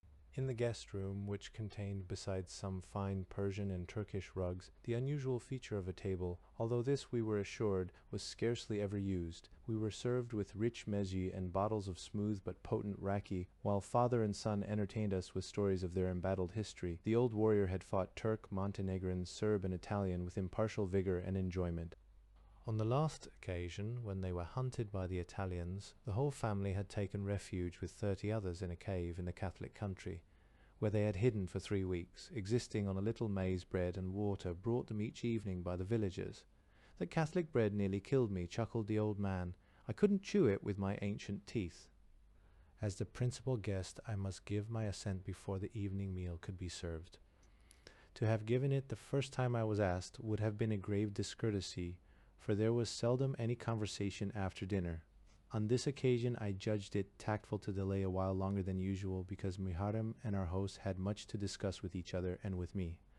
During pauses in our talk, an old man sang us harsh mountain threnodies to the accompaniment of the primitive 2-string chiteli, and as a climax to our entertainment old Razim Domi, the most ancient of Mehmet Ali's retainers, fuddled with the mellow raki, pranced and postured round the room, mouthing ludicrous grimaces from beneath his drooping black moustache, while his companions cheered his buffoonery and the chiteli screeched a faster. Wheeled a rhythm, young Mehmet Ali told me there was a party of Englishmen at the village of Deg, near the bank of the River Drill, 2 days' journey to the west. This must be Flight Lieutenant Hans's mission, which had moved north from Dibra in October. I decided to go straight there from Vlahin to refit myself with money and clothing and regain wireless contact with Cairo and Brigadier Davies. I should also need a properly equipped base from which to make my reconnaissance of Kosovo. I therefore sent word to Hans to expect me within the next few days, as soon as I had seen Hasan Kraiziu, whom Mehmet Ali had already summoned to his house to meet me. On the evening of 2nd December, 2 days after our arrival at Vlahin, I was sitting over my raki talking with Muharrem and our hosts and trying to distract my mind from the activities of the colony of lice that had infested my clothes for the last month, when the barking of dogs and a clamor of voices outside announced the approach of strangers. A minute later there was a shout of welcome, and a short, chunky man in a knickerbocker suit of grey pepper and salt tweed and stout leather gaiters stumped into the room, shook himself like a sheepdog, and began to call out greetings in a deep, hearty voice. He extended his hand to me with a stiff bow. "Kraiziu," he boomed. "Kemp," I replied, coming stiffly to attention as I returned the bow and handshake. With his white hair, square, heavy-jowled face, bulky figure, and bluff good nature, he looked like a prosperous farmer, which indeed he was, but I had heard also of his shrewdness, honesty, and courage, of his friendship for the British, and of the wide affection and esteem he enjoyed on both sides of the frontier. It was not until next morning that we were able to discuss the business that had brought us together. Ever since August, when I had heard that there was a chance of my going to Kosovo, I had set myself to study the problem of that disputed territory. I had questioned men of every shade of political opinion, but Hasan Kraiziu was the first Kosovar with whom I had been able to talk, and the first person who enjoyed the confidence of nationalists and partisans alike. Muharrem and Mehmet Ali were manifestly his close friends, and Enver Hoxha himself had told me that he was the unofficial president of the LNC in Jakovi, whatever that meant. Kraiziu's views then should represent those of the great majority of Albanians. The term Kosovo in its strictest application refers to the plain near Pristina in Serbia, where the great battle was fought in 1389 between the Serbs and the Ottoman Turks, which brought Serbia under Turkish rule for more than 400 years. More commonly, and in the sense in which I use it, it includes also Mitrovica and the region of Metohija, that is the towns of Pek, Gjacove, and Prizren. As the heart of the medieval Serbian kingdom, the Serbs claim that it is indissolubly linked with the history of their nation, for which reason, more than any other, it was included in the frontiers of Yugoslavia. Albania's claims are based on two generally admitted facts: that it is her natural granary, and that the majority of the inhabitants are Albanians. The proportion is between 70 and 85%. Yugoslav rule between the two world wars unfortunately tended to suppress rather than encourage or even tolerate Albanian customs, religion, and language. My principal task was to explore the chances of forming a resistance movement among Albanians in Kosovo. When I sounded him on the subject, Hasan Beg warned me, as I had feared he would, that the majority of Kosovars preferred a German occupation to a Serb. The Axis powers had at least united them with their fellow Albanians, whereas an Allied victory would, they feared, return them to Yugoslav rule. Therefore, although most believed that the Germans would eventually be beaten, few would risk their lives to help in the process without some combined declaration by the Allied governments, guaranteeing the Kosovars the right to decide their own future by plebiscite. I already knew from a previous interchange of signals with Cairo that such a declaration was out of the question. Instead, I had been advised to tactfully avoid the subject of the future of Kosovo, not a very practical suggestion as it proved. In my talks with irredentists, the future of Kosovo was invariably the first point they raised, nor could I hope to arouse their enthusiasm or allay their fears by a vague reference to the terms of the Atlantic Charter, which was as far as I might commit myself. Nevertheless, Hasan Beg seemed delighted that a British officer had come to Kosovo, and he promised to do everything in his power to make my visit a success. He emphasized the importance of my keeping in touch with him while I was at Deg A, and to this end he detailed one of his retainers, Shpen Zeseri, to act as courier between us. This Shpen Zeseri was a tall, very silent man with undistinguished features, whom I generally recognized by the way he wore his white egg-cup cap tilted well forward on his head. His master described him as exceptionally trustworthy. I certainly found him discreet, for I hardly ever heard him speak and only once saw him smile. Hasan Beg also promised to arrange for me to visit WWII in the near future. He would put me up in his house and invite a number of influential Kosovars to meet me. Afterwards we could plan a journey further afield. He would send Shpen to me at Deg as soon as he was ready. Finally, he warned me that the partisans were most unpopular in Kosovo and their influence was negligible. I should achieve little if I entered the area under their edges, for they were regarded as agents of Tito, who, like Mihailovich, was detested as an instrument of pan-Slav imperialism. Coming from the unofficial president of the LNC in Kosovo, this warning was not to be ignored. Snow was falling heavily when I awoke the following day, obscuring the mountain tops, covering the roofs and blanketing the ground. Perhaps it was the weather that made Muharrem more than usually fussy. One of Mehmet Ali's servants arrived from WWII with some shopping I had ordered.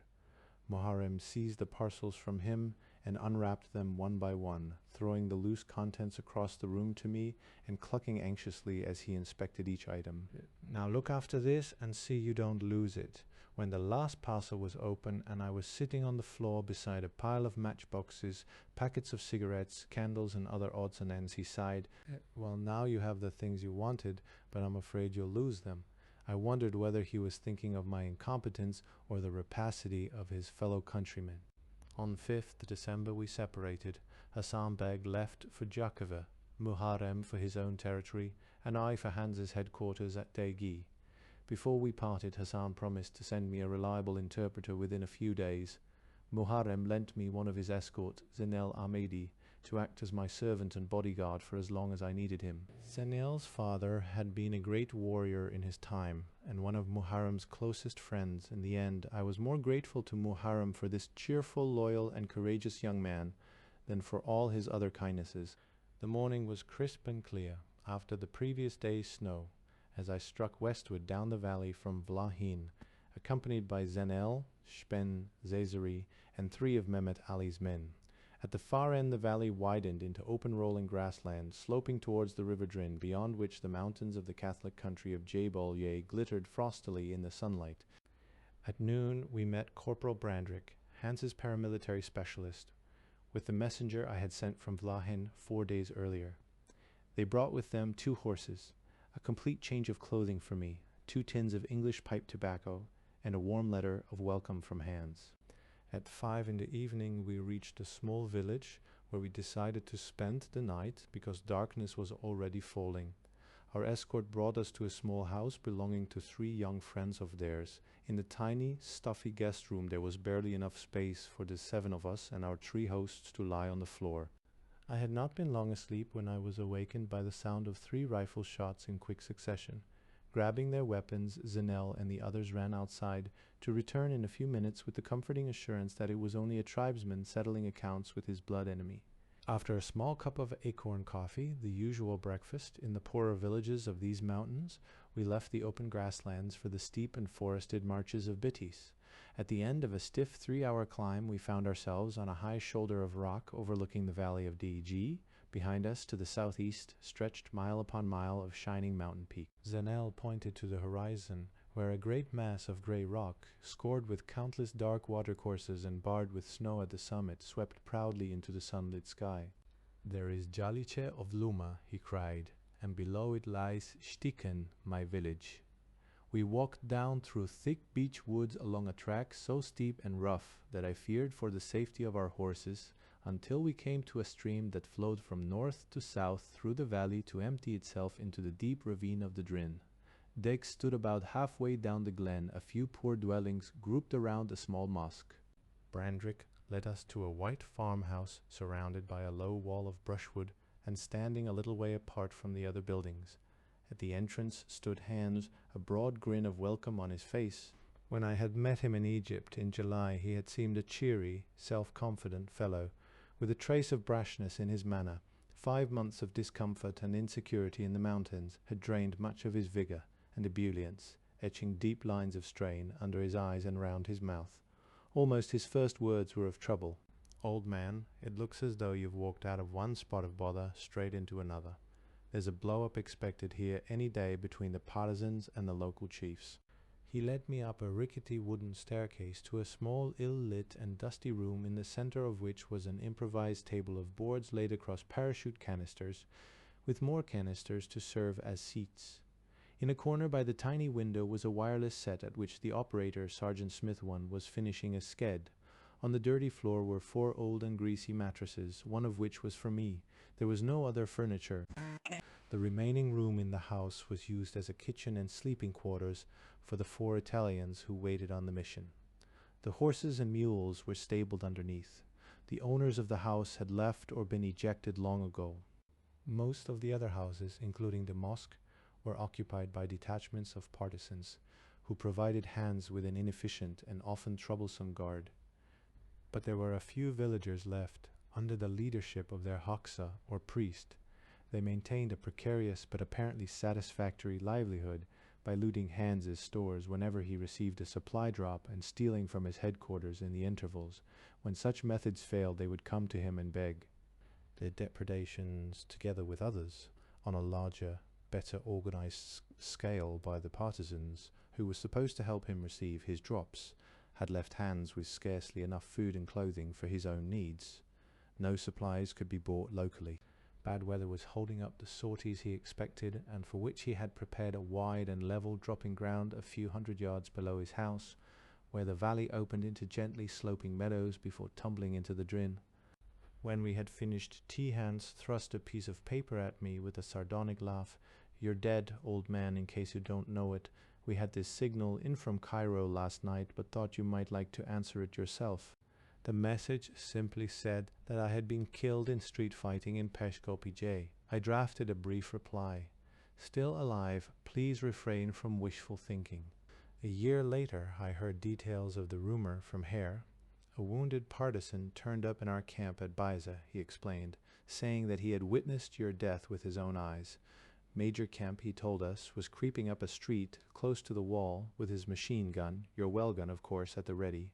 Suddenly, round a corner, he came face to face with a German, also with his gun at the ready. Both fired simultaneously, and both fell dead. The others, Harry concluded, were suitably impressed and sad. I alone knew the story couldn't be true. For one thing, you would never have been wide enough awake to fire at the same time as a German, and for another, your well gun would certainly have jammed too. There were some 300 partisans grouped in citas between Deg and the valley of the Valbani, about 6 miles further north. Most were from Kosovo, but a few had come from the prefecture of Scutari, which they had made too hot to hold them. All were controlled by a newly formed organization, the Kosmet, Kosovo and Metohija General Staff, under the military command of the renowned guerrilla leader Fadil Hoxha, who had made a name for himself fighting the Bulgars in Macedonia. The political direction and the effective power was in the hands of the chief commissar, Mehmet Hoxha, the same man whose suit I had worn in Tirane and whom I had last seen in Dibra. He in turn received directives from Tito. The ostensible purpose of their presence was to establish a secure base for the winter. Their real objects, according to Hans, were to coordinate operations with Tito's Montenegrin partisans and to clear the frontiers of Montenegro and Kosovo of all reactionary elements. Hans's view of their intentions was shared by most of the local Bajraktars and inhabitants, who regarded the Cosmet with undisguised suspicion and hostility, in which, unfortunately, they included Hans. He had been obliged to move his base twice in the last month under pressure from the chiefs. It was useless for him to protest that he was only there to help anyone who would cooperate with him against the Germans, because nobody was prepared either to fight the Germans or invite their reprisals by allowing Hans to annoy them. Even the Cosmet had rejected his proposals for attacking the Prizren Scutari road. The local Bajraktars had gone further. After a conference presided over by a certain Mal Shabani the day before my arrival, they issued an ultimatum to the Cosmet and to Hans, either to leave their territory at once or be driven out, if necessary with German help. If we had to leave Deg, it was difficult to see where we could go. Beyond the drill was Catholic country, where the people, if not actively hostile, would certainly not receive us as friends, for they followed the lead of John Marco Joni, the captain of Mirdita and the most powerful chieftain in northern Albania, who was the ally of the Germans. Hans therefore asked me to mediate between himself and Mal Shabani, and try to arrange a truce that would at least allow us to remain at Deg. He suggested that I should also have a talk with Mehmet Hoxha. I should find them both in the same village. Mehmet was staying with Selimani, Bajaraktar of Krasniqi, the mountainous region beyond the Valbone, and Mal Shabani's house was close by. Selimani was the only chieftain who supported the partisans. I subsequently learned that he and Mal Shabani had long been at feud. On 8th December I left for Krasniqi. A 6 hours ride over difficult stony tracks brought me to the Valbone, which I crossed by a flimsy wooden bridge, marveling at the brilliant turquoise color of the water pouring over the boulder-strewn riverbed and the harsh grandeur of the bare limestone cliffs that frowned above the further bank. I reached Salamani's house just before dark to find him celebrating the festival of Greater Bayram with Mehmet Hoxha and other officers of the Cosmet. An ironical situation, I thought. The 80-year-old Bajaktar was the finest-looking Albanian I had seen, 6 foot tall, lean and erect, with a fierce white moustache and silvery hair. He towered like some Homeric hero above the paunchy, puffy-faced commissar. The news Mehmet Hoxha gave me was disquieting. A force of 600 Kosovar mercenaries under Iksefer Diva, the puppet minister of the interior, was poised on the frontier, ready to invade Krasniqi and Bitis and drive us into the Drin. Of course they might not come this way if Mal Shabani and his friends did not invite them. It was too late for me to do anything that night, but I had better see Mal Shabani in the morning. While Salimani was out of the room, I told Mehmet of my plan to visit Hasan Beg in Jakovu. He seemed to approve, warned me to be careful of fascist agents, and wished me a pleasant visit. I did not mention the matter in front of Salimani because he had a feud with the Kraesius dating from the 1920s, when the eldest Kraesiu, Sina Beg, had invaded Krasniqi with a force of gendarmerie to hunt down his outlawed rival, Behram Kuri. I heard more of this tale later. After a good sleep in a large 4-poster bed, damp with long disuse, I set out with Mehmet to tackle Mal Shabani. Apprised of my coming, he was awaiting me with 2 of his confederates. The 3 of them eyed me with deep suspicion as Mehmet introduced me. I felt at a disadvantage in being dependent on Mehmet as interpreter and thought it probable that he was using me as a stalking horse in his game of power politics. But I only realized the extent to which Hans and I were compromised when Mal Shabani, who spoke some Italian, told me bluntly that I was not a British officer but a Russian, because he knew that all British officers had been withdrawn from Albania. And in any case, what would they be doing with communists? It took me the whole morning to convince the 3 dour chieftains of my bona fides, but I departed with an assurance that they would leave us in peace. Mehmet Hoxha's report about the 600 mercenaries proved to be a false alarm, one of many that kept us in a constant state of alert during the next 2 months.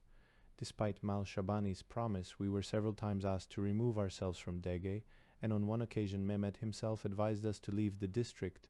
Nevertheless, the partisans remained, and so did we, chiefly because, as I have said, we had nowhere else to go. The next morning, while I was having an uncomfortable bath in one of the canisters that did alternative duty as chairs, hands came into the room. Your interpreters arrived from Hassan Kriyesiu, scruffy-looking bastard if you ask me.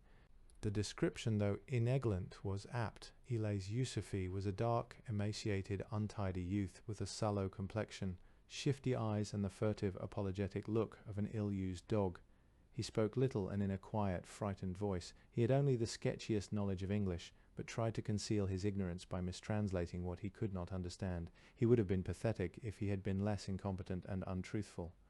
Hassan Beg had sent him, I discovered later, because he was sorry for the boy and because there was no one else.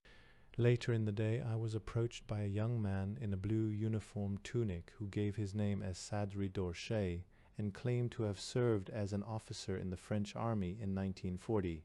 His father, who knew the Chrysius well, had told him to offer his services to me in any confidential capacity. Impressed by his command of French, I asked him to stay as an extra interpreter. I felt the need of another to supplement the deficiencies of Elias. He agreed to take up his duties as soon as he had spoken to his father, for he assured me he did nothing without his father's approval. On the evening of 13th December, Spen Zeseri arrived from Jakove with two equally silent companions to escort me to Hassan Beg's house. Next morning I put on a civilian overcoat to hide my battle dress and changed my green beret for a flat Bulgar fez of black lamb's wool. Our party consisted of Zenel, Els, Sadri Dorche, and his father, and a muley which Hassan Beg had considerately sent in case I wanted to ride. Dorche Peri, I thought ungraciously, might have been content to give his approval without adding himself to our already swollen numbers. We had only gone a few paces when we were stopped by a body of partisans under Reksheb, the political commissar of the Scutari Cites, an arrogant fellow whose manner and conversation, as well as his position, proclaimed him a sound party man. He now demanded that I postpone my visit until I had seen Tito's delegate to the Cosmet, a certain Rada, who was expected shortly. He added insolently that the Cosmet had no interest in private individuals like Hassan Kriyesiu, and that if I went to Jakovo I must go with partisans and see only those people of whom the partisans approved. I replied as politely as my anger allowed that I took orders from the Allied General Staff, not the Cosmet. After a long argument, watched by Spen and his friends with silent disdain, I agreed, on the advice of Elias and Sadri, to take 3 partisans for some of the way, though not into Jakove. Detailing 3 of his men, one of whom spoke French, to accompany us, the commissar turned his back on me and stalked away. I regretted bitterly my mistake in telling Mehmet of my plans. I had only done so because both he and Hassan Beg had led me to believe that they were allies, and because I did not want the Cosmet to accuse me of working behind their backs. In my innocence, I had supposed them to be as interested as I in building up resistance against the Germans in Kosovo, whereas they were only concerned to consolidate their power at the expense of all other parties. Never again, I resolved, would I confide in them, but my wisdom had come too late. It was mid-afternoon before we had climbed to the top of the watershed between Degi and the grassy vale of Bitis. Skirting Vlad, a large village where there was a gendarmerie post, we arrived in the gloom of a wintry dusk at the foot of a steep slope, where we halted to eat the food we had brought from Degi. It had been much too cold to ride, but the mule had slowed our pace considerably. When I asked Spen how far we were from Jakove, he answered with glum satisfaction, 4 hours by day, 8 hours at night. Before I could make any comment, a fruity voice hailed us out of the darkness. An intoxicated gendarme lurched down the track leading towards Vlad. He had only come to exchange gossip, and so I kept out of sight, screened by Zenel and Sadri, until Spen had satisfied his curiosity. He was unlikely to be hostile, but he would probably have spread the news of my presence if he had noticed me. We climbed a steep and rocky path to the head of the pass, where a small stone pinnacle marked the old frontier between Albania and Yugoslavia. While we rested to get our breath, Spen and his two friends told me that they used to make a good living before the war smuggling tobacco across the frontier from Yugoslavia. Now that Kosovo was part of Albania, they had lost their livelihood. The descent was precipitous and dangerous in the dark. Several times we lost the track, but our smuggler guides seemed to feel their way back to it by instinct before we could stray far. Gradually the slope leveled, and the track became a wide and muddy path running through woodland, easy to follow in the light of a rising moon. At our next halt, a heated argument broke out between Spen and the three partisans, at the end of which Spen announced that he was going to take us back to Deg. It seemed that Reksheb had ordered the partisans to accompany us into Jakovi, and had told the one who spoke French that he must stay with me all the time I was there and be present at all my meetings. I was sorry for the three partisans who were only obeying orders, but I had not come all this way to have my plans upset by the duplicity of Reksheb. I ordered them to return to Deg at once, adding that the Cosmet could do what they liked about it. What they did, I soon discovered, was to send word to the Germans that I was in Jakovi.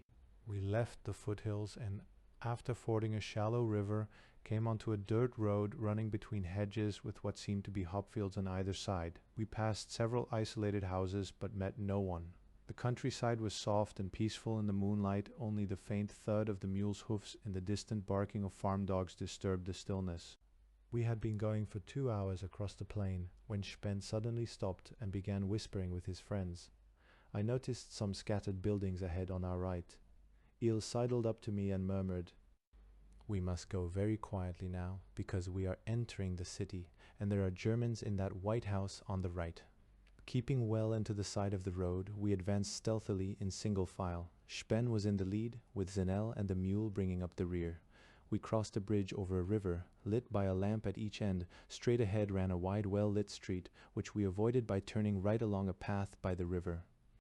After 200 or 300 yards, we turned sharp left again up a hill until we came to some large white barracks guarded by a pair of sentry boxes. At this point our behavior degenerated into burlesque. Spen and his friends crept forward, crouched over their rifles, which they carried at the hip with their fingers on the triggers, each one looking to paraphrase a famous epigram, far more like a gorilla than a gorilla has a right to look. I wondered fearfully whether we were in greater danger of arrest as bandits or as lunatics. Fortunately, the sentry boxes were empty. The barracks housed only workers from the chrome mines. Soon we were prowling through the twisting, cobbled streets of the town like small boys playing Red Indians. Spen would stop at each corner, peer round it carefully, and hurriedly beckon us on, at every street lamp Eels, whose labored breathing was heavy on my neck and whose Sten gun, I noticed unhappily, was pointed at the small of my back, would trot forward and steer me forcefully across the street in the full glare of the beam, until I told him irritably to leave me alone. And whenever one of the mule's iron-shod hoofs clattered against the cobblestone, everyone stopped in his tracks and hissed "shish, shh, shh," so loudly and with such agonized urgency that the poor beast stood still and hung its head in shame. But for the noise we made ourselves, no sound disturbed the quiet of the sleeping city, nor did we see any movement other than our own shadows on the pale moon-bathed walls of the houses. At midnight we came to a halt in front of a large wooden door in a high whitewashed wall. Spen knocked and called up to a lighted window in the house behind. A minute later the bolts were drawn back, and a very old man with a long, drooping white moustache led us into a wide courtyard. At a doorway on the far side, Hassan Beg was waiting. He took me upstairs to a living room furnished with armchairs, a large divan and a table. A double bedroom and a bathroom completed my luxurious quarters. I was too tired to eat, but was persuaded to drink some unusually powerful home-distilled raki. Hassan Beg had shed the breezy bonhomie of our first meeting. He was unmistakably nervous. His face darkened and his manner became more agitated as Spen told him of our trouble with Reksheb. Turning to me, he reproached me sharply for having told Mehmet of our meeting at Vlahin. The partisans had been trying for a long time to make him leave his house and join them in the mountains, seeking thus to deprive him of his contacts among the various nationalist and irredentist groups in Jakovi. Now they would spread the news of my presence, hoping that I should be discovered and he would be obliged to flee. Looking back, I realize how simple-minded I must have been to suppose that because Hassan Beg was the unofficial president of the LNC, he would want to share his plans with official members. Events were to prove him tragically justified. I was horrified at Hassan's reproaches. He was already taking a grave risk in sheltering me, and the knowledge that I had thoughtlessly aggravated his danger was a heavy burden on my conscience. The old servant, on the other hand, who had been listening to our conversation, made light of our fears. "If you want to play at politics, Hassan Beg," he teased, "you must be brave." I was roused next morning by Hassan himself carrying a flask of raki to keep the cold out, he explained, while I dressed. He had recovered his good humor, but warned me that I should have to curtail my stay in Jakove and postpone a journey to Prizren, Pristina, and Pech, which he had planned for me. There was another reason for his alarm, which he now confessed. The 600 mercenaries who had threatened us in Krasniqi had imposed a reign of terror throughout Kosovo, and the memory of their executions was still fresh. Despite his fears, he kept me in his house for 3 days, treating me with a rare hospitality that I had not experienced in years. More important, he brought to see me some of the most influential of the Kosovar leaders. It was typical of Hassan's integrity that he included among them men who differed from him politically, and one or two who were his rivals. He had promised to help me in the formation of a common front of Kosovars against the Germans, and this object alone guided him in his choice. Our talks convinced me that we should achieve no more than isolated military action in Kosovo without some allied declaration on the future status of the province.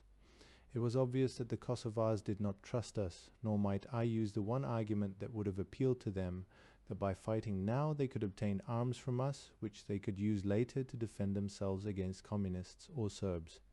The most I obtained was a promise from the commander of the Albanian army garrison at Pech to put his men at my disposal in the event of an Allied invasion or a German withdrawal, and an undertaking from the others to furnish me with military and political information in the meantime. One of my visitors was the chief of police at Pech, and so I should at least receive warning of any German operations against us. 2 leaders of the irredentist party, Ejub Binaku and Professor Suleiman Riza, promised me a second visit to Kosovo with a wide itinerary. As soon as the situation improved, they would send for me at Degi. I left Jakove in the early hours of 17th December, with the same escort and in much the same manner as I had entered, though without the embarrassing company of the mule. When I reached Degi, I was told of the Kosmets' treachery. I smothered my resentment, not wishing to provoke an open breach, but I derived some consolation from the hypocritical enthusiasm with which Mehmet and Tito's delegate, Rada, congratulated me on my safe return. With Hans I found Tony Neal, who had arrived the previous evening after a dangerous reconnaissance of the country near Scutari, followed by an equally hazardous journey across the Catholic territory west of the drill. He would never have reached us safely but for the influence and diplomacy of his escort, Imar Bardoshi, the Badraktar of Phuket, who, although a Muslim, had allies among the Catholic tribes. It was pretty rotten, Neil told us to see how unpopular one was. The only time I was well received in a village was when old Imar told them I was a Hun officer. Then they were all over me. I had not been back at Deg 24 hours when Smith handed us a signal warning us to stand by that night for a sortie of 3 aircraft. As well as stores, they would drop 3 parties each, consisting of an officer and a wireless operator. As soon as we heard the engines in the distance, we ran to the drop-pin ground, where partisan guards were already stationed and lit the signal fires. At the same time, the villagers thronged from their houses in search of loot, while the tracks leading to Deg from all the surrounding countryside filled with shadowy, hurrying figures. Some came on horseback, others on foot, the richer ones leading mules to carry their plunder.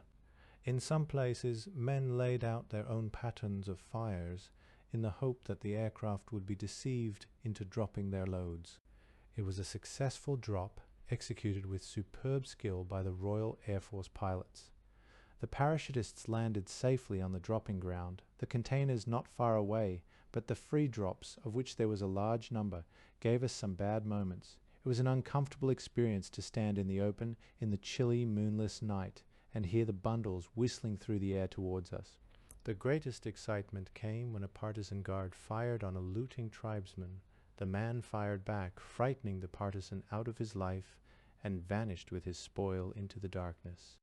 Instead of bringing the stores to our house, the partisans took them to the mosque, where they rifled the personal kit of the men who had just landed and stole most of the food. Our protests were useless, for they were acting on the orders of Commissar Reksheb, with whom my disobedience still rankled. On the intervention of Mehmet Hoxha next morning, we recovered most of the military stores and some of the food. But the parachutists' introduction to Albania was the loss of all their belongings. The new officers were Captain Hibberdine, Lieutenant Merritt, and Lieutenant Hibberd. Hibberd was to join Riddle near Dibra, Merritt would work with Neil, and Hibberdine was attached to me. For the moment we were faced with an acute shortage of space, with 12 officers and NCOs and 4 Italian servants in one very small house.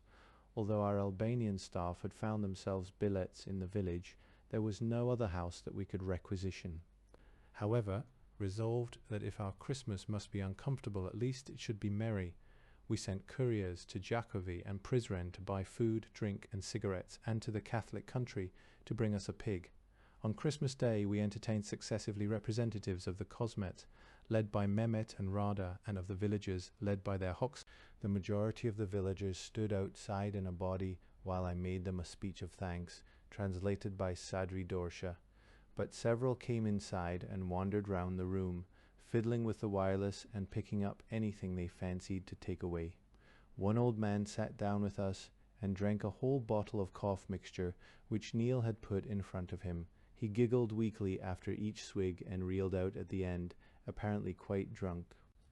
On 27th December, Elis Yusufi, who had been away on a visit to his family, returned with the news that Ejubinaku was awaiting us in the house of the sub-prefect of Tropohie.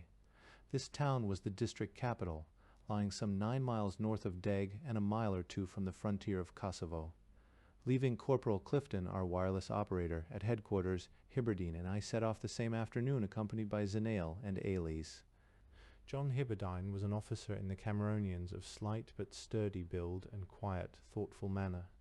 Several years younger than myself, he combined great physical endurance with unusual intellectual maturity.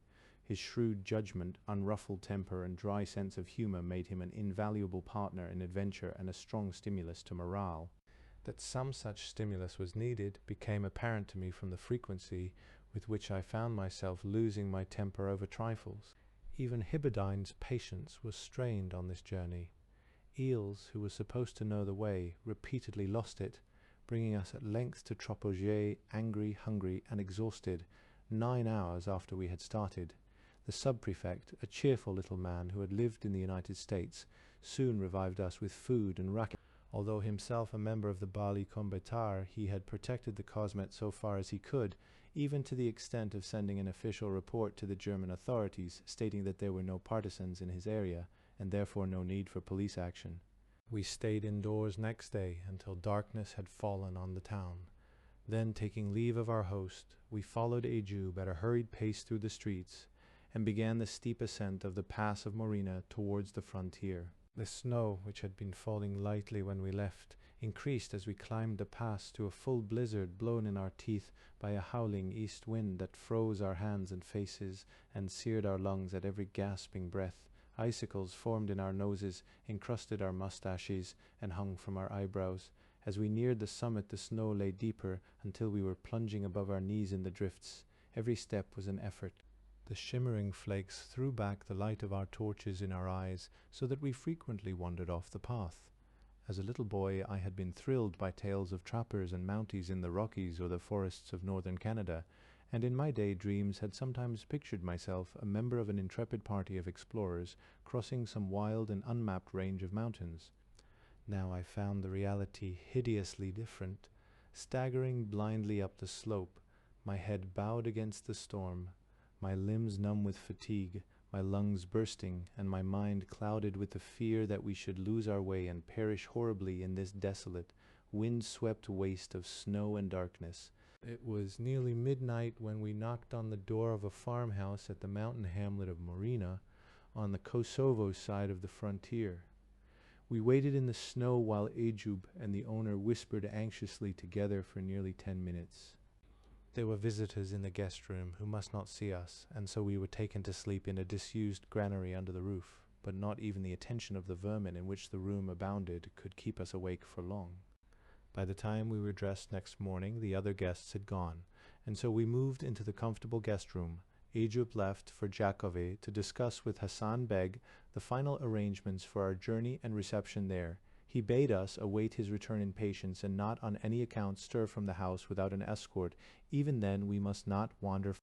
The fear of informers was so great that throughout our stay in Kosovo, even in the country districts, we were isolated from all contact with, and as much as possible from the sight of people other than the family with which we happened to be staying, and visitors specially summoned to meet us.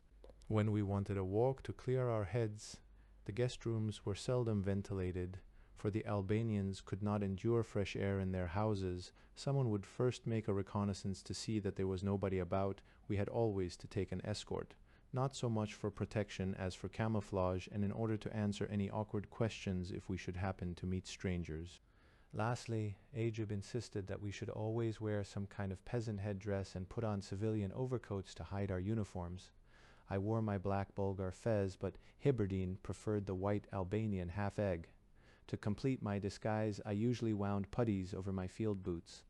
Irksome though these restrictions were, we could not reasonably refuse to obey them, for the consequences to our hosts and companions if we were taken would be far more serious than to ourselves.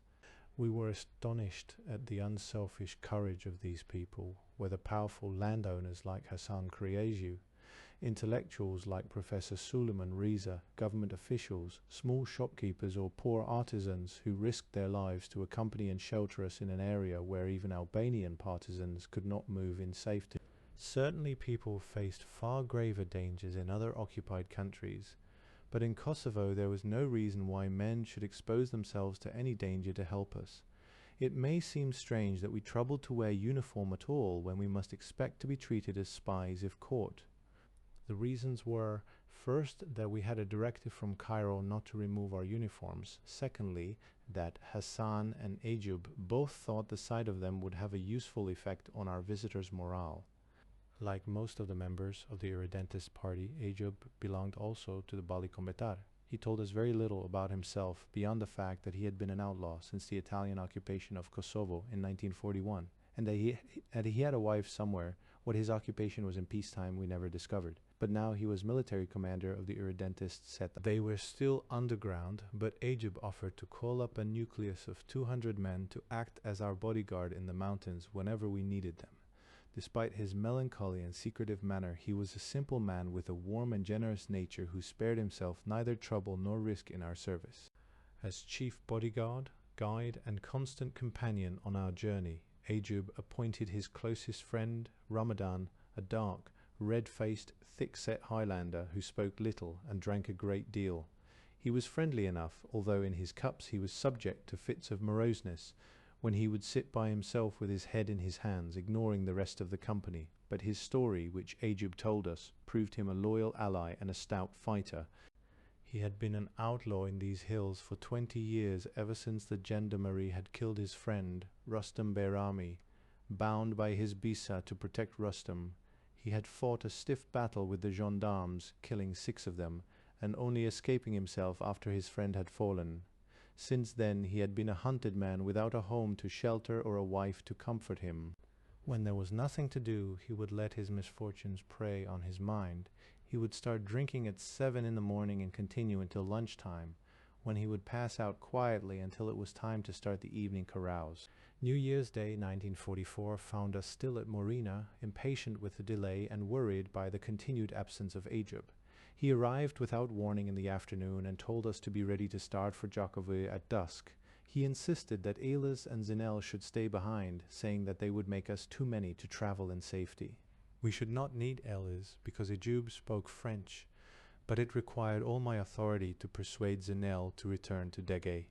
We left the house in the late afternoon and walked a few hundred yards down the hill to a narrow road where an open faker was waiting. At our backs the gigantic bulk of Skelzen, the eastern bastion of the North Albanian Alps, soared 8,000 feet above us, its southern face shimmering in the fading sunset with a pearly light. The name means shining, and the people who dwell beneath it hold the mountain in deep veneration, investing it with a mythology of ghostly legends. A saint is buried on the upper slopes. In the calm yet menacing grandeur of that mighty massif looming through the twilight, I saw embodied all the splendor and savagery of the Balkans, all the harsh nobility and fierce endurance of the land shone in the opalescent beauty of those ice-bound, snow-wrapped cliffs. Well muffled against the cold Hebridean, and I climbed into the carriage. Ajib and Ramadan sat half on the seat, half on top of us. The driver, a cheery, deep-voiced fellow with a huge pair of mustaches, flicked his whip and the horse started down the slushy road at a spirited trot. In half an hour we had left the hills and were running across level, open country. We swept through the villages at a fast canter in a musical jingle of bells, the driver cracking his whip and shouting to clear the way.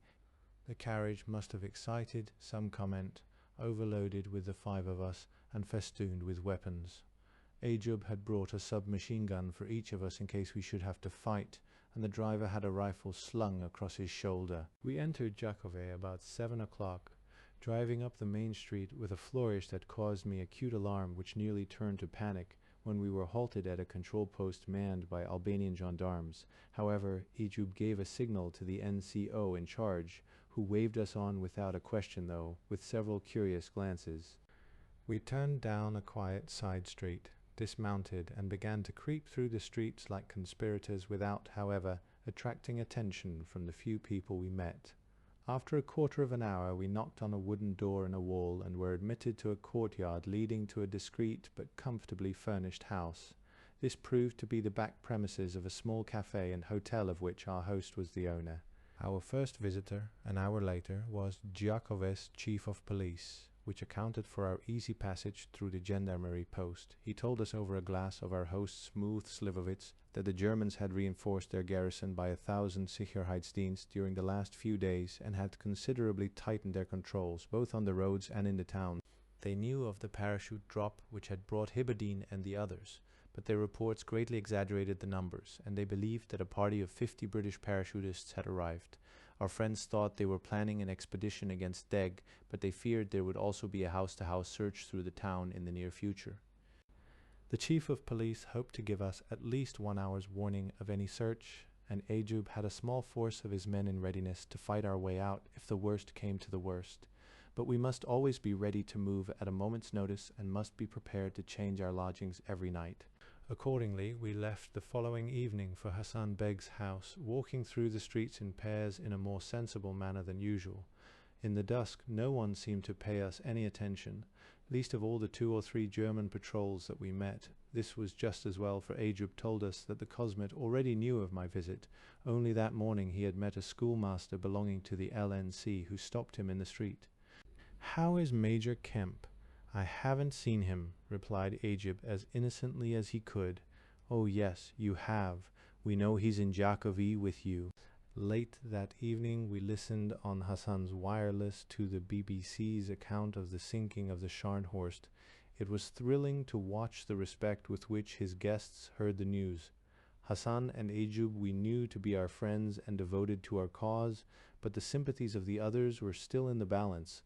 Such an incident as this would impress them far more than any words of ours. We moved house every evening for the next 3 days, covering the whole of the city in the course of our journeys. Ajib and Ramadan would point out the places of interest we passed, the town hall, the prefecture of police, and the German officers' mess, among others. They had gained confidence since our first furtive entry into Jakove, but I was never entirely happy in the streets. Hassan Beg had impressed upon me that the German garrison had a most efficient counter-espionage service among the civilians. The German soldiers we met seldom looked at us, but we attracted, I particularly, many curious stares and backward glances from Albanians. Only once did our guides show alarm, when Hiberdine unthinkingly pulled out a handkerchief to blow his nose. Ramadan whipped it from his hand, crushing it out of sight in his fist, while Hiberdine, realizing at once that no Albanian peasant would use a handkerchief, blew vigorously through his fingers, wiped them on the seat of his trousers, and to complete the picture, spat noisily on the cobbles. During this time our hosts and most of our visitors were minor civil servants and small tradesmen, from which classes the irredentist party seemed to draw its greatest strength. The tradesmen made up to us in professional services what they lacked in political influence, for a barber arrived each morning to shave us, and at one house a tailor called to measure Hibberdine for a pair of breeches. Some of our visitors had come to see us from the farthest limits of Kosovo, so that we began to wonder how long it would be before the Germans came to hear of our presence. However, there was no doubt of the enthusiasm which our arrival had excited, for promises of help flowed in from every quarter. From our conversations, especially from those with army officers and government officials, our hopes grew of organizing a nucleus of resistance among Albanians throughout Kosovo. Our friends undertook, when they returned to their districts, to recruit their sympathizers into cadres, which would receive clandestine training from officers of the Albanian army, to choose sites for secret dumps of arms and food, and to reconnoitre suitable dropping grounds. In imagination, we already saw ourselves controlling an underground army with cells in every town and large village from Đakovi to Pristina, from Mitrovica to the borders of Macedonia. On the evening of 6th January, we tramped for half an hour through snowy streets to the house of a leading member of the irredentist party, where we were to hold an important conference on the following day. I had a momentary pang of anxiety when I saw our reception committee, which consisted of our host and 4 uniformed gendarmes. However, Ejub explained that 1 policeman would remain in the house with us for the whole of our visit, while the other 3 kept watch outside. The one appointed as our personal bodyguard was a bibulous, red-faced fellow with an enormous Kaiser Bill moustache. He spoke little but sat all day cross-legged on the floor, his rifle across his knees, regarding us with a benevolent and boozy leer, which he interrupted at intervals to swallow raki from a flask by his side. Whatever use he might have been in an emergency, there was no doubt that he took his duties seriously, for whenever either of us went to the lavatory, he would follow across the courtyard and stand swaying and hiccuping in the cold until his charge was ready to return. It seemed that he was an equally conscientious husband, for he confided to us that he had begotten 20 children on his wife, although only 7 of them had survived. The conference which assembled the following evening was, in the hateful jargon of those wartime years, on a high level. There were present the mayor of Đakovi, the colonel commandant of the Albanian army in Kosovo, and Professor Suleiman Riza, the eminence grise of the irredentist party. Our purpose was to discuss the final arrangements for our journey through the rest of Kosovo, a matter which we had been pressing since our arrival in Đakovi. We were therefore bitterly disappointed to hear that we must postpone our journey for the present. Our friends at first pleaded the excuse that the recent heavy falls of snow had blocked the roads, but it was not long before they admitted the truth. German controls on the roads had been so severely tightened that they could not accept the responsibility of escorting us. Suleiman Riza, who did most of the talking, told us that the enemy knew of our presence and was on the lookout for us, although we argued and pleaded, offering to absolve them in writing from any responsibility for our safety. The irredentists were adamant, and we, knowing that these men were no cowards, were obliged in the end to give way. Reluctantly, we agreed to remain a few more days in Đakovi and then return to Deg to await a better moment. We had to content ourselves with a promise from Suleiman Riza to prepare his party for immediate action against the Germans, and a further promise from the army commander to supply the irredentists with weapons and instructors. It was midnight when the conference broke up. Hibberdine and I looked sorrowfully at each other. "It's time to go home," I sighed. The next evening, sped on our way by the good wishes of our police guards, we returned to Hassan Beg's house. It was a short distance, but Ejub, who seemed to have become much more nervous since our conference, took us on a long detour in order, he said, to shake off any German agents who might be following us. Hassan welcomed us with unusual cheerfulness. We detected more than a little bit of "I told you so" in his manner as he listened to the account of our disappointment. We found a courier from Hans awaiting us with a parcel of books and tobacco from a recent sortie, and a signal from Cairo blandly instructing us to keep Lake Scutari under observation. Forbearing all comment on the bizarre sense of geography displayed by headquarters, and hoping fervently that their message did not represent the true sum of their knowledge of the country or our whereabouts, we detained the courier until we had drafted a signal describing our present situation and future plans. We stayed 6 days in the Crest house, confined indoors during the hours of daylight, but allowed to walk in a walled garden at dusk, We needed the exercise for Hassan's rich pilafs, strong red wine, and Raki were taking the edge off our fitness. In the evenings we played poker with Hassan or listened to his wireless, and once, after he and his friends had heard the BBC news in Serbo-Croat, we tuned in to Tommy Handley and shook with laughter under the solemn, uncomprehending gaze of our companions. For all his kindness, we noticed in Hassan's manner a rising tension as the days went by. His expression grew more harassed, and from time to time he would mutter Gestapo, Gestapo under his breath. He was worried also by the indiscretion of our interpreter Eilers, who had followed us to Jakovi and had been seen flaunting our gold in the cafes of the town. But although his fears for our safety increased with every day, he would not let us leave until he was sure that we could circumvent the controls on the roads. We were all relieved when on 13th January, Ejub arrived with the news that he had arranged for us to travel south on the morrow to Rogovo, a village halfway on the road to Prizren. Ejub admitted that he was not happy about the journey, but told us frankly that he dared not let us stay longer in Jakovi. I slept badly that night, waking often to fret about our escape from the town and the journey that lay ahead. These days I seemed to jump at shadows, but I was worried not only for our own safety, but because we were risking the lives of so many good friends who had much more to lose than ourselves. Bright morning, however, scattered my fears, and I relaxed happily watching the grey and white fantail pigeons flash their wings among the bare trees in the garden under the pale blue sky. A pretty, dark-haired little girl carrying a basket on her arm trotted gaily along the path below our window, her tiny wooden shoes clattering like a pony's hoofs on the stones. Hebedin and I were left to ourselves all the morning. Hassan arrived to join us for lunch, an anxious but genial host. When the meal was over, we prepared to depart. I wound puttees round my field boots, donned an Italian army greatcoat, and put on my black Bulgarian fez, an incongruous and ridiculous figure that could hardly escape attention. Hebedin, in an old civilian overcoat and white skullcap, should pass fairly well for an Albanian. Hassan, who was not accompanying me, found my appearance much more diverting than Hebedin, who was. At 4 o'clock Spenziseri came to fetch us, accompanied by Ismail, the old white-haired servant who had teased Hassan on my first night in the house.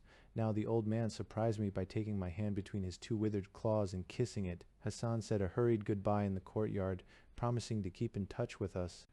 Spen opened the gate, shooed away a crowd of small children who were playing in the porch, and beckoned Heberdine to follow. Taking my arm, Ismail hustled me after them, the two of us keeping about 30 yards behind. After the semi-darkness in which we had lived for so long, the glare of the afternoon sunlight on the white walls of the closely huddled houses struck painfully on our eyeballs, so that for a few minutes I was glad to let Ismail guide me by the arm. School children with satchels over their shoulders were playing on an open space below Hassan's house. They let us pass without a glance. When we entered the narrow, twisting streets, I bent my gaze on the cobbles, but even so I could not help noticing the curious stares that I attracted. Ismail, however, was quite unperturbed, even prodding me into calling a tungjacheta to a pair of gendarmes whom we passed on the outskirts of the town. Half an hour's walking brought us to a broad dirt road where a fiacre was waiting, similar to that in which we had left Marina standing beside it, where Ejub and Ramadan. Taking an affectionate farewell of our two guides, we squeezed into the back, while we rattled over the flat, snow-bound countryside, from which the colour was slowly draining as the sun sank in a fiery glow behind the western mountains. Ejub explained the reason for our hurried daylight departure. The previous evening, the German garrison commander had ordered our friend, the chief of police, to put a cordon round the town and search every house. The chief of police gave Ejub 24 hours to get us out of the town, warning him that the search must begin at 6 o'clock tonight and that the Sicherheitsdienst would take part.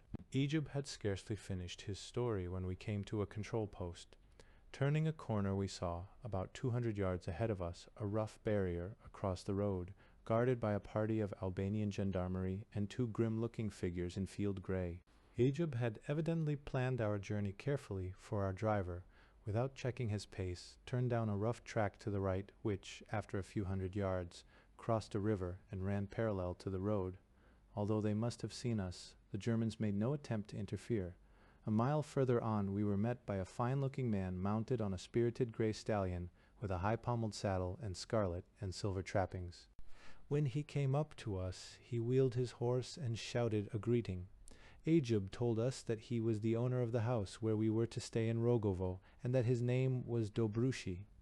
About 8 o'clock we saw the white walls and lighted windows of a large farmhouse gleaming through the darkness on our left. Following Dobrushi, we dismounted in front of a handsome, 2-storied house with broad bow windows protruding beneath thatched eaves. After food and raki in the guest room, we were shown into a bedroom with 3 wide and comfortable beds. Despite our host's apologies for what he called such inadequate accommodation, I slept better and longer than I had done for many weeks. The Dobrushis were a rich Albanian family with property in Giakovi and Prizren, as well as the large estate on which we were now staying. Their wealth, however, had brought them little happiness. Next morning we were shown the tomb of our host's elder brother, Reksheb, which lay in the garden beneath the windows of the guest room. One day during the German invasion of Yugoslavia, a party of Serbian soldiers came to the house. They were well received and entertained with food and drink. After their meal, they ordered the whole family outside and shot Reksheb in front of them. The suspicion and hostility in which Serbs and Albanians had for centuries held each other flared into open violence when the former saw their country and their power disintegrating under foreign attack. The pan-Serb intransigence of successive Yugoslav governments between the wars, which had frustrated all hopes of unity within the kingdom, now expressed itself in the persecution of all minorities whose loyalties to the central power were suspect. The Muslim populations in Bosnia, Montenegro, and Kosovo provided the principal victims of this flood of fear and hatred. In their turn, they reacted savagely against their former oppressors under the benevolent protection of their new German and Italian masters. The tragedy of the Dobrushi family deepened soon after Reksheb's murder, when the son of the house, conscripted into the Yugoslav army, was taken prisoner and transported to Germany, since when there had been no word of him. Our host, shattered by this double blow, abandoned himself to a silent despair alleviated only by the temporary consolations of the bottle. With our god Ramadan, he would start drinking at daybreak and continue until both were unconscious. As soon as they awoke, they would start again. "He is always like this now," whispered his mother to Ajub. "Although he has a beautiful house in Giakovi and another in Prizren, he will not go near them. He just comes here with a few servants to drink."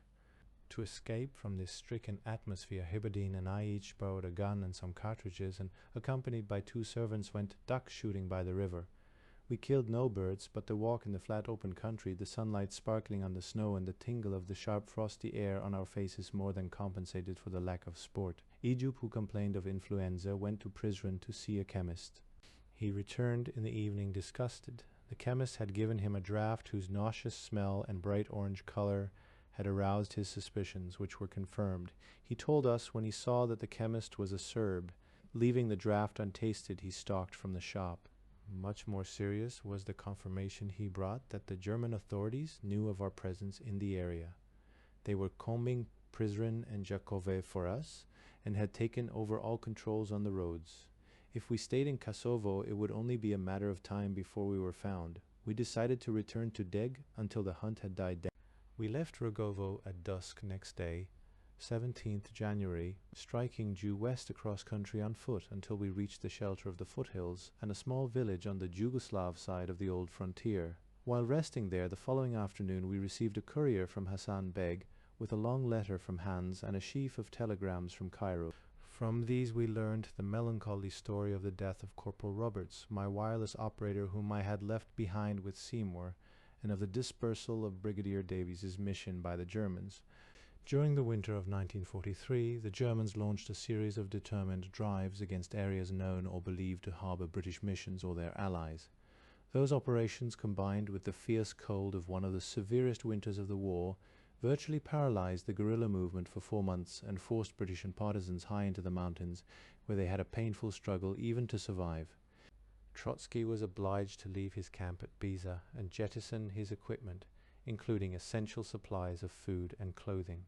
Pursued by the Germans, abandoned by the swift-moving partisan general staff, deserted even by the partisan guards who were supposed to protect them. Exhausted, starved, and frost-bitten, Trotsky and his companions were ambushed on the morning of 8th January by hostile Albanians while they were taking refuge in a high and lonely sheepfold. Trotsky and 2 of his officers were wounded, captured, and handed over to the Germans. They remained prisoners until 1945. Nichols and Hara, both suffering severely from frostbite, escaped from the trap, but the former survived only 3 weeks before exhaustion and gangrene extinguished his incomparable spirit. He was awarded a posthumous George Cross. Hare, whose courage and steadiness throughout that terrible journey earned him the immediate award of the Military Cross, escaped to the south 1-1. A courier from Hassan Beg brought us another piece of grim news. Our former host, the sub-prefect of Tropoje, had been shot dead by partisans outside his own house a few days after our departure. His murder was the measure of the Cosmets' gratitude for the protection he had given them, nor did they ever try to justify it. It was a clear warning to other Albanians of the consequences of befriending us. To ourselves it was a scarcely concealed threat. We recovered from total despair when we heard later in the evening that Hassan's brothers Ghani and Said had just arrived at his house in Jakovi after escaping from their internment in Italy. This was thrilling news indeed. Devoted friend as Hassan had proved himself, he did not pretend to the military qualities of Ghani or the political ability of Said. With these 2 new allies, our chances of organizing an effective resistance movement in Kosovo were immeasurably increased. The recent messages from Cairo were enthusiastic over our progress in this direction and our plans for the future. I wrote at once to Ghani asking for an early meeting. Next day, 19th January, we moved further west towards the mountains of the frontier, walking across pleasant, gently rolling country under a bright sky. Ahead of us loomed the Sugarloaf bulk of Bistrik. 30 miles to the south, we could see the snowy bastion of the Sa Planina, a formidable line of white peaks corrugated with deep black clefts running away to the east, the barrier separating the plain of Kosovo from Macedonia. To the north the sunlight glanced on the top of Shkelzen. The shining. We halted for the night in a large and isolated house, where the guest room had a curiously carved and painted wooden ceiling and a floor alive with fleas. We left early in the morning because there was a wedding nearby and we could not risk being seen by the guests. Besides, Eju whispered to us, the food in this house is extremely bad. Inspired by Kara's enthusiasm, we spent the next 2 days reconnoitering the neighborhood for a suitable base near the frontier. On the afternoon of the 21st, we scrambled up the side of a steep, forested ridge, crossed the old frontier, and came down into the valley where stood the house of the district magistrate of Haz, who was to be our host that night. As we sat over our raki before the evening meal, Ajab pointed out a small man with long drooping mustaches who was standing by the window. That fellow, he told us, has been in hiding from the gendarmerie for many years, ever since he killed a man who raped his sister. Admirable. But how is it that we find him here in the district magistrate's house? But you see, he was a great friend of the district magistrate, and of course the district magistrate would have done the same thing himself. While we were preparing for bed, a messenger arrived with a letter for me from Ghani Beg Kriyeziu, assuring us of his devotion to the Allied cause and his resolve to collaborate with us personally. He and Said were leaving Jakovi that same evening for Vlad, where they would await us in the house of their friend Halil Hoxha. An 8-hour walk through splendid mountain scenery brought us late the following afternoon to Vlad. The courtyard of Halil Hoxha's house was crowded with Kriyeziu retainers and friends who had come from town and countryside for miles around to bid them welcome. Already, we heard, more than 3,000 people had come to offer their congratulations to Ghani and Said on their escape. Inside the stifling guest room, the oil lamps flickered mistily through a thick haze of tobacco smoke. Above the continuous murmur of conversation rose the crackle of a brushwood fire and the coughing, hawking, and spitting of the close-packed throng of neighbors and servants. We waited in the doorway while Ajab fought his way through the press to the group seated on the floor around the fire. A moment later, Hassan Beg himself hurried forward to embrace us and led us to join his brothers by the hearth. Ghani Beg Kriyeziu was short and sturdily built, with a high prominent forehead, strong features, and a candid, determined expression. He spoke clearly, without evasion or embellishment, in short, pungent sentences. Although he would make up his mind quickly and carry out his decisions with speed and vigor, he was at the same time a shrewd and careful planner. Said was of lighter build, tall and dark, quiet and sparing of speech, by inclination a diplomat and scholar rather than a soldier. Detesting the methods and mistrusting the leadership of the communists, he had yet some sympathy for the political left, with whose literature his French education had made him familiar. As an intellectual, he had a passion for political philosophy and had many friends among the partisans. As a politician, he proposed the formation after the war of an Albanian agrarian party. With them was sitting a quiet man with a gentle manner, a sallow face, delicate features, and a melancholy expression, who was introduced to us as Lazar Fundo, the Chrysius's companion in prison and in their recent escape. He had once been an important member of the Communist Party with influential friends in Moscow, including the veteran Bulgarian communist Dimitrov. But a visit to Moscow during the Great Purge trials wholly disillusioned him, and in 1938 he renounced all connection with the party. Returning to Albania, he was arrested by the Italians in 1939 and imprisoned on the island of Ventotene, where he was later joined by the Chrysius. His brilliant and objective mind, his integrity and his courage earned him their trust and admiration and led them to appoint him their chief political advisor in the field. His knowledge of 7 languages, including English, made him particularly useful in this service. All three carried on their worn faces and emaciated bodies the marks of extreme privation and suffering. Gani held a handkerchief to his lips, into which he coughed convulsively while he talked, and sides over bright eyes and waxy pallor were more suited to the sick room than the mountains. Their escape had indeed been remarkable. Transferred from Ventotene to the mainland when the Allied invasion of Italy seemed imminent, they had escaped to Rome in the confusion following the Italian surrender. Their Mehmet Bey Konitsa, the Albanian minister, had provided them with false papers and arranged their repatriation. They had traveled in a sealed carriage with other Albanian exiles in a German military train through Italy, Austria, and Yugoslavia. When, after a journey of 3 weeks, they arrived at Hasan Beg's house in Jakovi, the Germans were still ignorant of their real identities. However, after a rest of 3 days, they judged it prudent to leave the town. Hassan sent his family to a place of safety, shut his house, and with his brothers and Fundo, took to the hills, where he told me they intended to remain until the enemy should withdraw from their country. The immediate German reaction was to loot and burn his house. While we listened to this story, Hassan sat opposite us on the floor with a smile of pure happiness on his chunky face, occasionally leaping up to salute some new arrival who had come to offer congratulations. Despite the sufferings of more than 2 years' rigorous imprisonment and their present ill health and anxieties, Gani and Said were in high heart and impatient to go into action with us against the Germans. At present they had with them about 100 men under arms, but they had already sent couriers to rally their friends and kinsmen and hoped soon to have 1,000 men at their command. Gani listened sympathetically to my account of our journey in Kosovo and our disappointment when it was curtailed. After a moment's thought, he said with decision, "Do not worry, you will make your journey. I promise it. We will go together to Prizren, to Pristina, even to Mitrovica. Only give me 5 or 6 days to make preparations while you are at Dege. Then I will send you word. There is nothing I will not do for you. I have been waiting 2 years for this moment."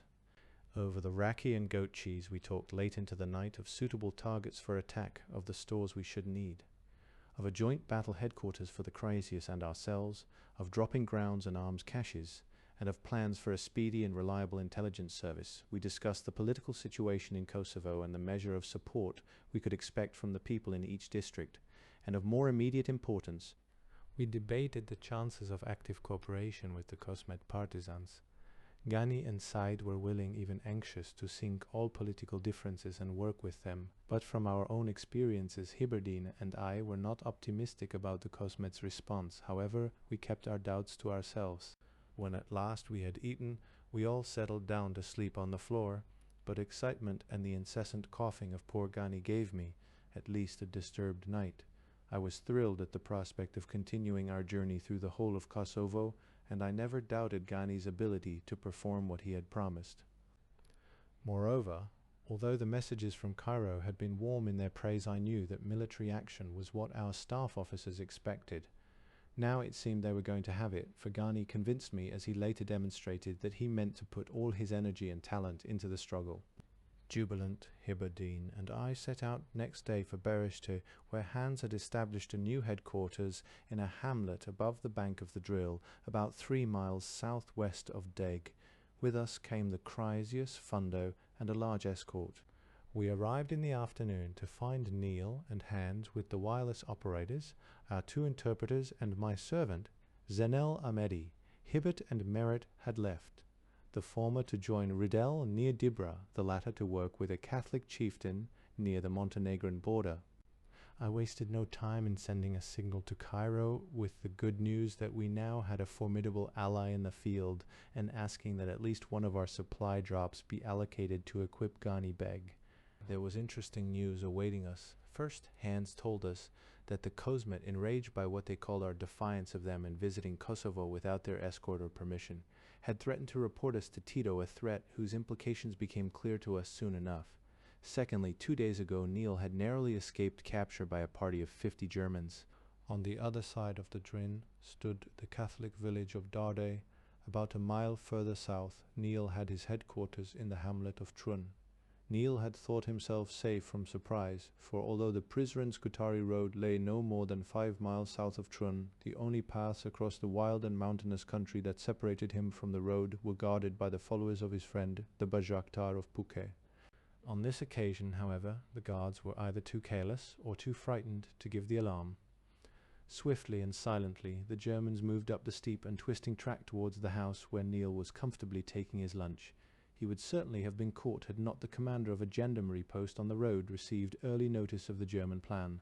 A friend of the Bajraktar, he immediately dispatched one of his men to warn Neil.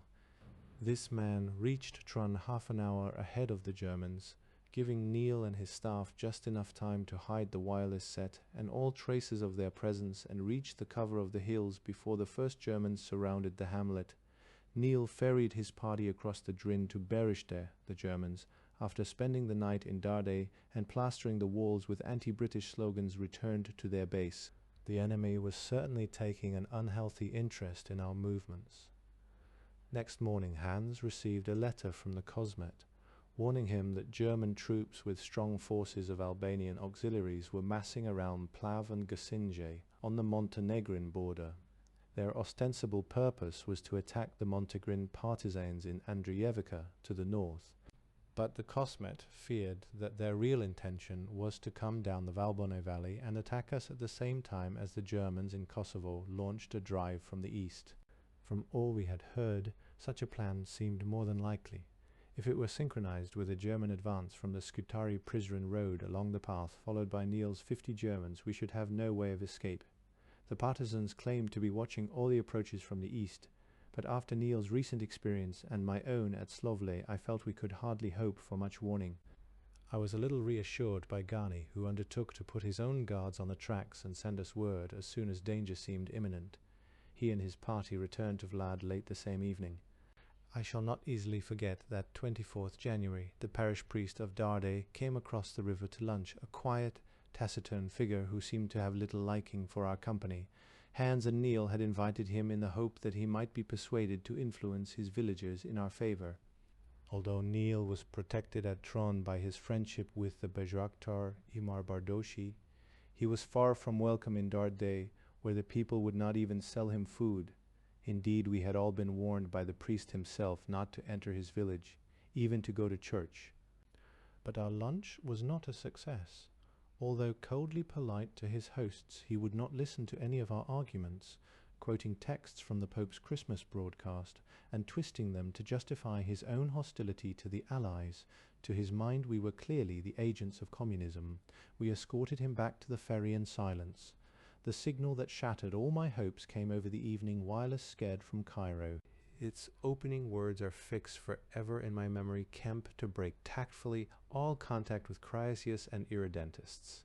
The message went on to explain that my activities in Kosovo were causing an unfavorable impression among Tito's partisans, and ended with the sentence, "Our relations with Yugoslav partisans are of overriding importance. Mehmet Hoxha's threat had produced quicker and more effective results than the worst we had feared. With horror and incredulity, Hibberdine and I read and reread the decoded words on that dirty bit of paper. Only staff officers, we commented sardonically, would suppose that we could tactfully abandon men who had risked their lives to help us. Moreover, to desert the Croesius at the very moment when, exhorted by Cairo and ourselves, they had taken up arms for the Allies, was not only base but foolish. And so I stormed to Hibberdine. We are to ditch Ghani Beg, the one man in this part of Albania who really means to fight the Germans and has got the guts and ability to do it. The one man who can rouse the Kosovars to fight a man who has just suffered 2 years imprisonment for his loyalty to the British, just to please Mehmet Hoxha and his bunch of scheming thugs who hate the British anyway.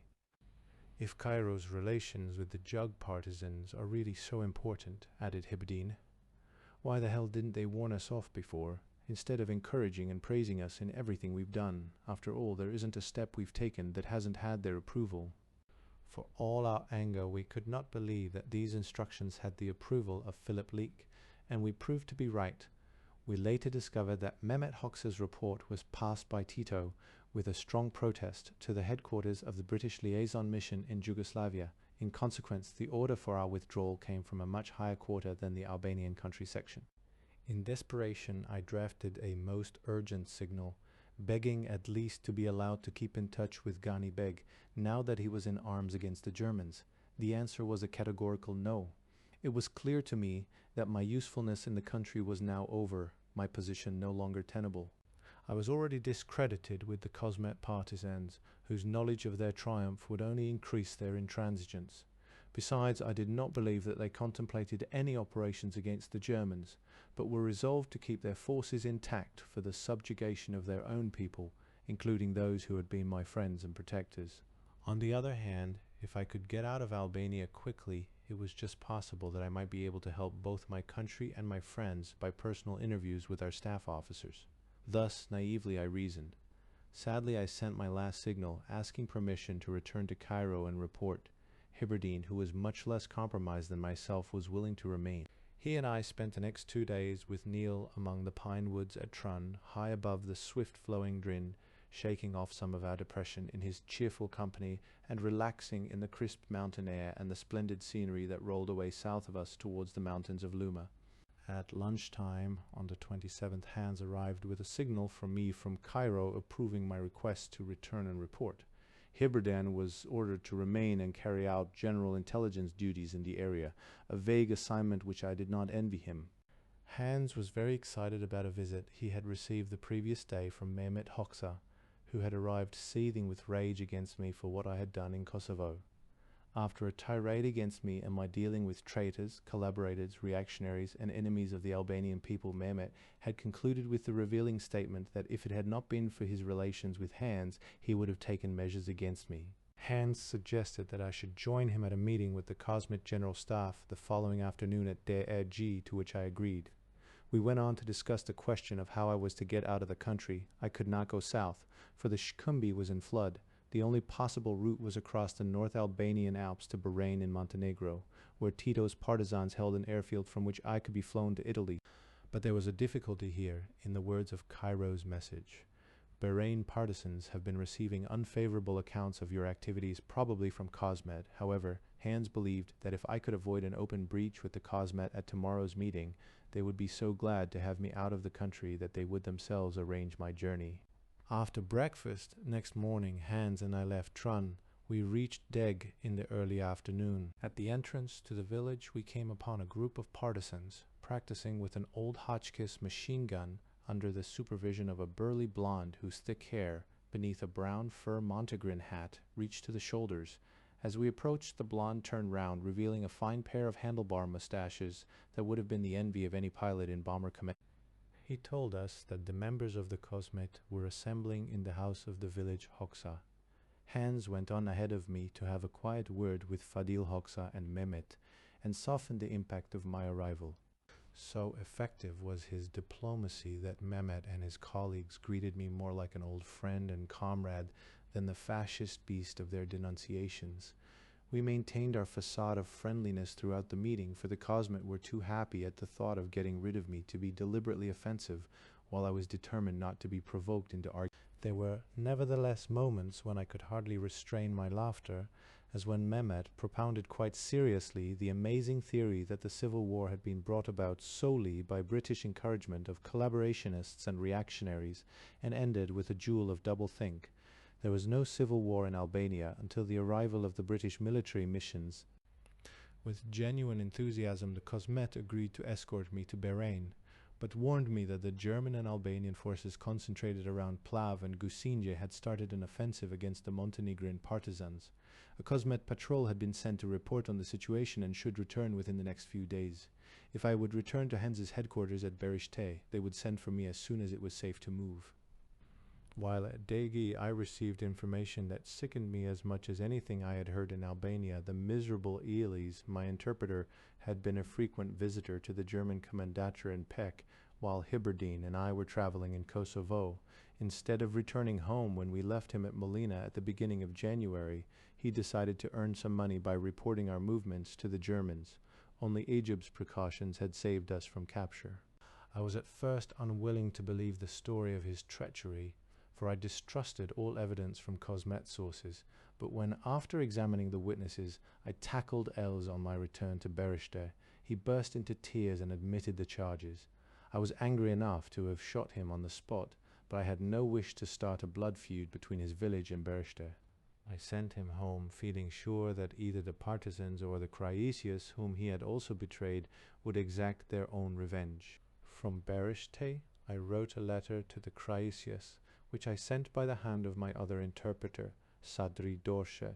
I tried to explain tactfully that I had been recalled suddenly to Cairo for consultations, that I would never forget their kindness, and that I would do all in my power to secure them British arms and supplies in support of their operations. I felt too deeply ashamed to write more. Our meeting with the Cosmet had taken place on 28th January on the 31st. While I was still awaiting news of my journey, a signal came from Cairo informing me that there was a good chance of an aircraft landing at Bahrain airfield soon to pick up a party of British officers who had arrived there from Mihailovit's territory. I decided to start immediately for Salimani's house in Krasniki. There I should be much nearer the frontier, and I hoped that the old Bajrakta might have his own means of getting me across to Montenegro. After sending a fast messenger ahead to warn the Cosmet of my need for haste, I left Berishte at 11 the same morning. My servant, Zenel, mindful of Muharrem Bajrakta's charge, insisted on going with me. We walked at a brisk pace in the cheerful morning sunlight across rolling hillsides above the gorge of the Drin. Although I was sorry to part from my friends, it was a relief to turn my back on the disappointments and frustration of Berishte. I was turning my back also on my 6 months' work in the country. But now that the decision had been made for me, and I knew that I could do no more, I began to shed some of the gloom and apprehension which lately had almost overwhelmed me. I even looked forward to the adventure of crossing the frontier, and the prospect of leave and rest beyond was delightful.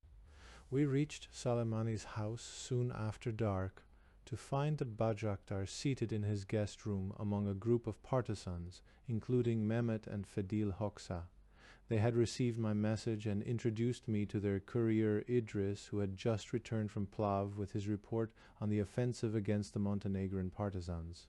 An unassuming young man of slim and wiry build who spoke good French, he told me that the attacking reactionaries and Chetniks had been routed, suffering extremely heavy casualties, chiefly from frostbite and avalanches. In consequence, he added, the repression up there is very severe.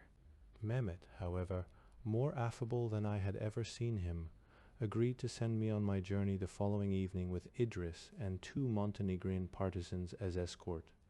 I must take only what kit I could carry easily on my back. Zenel, when told that he must stay behind, refused with such eloquence and determination that he persuaded Mehmet to let him accompany me as far as the frontier. We were warned to follow the courier's instructions without question. We should have to travel mostly by night, avoiding contact with people on the way. The frontier was closely patrolled by volunteer bands of Albanian reactionaries, but we might be able to bribe 1 or 2 of their leaders to let us pass.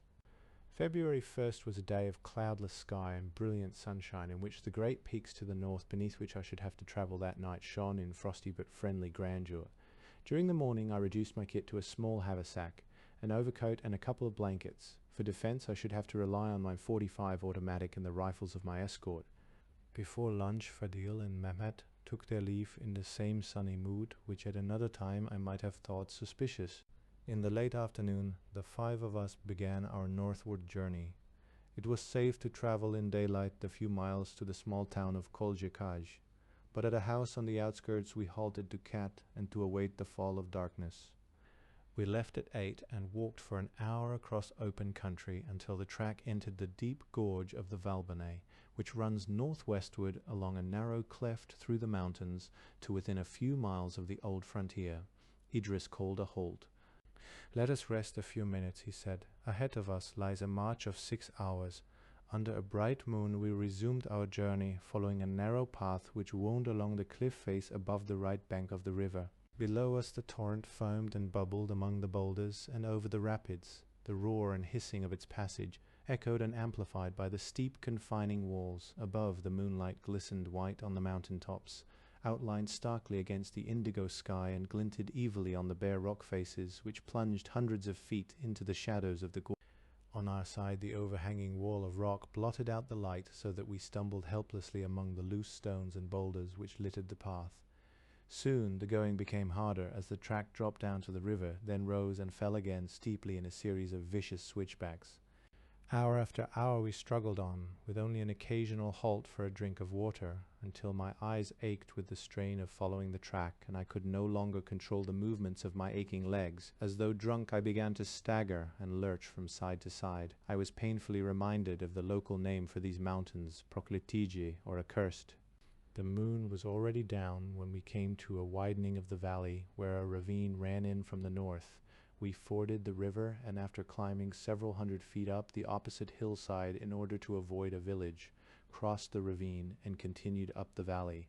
If there was a track, we failed to find it in the darkness, but after an agonizing scramble over broken rocky ground, which drained my endurance, we suddenly found ourselves beneath the white walls of a farmhouse. The owners were evidently expecting us, for the dogs were quickly silenced, and we were hustled inside. Zenel and I were pushed into a small room by ourselves because there were strangers in the guest room. The time, I noted, was 4:15. Zenel awakened me to another bright morning with the news that the strangers had left. Soon afterwards Idris entered, followed by a giant of a man with huge black moustaches. Tins was our host's brother, a capo band or leader of one of the bands that had taken part in the attack against the Montenegrin partisans. He greeted me warmly and told me that he would come with us to see me over the frontier. "We have nothing against you English," he added, "only we don't want the communists here, and so we collaborate with the Germans, who help us to drive them out." Idris, I reflected, was an honest interpreter as well as a skillful diplomat. After a brief lunch of sour milk and maize bread, we left the house at 3:30 in the afternoon, retracing our steps as far as the ravine we had crossed the night before. Here we turned north and climbed steeply towards the head of the ravine, following a track which ran along the mountain side through a forest of beeches above a narrow stony stream. Throughout the afternoon we penetrated deeper into the heart of the North Albanian Alps. On every side rose great walls of shining rock, pitted with crevices in which grew clusters of stunted pines.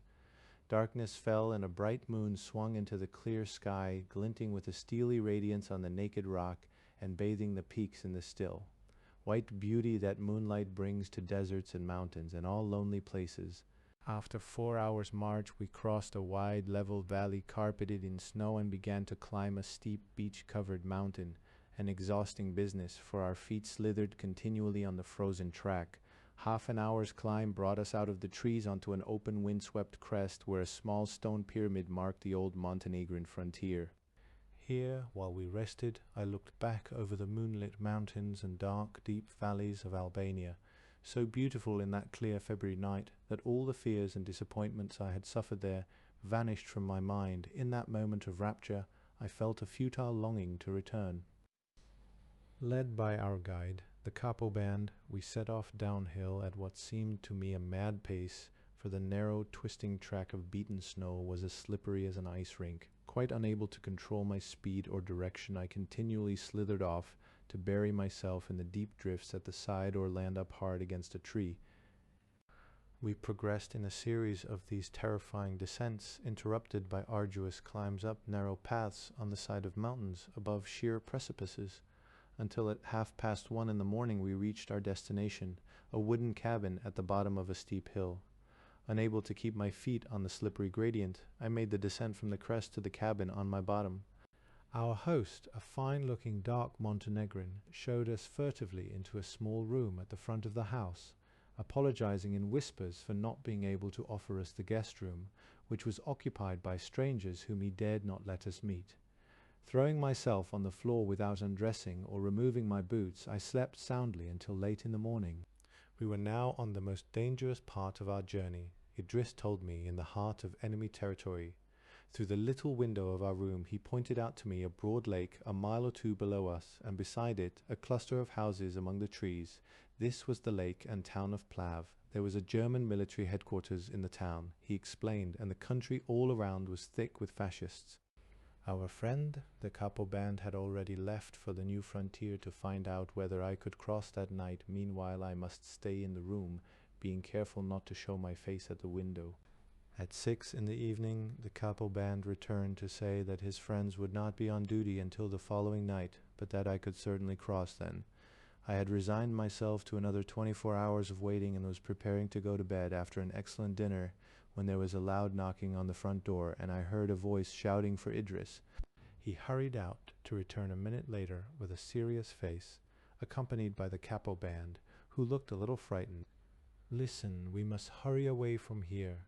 The German authorities in Plav know of our presence and are searching for us at this moment. We'll move to a village an hour's journey from here. Back on the way we've come. Please hurry." Wondering if one of our own party had betrayed us, or if Mehmet's affability at our last meeting had been a mask for treachery, I hurried out of the house with Zenel at my heels. We scrambled breathlessly up the steep slope I had descended so fast the night before, until we came to a track running along the crest. From here we made good progress, only pausing at each bend in the path to send 2 scouts ahead. Keeping my eyes fixed on the track, I lost all sense of direction and time, but at last we halted near a small cabin while one of our party went in to talk with the owner.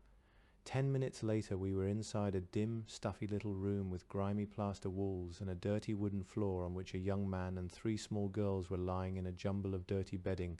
We threw ourselves beside them on the ground and slept. Daylight revealed that our new hiding place had been well chosen, tucked away in a fold of the mountains at the head of a narrow valley, with no other house in sight. Thick fir forests clothed the mountain sides, their foliage a soft green in the morning sunlight. In the afternoon the capo band appeared, accompanied by a tall, swarthy Albanian, whose head and jaw were wrapped in cloths, as though he had toothache. He was, it seemed, the capo band in charge of the sector of the frontier where I should have to cross. Through Idris they told me that I could not leave until the following night, when the hue and cry should have died down. Then for the sum of 50 gold Napoleons they would arrange my journey. This was more money than I had, but after some bargaining they agreed to accept 30 Napoleons and my promise that I would commend them favorably to the Allied High Command. I handed over the money on the spot and took a note of their names, which I subsequently passed to a staff officer in Bari. Next day it was snowing. Fearful that the weather would provide another excuse for delay, I paced morosely all morning up and down the little room, my every movement followed by the grave, saucer eyes of the 3 little girls. Zenel and Idris joined me for lunch, and Idris relieved my anxiety. "Major," he said, "you leave for the frontier this afternoon.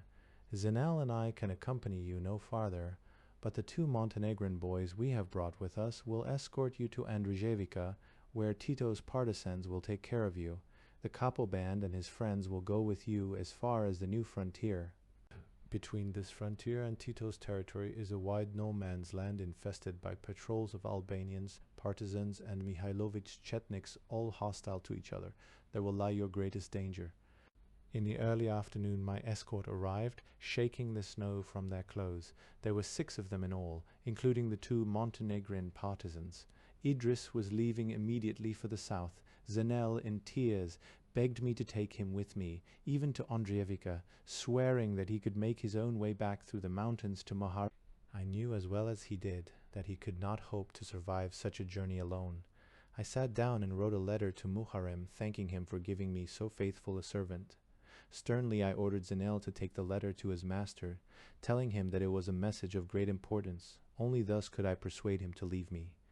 Then, unable and unwilling to conceal my own tears, I took leave of that great-hearted young man who combined in himself the finest qualities of the Albanian tribesman: patience, loyalty, and courage. Every night he had lain down to sleep across the doorway of my room. On the march he had always placed himself where the first bullet from an ambush would be most likely to strike. Now, obedient to his Bessa and his chieftain's command, he wished to accompany me on a journey from which he knew he could not return. We climbed steeply through the forest until we reached the top of the mountain behind the house. The thickly falling snow blotted out our view, but the capo band set a fast and sure pace over the hills, along a very narrow track between high walls of frozen snow. At dusk we halted for an hour at a small house overlooking the lake of Plav and swallowed in silence a meal of eggs and milk provided by the Albanian owners. It was still snowing when we resumed our journey in the darkness, but the moonlight, filtering through the clouds, was reflected from the snow to diffuse a weird, pale light over the landscape. Soon we descended from the hills into the broad valley of the Lena, following the course of the river northwards over open meadows bounded by hedges. Crossing the flat, snow-covered ground, in single file we must, I felt, be easily visible to any hostile patrols or sentries. The two Montenegrin partisans acted as scouts, moving about 50 yards ahead of us. Luckily they had sharp eyes. As we were crossing a field they halted suddenly, then signaled us frantically towards the cover of a hedge. Crouching in the ditch beside it, I watched a file of men approaching on our left. I had counted a dozen of them when I felt a tug on my sleeve and found the capo band at my elbow. "Tedeschi," he hissed. "Over there too." He pointed to a field on our right where I could make out another and larger party moving parallel with the first.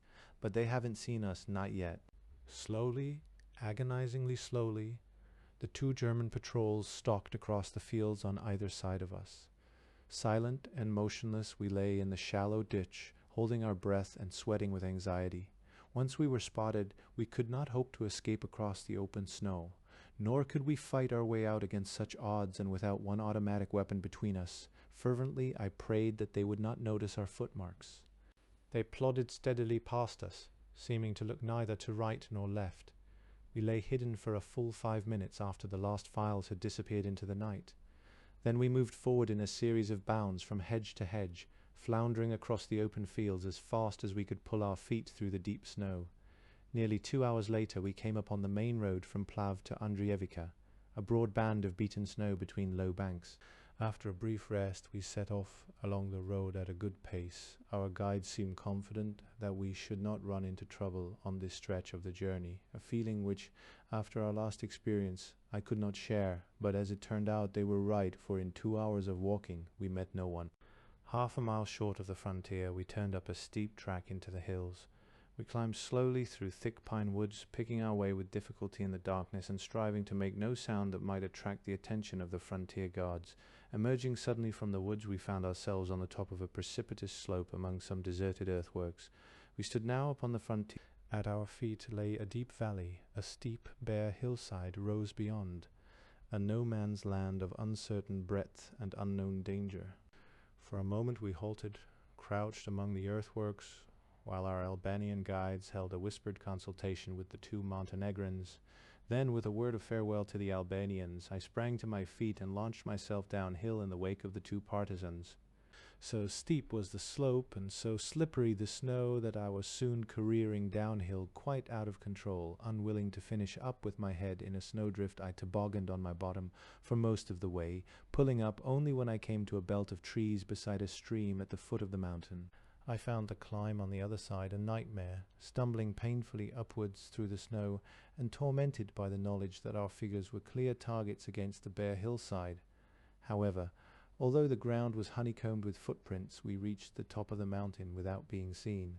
While I sat down to regain my breath, the two Montenegrins added considerably to my alarm by lighting a fire in order to signal the capo band that we had crossed the valley safely. I made them put it out. We walked for half an hour through the hills, seeing many more footprints, but meeting nobody, until my guides, who knew the country well, brought me back onto the main road. We were now in partisan territory, where our only danger lay in being shot by a trigger-happy sentry. We therefore kept to the middle of the road, walking in line abreast, singing and talking loudly with a confidence which I, at least, did not feel. Beside us ran the river Lim, swift and dark and noisy in the night. Suddenly, as we rounded a corner, a voice called peremptorily out of the darkness ahead. "Stow!" We stopped in our tracks. My companions answered the challenge, exchanging a stream of words with the unseen sentry.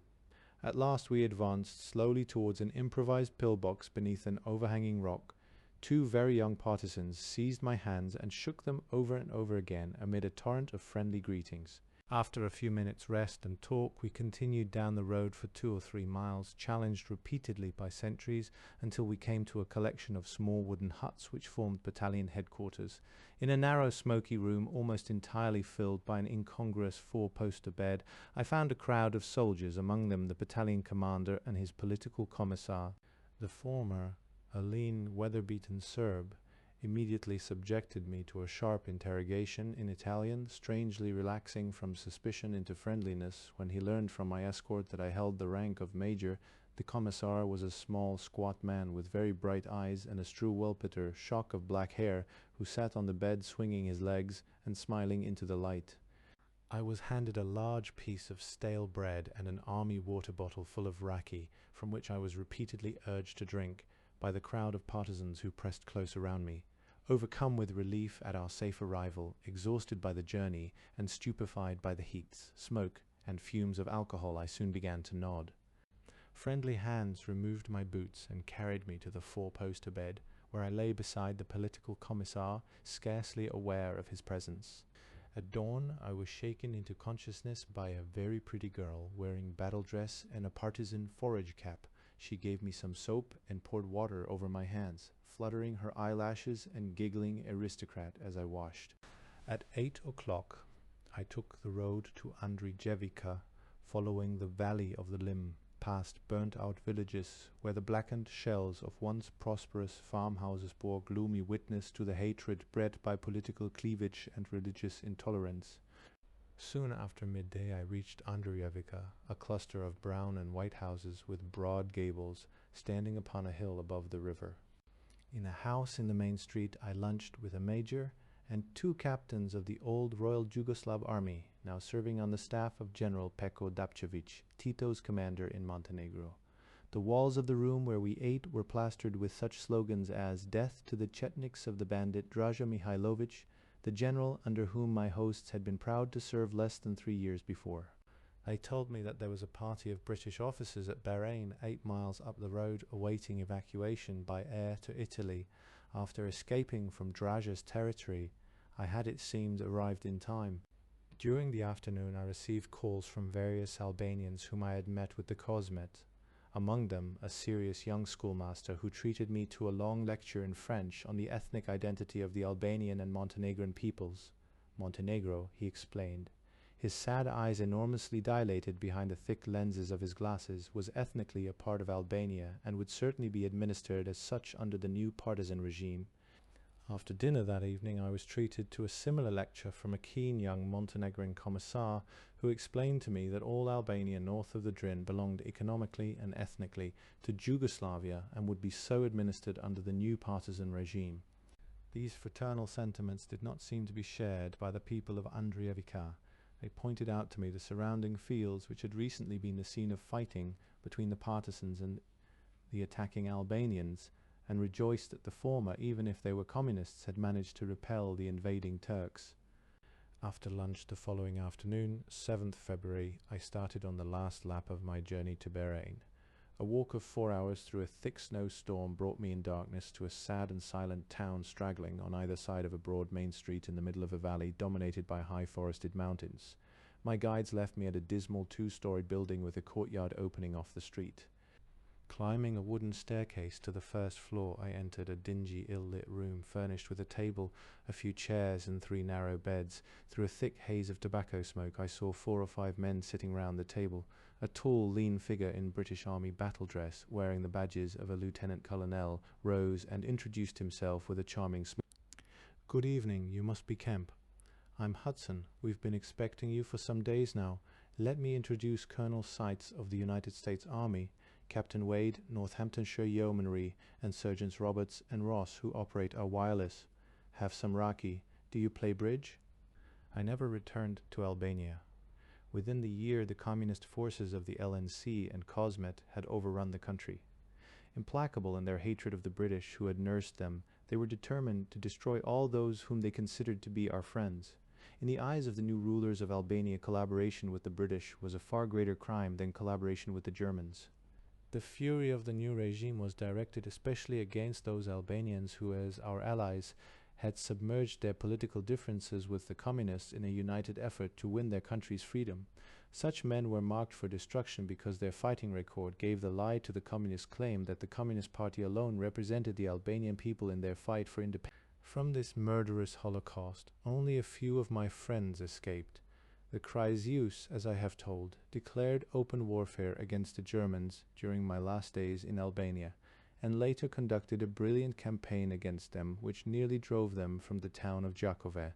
The Germans in reprisal burnt the Kreisius' house in Đakovo, plundered their property, and destroyed their fortune. But it took the partisans to kill Hassan and Ghani, torture to death their friend Lazar Fundo, and drive Said into exile.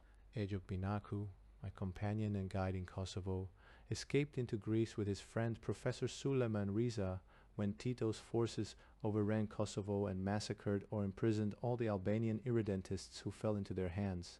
My servant Zenel returned to Muharrem Bayraktar in Luma. I have had no news of him since, nor do I know if he escaped to Greece with his master. Of the partisan leaders with whom I worked, some have survived to enjoy power and privilege. Others have been devoured by the monster they helped to rear.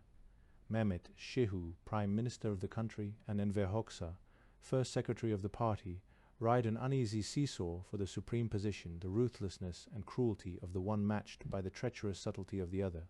Dusan Magosha, alias Ali Gostivari, was murdered in Kosovo by an Albanian who was afterwards hanged by Tito. Frederick Nossi, undismayed by his uncle's death at the hands of the party executioners, was rewarded for his loyalty with the post of Chief Justice of Albania. Baba Fasha, the whiskey priest, was shot dead by one of his own Bektashi dervishes when he tried to impose obedience to the communists upon his order. Mislim Peza has found refuge, if not peace, under the hammer and sickle. Albania, now the most abject of the Russian satellites, was a totally unnecessary sacrifice to Soviet imperialism. It was British initiative, British arms and money that nurtured Albanian resistance in 1943, just as it was British policy in 1944 that surrendered to a hostile power our influence, our honour and our friends. I need not have hurried to reach Buran. It was nearly 2 months before an aircraft arrived to take us to Italy, 2 months of dispiriting inactivity during which we were confined within the limits of the town by the conditions of winter, rumours of an impending German attack, and the hostility of our partisan hosts. I was at least fortunate in my new companions. The senior British officer of the party was Lieutenant Colonel Bill Hudson. He was a man in his early 30s, of splendid physique and unusual powers of endurance, who had led an adventurous and exhausting life in peacetime and in war. I was to see a great deal more of him before another year was over. A South African by birth and a mining engineer by profession, he had completed his technical studies in England before taking up a series of posts in some of the most unattractive and unhealthy parts of the world. The outbreak of war found him engaged in mining operations in Yugoslavia. When that country was invaded, he was sent to Cairo, where his knowledge of the Balkans and command of Serbo-Croat immediately obtained him a commission in the British Army. According to the stories I have read about the fate of such people in the First World War, he should then have been posted to Iceland or Abyssinia. In fact, he was recruited by SOE for service in Yugoslavia. In the autumn of 1941, he was landed by submarine on the coast of Dalmatia, the first British officer to be sent into the country after the occupation. His orders were to get in touch with General Mihailovic, at that time the only Yugoslav resistance leader known to the British government.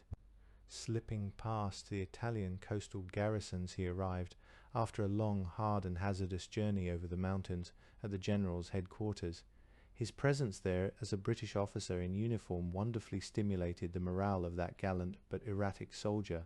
Soon afterwards he met Tito, then an obscure guerrilla leader with a small but growing band of followers. Hudson was the first to report Tito's existence and potentialities to London, an achievement for which he was never given due credit by either party. Now, after 2.5 years of unrelieved hardship and danger, he was looking forward to some leave in England.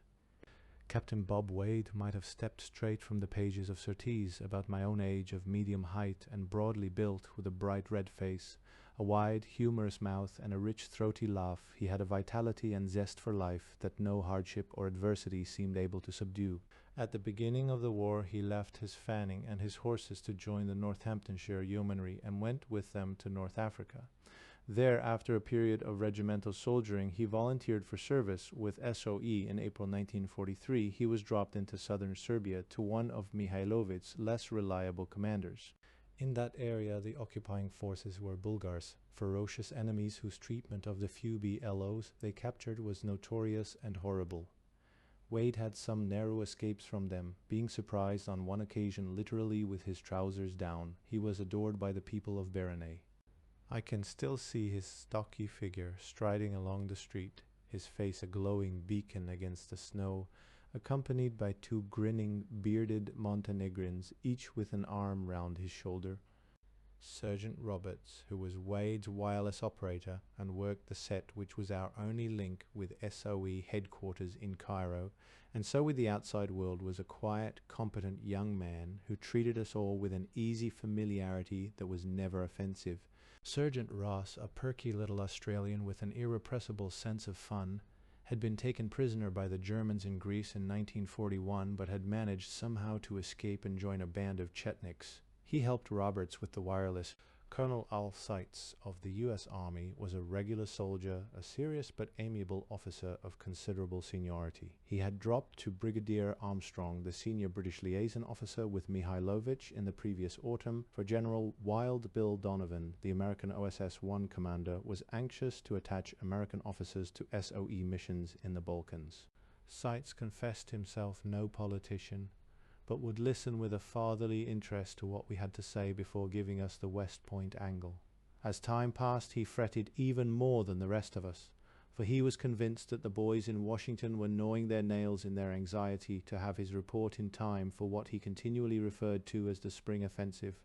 I must admit that in those days we all shared a simple faith in the value of our reports to the architects of Allied policy. There was another British officer in the area who sometimes paid us a visit. This was Major Anthony Hunter, Royal Scots Fusiliers, now acting as liaison officer to General Dapchevich. He had long been away from his regiment, having commanded a troop of David Stirling's SAS in the desert before he came to SOE, but he retained a regular soldier's healthy horror of politics, and being a guileless young man, took at face value everything told him by the partisans. Later on, his innocent enthusiasm for his job nearly cost us our lives. Bahrain was full of troops, partisan and Italian. These were the 5th Partisan Brigade, and the remnant of the Italian Army Corps that had occupied Montenegro in 1941 and surrendered in 1943 to the partisans. The Italians carried arms and were supposed to fight beside their new allies, but they wore little of the look of fighting men. In tattered uniforms, they shuffled about the streets, their sorrowful, starved faces gazing apathetically at the ground. The feathers stuck saucily in their dirty, shapeless alpini hats seemed only a mockery of their wretchedness. Whenever we spoke to one of them, he would ask us the same sad question: when will the Allies come so that we can go back to our lovely Italy? Their new masters treated them like helots. Every morning a dismal procession of Italians would amble past our windows in the direction of the partisan brigade headquarters, carrying logs the size of tree trunks to feed the comrades' fires. I sighed, remembering the gay Vincitori di Malaga, whom I had seen swaggering about Spain during the Civil War. The humiliation of the proud ones may be a useful moral lesson, but it is not a pretty sight. The partisans, on the other hand, stalked haughtily about the town like men who owned the world, as indeed they did own this little part of it. The townspeople were terrified of them. The new regime had conscripted all the young men and women. The girls who declined military service were put to the hardest and most unpleasant work that the brigade commissar could find, for which of course they received no kind of payment. Our own troubles were principally with the partisan high command. Represented by the brigade commander and his political commissar, the latter was a loud-voiced dictatorial fellow with a shaven head, long drooping mustaches, and a most aggressive manner. The two of them were never at a loss for some complaint against us. We knew that the partisans disliked and suspected us, myself for my activities in Kosovo, the others for their contacts with Mihailovich, and all of us because of our nationalities. But we had not supposed that they would make their feelings so plain. They abused us to our faces as collaborators, fascists, and reactionaries, invited us to concerts where anti-British and anti-American songs were sung and insulting speeches made about our countries, watched our movements and put a guard on our house, officially to protect us, but really to keep a check on our visitors. Alone of the partisan leaders, General Dapchevich, on the one occasion when he came to Baranay, showed us some courtesy. Small and dark, with a firm, handsome face, great personal charm, and an alert, lively manner which gave the impression that he moved on springs, the general had won himself a name throughout the country for his leadership, skill, and courage. Point 2, before the war, he had commanded a battalion of the International Brigade in Spain. If he knew that I had fought on the other side, he gave no sign of it. Most of the time the weather was bitterly cold, with a dead grey sky and frequent falls of snow. The hideous modern town seemed to congeal into a gloom that matched our own. The harsh white mountains and the bare black skeletons of the forests hemmed us in, savage and hostile as the faces of our gaoler hosts. We spent long hours in our cramped quarters playing endless games of bridge for stakes that were illusory, since we knew the winnings would never be collected. We had soon exhausted the few books there were among us. Except for Hudson, who had been in the country much too long, we really had little reason to complain. But it was not the disappointment or the boredom that irritated us, not even the needling of the partisans, so much as the knowledge that we were sitting idle in a backwater while great things were happening in the war outside. I thank heaven that I was never so unfortunate as to become a prisoner of war. As though to tantalize us, frequent signals arrived from Cairo assuring us of an aircraft to fly us to Italy as soon as the weather cleared. From time to time it did clear, giving us a day or two of brilliant sunshine. Then we would listen all morning and afternoon for the sound of engines in the sky. On the first morning we heard them, we ran into the street. To see a flight of old Savoia trimotori circling overhead, their Italian markings clearly visible through our glasses. We watched them descend slowly towards the airfield, a quarter of a mile out of the town. We were about to run indoors and pack when from the belly of the leading aircraft fell a cluster of gaily colored parachutes. The red, yellow, and green canopies made a brilliant splash of color against the sky and mountains. Each plane made several runs. Then they climbed, circled once more over the town, and flew off in the direction of the Adriatic. The Savoyas returned on several occasions to drop supplies. We always hoped until the last moment that they would land. In fact, the drops were badly needed, for they contained food, clothing, and medical stores, all of which were cruelly short in Bahrain. These supplies came from the Americans, but the political commissar used all his ingenuity to persuade his men and the peasants that they came from Russia. He went to the trouble of explaining that the initials, US, which were clearly stamped on the packages, stood for Unione Sovietica. Had not the planes been Italian, then, of course, the labeling would be in Italian. The partisans tried to discourage the local population from making friends with us, but in this they were unsuccessful. Peasants and townspeople would stop us in the street and invite us into a cafe for a glass of rakija.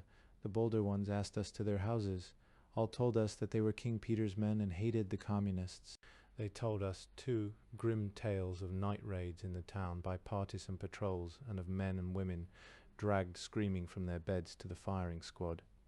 Generally, however, for the sake of our hosts, we avoided all talk of politics, especially when we were in a cafe, for the partisans, knowing how little they were loved in Bahrain, employed a flock of agents provocateurs. These creatures were a persistent pest. One of them, a Croat, would follow us around from cafe to cafe.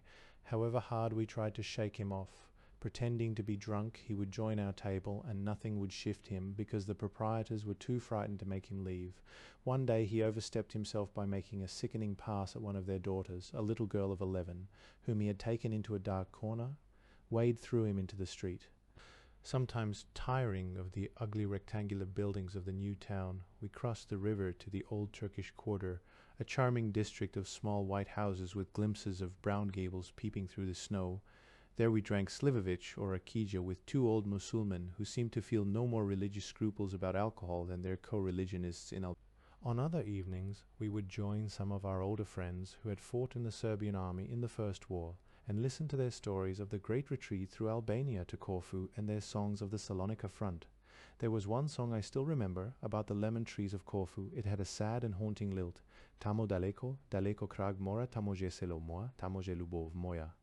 We often wondered why the Germans never bombed Bahrain, for they must have known of the presence of so many troops.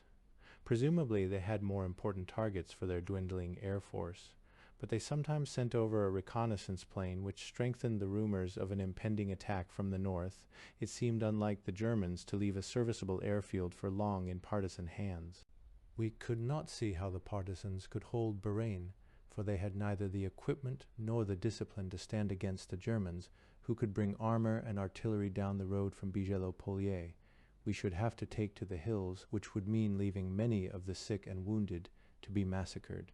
The partisans and Italians maintained their own hospitals, overflowing with casualties from the last few months' fighting. It was hoped to fly the most serious cases to Italy. Meanwhile, in the middle of February, a new danger arose more immediate and graver than the German threat. Typhus broke out in the Italian hospital. Among the starved and debilitated patients it spread fast. Then it struck the town. There was nothing the civilian doctors could do to check it, because, as one of them told us, the partisans had requisitioned their entire stock of drugs. We ourselves trusted to luck and plentiful applications of delousing powder to keep off the disease, and we were lucky.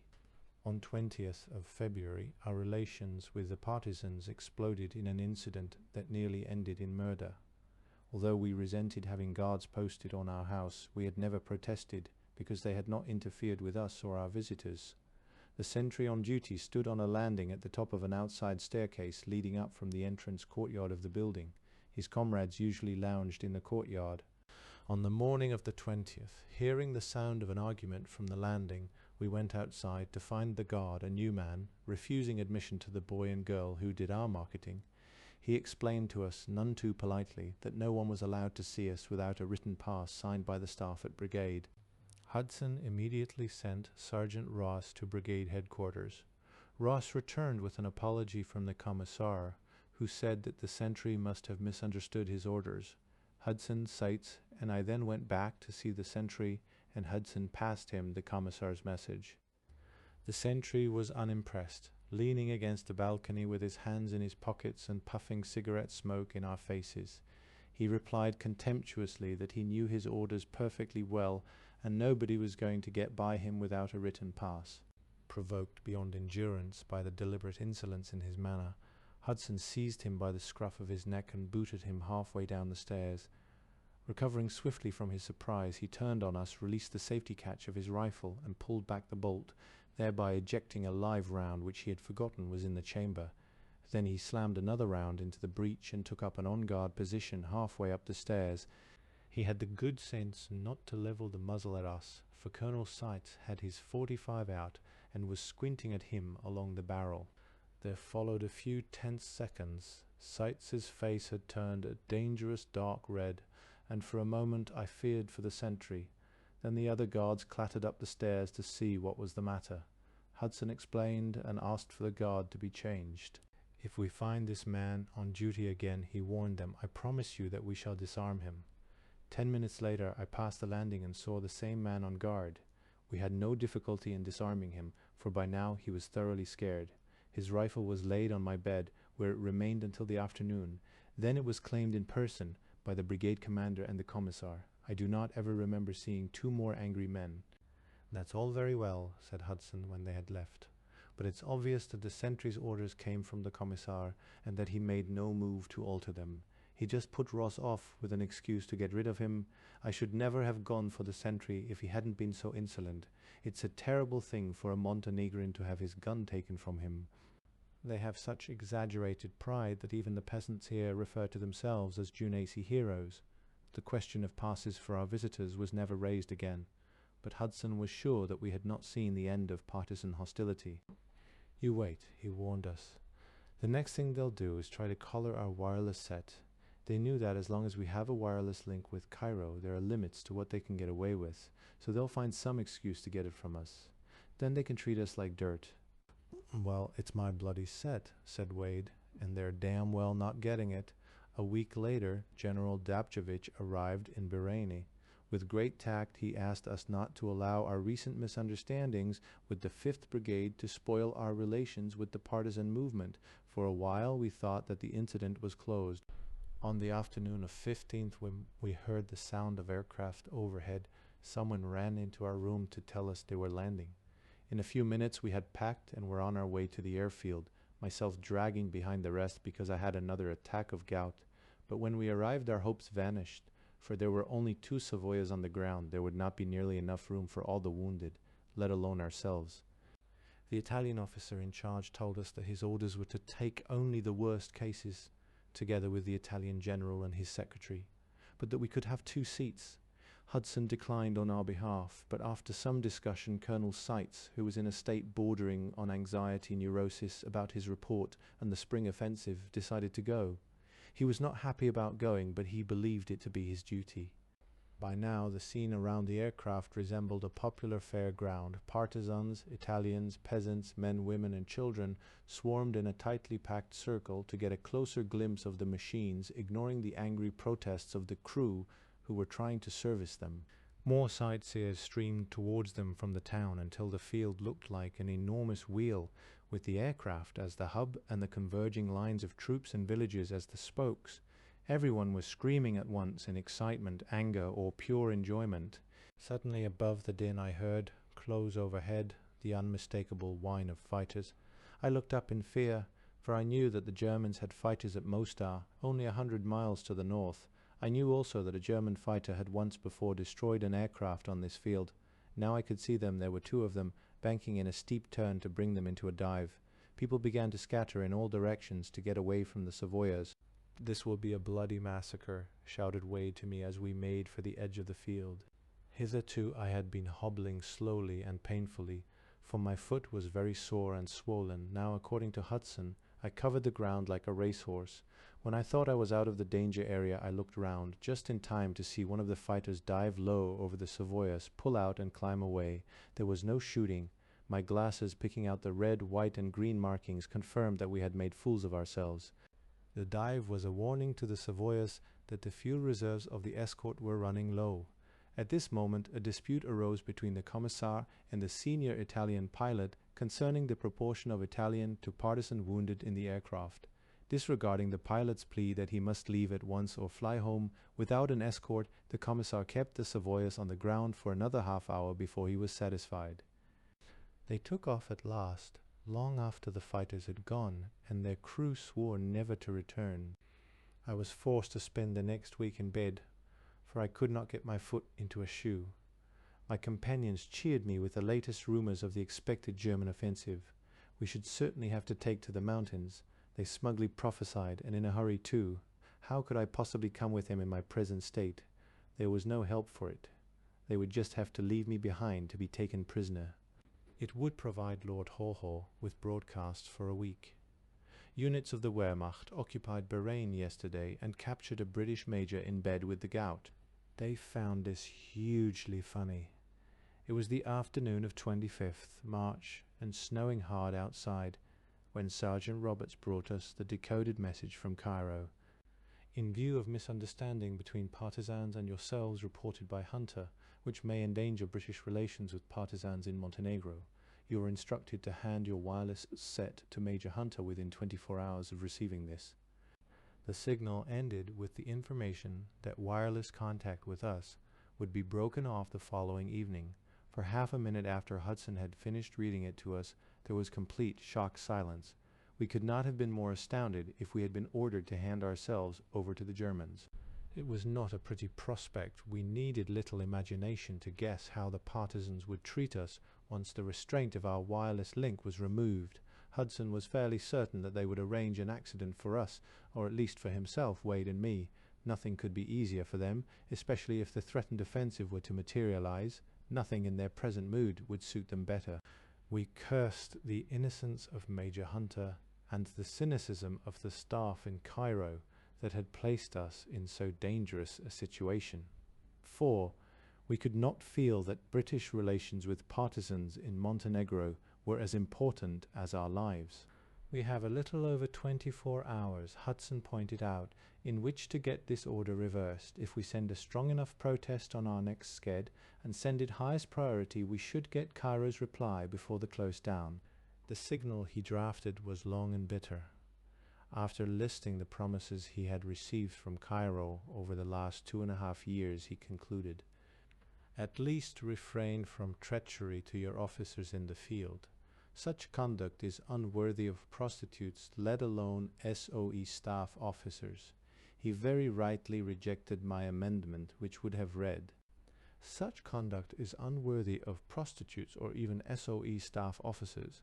His anger must have roused some torpid conscience, for at noon next day we received the most abject apology I have ever seen from any headquarters. We were to retain our wireless communications would be reopened and a sting in the tail, but a welcome one. The next aircraft to land at Bahrain would take us all to Italy. 2 days later, on 28th March, 3 Savoyas landed. While 2 of them embarked wounded, we clambered aboard the 3rd. We said goodbye to the brigade commander and the commissar, one of the happiest partings of my life. A few minutes later, the aircraft was climbing steeply towards the mountains. After half an hour's flying, the dead black and white of snow and forest gave place to the deep blue of Lake Scutari. Far away on our left, the houses of the city gleamed in the sunlight. A few minutes later, we were over the Adriatic. To our uncritical minds, the first few days in Bari seemed a paradise of gaiety and comfort. We were surrounded with friendliness and flattery. Senior staff officers congratulated us, junior officers bought us drinks, and gorgeous secretaries and FANYs asked us to their dinner parties. We were billeted in the SOE holding camp at Castellana, a group of villas in open country a few miles south of Bari. There we met other BLOs back from the field, among them Anthony Quayle, who had been on the staff at Gibraltar when I was there in 1941. Quayle had just come out of Albania from the Valona area, where his life had been an uninterrupted nightmare in which the Germans had played only the smallest part. Persecuted alternately by partisans and balli combattants, pursued, threatened, robbed, and on several occasions nearly murdered, he had been reduced to living like an animal in a cave. He had been rescued by sea on the day that we had flown out of Bahrain. When I saw him, he was suffering from malaria, jaundice, and nervous exhaustion. There was also a tough little Canadian major, a veteran of the First War, who had been with the partisans in Bosnia. He had taken to his work with such single-minded enthusiasm that the authorities in Cairo had decided to pull him out for arrest. It seemed that he used to preface his signals with a distribution order, personal to Mr. Churchill, following for President Roosevelt. Our party soon dispersed. Hudson and Wade flew to Cairo on their way to London, where Hudson's presence was required by the Foreign Office. Roberts and Ross went on leave, and I moved into Bari, where with the help of 2 patient secretaries I started work on my report. When I entered the office of the Albanian country section, the day after my arrival, I found nobody there that I knew. Philip Leake was still in Cairo, although he was expected shortly in Bari. Mrs. Hasluck was in Cyprus. The officer in charge was Captain Watrous, an amiable young American with a commission in the British Army, who took endless pains to ensure my comfort and peace of mind. He told me that Bill McLean and David Smiley were on their way to Bari to drop into Albania again, this time on a mission to Abbas Kupi and the Zogis tribes. As their political officer, they were bringing Julian Amory, whom I had met when he was a war correspondent in Spain. I was delighted at the news, for I reasoned that the British government would not send so powerful a mission to Kupi unless it was intended to give them full support. Another newcomer to the office was Lieutenant John Eyre, a serious young communist whose courteous manner could not altogether conceal his disapproval of my Albanian record.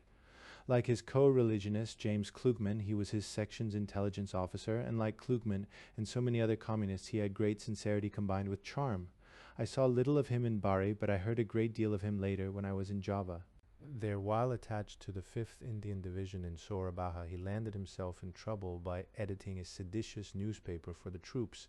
In consequence, he was sent home by the GOC, General Mansurg. In the intervals of writing my report, I was conducted by Watrous on a round of official visits. The first of these was to the Major General commanding SOM, or Special Operations Mediterranean, SOM Directed, among other activities, all SOE operations based on Italy. Its headquarters was in a village on the coast road south of Bari, where the Major General had a suite of officers managed by 4 or 5 very tall, very beautiful FANYs known as the Potsdam Grenadiers. I have always been nervous of officers above the rank of Lieutenant Colonel, and the Major General did little to put me at my case. For a minute he stared at me across his desk in silence. Then he asked, "Whereabouts were you in Albania?" I told him. There was another pause. "Were you with Hans?" I said that I was. "Humph. Well, I'm glad you got back all right." With that we were dismissed. Watrous was most apologetic. "I'm afraid the General is a little vague about Albania. I've shown it to him on the map, but much more friendly and useful were my interviews with the officers of PWB, the Psychological Warfare Bureau, an Anglo-American organization which gave valuable help to SOE in the work of undermining enemy morale in occupied countries. One of its stars was the great Harry T. Foltz, who had been principal of the American College in Tirana, and who was now reviled as a fascist and a spy by the Albanian partisans, whose leaders included some of his own pupils, notably the ineffable Frederick Nossi. Another whose talents certainly lay in the right direction was my friend Archie Lyall. His work involved him closely with recent events in Albania, and I was disturbed to find him pessimistic about the future of Western influence in that country. He seemed to enjoy living in Bari, although, like most British officers I met there, he could not stomach the inhabitants. I have an anthropologist friend in this office, he told me, whose researches have convinced him that the Berisi are the authentic missing link between the Egyptians and man. Personally, I shall always associate Bari with the sharp lesson I learned there on the folly of indulging in outbursts of moral indignation. A short distance away was a rest camp for officers and men of the 8th Army, where soldiers of Britain and the Dominions were sent to relax for a few days after the horrors of Cassino and the Sangro. For some of their relaxation they came into town, where the rough red wine and poisonous brandy supplied by the shopkeepers sent them literally spinning. It is scarcely an exaggeration to say that at this time the streets, pavements and gutters of the town were strewn day and night with inert khaki bodies. I suppose that 8 months in the Balkans can be lethal to anyone's sense of proportion. That must be my excuse, for it was certainly no business of mine. However, I took it upon myself to write a pompous letter to the area commander, in which I said that, having just returned from an enemy-occupied country to one under Allied occupation, I was horrified at the difference in behavior of the occupying forces. Even today I blush at the memory. I sent the letter through the usual army channels, and 3 days later it reached the general. Meanwhile, for 2 days I sweated over my report, working well into the dog watches each night.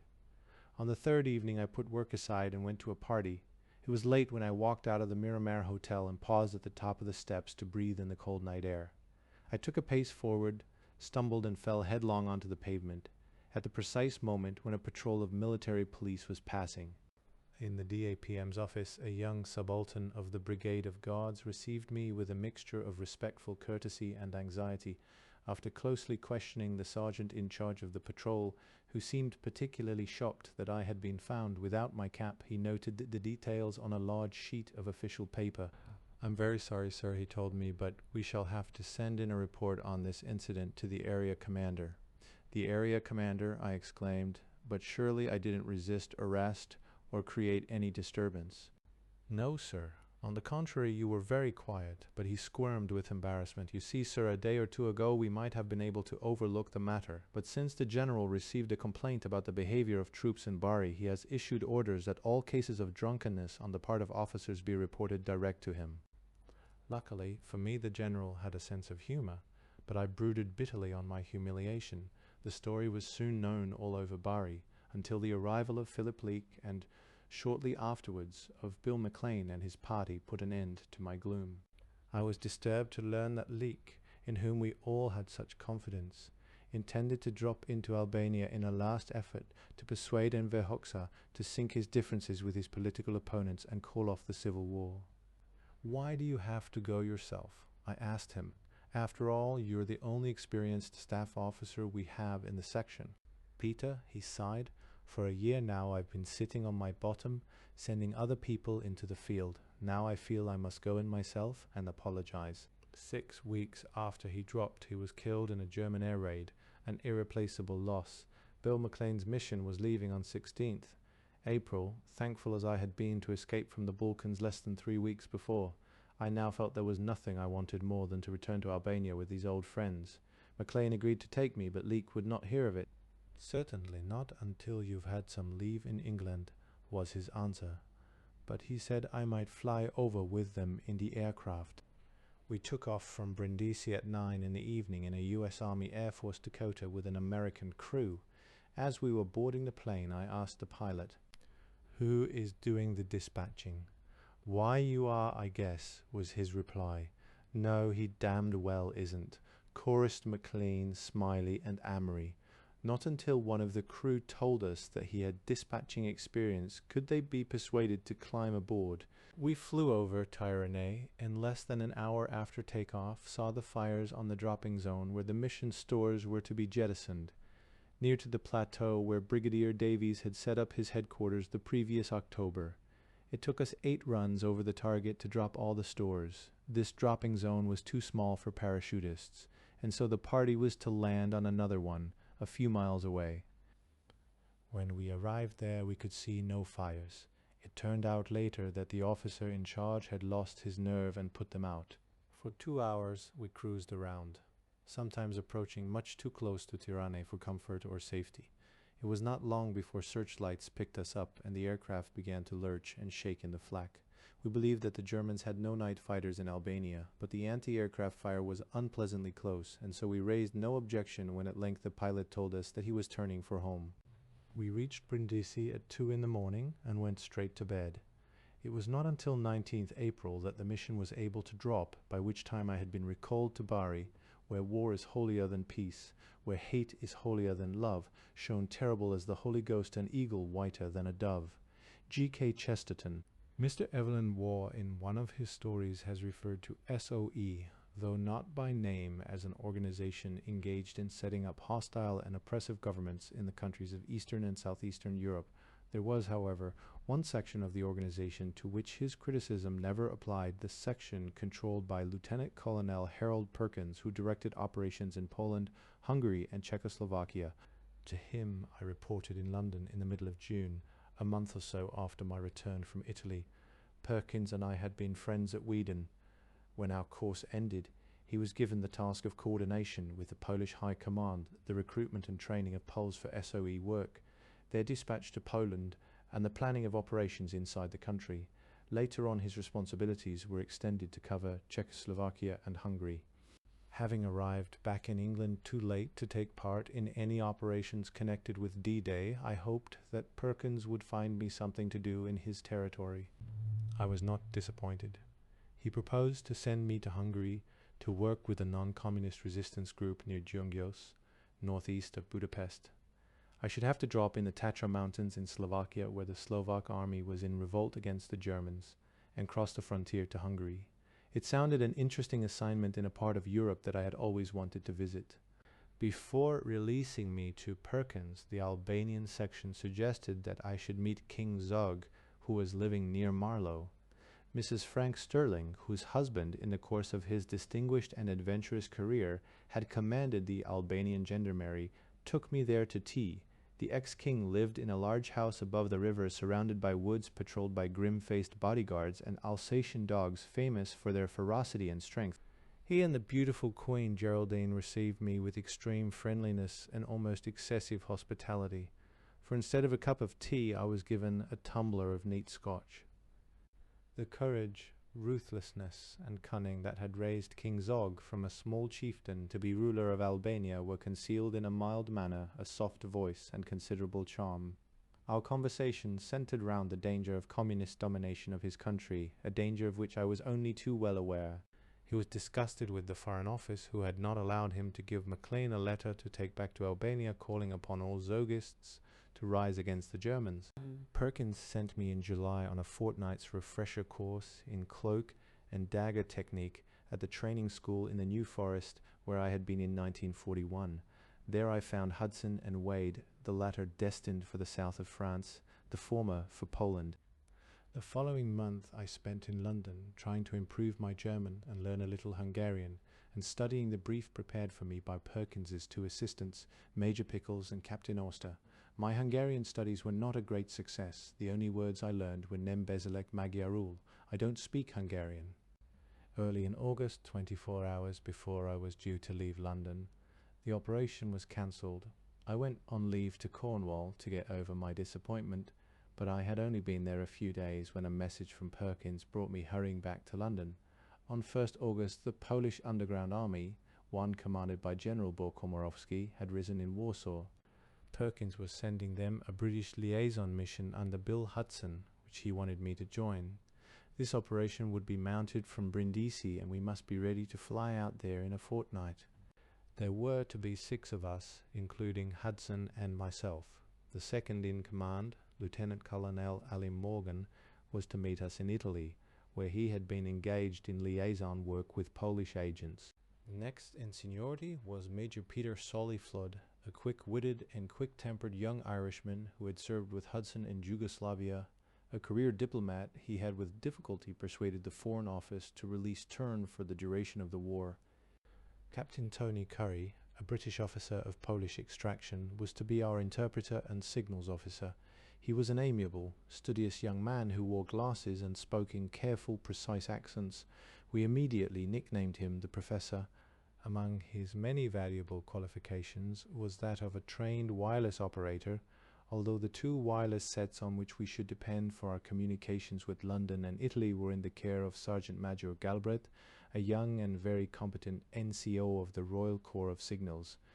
We were ready to leave in a fortnight, but political difficulties arose with the Kremlin. In the years since the disruption of that curious manager Traw, the Anglo-American honeymoon with Russia, the various instances of Soviet treachery have faded from our memory, dulled either by the passage of time or by the frequency of repetition.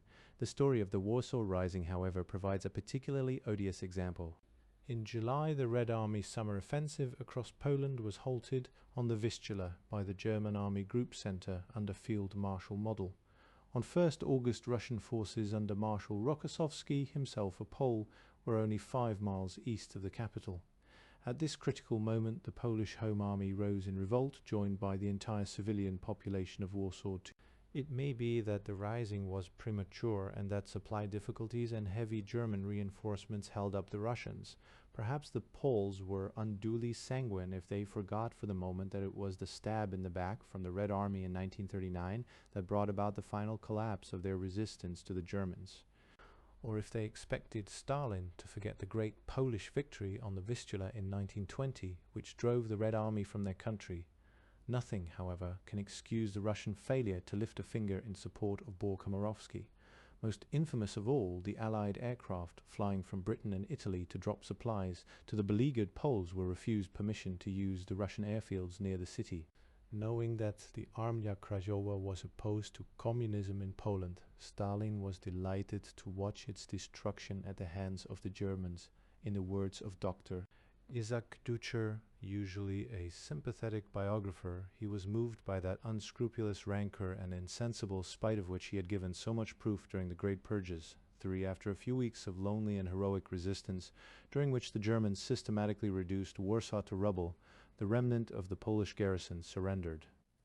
Having paralyzed Allied help to the Home Army by the denial of their airfields, the Russians were equally adamant in their refusal to countenance our own small operation.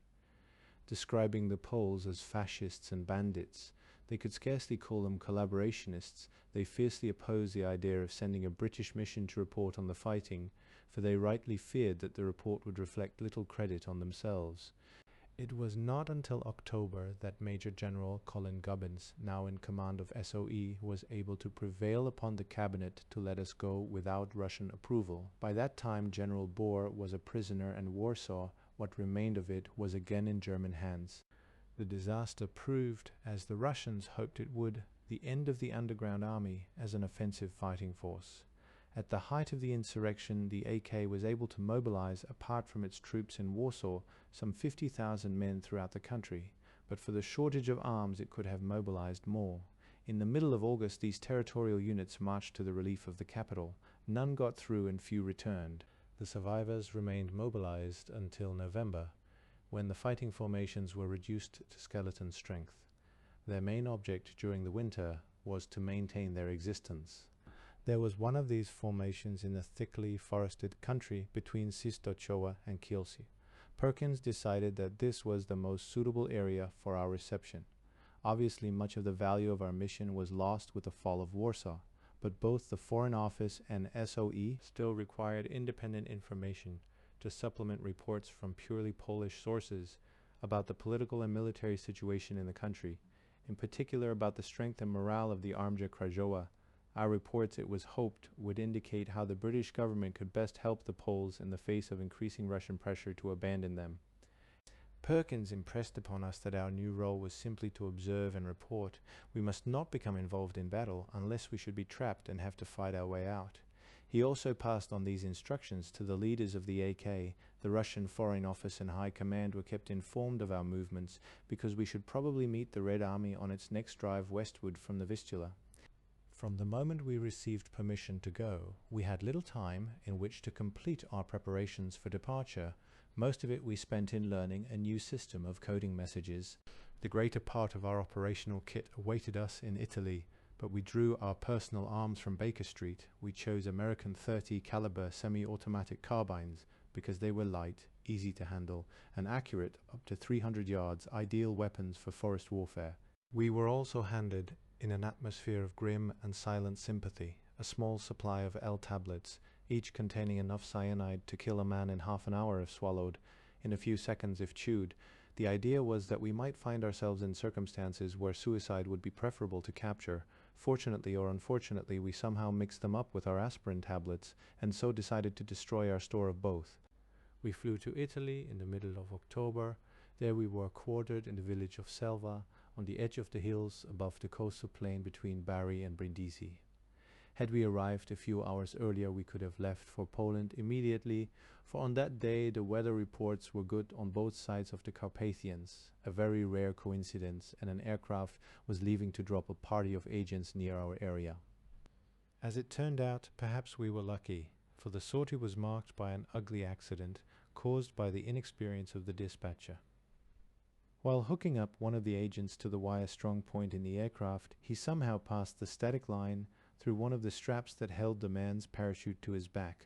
When the agent jumped, the static line, instead of pulling open his parachute, held him swinging in the slipstream. Although the aircrew tried desperately to pull him back, the slipstream was too powerful. He remained hanging in space until he froze to death. Nevertheless, having missed that opportunity, it was more than a month before we had another. At first it was the weather that defeated us. The flight from Brindisi to our target area took 5.5 hours, 11 hours flying there and back, excluding the time spent over the target. Therefore the weather had to be good at Brindisi for takeoff, clear over the target, and good enough for landing at Brindisi on return. In winter this very seldom happened. Soon, however, fresh political troubles intervened. When we left England, the Polish Prime Minister in London was Mr. Mikołajczyk, in whom the British government had the greatest confidence as a man who had done his utmost to cooperate with the Russians. His moderation, unfortunately, had met with no response from Stalin and had undermined his influence with his own countrymen.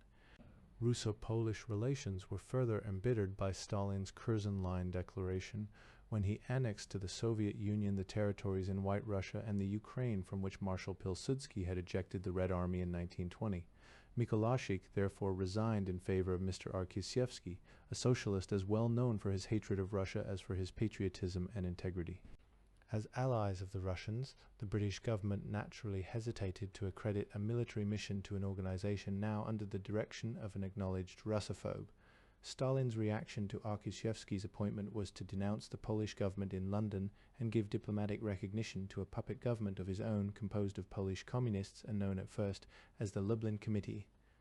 It is a considerable nervous strain to have to sit for long in idleness when you are keyed up for an operation of great importance and some hazard, but it is an experience to which most officers of SOE became accustomed. Throughout November, we controlled our impatience while our future was fought out in London. We lived in a trullo, one of the beehive-shaped dwellings that are typical of the Apulian hill country. These quaint and cozy buildings, warm in winter and cool in summer, are said to date from pre-medieval times when taxation was levied on every house with a roof. Their ingenious construction requires no mortar, the bricks supporting one another from foundations to ceiling, so that the roof could be quickly removed on the approach of the tax collector and as quickly replaced after his departure. From the terrace of our trullo on the hillside, we looked eastward over silver-green olive groves to the lead-coloured waters of the Adriatic. We had, of course, too much leisure. Some of it we spent learning Polish with the help of Tony Curry. Sometimes we went to Bari to dine with Archie Lyall or drink at the Hotel Imperiale, the transit hotel, where we met our friends on leave from the 8th Army. Nearly every day we drove to Monopoli on the coast road halfway between Bari and Brindisi, where Perkins's advanced headquarters under Lieutenant Colonel Henry Threlfall occupied 2 floors of a building in a muddy lane. An undistinguished village, Monopoli has one claim to recognition. It is the birthplace of Al Capone, from mud hut to glass house, as Lyall expressed it. Occasionally, Ellen Morgan and I would take a jeep and drive into the mountains to buy wine for our mess. Morgan was an established civil servant who, like Solly Flood, had persuaded his service to release him to the army. At Oxford he had been an enthusiastic socialist, and coming down from the university just before the outbreak of the Spanish Civil War, had all but enlisted in the international brigades. Electing instead to enter the civil service, he had received a white feather from his girlfriend, a poetess who rode stroke in the Oxford University Women's 8. We fretted, of course, at the erratic arrival, or failure to arrive, of our mail. I also missed the London newspapers, but one unfailing consolation was the New Sheet Union Jack, published daily for the fighting services in the central Mediterranean. Its editor was a well-known Fleet Street journalist who, with his anonymous staff of sub-editors, managed to extract the spiciest headlines from the dullest items of news. Thus, soon after the liberation of Greece, we were treated to Greek Prime Minister addresses triumphant gathering of lesbians in Athens, while another small paragraph, tastefully headed Droit de Seigneur, informed us that Field Marshal Montgomery today accepted the freedom of Maidenhead. The pearl of all headlines was found by my brother-in-law, and no doubt by many others, towards the end of the European war, on the front page of one of London's leading dailies. Soviet push bottles up 100 dozen Nezis in Lower Balkans. In Bari I found Bill McLean, David Smiley and Julian Amory back from their unlucky mission to Abbas Kupi. Denied the support they had been promised in London, they felt they had also been betrayed by their country section in Bari. They had reason to be bitter, because the staff officers of the Albanian section had received them with undisguised contempt and had referred to them openly as fascists. Worse still, messages which they had sent, and which under their terms of reference they were entitled to send to the Foreign Secretary and to the Minister of State for Middle East Affairs, had been suppressed by the office in Bari. Philip Leake's death in battle had proved a most fortunate accident for the communists. At last, early in December, we received permission to go. A few days afterwards, in the late afternoon, we boarded a Liberator of a Polish squadron at Brindisi, wearing thick clothing under our flying suits, for the aircraft was unheated, and with our parachutes already strapped to our backs, we climbed with difficulty through the narrow hatch under the fuselage and settled ourselves half lying, half reclining on the metal floor. I experienced again the claustrophobia I had first known when climbing into the Halifax at Derna. This time there was less room, and I felt that we were being packed for immolation in a tin coffin. The dropping zone, which we had settled in detail on the map, was a stretch of open country surrounded by forest near the town of Zarki, about 20 miles southeast of Sistochowa. We asked to be dropped from 600 feet, which should give us plenty of time to look around on the way down. The two hazards of the journey, we were given to understand, were a German night fighter belt over Hungary, and the possibility of icing up while crossing the great mountain barrier of the Carpathians. We must be careful also not to stray over territory held by the Red Army, for the Russians had given warning that they would fire on all aircraft flying to Poland. When we were over Yugoslavia, the two waist gun ports were thrown open and the gunners took up their positions behind the Brownings. One of the gunners started talking to Curry in Polish. He was a squat young man with long dark hair and a perpetual smile on his face, although when I heard his story from Curry I wondered what he had to smile about. His brother had been killed by the Germans in 1939 and his sister sent to a brothel. His mother and father had been arrested by the NKVD and deported to Siberia. He was the sole survivor of the family. "Now I have only myself to worry about," he told us with a little laugh, and he caressed the barrel of the Browning. We met with no night fighters, and we cleared the Carpathians without incident, but on the far side we ran into thick mist. The navigator, Wing Commander Kroll, who was also captain of the aircraft, came aft and told us, "It's just like flying through milk. I can't even see our wingtips." For an hour we cruised low over the target area, hoping to catch a glimpse through some break in the mist of the fires that would show us the dropping zone. Our fuel reserve allowed us to stay no longer. In deep gloom we resigned ourselves to another 5.5 hours of cramp and cold. We landed at Brindisi at 4 in the morning, just 12 hours after takeoff. I have described this flight in some detail because it was typical of two more unsuccessful attempts we made that month, the last of them on Christmas Day. We had hurriedly swallowed a little cold turkey and plum pudding on the edge of the airfield and were on our way to the aircraft when two signals arrived from England. One was for Tony Curry, announcing the birth of his son. The other was an order to Alun Morgan to stand down and await transport to England, where he was urgently required for duty with his former civil service department. Morgan was so indignant that for a moment he seriously considered defying the signal and coming with us. It was as well that he didn't, because we were back in our trullo at dawn the next morning. I had scarcely fallen asleep, or so it seemed, when I was shaken awake to see bright sunlight flooding the room and Hudson standing over my bed. It was 10:30. "Get dressed quick. The op's on again this afternoon. Weather reports are good everywhere, so we've an excellent chance of making it this time." Alun Morgan and Archie Lyall drove with us to the aerodrome. As we stood talking near the aircraft, Morgan remarked cheerfully, "The last person I saw off from here was Philip Leake. 6 weeks later he was dead." Lyall shook my hand solemnly and said with impressive gravity, "Well, goodbye, Peter. I trust you've made arrangements that if you croak I get your Spanish cloak." It was 9 o'clock when the dispatcher came aft to open the exit hatch in the floor. He told us that the fires were clearly visible on the dropping ground. "It is a beautiful night," he smiled, "just like daylight, so bright is the moon." When it came to my turn to jump and the red light flashed for action stations, I sat on the edge of the drop, praying that I might make a better landing than I usually managed, calming my fears with the thought that I should have at least 12 seconds in which to get ready for it, and repeating to myself the password Michal, by which I must make myself known to the reception committee.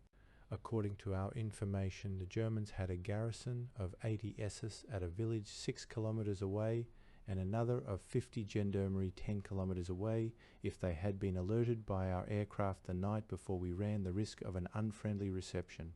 The red light turned to green. The dispatcher tapped my shoulder, and 2 seconds later the slipstream hit me as I cleared the exit. When I felt the pull of the opening parachute, I looked down for the ground. To my horror, I saw that it was very close and coming closer fast. I had just enough time to pull on my lift webs to break my fall before I crashed onto what felt like concrete. For a few moments I lay still, winded and shaken, on the ice-bound ploughland. My left knee hurt abominably, and when I tried to get up, I found that it would scarcely bear my weight. At first I thought my parachute must have been late in opening, but it turned out that the pilot, either through an error of judgment or in the excitement of finding himself so close to his native land, had dropped us all from a little over 200 feet. If any of our parachutes had failed to open immediately, there would have been a fatal accident. While I was pulling off my harness and flying suit, two figures came running towards me across the dropping ground. When we had exchanged passwords, they asked in French if I were badly hurt. After a moment's doubt, I replied that I wasn't.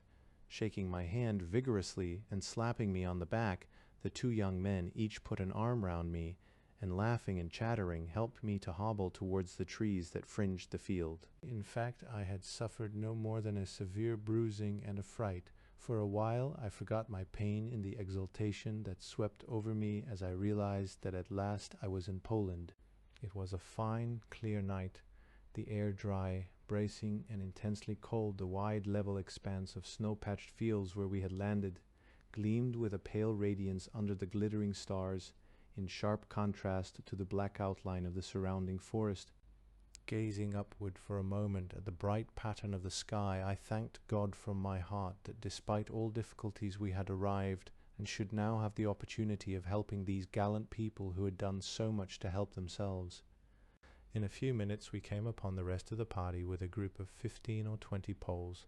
Hudson, who had knocked himself out on landing, was dazed and groggy from concussion. He wandered about, muttering in a bewildered, plaintive voice, "I've wet my pants." Solly Flood had hurt his back, and Curie and Galbraith had minor injuries.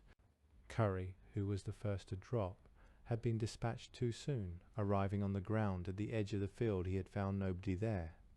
Making his way through the woods, he almost blundered into a village. Luckily, he met a party of youths on the outskirts, who, although not members of the AK, guided him back to the reception committee. The leader of the committee told us that his men would collect all our kit and bury it in a hideout in the woods in case the Germans, their curiosity aroused by the drop, should send troops to investigate. It would be delivered to us safely next day. Accustomed to the Balkans, we were pleasantly surprised when it was. We lingered only long enough to recover our personal arms before setting off along a track through the woods for about half a mile until we came to a long, low-built farmhouse. We were shown into a large and well-lit room crowded with men and women of different ages, all of whom gave us such an enthusiastic welcome that I was unable to decide which were our host and hostess. The majority we heard were refugees from Warsaw. Everyone sat down at a long table in the middle of the room, loaded with plates of food and bottles of vodka and wine. I found myself next to a handsome middle-aged woman who encouraged me to drink more than was good for me and to eat more than I wanted. Excitement or exhaustion had taken away my appetite. Fortunately, she spoke French, for my Polish was unequal to conversation. A bright, intelligent woman. She was surprisingly well informed about events outside Poland. Although the Home Army maintained a news service, its bulletins contained very little information and seldom reached the country districts. Wireless receivers were almost unknown in the villages, so that most of the war news came from the German-controlled press. My neighbor, however, must have had some other source, for she challenged me on a matter which I was to hear raised frequently during the next few weeks, and with some bitterness. Earlier in the month there had been a debate in the House of Commons on Poland, and in particular on the Curzon line. In his speech, the Prime Minister, anxious to say nothing that might damage relations with Russia, had remarked that Stalin's action was largely a result of the intransigence of the Poles. Most people in Poland recognized that Britain could do little to restrain Stalin, since Russian troops were already on the Vistula. They were resigned to making the best of a bad job, for partition was not a new thing in their history, but they were indignant at being blamed for the treachery and rapacity of which they were the victims. The meal ended with speeches of welcome, to which Hudson, somewhat recovered from his concussion, replied on our behalfs. Soon after midnight we continued our journey northward, escorted by some 20 armed men and 3 girl partisans. Nearly all wore some kind of uniform, usually an old army tunic, either Polish or converted German, with a leather belt and ammunition pouches, breeches, puttees, and boots. A few had British battle dress. Most of the men wore Cossack hats of grey fur, sometimes with the Polish eagle and crown embroidered on the front. My knee was too painful and swollen for me to walk, and so I was laid on a pile of hay in a farm cart pulled by an old horse. After 3 miles we stopped at a peasant's house in the village of Bloto, where an old man and his wife were awaiting us. Within a minute of lying down I was asleep. Early next morning, the leader of our escort woke us with the surprising news that 2 Russian officers were waiting to see us. We found a captain and a lieutenant, both of them quite young, who told us that they had been dropped 3 months before and were now living in this village. They spoke Polish and German, which Curry and Soliflod interpreted for the rest of us. Although shy at first, they were friendly and freely answered all our questions. They were wearing civilian clothes, and almost their first words were to recommend us to do the same, advice which, as it turned out, we were wise not to take. It seemed that they lived on excellent terms with the villagers and with the Armja Krajowa, on whom they relied for their intelligence and for warning of German movements. They appeared to have no very active duties. It may be useful here to give a brief description of the paramilitary forces operating in Poland at this time. The Russians began to drop small parties of officers and NCOs in the country west of the Vistula during the spring of 1944. Although well equipped with arms and wireless, they were not supplied with food or money. They were obliged, therefore, to live off the country, requisitioning what they needed from the peasants. To the unpopularity thus imposed upon them, they added the grave mistake of avoiding all contact with local resistance groups. In consequence, they received no warning of German attacks and were soon destroyed or forced to abandon their equipment and go into hiding. Later, the Russians dropped a few large parties of 100 men and upwards who concentrated on railway demolition.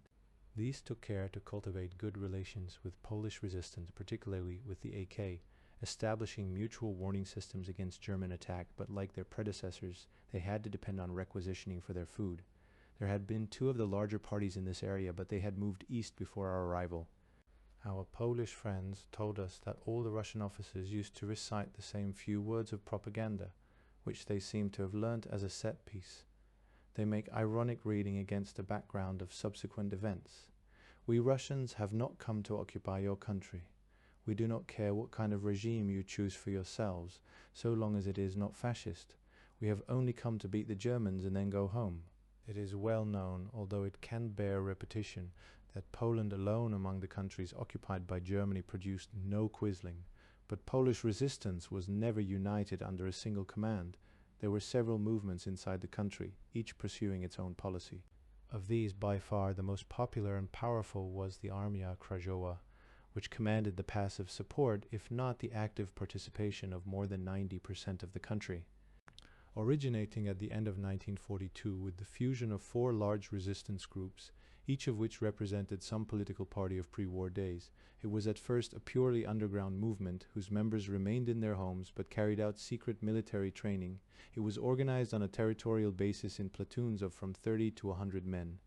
Its principal objects were to prepare for a general rising at a suitable moment to expel the Germans, to weaken them in the meantime by sabotage and guerrilla actions on a small scale, and to protect the population against oppression. Later, the AK developed its own political machinery in collaboration with the exiled London government to administer the country after liberation. One of its leading politicians, Retinkra, parachuted in from Italy shortly before us, making the first drop of his life at the age of 52. Partisan units were mobilized as the need and opportunity arose for direct action. Their ranks were swelled by young men who had fled from the towns and villages to escape conscription or forced labor. These units lived in the woods and, whenever possible, wore some trace of uniform. Their weapons were of all kinds. Some came from old Polish army stocks, others were dropped from Britain and Italy, a few were traded from Russian partisans for food, information, or money, and many were captured or stolen from the Wehrmacht. The AK also maintained specialist sabotage groups, an elaborate intelligence system, and its own nursing and courier services. The couriers were nearly always women and children. The higher ranks of the movement were drawn from officers of the Polish army who had remained in Poland. Some junior officers and many saboteurs and agents were sent by SOE, all of them Poles. As far as I know, we were the first and only British officers to be dropped into the country. Next in importance to the AK, though greatly inferior to it in numbers, efficiency and influence, was the AL, or Armia Ludowa, People's Army. As its name implies, this was a communist organization supplied and directed by the Russians. Its principal aim was to form a cadre capable of taking over the country's administration with Russian help after the arrival of the Red Army. In the meantime, it attempted road and railway sabotage on a small scale and issued a great deal of propaganda designed to discredit all other resistance movements. Its partisan units wore red and white armbands and the Polish eagle without the crown. They were poorly trained and led, and their intelligence and warning systems were inadequate, with the result that their casualties were heavy. Moreover, having no funds, they had to loot in order to live, and their levies pressed heavily on landowners and peasants alike. Relations with the AK were cold but correct. There was no fighting between them, and they gave each other warning of enemy attacks. In Warsaw there were detachments of AL who fought very well, at least in the early stages of the rising. Lastly, there was the NSZ, National Armed Forces, a small political and paramilitary organization derisively nicknamed the Colonel's Party. Politically it was so far to the right that even the AK called it reactionary. Its members were sometimes accused, especially by the AL, of collaboration with the Germans, but they fought gallantly enough in Warsaw. Relations between the NSC and Armia Ludowa were as bad as they could be. They fought each other whenever they met, taking no prisoners. The Germans treated members of all three organizations as rebels, so that any Pole taken in arms was likely to be executed. But our friends in the AK told us that they stood some chance of survival if captured by the Wehrmacht. None at all if taken by the SS. Most savage of all were the German auxiliary troops belonging to the army of the renegade Russian general Vlasov. Vlasov was a Cossack who was captured at the beginning of the German offensive against Russia in 1941, when, according to some figures, 800,000 Russian soldiers were taken prisoner. From these Vlasov recruited an army of Cossack, Ukrainian, Turkoman, Mongol, and other Asiatic troops, which the Germans employed chiefly on garrison and security duties in occupied countries. Knowing that they would receive no quarter if taken, these men fought to the last. Such was their barbarity towards the civilian population that they were feared and detested throughout occupied Europe. In this part of Poland there were Ukrainian and Turkoman divisions on the river, Pilika and Cossack patrols everywhere. The AK shot any of Vlasov's men whom they captured, as they also shot all SS men. Prisoners from the Wehrmacht were usually deprived of their arms and uniforms and then released. The country here was not well suited to guerrilla warfare. It was quite flat and, at this time of year, covered in snow. The Germans could bring tanks, armoured cars and lorried infantry to almost any part of the area with very little warning. The partisans, on the other hand, were seldom more than 5 miles from a German garrison. The great fir forests, carefully cultivated for their timber, were intersected at regular intervals by long, straight, broad rides, which could be swept by machine guns. There was scarcely any scrub or undergrowth, and the trees were bare of branches from the ground to a height of more than 12 feet. They gave concealment from a distant enemy, but little protection from close range. The only dense cover was to be found in plantations of young firs that had not yet been thinned. German operations against the Poles took two forms: the Pacificacja, a punitive expedition against partisans, and the Lepanka, a roundup of young men and women in the towns and villages for work in Germany. Cossack and Ukrainian troops were usually employed in both. The tactics of the Pacificacja were as simple as they were frightening. The area of forest in which the partisans were hiding was tightly cordoned. Tanks, armored cars, and heavy machine guns were stationed where they could command all the rides. Then infantry in close formation beat through the woods, driving the partisans like game onto the guns. The AK claimed that their warning system usually gave them time to leave the threatened area, or that their knowledge of the terrain enabled them to slip through the cordons by night. The Lepanka was harder to counter, in winter especially, because the partisan units were then reduced to skeleton strength and could provide neither food nor protection for the fugitives. We left Kachibloto at dusk on the 27th with an escort of 20 men under a Lieutenant Twardey-5. I was still unable to walk far and rode again on the farm cart, which also carried our heavy kit. It was a fine but freezing night, and despite my American Army windbreaker jacket, heavy whipcord trousers, and thick gloves and socks, I was soon numb with the cold. The creaking of the wagon, the crunch of footsteps in the snow, and the gusty whinnying of the old horse sounded as if they must carry for miles in the stillness. Propped upright against a pile of rucksacks, my pipe in my mouth and my carbine resting on my knees, I fancied myself an early settler traveling into the heart of some unknown continent.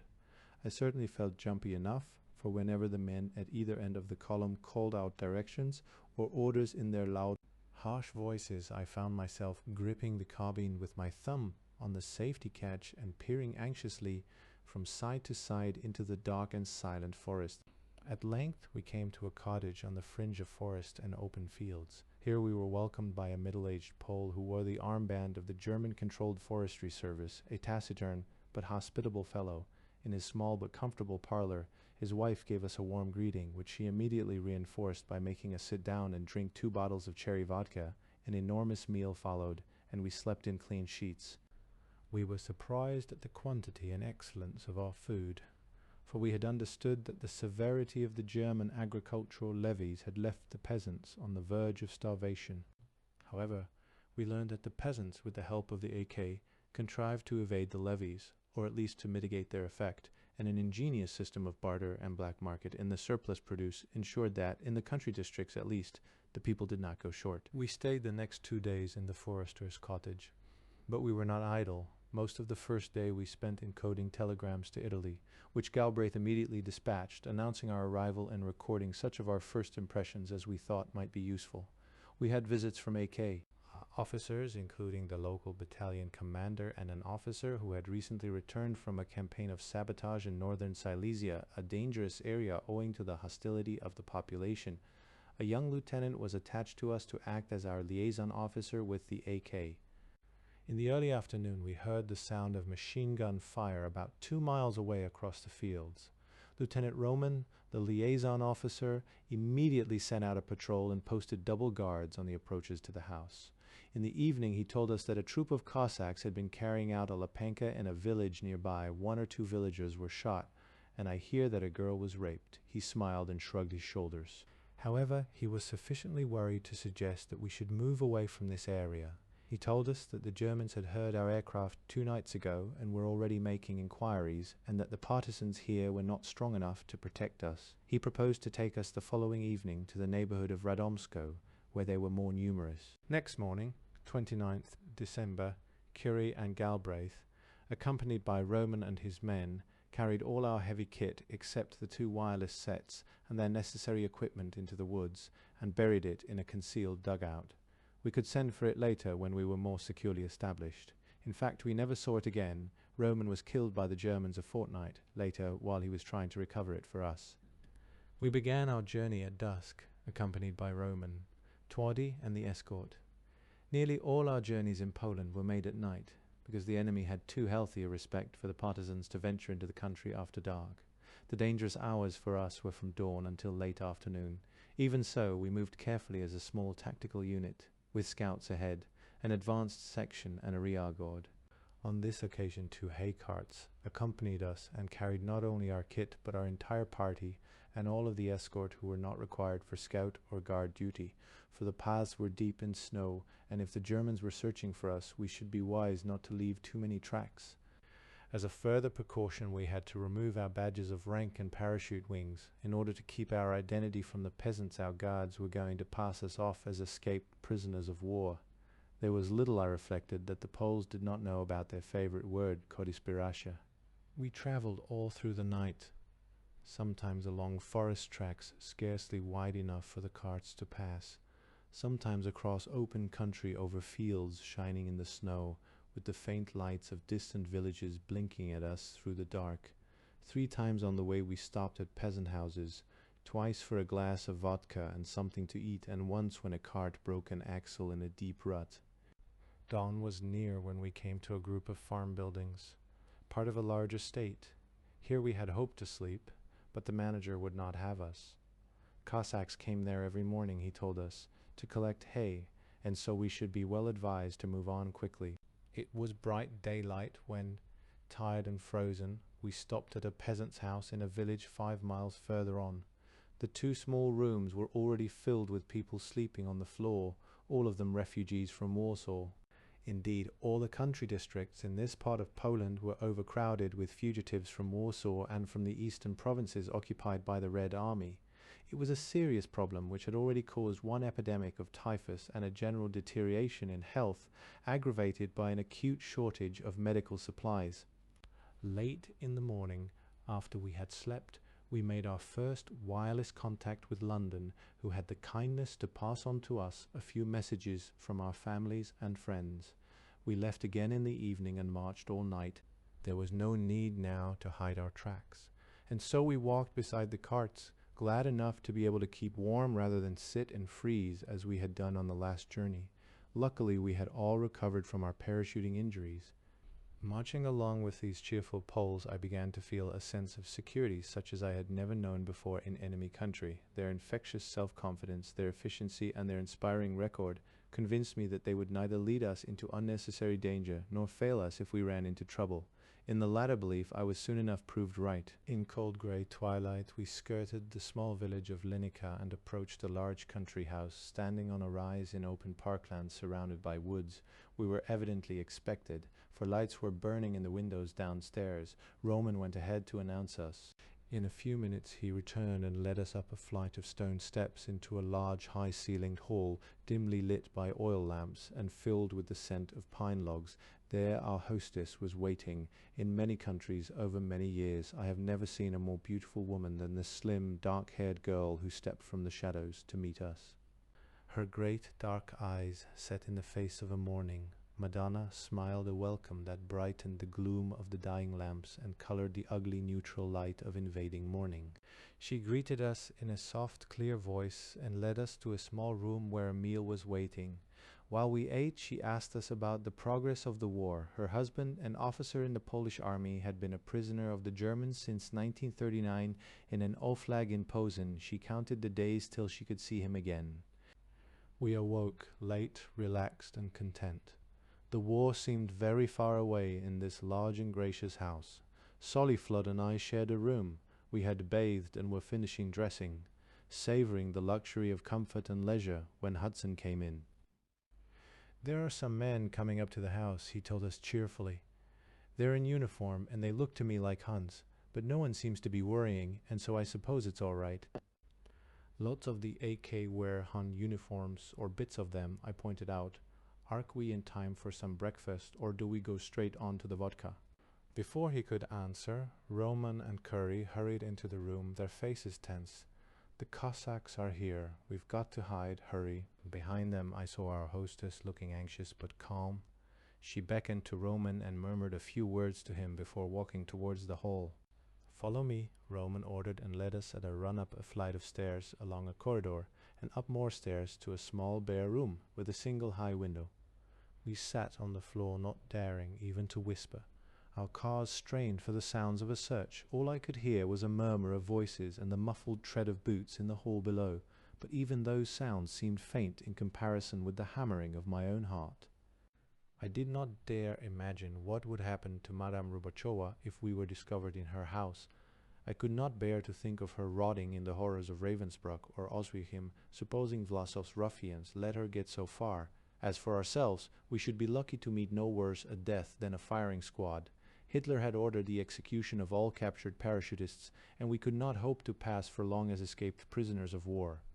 The tension grew in the tiny dim room as the long drawn-out minutes passed, and we listened to the shouts and clatter of boots on the two lower floors. Suddenly, with a wild rush of panic, I heard heavy steps on the stairs leading to our hideout. I unbuttoned my holster and gripped my automatic as with agonizing deliberation they approached. The door was flung open and two grinning figures stood in the entrance, beckoning us out. With almost sickening relief, I recognized two of the servants who had waited on us the previous night. Madame Rubachova was an excellent hostess and went to a great deal of trouble to ensure our comfort and entertainment.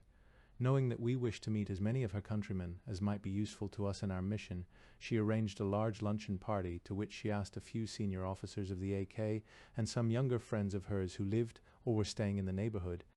I suppose the latter could be described as a mixture of local landowners and refugee intellectuals from Warsaw. We commented on the lack of interest that all of them, old and young, showed in the personalities of the exiled Polish government in London, an indifference which we found everywhere in Poland. Mikołajczyk alone seemed to have a considerable It has often been remarked that governments in exile tend to lose touch with the people they claim to represent. They tend also to lose their respect. Among the AK officers present was a certain Major Stefan, commanding the 25th Infantry Regiment. This unit, which was disbanded after Warsaw, retained one detachment of about 40 men under arms, commanded by a very young and enthusiastic subaltern, Lieutenant Warda. He and his men were to be our escort in future, replacing Roman and Twardy. That evening, the last day of the year, we left the house of Madame Rubachowa while it was still light. We were to see her again before long in sadder circumstances. As we plodded across the fields towards the forest, I was filled with a curious despondency. I might almost say a premonition of disaster. At the time I put it down to the melancholy of parting from Madame Rubachowa, intensified by the chill of the dead and snow-bound countryside, and the grim cold blackness of the fir trees rising out of the thickening gloom. I tried to shake it off during the 3-mile journey through the woods which brought us to the village of Katarzyna, but my apprehension deepened as we approached the outskirts and came upon a wide straight road whose hard snow-covered surface was clearly designed to carry motor traffic. In the village we were led to the house of a Madame Damboska, a middle-aged widow with a shock of white hair above a mahogany face who fussed unceasingly about our food and comfort. The house, which resembled a small chalet, stood apart from the village among open fields separating 2 areas of forest, and was surrounded by stables and outbuildings. The rooms were furnished in the heavy, gloomy style usually associated with aspidistras and antimacassars. Our escort, whose quarters were in a group of huts on the edge of the nearest woods, invited us to join them after dinner to see in the new year. When we arrived, the small mess room was packed with cheerful, noisy partisans and heavy with the reek of sweat, tobacco, and unwashed clothing. The lamplight flickered on the strong faces and sparkled in their fierce, eager eyes. At midnight we all stood to attention and sang the Polish national anthem, a noble tune with brave words worthy of that heroic and indestructible people. Jeszcze Polska nie zginęła póki my ziemi, Poland is not yet lost while we are alive. We roared in chorus with more feeling than tune. Next we sang the Warsaw Yanka, the stirring call to battle written for the Warsaw Rising of 1830, the rising whose defeat a year later inspired Chopin's revolutionary study. Bottles of vodka and plates of zakaska were passed round. We drank toasts to Poland and Britain, to Anglo-Polish friendship, to His Majesty the King of England, to Mikołaj Szyk, Churchill, and Roosevelt, and to the damnation of our common enemies. Our host shook us by the hand, slapped us on the back, and warmly, if unsteadily, embraced us all in turn. The smoky, overcrowded room rang with shouts, "Down with the Curzon line! We want Wilna and Lvov! To hell with the Lublin Committee!" The party culminated in a series of fuites de joie from the rifles of our escort. It was this final gesture, I'm sure, that brought us trouble in the morning. Before we went to bed, Hudson made it clear to Lieutenant Walter that we should have to depend on him for all instructions concerning our security. He replied that his men made a habit of rising at 5 every morning and standing to until at least an hour after daybreak. He did not think it likely that the Germans would be very active on the morning of New Year's Day, but he would see that we were alerted just the same. And so ended the year 1944. I awoke soon after 7 with a bursting bladder, a natural consequence of the previous evening. I went outside to relieve it and was on my way back to the house when I heard a dull rumbling from the direction of the road we had crossed the previous evening. Distant at first, it became noticeably louder as I listened. It was a sound I had first heard in the days of the Spanish Civil War, the sound of approaching tanks. Hurrying into the room where the rest of the party were sleeping, I shook Hudson awake. "Bill, I don't want to alarm you, but I'm jolly sure I hear tanks, and they're coming closer." I had hardly finished speaking when one of our escort burst into the room to confirm my fears. We threw on our clothes, grabbed our carbines, and slung over our shoulders the small haversacks containing our signal codes and essential personal kit. Curry and Galbraith seized the smaller of our 2 wireless sets and the portable hand generator. It would be calamitous if we were to lose our own wireless links with London and Italy. If the Germans were indeed coming after us, there was no hope of saving our heavy, more powerful set or any of our equipment that we could not carry ourselves. We were not left long in doubt. While we made our preparations for flight, the sound of the tanks grew louder. We could also hear the roar of heavy lorries grinding along in low gear. From close at hand came Waters' voice rapping curt orders to our escort. Soliflod and I ran out to see what was happening. Turning right outside the door, I ran for the shelter of a barn and peered round the corner in the direction of the noise. I saw 4 medium tanks, their guns pointing straight at us, moving at a tangent across a field 300 or 400 yards to my front. Behind them, in a clump of trees, several large lorries were disgorging green uniformed soldiers. Fascinated by these preparations for our destruction, I was brought sharply to my senses by the crack of an exploding shell in a ditch a few yards away. At the same time, a burst of machine gun fire spattered the walls of my barn. As I jumped back into cover, I heard from my left the clatter of a bren. With astonished admiration, I saw that a detachment of our escort had emplaced itself behind a low bank and was firing on the tanks and the advancing infantry. Some 25 Poles with rifles and 1 light machine gun were taking on 4 tanks and at least 100 well-armed Germans. I heard my name shouted and, turning, saw Warta and the rest of our party beckoning to me from the door of the chalet. Warta was talking to Curry in short, urgent sentences. He ran to join his men, and Curry translated his instructions. "We're to make for those woods," he told us, "while Warta holds off the Germans. Once we've got clear, he will break off the action and try to join us. We have to cross some open ground first, so we must run." The patch of open ground between the house and the woods was some 300 yards wide. We should be crossing it in full view of the enemy and clearly outlined against the snow. Halfway across was a thin plantation of young firs. We sprinted for this, darting from the cover of the chalet like flushed rabbits and sweating with fear as we forced our heavy feet through the clogging snow. If there's any more disagreeable experience in warfare than that of running away under fire, I hope I never meet it. There is none of the hot excitement of attack, but much more of the danger. The blood trickled icily in my veins, and with each step my muscles contracted, anticipating the impact of a bullet. My throat felt dry and constricted, and I had a violent urge to vomit. Bullets in plenty sang over our heads and smacked into the ground all round us as we ran. But fortunately the tanks were concentrating their attention on the heroic Bren gunner and his companions. 1 machine gun would have finished the lot of us. As it was, we were beyond the effective range of Schmeissers, and the riflemen seemed to be poor shots. We reached a fir plantation without a casualty and paused a moment for breath, sitting in the snow because the saplings were not tall enough to hide us when we stood. Here we dumped the hand generator in a ditch. It was much too heavy for a running man, and Curry had done well to bring it so far. It was cunningly hidden, and Curry retrieved it himself later the same day. From behind us broke loud on our ears the sound of battle, long bursts of machine gun fire, the vicious crack of tank shells, and the faint popping of rifles. "Jesus," sighed Soliflod, "aren't we the brave boys, running off to the woods while the Poles stand and take the rap? This is a shit's job." "You know our orders," snapped Hudson. "What's more, so do the Poles. Come on, let's go." All together we broke cover, spreading out as we ran across the last 150 yards that separated us from the shelter of the great forest. But the fighting now was in Katarzina village, around the house of poor Madame Dembowska, and no one paid attention to our flight. 10 minutes later, when we had hidden the wireless at the rendezvous Warta had indicated, we returned to the edge of the wood to peer through the trees at Katarzina.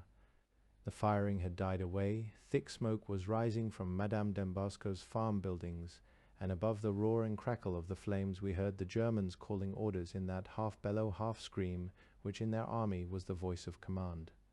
Dismally we wandered back to the large plantation of saplings where we had left the wireless. We were sure we had seen the last of Warta and his men, and it was bitter to feel that, but for our presence, they could have faded into the forest without a fight. Madame Dembowska, too, would be in trouble when the Germans found all our equipment in her house. The fact that she had not invited us was unlikely to be accepted as an excuse. These painful thoughts occupied us in silence for half an hour. We were the more astounded, therefore, as well as delighted, when Warta himself appeared with the greater part of his detachment.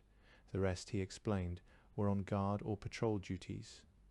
In the whole action he had lost only 1 man, the Bren gunner, who had certainly courted death, and who had been killed instantaneously by a machine gun burst from one of the tanks. His body had been recovered and would be buried in the morning. Warta had broken off the action after 10 minutes, rightly considering that he had given us plenty of time to get away.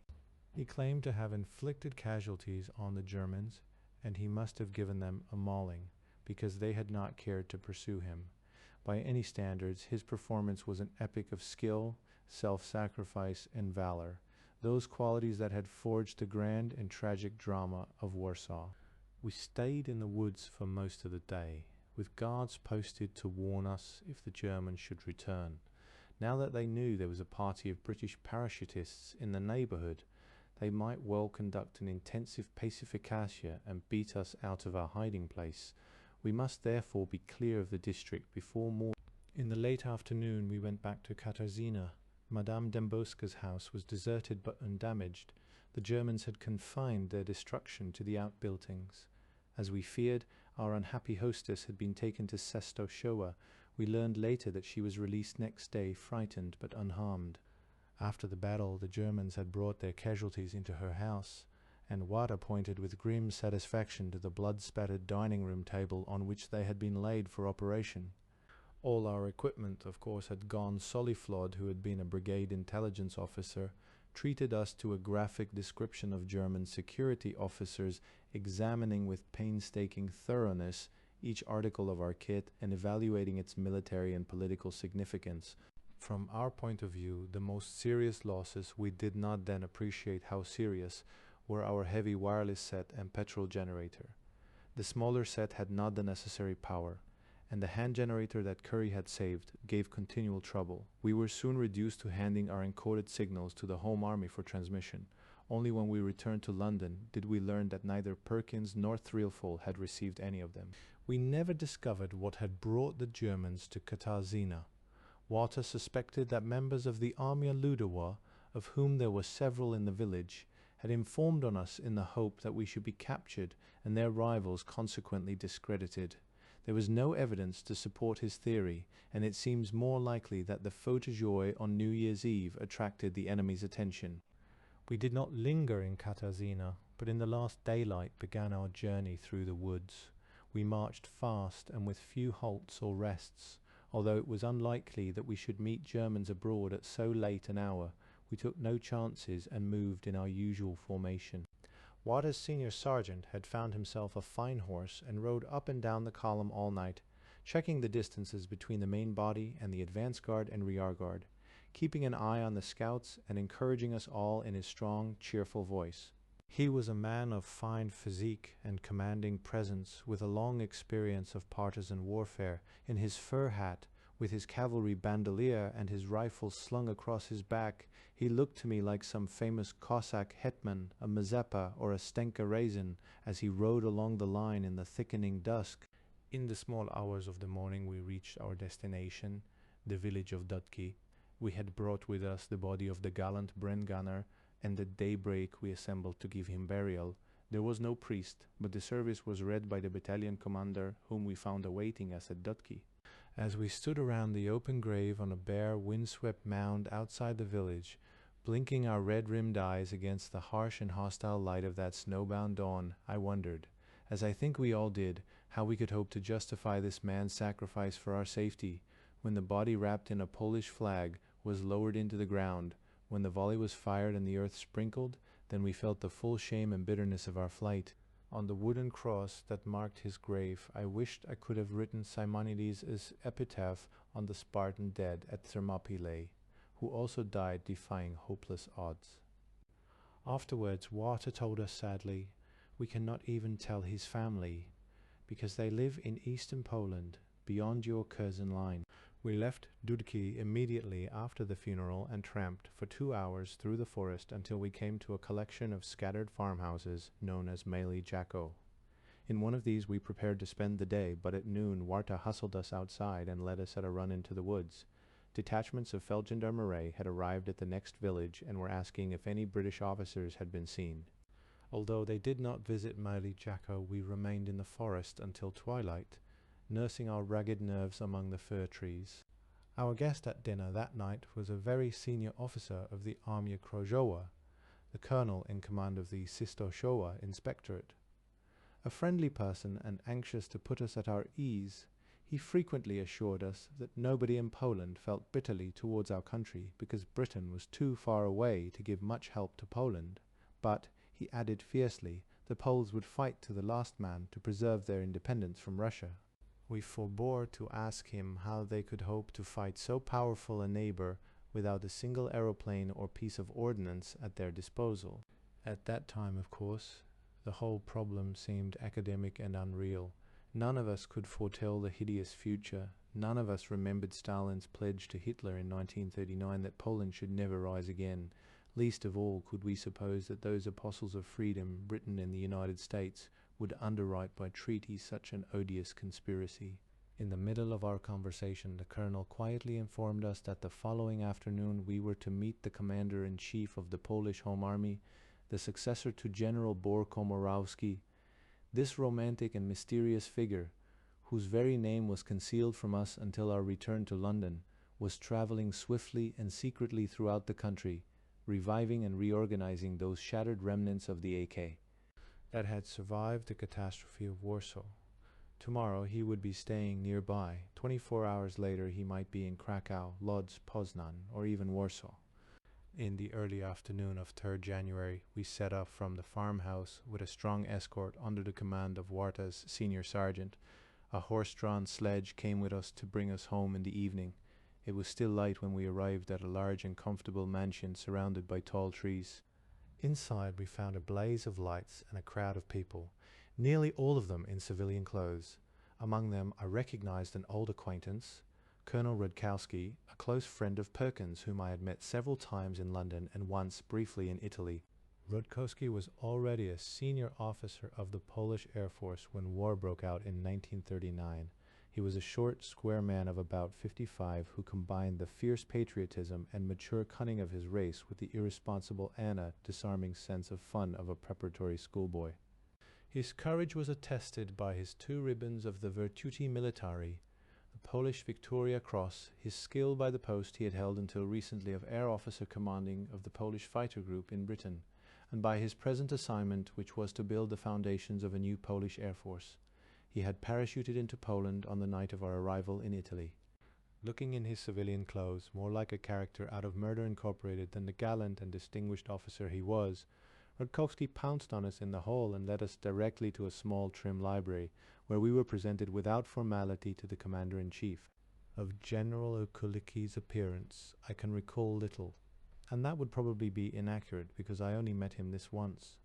Of his history I knew only that he had commanded a Polish division in the field under General Anders. What I do remember well is his soft voice, his courteous, almost deferential manner, his quiet, convincing self-confidence, and his passionate sincerity and belief in his own people and his mission among them.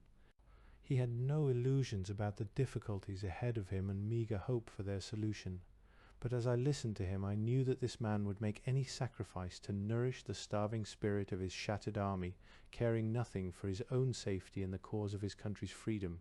With his life he was to prove me right. The details of our talk are no longer important. The German army order of battle in Poland, the morale of the Armia Krajowa after Warsaw, the military and political intentions of the Russians, all these have long reposed in the waste paper basket of history. But one sentence of General Okulicki's still stays in my mind. Despite their treachery at Warsaw, he told us, he would continue to treat the Russians as allies and would do all in his power to cooperate with them, but he could not trust their word. Later, in his anxiety to save his country, he trusted them too much. After the Russian occupation of Poland and the end of the war, Stalin invited the leaders of the Armia Krajowa, who had gone into hiding, to come to Moscow for discussions on the future government of Poland. The invitation was issued through the chief of the Russian General Staff, who publicly gave his word of honor as a general officer of the Red Army that the delegates would come to no harm in Russia and would be allowed to return to Poland without interference. In spite of their natural misgivings, General Okulicki and the other leaders of the Home Army felt it their duty in the interests of Poland to accept this invitation. On arrival in Moscow, they were all immediately arrested and imprisoned in the Lubyanka. They were brought to trial on charges of sabotaging the communications of the Red Army in Poland and operating clandestine wireless stations. On evidence which in Britain would not even have secured their committal for trial, They were convicted and sentenced to penal servitude for life. General Okaliki has died in prison. There is no news yet of his companion. After the conference was over, I found Rutkowski again. He escorted me to a large buffet, laid out in a room leading from the hall, and pointed to a pair of decanters, each filled with a clear spirit. "Which do you like?" he asked me, vodka or bimba. Bimba is an inferior kind of vodka made from potatoes. It has a filthy taste, a violent kick, and a horrible effect on the head and stomach, but it is cheap and plentiful, and so, out of politeness, I asked for bimba. Rutkowski gave me a wicked grin as he handed me my glass. I never touch bimba, only vodka, and he poured himself a drink from the other decanter. We left Mali Jacko long before dawn, and after a 5-mile march reached Redzini, a few small houses on the edge of a great forest. Our hosts, an old peasant and his wife, moved with remarkable good humor into their kitchen, leaving the other 2 rooms for ourselves and our wireless equipment. While we were there, we worked late every night, drafting and encoding signals to London, reporting the action at Katarzyna, our meeting with General Okoliki, and information we acquired from our numerous visitors unaware, of course, that we were losing our sleep to no purpose. At 5 o'clock each morning, Warta routed us out of bed and led us into the forest, where he kept us until 2 in the afternoon. This was the usual pattern of our lives for the rest of our time with the Home Army. There were many German and Cossack foraging parties around, and the Poles were taking no more chances after Katarzyna. Throughout the daytime, we remained in a perpetual state of alert, ready to move at a minute's notice. We slept, of course, in our clothes. Our first visitors were 2 junior officers of the Home Army, Lieutenants Jersey and Arm. They were to be attached to us in future as liaison officers with the Home Army Command. Arm was an intelligent young man with a fresh complexion and reddish-brown hair who came from western Poland. A lively, friendly companion, he was gifted with unusual courage and resource, as his story showed. In order to secure the release of his father, who had been sent to Dachau, he had volunteered for the German army and had soon won himself a commission. As an officer, he had little difficulty in persuading the authorities to free his father, who went into hiding. Alm then obtained a posting to the Russian front, where he skillfully or luckily contrived to get wounded just badly enough to be sent to Poland for convalescence. Once he was back in his own country, he deserted and joined the Armia Krajowa. Jersey was a very tall, thin young man with a quiet, serious manner. A brother of the beautiful Madame Rubachowa, he had all his sister's gentle charm. Both officers proved themselves invaluable during the next 10 days.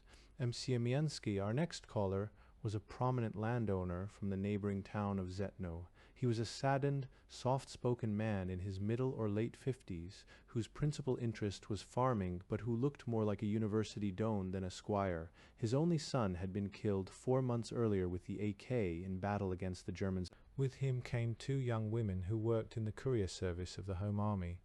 One of them was his daughter, a gay, pretty dark-haired girl of about 20. The other was married to a Polish officer now in a German prisoner of war camp. Siemianski was a member of the Uprawa, an organization of landowners whose principal object was to keep the Home Army supplied with food, money, clothing, and shelter. On the 3rd evening of our stay at Redzini, we were in the middle of supper when there was a commotion outside and the sound of urgent whispering. Warta swept into the house, followed by Jersey. The latter spoke without preliminary greeting. "Please hurry with your meal. We have just heard there is to be a pacificacia in this area tomorrow morning. We are leaving at once."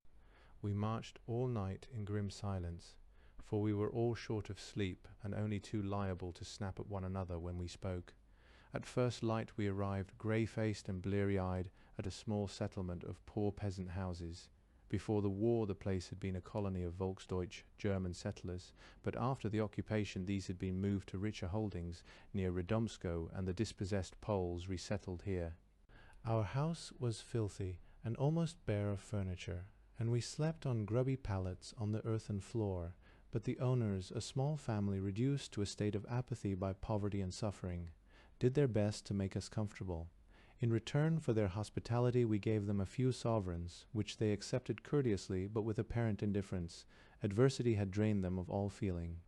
During the 3 days of our stay we became infested with the most prolific and ferocious crop of lice that I at least have ever encountered. For the Spanish, Albanian, and Montenegrin Laos, I had learnt to acquire a certain tolerance, even affection, but these creatures bit with an increasing and fanatical fury that excluded all hope of sleep and comfort.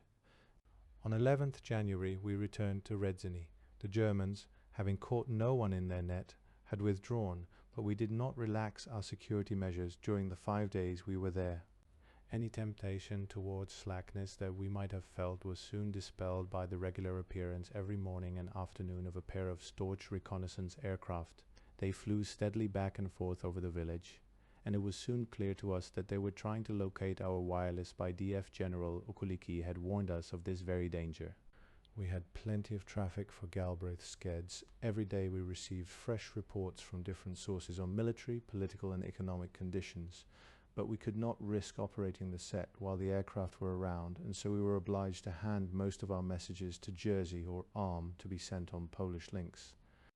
The presence of the two aircraft seemed to confirm our suspicions that the Germans already had a good idea of our whereabouts. We braced ourselves for an unpleasant period of pacificacia and pursuit. It never came. Instead, on the night of 13th January, we were startled to hear the sound of heavy gunfire rolling towards us from the east. As the hours passed, the barrage intensified to such a climax that we knew it could mean only one thing. The Russians were attacking on the Vistula. A new offensive had begun. Neither the Poles nor ourselves, not even, it seemed, the Germans, had expected the Red Army to begin its drive towards the Oder before the spring. Nor could we foresee that it would meet with so little resistance. The bombardment continued all night without interruption. During the next 2 days, numbers of enemy fighters and bombers flew overhead, but the Poles told us that the Germans were withdrawing. Water kept us in the woods from early morning until dusk, for we were so close to the battle now that he had every reason to fear an intensive roundup by security forces, but so swift was the German retreat that we were left in peace. On the 15th we heard that Russian tanks were in Malesen, on the western bank of the Pilika, which meant that they had breached the last line of defense before the Oder and the German frontier. We could expect them to reach us within 24 hours. Our standing orders when this happened were to present ourselves at the nearest Red Army headquarters. The same afternoon, Jersey brought us an invitation from his sister to a party at Linica. We should not be returning to Redzini, and so we piled all our kit onto one farm cart and ourselves onto another and set off soon after dark. We traveled slowly and with extra caution, every man on the alert for signs of trouble. We avoided all villages and roads, keeping as much as possible to the forest and pausing for a thorough reconnaissance whenever we had to cross a patch of open country. The district was crawling with enemy patrols, and we had no desire at this stage for a brush with desperate Cossacks or SS. Nor could we be certain of the temper of any Armia Ludua forces we might meet at this moment of their master's triumph. We did in fact run into an AL patrol soon after we had started, in the depths of a very dark wood. They were belligerent at first and called on us to surrender. We leaped off our wagon and took up battle stations at the sound of peremptory shouting and the menacing clatter of rifle bolts, but after a brief parley they decided that we outnumbered them, and so they let us pass. Madame Rubashowa's party was going briskly when we arrived. Her guests included almost everyone we had met there before, and many more of her friends from the district. The atmosphere was much less restrained than on our previous visit. There was music and dancing, and tables laden with vodka, champagne, and food of every kind. But the evening sparkled with a forced, determined hilarity that was terrible and tragic. The underlying tension and anxiety crackled from room to room. We had hoped for a final interview with General Okolicki, and Hudson had accepted tonight's invitation, partly in the hope of meeting some representative of the GOC. But he was disappointed, for the only two senior officers present were our old friend Major Stefan, Wata's commanding officer, and the deputy commander of the Sister Choa Inspectorate, neither of whom could or would give us any idea of the general's whereabouts. They had received no fresh instructions, and therefore proposed to carry out those they had been given several months ago, to disband all partisan units on the arrival of the Russians and go into hiding. Home army formations were making no attempt to harass the Germans. After Warsaw they could hardly be expected to, even if they had been given warning of the offensive. Besides, the hostile tone of recent Russian broadcasts can have left them in no doubt of the treatment they might expect from the Red Army. As the evening progressed, the pace of the party quickened to a macabre and frenzied gaiety, whose implications could no longer be concealed, however much these people hated the Germans, and there was not a man or woman in the room who had not lost at least one close relative fighting against them. They literally dreaded the Russians. Tonight they were saying goodbye to the world they had always known. The German occupation had brought unbelievable hardship and tragedy to their country and their class. Russian rule, they foresaw, meant extinction for both. The dancing grew faster and wilder. Waltzes and foxtrots were abandoned for the whirling, stamping folk dances of Poland. The Krakowak, Oberek, and Kujawiak glasses were filled, emptied at once, and immediately filled again as people drank with an intense, desperate urgency, as though they would never be drinking again, as though they must not leave a drop for the invading Russians. Beautiful and solitary among these fantastic bacchanals wandered our hostess, her air of gentle melancholy dissolving in a gay and friendly smile as she talked to each of her guests. She told me that she would leave for the north as soon as the party was over, and make for Poznan, where she hoped to find her husband. It was after midnight when we left Lenica and took the road to Katarzyna, as we had done on New Year's Eve. Walter and his men accompanied us, for they had been ordered to remain with us until the arrival of the Russians. We stayed in a small cottage near the village. At such a time it might be wise to sleep away from large houses. We awoke to a noisy morning from the north, where the main road ran west towards Sistochowa. Came the rumble of tanks and the continuous roar of motor transport, often punctuated by bursts of machine-gun fire and the thunder of artillery. The sky above us was filled with the whine and drone of aircraft, and to east and west the air vibrated with the thud of heavy bombing. Our hand generator had finally broken down, but Galbraith's batteries had just enough charge left in them for a last contact with London. This contact brought us a brief signal, confirming our orders to hand ourselves over to the Russians and reassuring us that our names and location and the nature of our mission had been communicated to the Russian political and military authorities and to the British military mission in Moscow. At noon, we learned that Russian armored spearheads were already well to the west of us. There seemed no reason to keep our escort with us any longer. Indeed, there was every reason to let them disband and hide themselves while they could. They had refused to leave us the day before when we had made the same suggestion, but now it was easy to convince them. They left us the same afternoon, each one shaking us firmly by the hand and giving us a cracking salute before he marched away proudly into his future of hazard and doom. Sorrowfully we took our leave of these men who had hazarded their lives for so many years to uphold the imperishable honor of their country. Our problem now was to find the Russians without running into any of the large groups of defeated Germans, Turcomen, and Cossacks that were wandering about the country. Vlasov's troops especially would be in an ugly mood. Hudson decided to send Curry and Solly Flood to try and make contact with the Russian divisional or corps headquarters. They left soon after the polls, telling us to expect them back in the morning. Much to our surprise, we received an invitation to dine that night with Madame Dembowska. We had thought that after New Year's Day she would want no more of our company.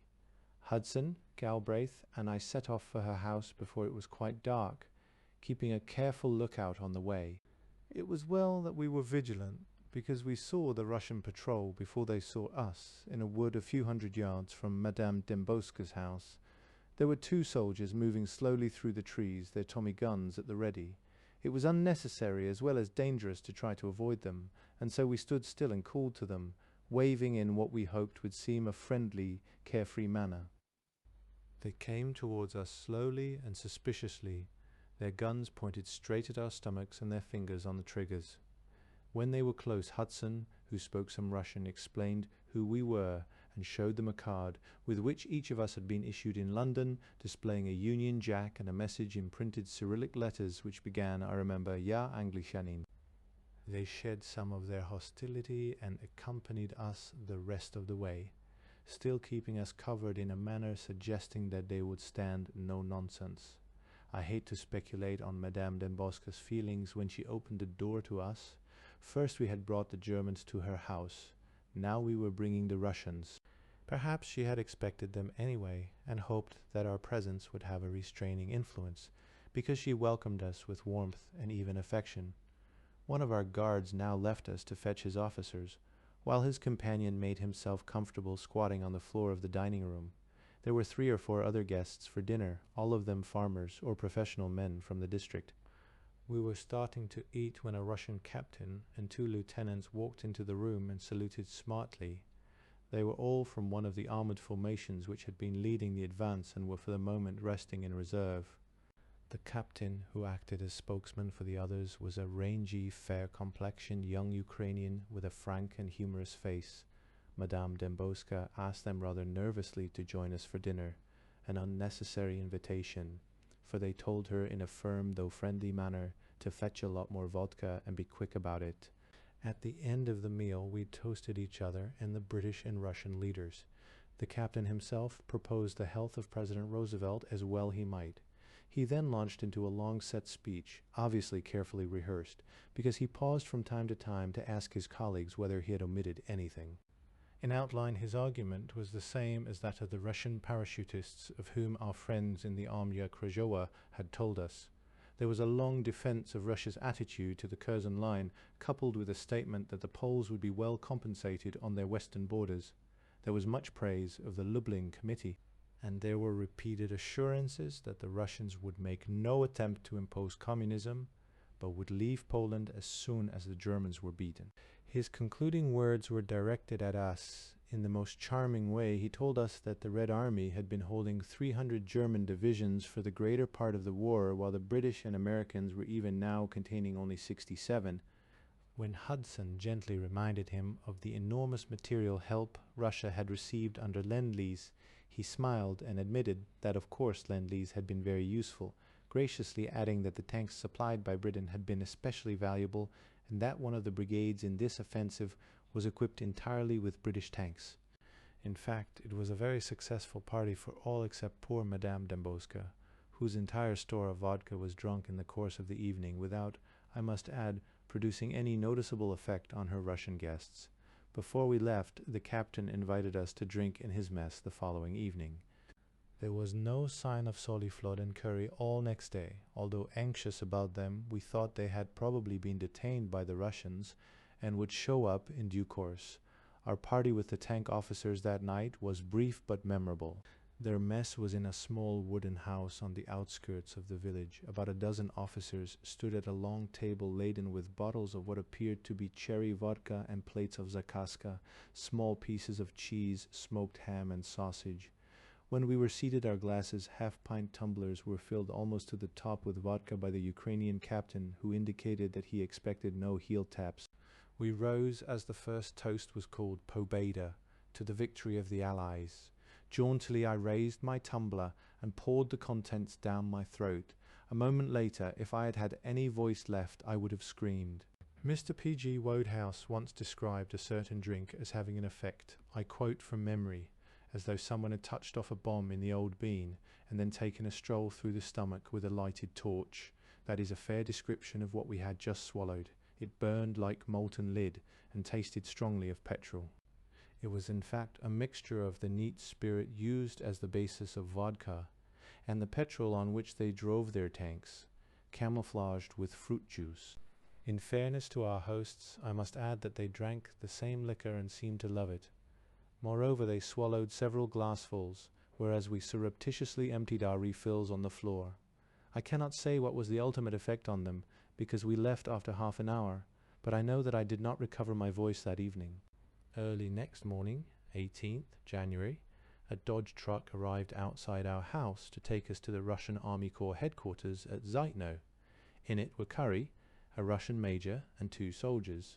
The major was far from friendly and curtly ordered us to pack up our things and get into the truck. Curry warned us that our reception at headquarters was not going to be an affair of handshakes, vodka and caviare. He and Soliflod had been received with arrogance and suspicion. They had been taken before a major general and subjected to a long interrogation. The general had called them liars, made them hand over their arms and identity cards, and sent them under guard to the house of M. Siemiensky, where Soliflod was now detained. As soon as we turned into the main road, we came upon a continuous stream of Russian trucks, guns, and tanks rolling westward in the opposite direction to ours. All the way to Zetno, we passed the same column of vehicles driving nose to tail with scarcely a break. On this and on subsequent journeys we observed that at least 2/3 of the motor transport of the Red Army was of American or British Commonwealth manufacture, the fighting vehicles on the other hand, and the artillery were almost all Russian. It is fair to say that without this aid from Lend-Lease, the Russians would not have had the mobility to follow up their victories, even if they had been able to achieve them. The armor was mixed indiscriminately with administrative and supply vehicles, jeeps, civilian cars, and a surprising amount of horse transport. But traffic control seemed to be well organized. Road forks and junctions were already clearly signposted in Cyrillic, and traffic police, usually enormous girls in military uniform, were stationed at the major crossroads. Apart from a brief delaying action on the Pilica, the Germans had put up little or no resistance. Their object had been to withdraw their forces intact behind the line of the Oder. They seemed largely to have succeeded, because we saw very little destroyed or abandoned equipment and only 2 columns of German prisoners, of about 50 men each. Corps HQ at Zeitnow occupied 2 small rooms of a peasant's cottage, forcing his way through a crowd of lounging guards and orderlies, who stiffened to attention as he passed. The major led us to the inner room, where a lieutenant general and several staff officers were standing before a large colored wall map of the front. The general, a lean, dark man of 35 or 40 with a grave, intelligent face and a very quiet voice, courteously acknowledged our salutes and pointed to some hard chairs round a small table. His interest was confined to the course of the battle. An officer with a field telephone in one hand passed a series of reports to the corps commander, who commented briefly on each, while another officer marked the map with colored pencils. The general gave his orders confidently and without hesitation. Nothing seemed to be put in writing. We rose to our feet as the door opened to admit a square, thick-set officer with a pale, flabby face, who wore on his greatcoat the gilded epaulettes of a major general. He made no attempt to acknowledge our salutes, but sat down across the table from us, and stared at us for a while, without speaking. A faint sneer twisted the corners of his mouth. He brought with him a Polish-speaking subaltern, who interpreted for him as Curry did for us. Hudson explained who we were, adding that Moscow had already received all our particulars. He showed his identity card, but the Major General refused to look at it, saying that it was probably a German forgery. We were then subjected to a barrage of questions. What was the name of our organization in London, and who commanded it? What were the times of our skeds? What frequencies and what codes were we using? Most sinister of all, who were our Polish contacts? Hudson answered politely that we were not allowed to give this information, but that our bona fides could easily be verified from Moscow. The general laughed unpleasantly and said that this was a fine way to treat allies. We felt the same. It was clear to us that he did not seriously doubt our story, but was going out of his way to be offensive. It was also fairly certain that he was not an officer of the Red Army, but of the NKVD-1. He concluded the interview by ordering us to hand over our arms, documents, and wireless equipment. Our protests were contemptuously dismissed, and we were obliged to comply. Hudson's parting threat to take up the matter with higher authority in Moscow met with a very nasty laugh.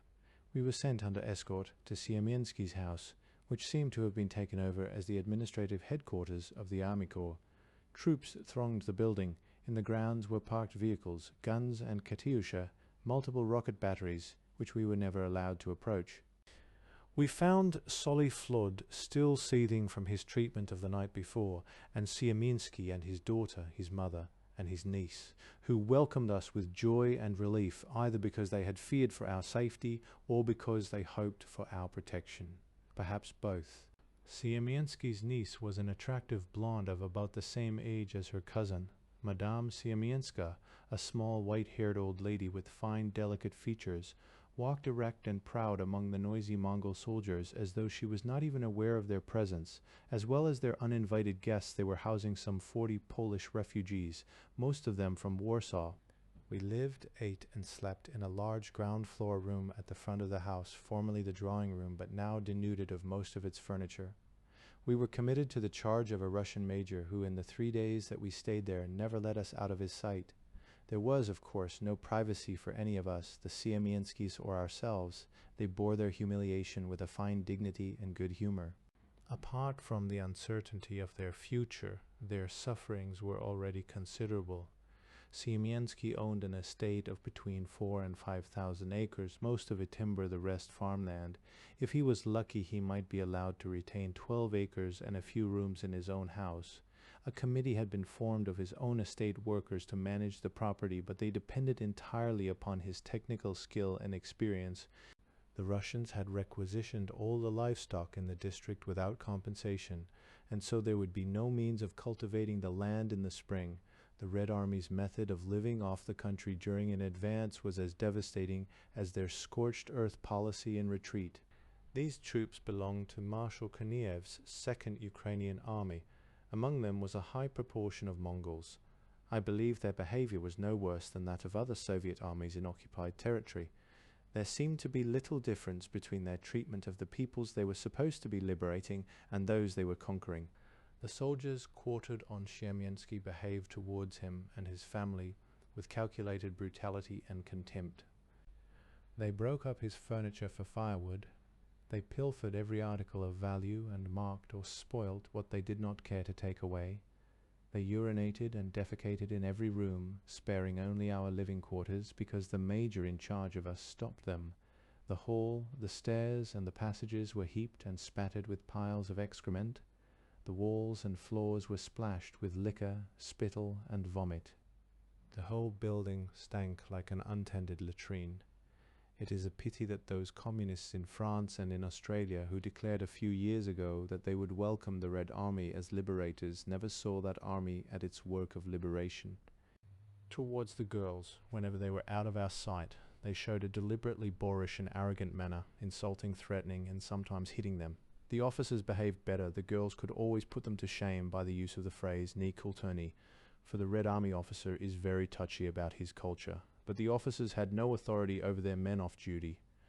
On parade and in action I am told that orders are obeyed instantly and to the letter. Here, however, the officers seemed to mix with their troops without distinction of rank, and their few attempts to check indiscipline and hooliganism were either ignored or, as we ourselves observed, answered with ridicule and defiance. To us they made no pretense of being friendly. One bumptious little captain told us with spiteful conviction, "Don't worry. When we've beaten the Germans, we're going on to fight the British." He at least did not doubt our nationality. For Madame Siemienska, however, the troops displayed a reluctant respect. She was, I have said, an old lady of formidable personality, and her obvious indifference to whatever fate might overtake her, coupled with her unconcealed scorn for her captors, filled them with surprise and awe.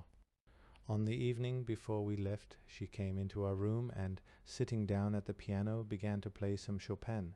Soon the Russian officers, and then the little Mongols, gathered round until there was scarcely room to move in the close-packed circle. With superb skill and with a fierce exultant pride she played the Revolutionnaire, the Death of Poland, the Polonaise, and the first two ballades. She ended with the Warsawianka and the Polish national anthem.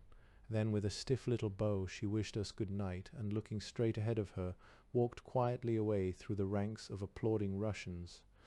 On the afternoon of 21st January we left Zetno in a truck, escorted by the major and an armed guard.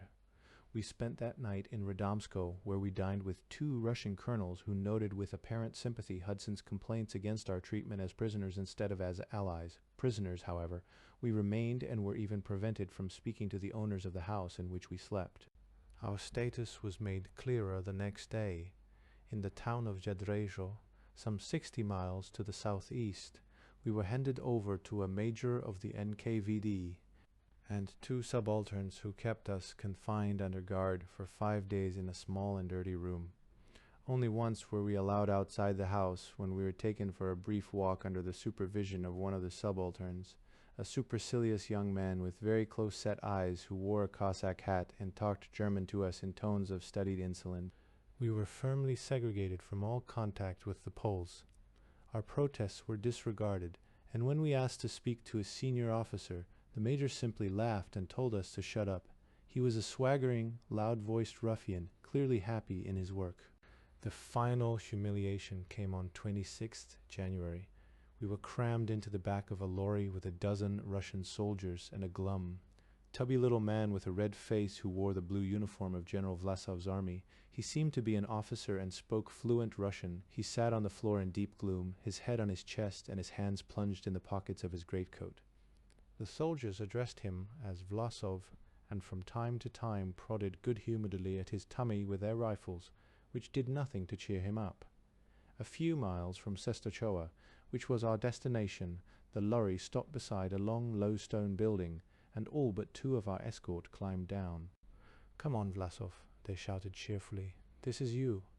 I felt sorry for the little man as he climbed very slowly and deliberately over the back of the truck. Lost and lonely and afraid, his guards marched him through the gloomy prison gates while we drove on our way. I was beginning to feel quite sorry for myself. The lorry stopped outside a grim stone building, surrounded by a high wall, with a gateway guarded by 2 sentries. The major and his Cossack subaltern led us through, across a courtyard, and into a gloomy, dim-lit stone passage with doors along one side.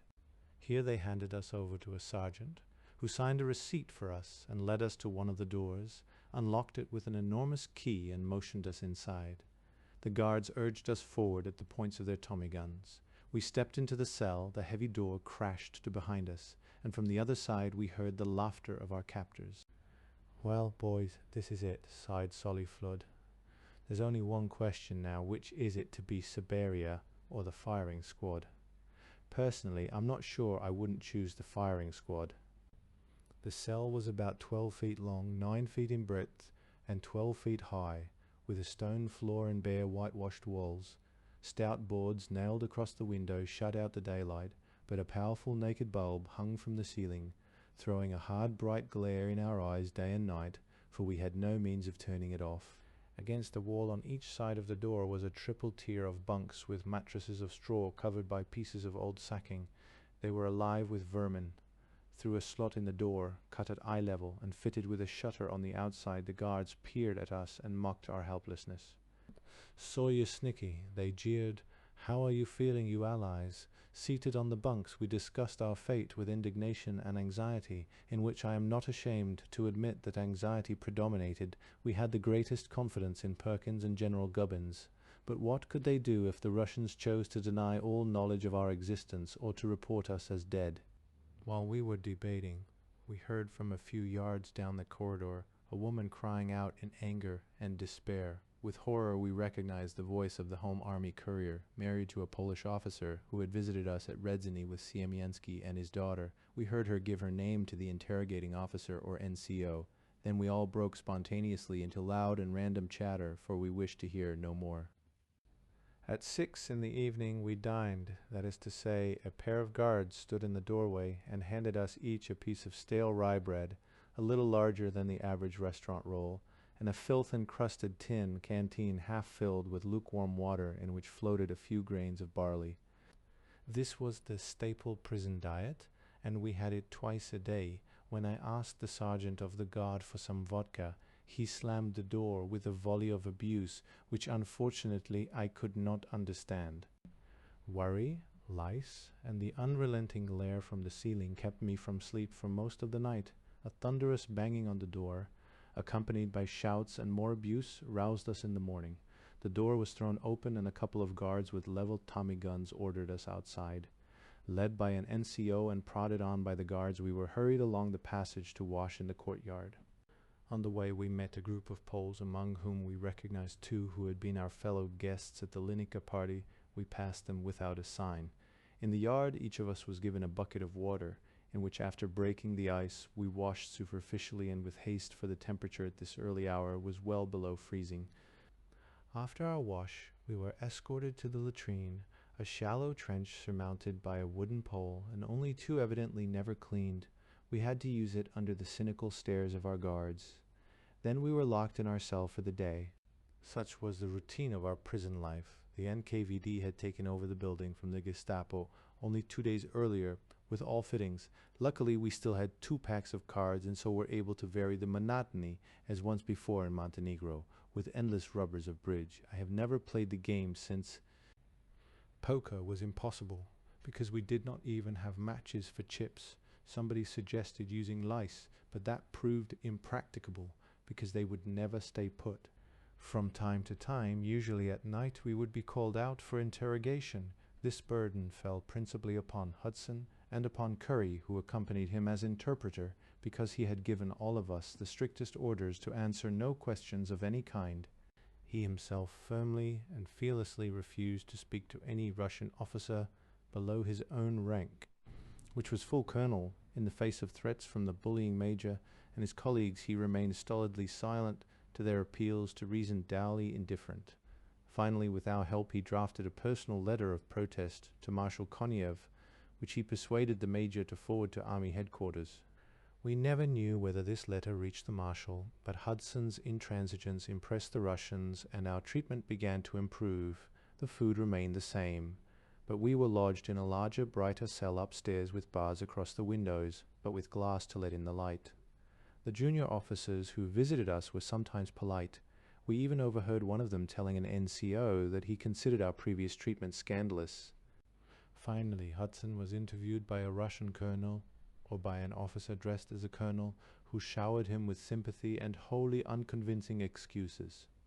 The guards also became quite friendly. They were Asiatics who felt no embarrassment at being required to switch suddenly from their former hostility. One of them, a cheerful, wiry little peasant from the Soviet Republic of Azerbaijan beside the Caspian, told us that he had 13 brothers and as many sisters. Such was the efficiency of the Soviet school system. He added that all of them had received as good an education as he. "What is the capital of England?" asked Hudson. He scratched his head. "I know it is." For a moment he looked puzzled, but then his face cleared. "Of course, Jep Twoya match. It is London." "When did Lenin die?" asked Curry gently.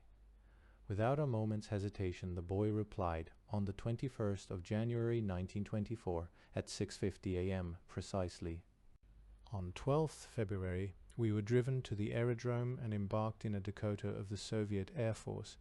With us came the major, now a model of courtesy and consideration, and his 2 subalterns also. We noted all the equipment we had been made to hand over at Zitno. Our identity cards were returned to us.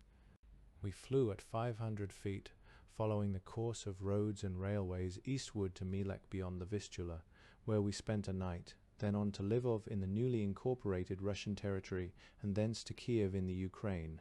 All the way the major fussed over us like an old hen, anxious lest we should slip away long enough to speak to any of the inhabitants. At Kiev, a city still in ruins, we were taken early in the afternoon to the station to await the Moscow express, due to leave at midnight. We changed our Polish zlotys into rubles and bought at an inflated price enough food to last the 3 days' journey ahead of us. We had a second-class compartment to ourselves, and the major, it was fitted with bunks, and so we slept for most of the way. At 9 o'clock on the morning of 17th February, we reached Moscow, after a long wait in the draughty station in a temperature of about 10 degrees Fahrenheit. An NKVD police van appeared and whisked us at high speed through the snowbound streets. None of us knew Moscow, but we all recognized the grim facade of the Lubyanka when the van drew up outside its heavily guarded gates. At that moment, I think we all tasted the dregs of despair. Perhaps this was only the Russian idea of a joke, for our driver disappeared into the guardhouse, to return a few minutes later with an envelope which he handed to the major. We sped off again and stopped 10 minutes later in front of another large building, the Narkomanyel, or Ministry of Foreign Affairs. We were taken up several flights of stairs and shown into a long, narrow room, furnished with a green baize covered table and high-backed chairs. Here the major stammered an embarrassed goodbye and left us. 2 or 3 hours later we abandoned our game of bridge and sprang to our feet as the door opened to admit a Russian general. He motioned us to sit down and stood staring at us for 5 minutes in silence. Then all our worries rolled away as a British Army captain stepped briskly into the room, followed by 2 Russian officers. Our names were read out and checked, salutes were exchanged, and a few minutes later we were being driven in an army station wagon to the headquarters of the British military mission. The mission headquarters was in the street called Ulitsa Kominterna. Although Stalin had decreed the dissolution of the Comintern nearly 3 years ago, the memory obviously lingered on. The building itself reflected a freer, possibly happier, and certainly quite irresponsible society, constructed to the plan of a rich merchant at the turn of the century. Its stone walls were crowned with crenellated towers and battlements. its halls and stairways paved with the rarest marble. The merchant's mother, when invited to inspect the completed product of her son's wealth and genius, simply remarked, "My son, before you built this, only I knew what a fool you were. Now all Moscow knows." In the entrance hall, we were greeted with a warm and dazzling smile by Natasha, the blonde young Russian receptionist who was married to a sergeant in the mission. Dirty, lice-bound, and unshaven, we were rushed to the MI room, where we shed our filthy battle dress and were deloused under the sympathetic supervision of a young major of the RAMC, bathed, shaven, and dressed in clean, if ill-fitting, uniforms. We presented ourselves in the mess before lunch, to be plied with vodka, red caviare, and an endless series of questions. At no time did we receive either explanation or apology from the Russians for our detention, but at least a part of the true reason became clear to me when I met General Bob Laycock in the mess on his way back to England from the Yalta Conference. The future of Poland had been one of the subjects under discussion, and so the Russians had made sure that it should not be complicated by any report we might have to make.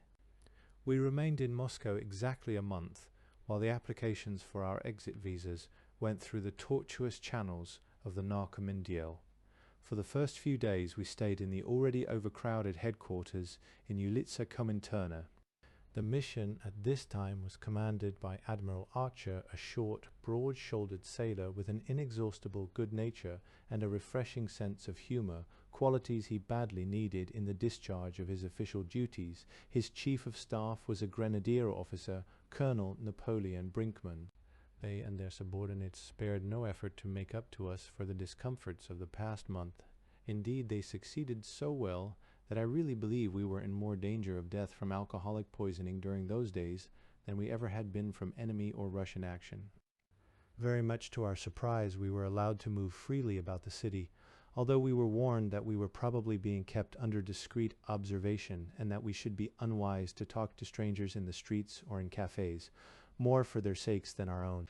There were a few girl students from the university who were allowed to mix freely with officers of the mission and were often seen dining in the mess.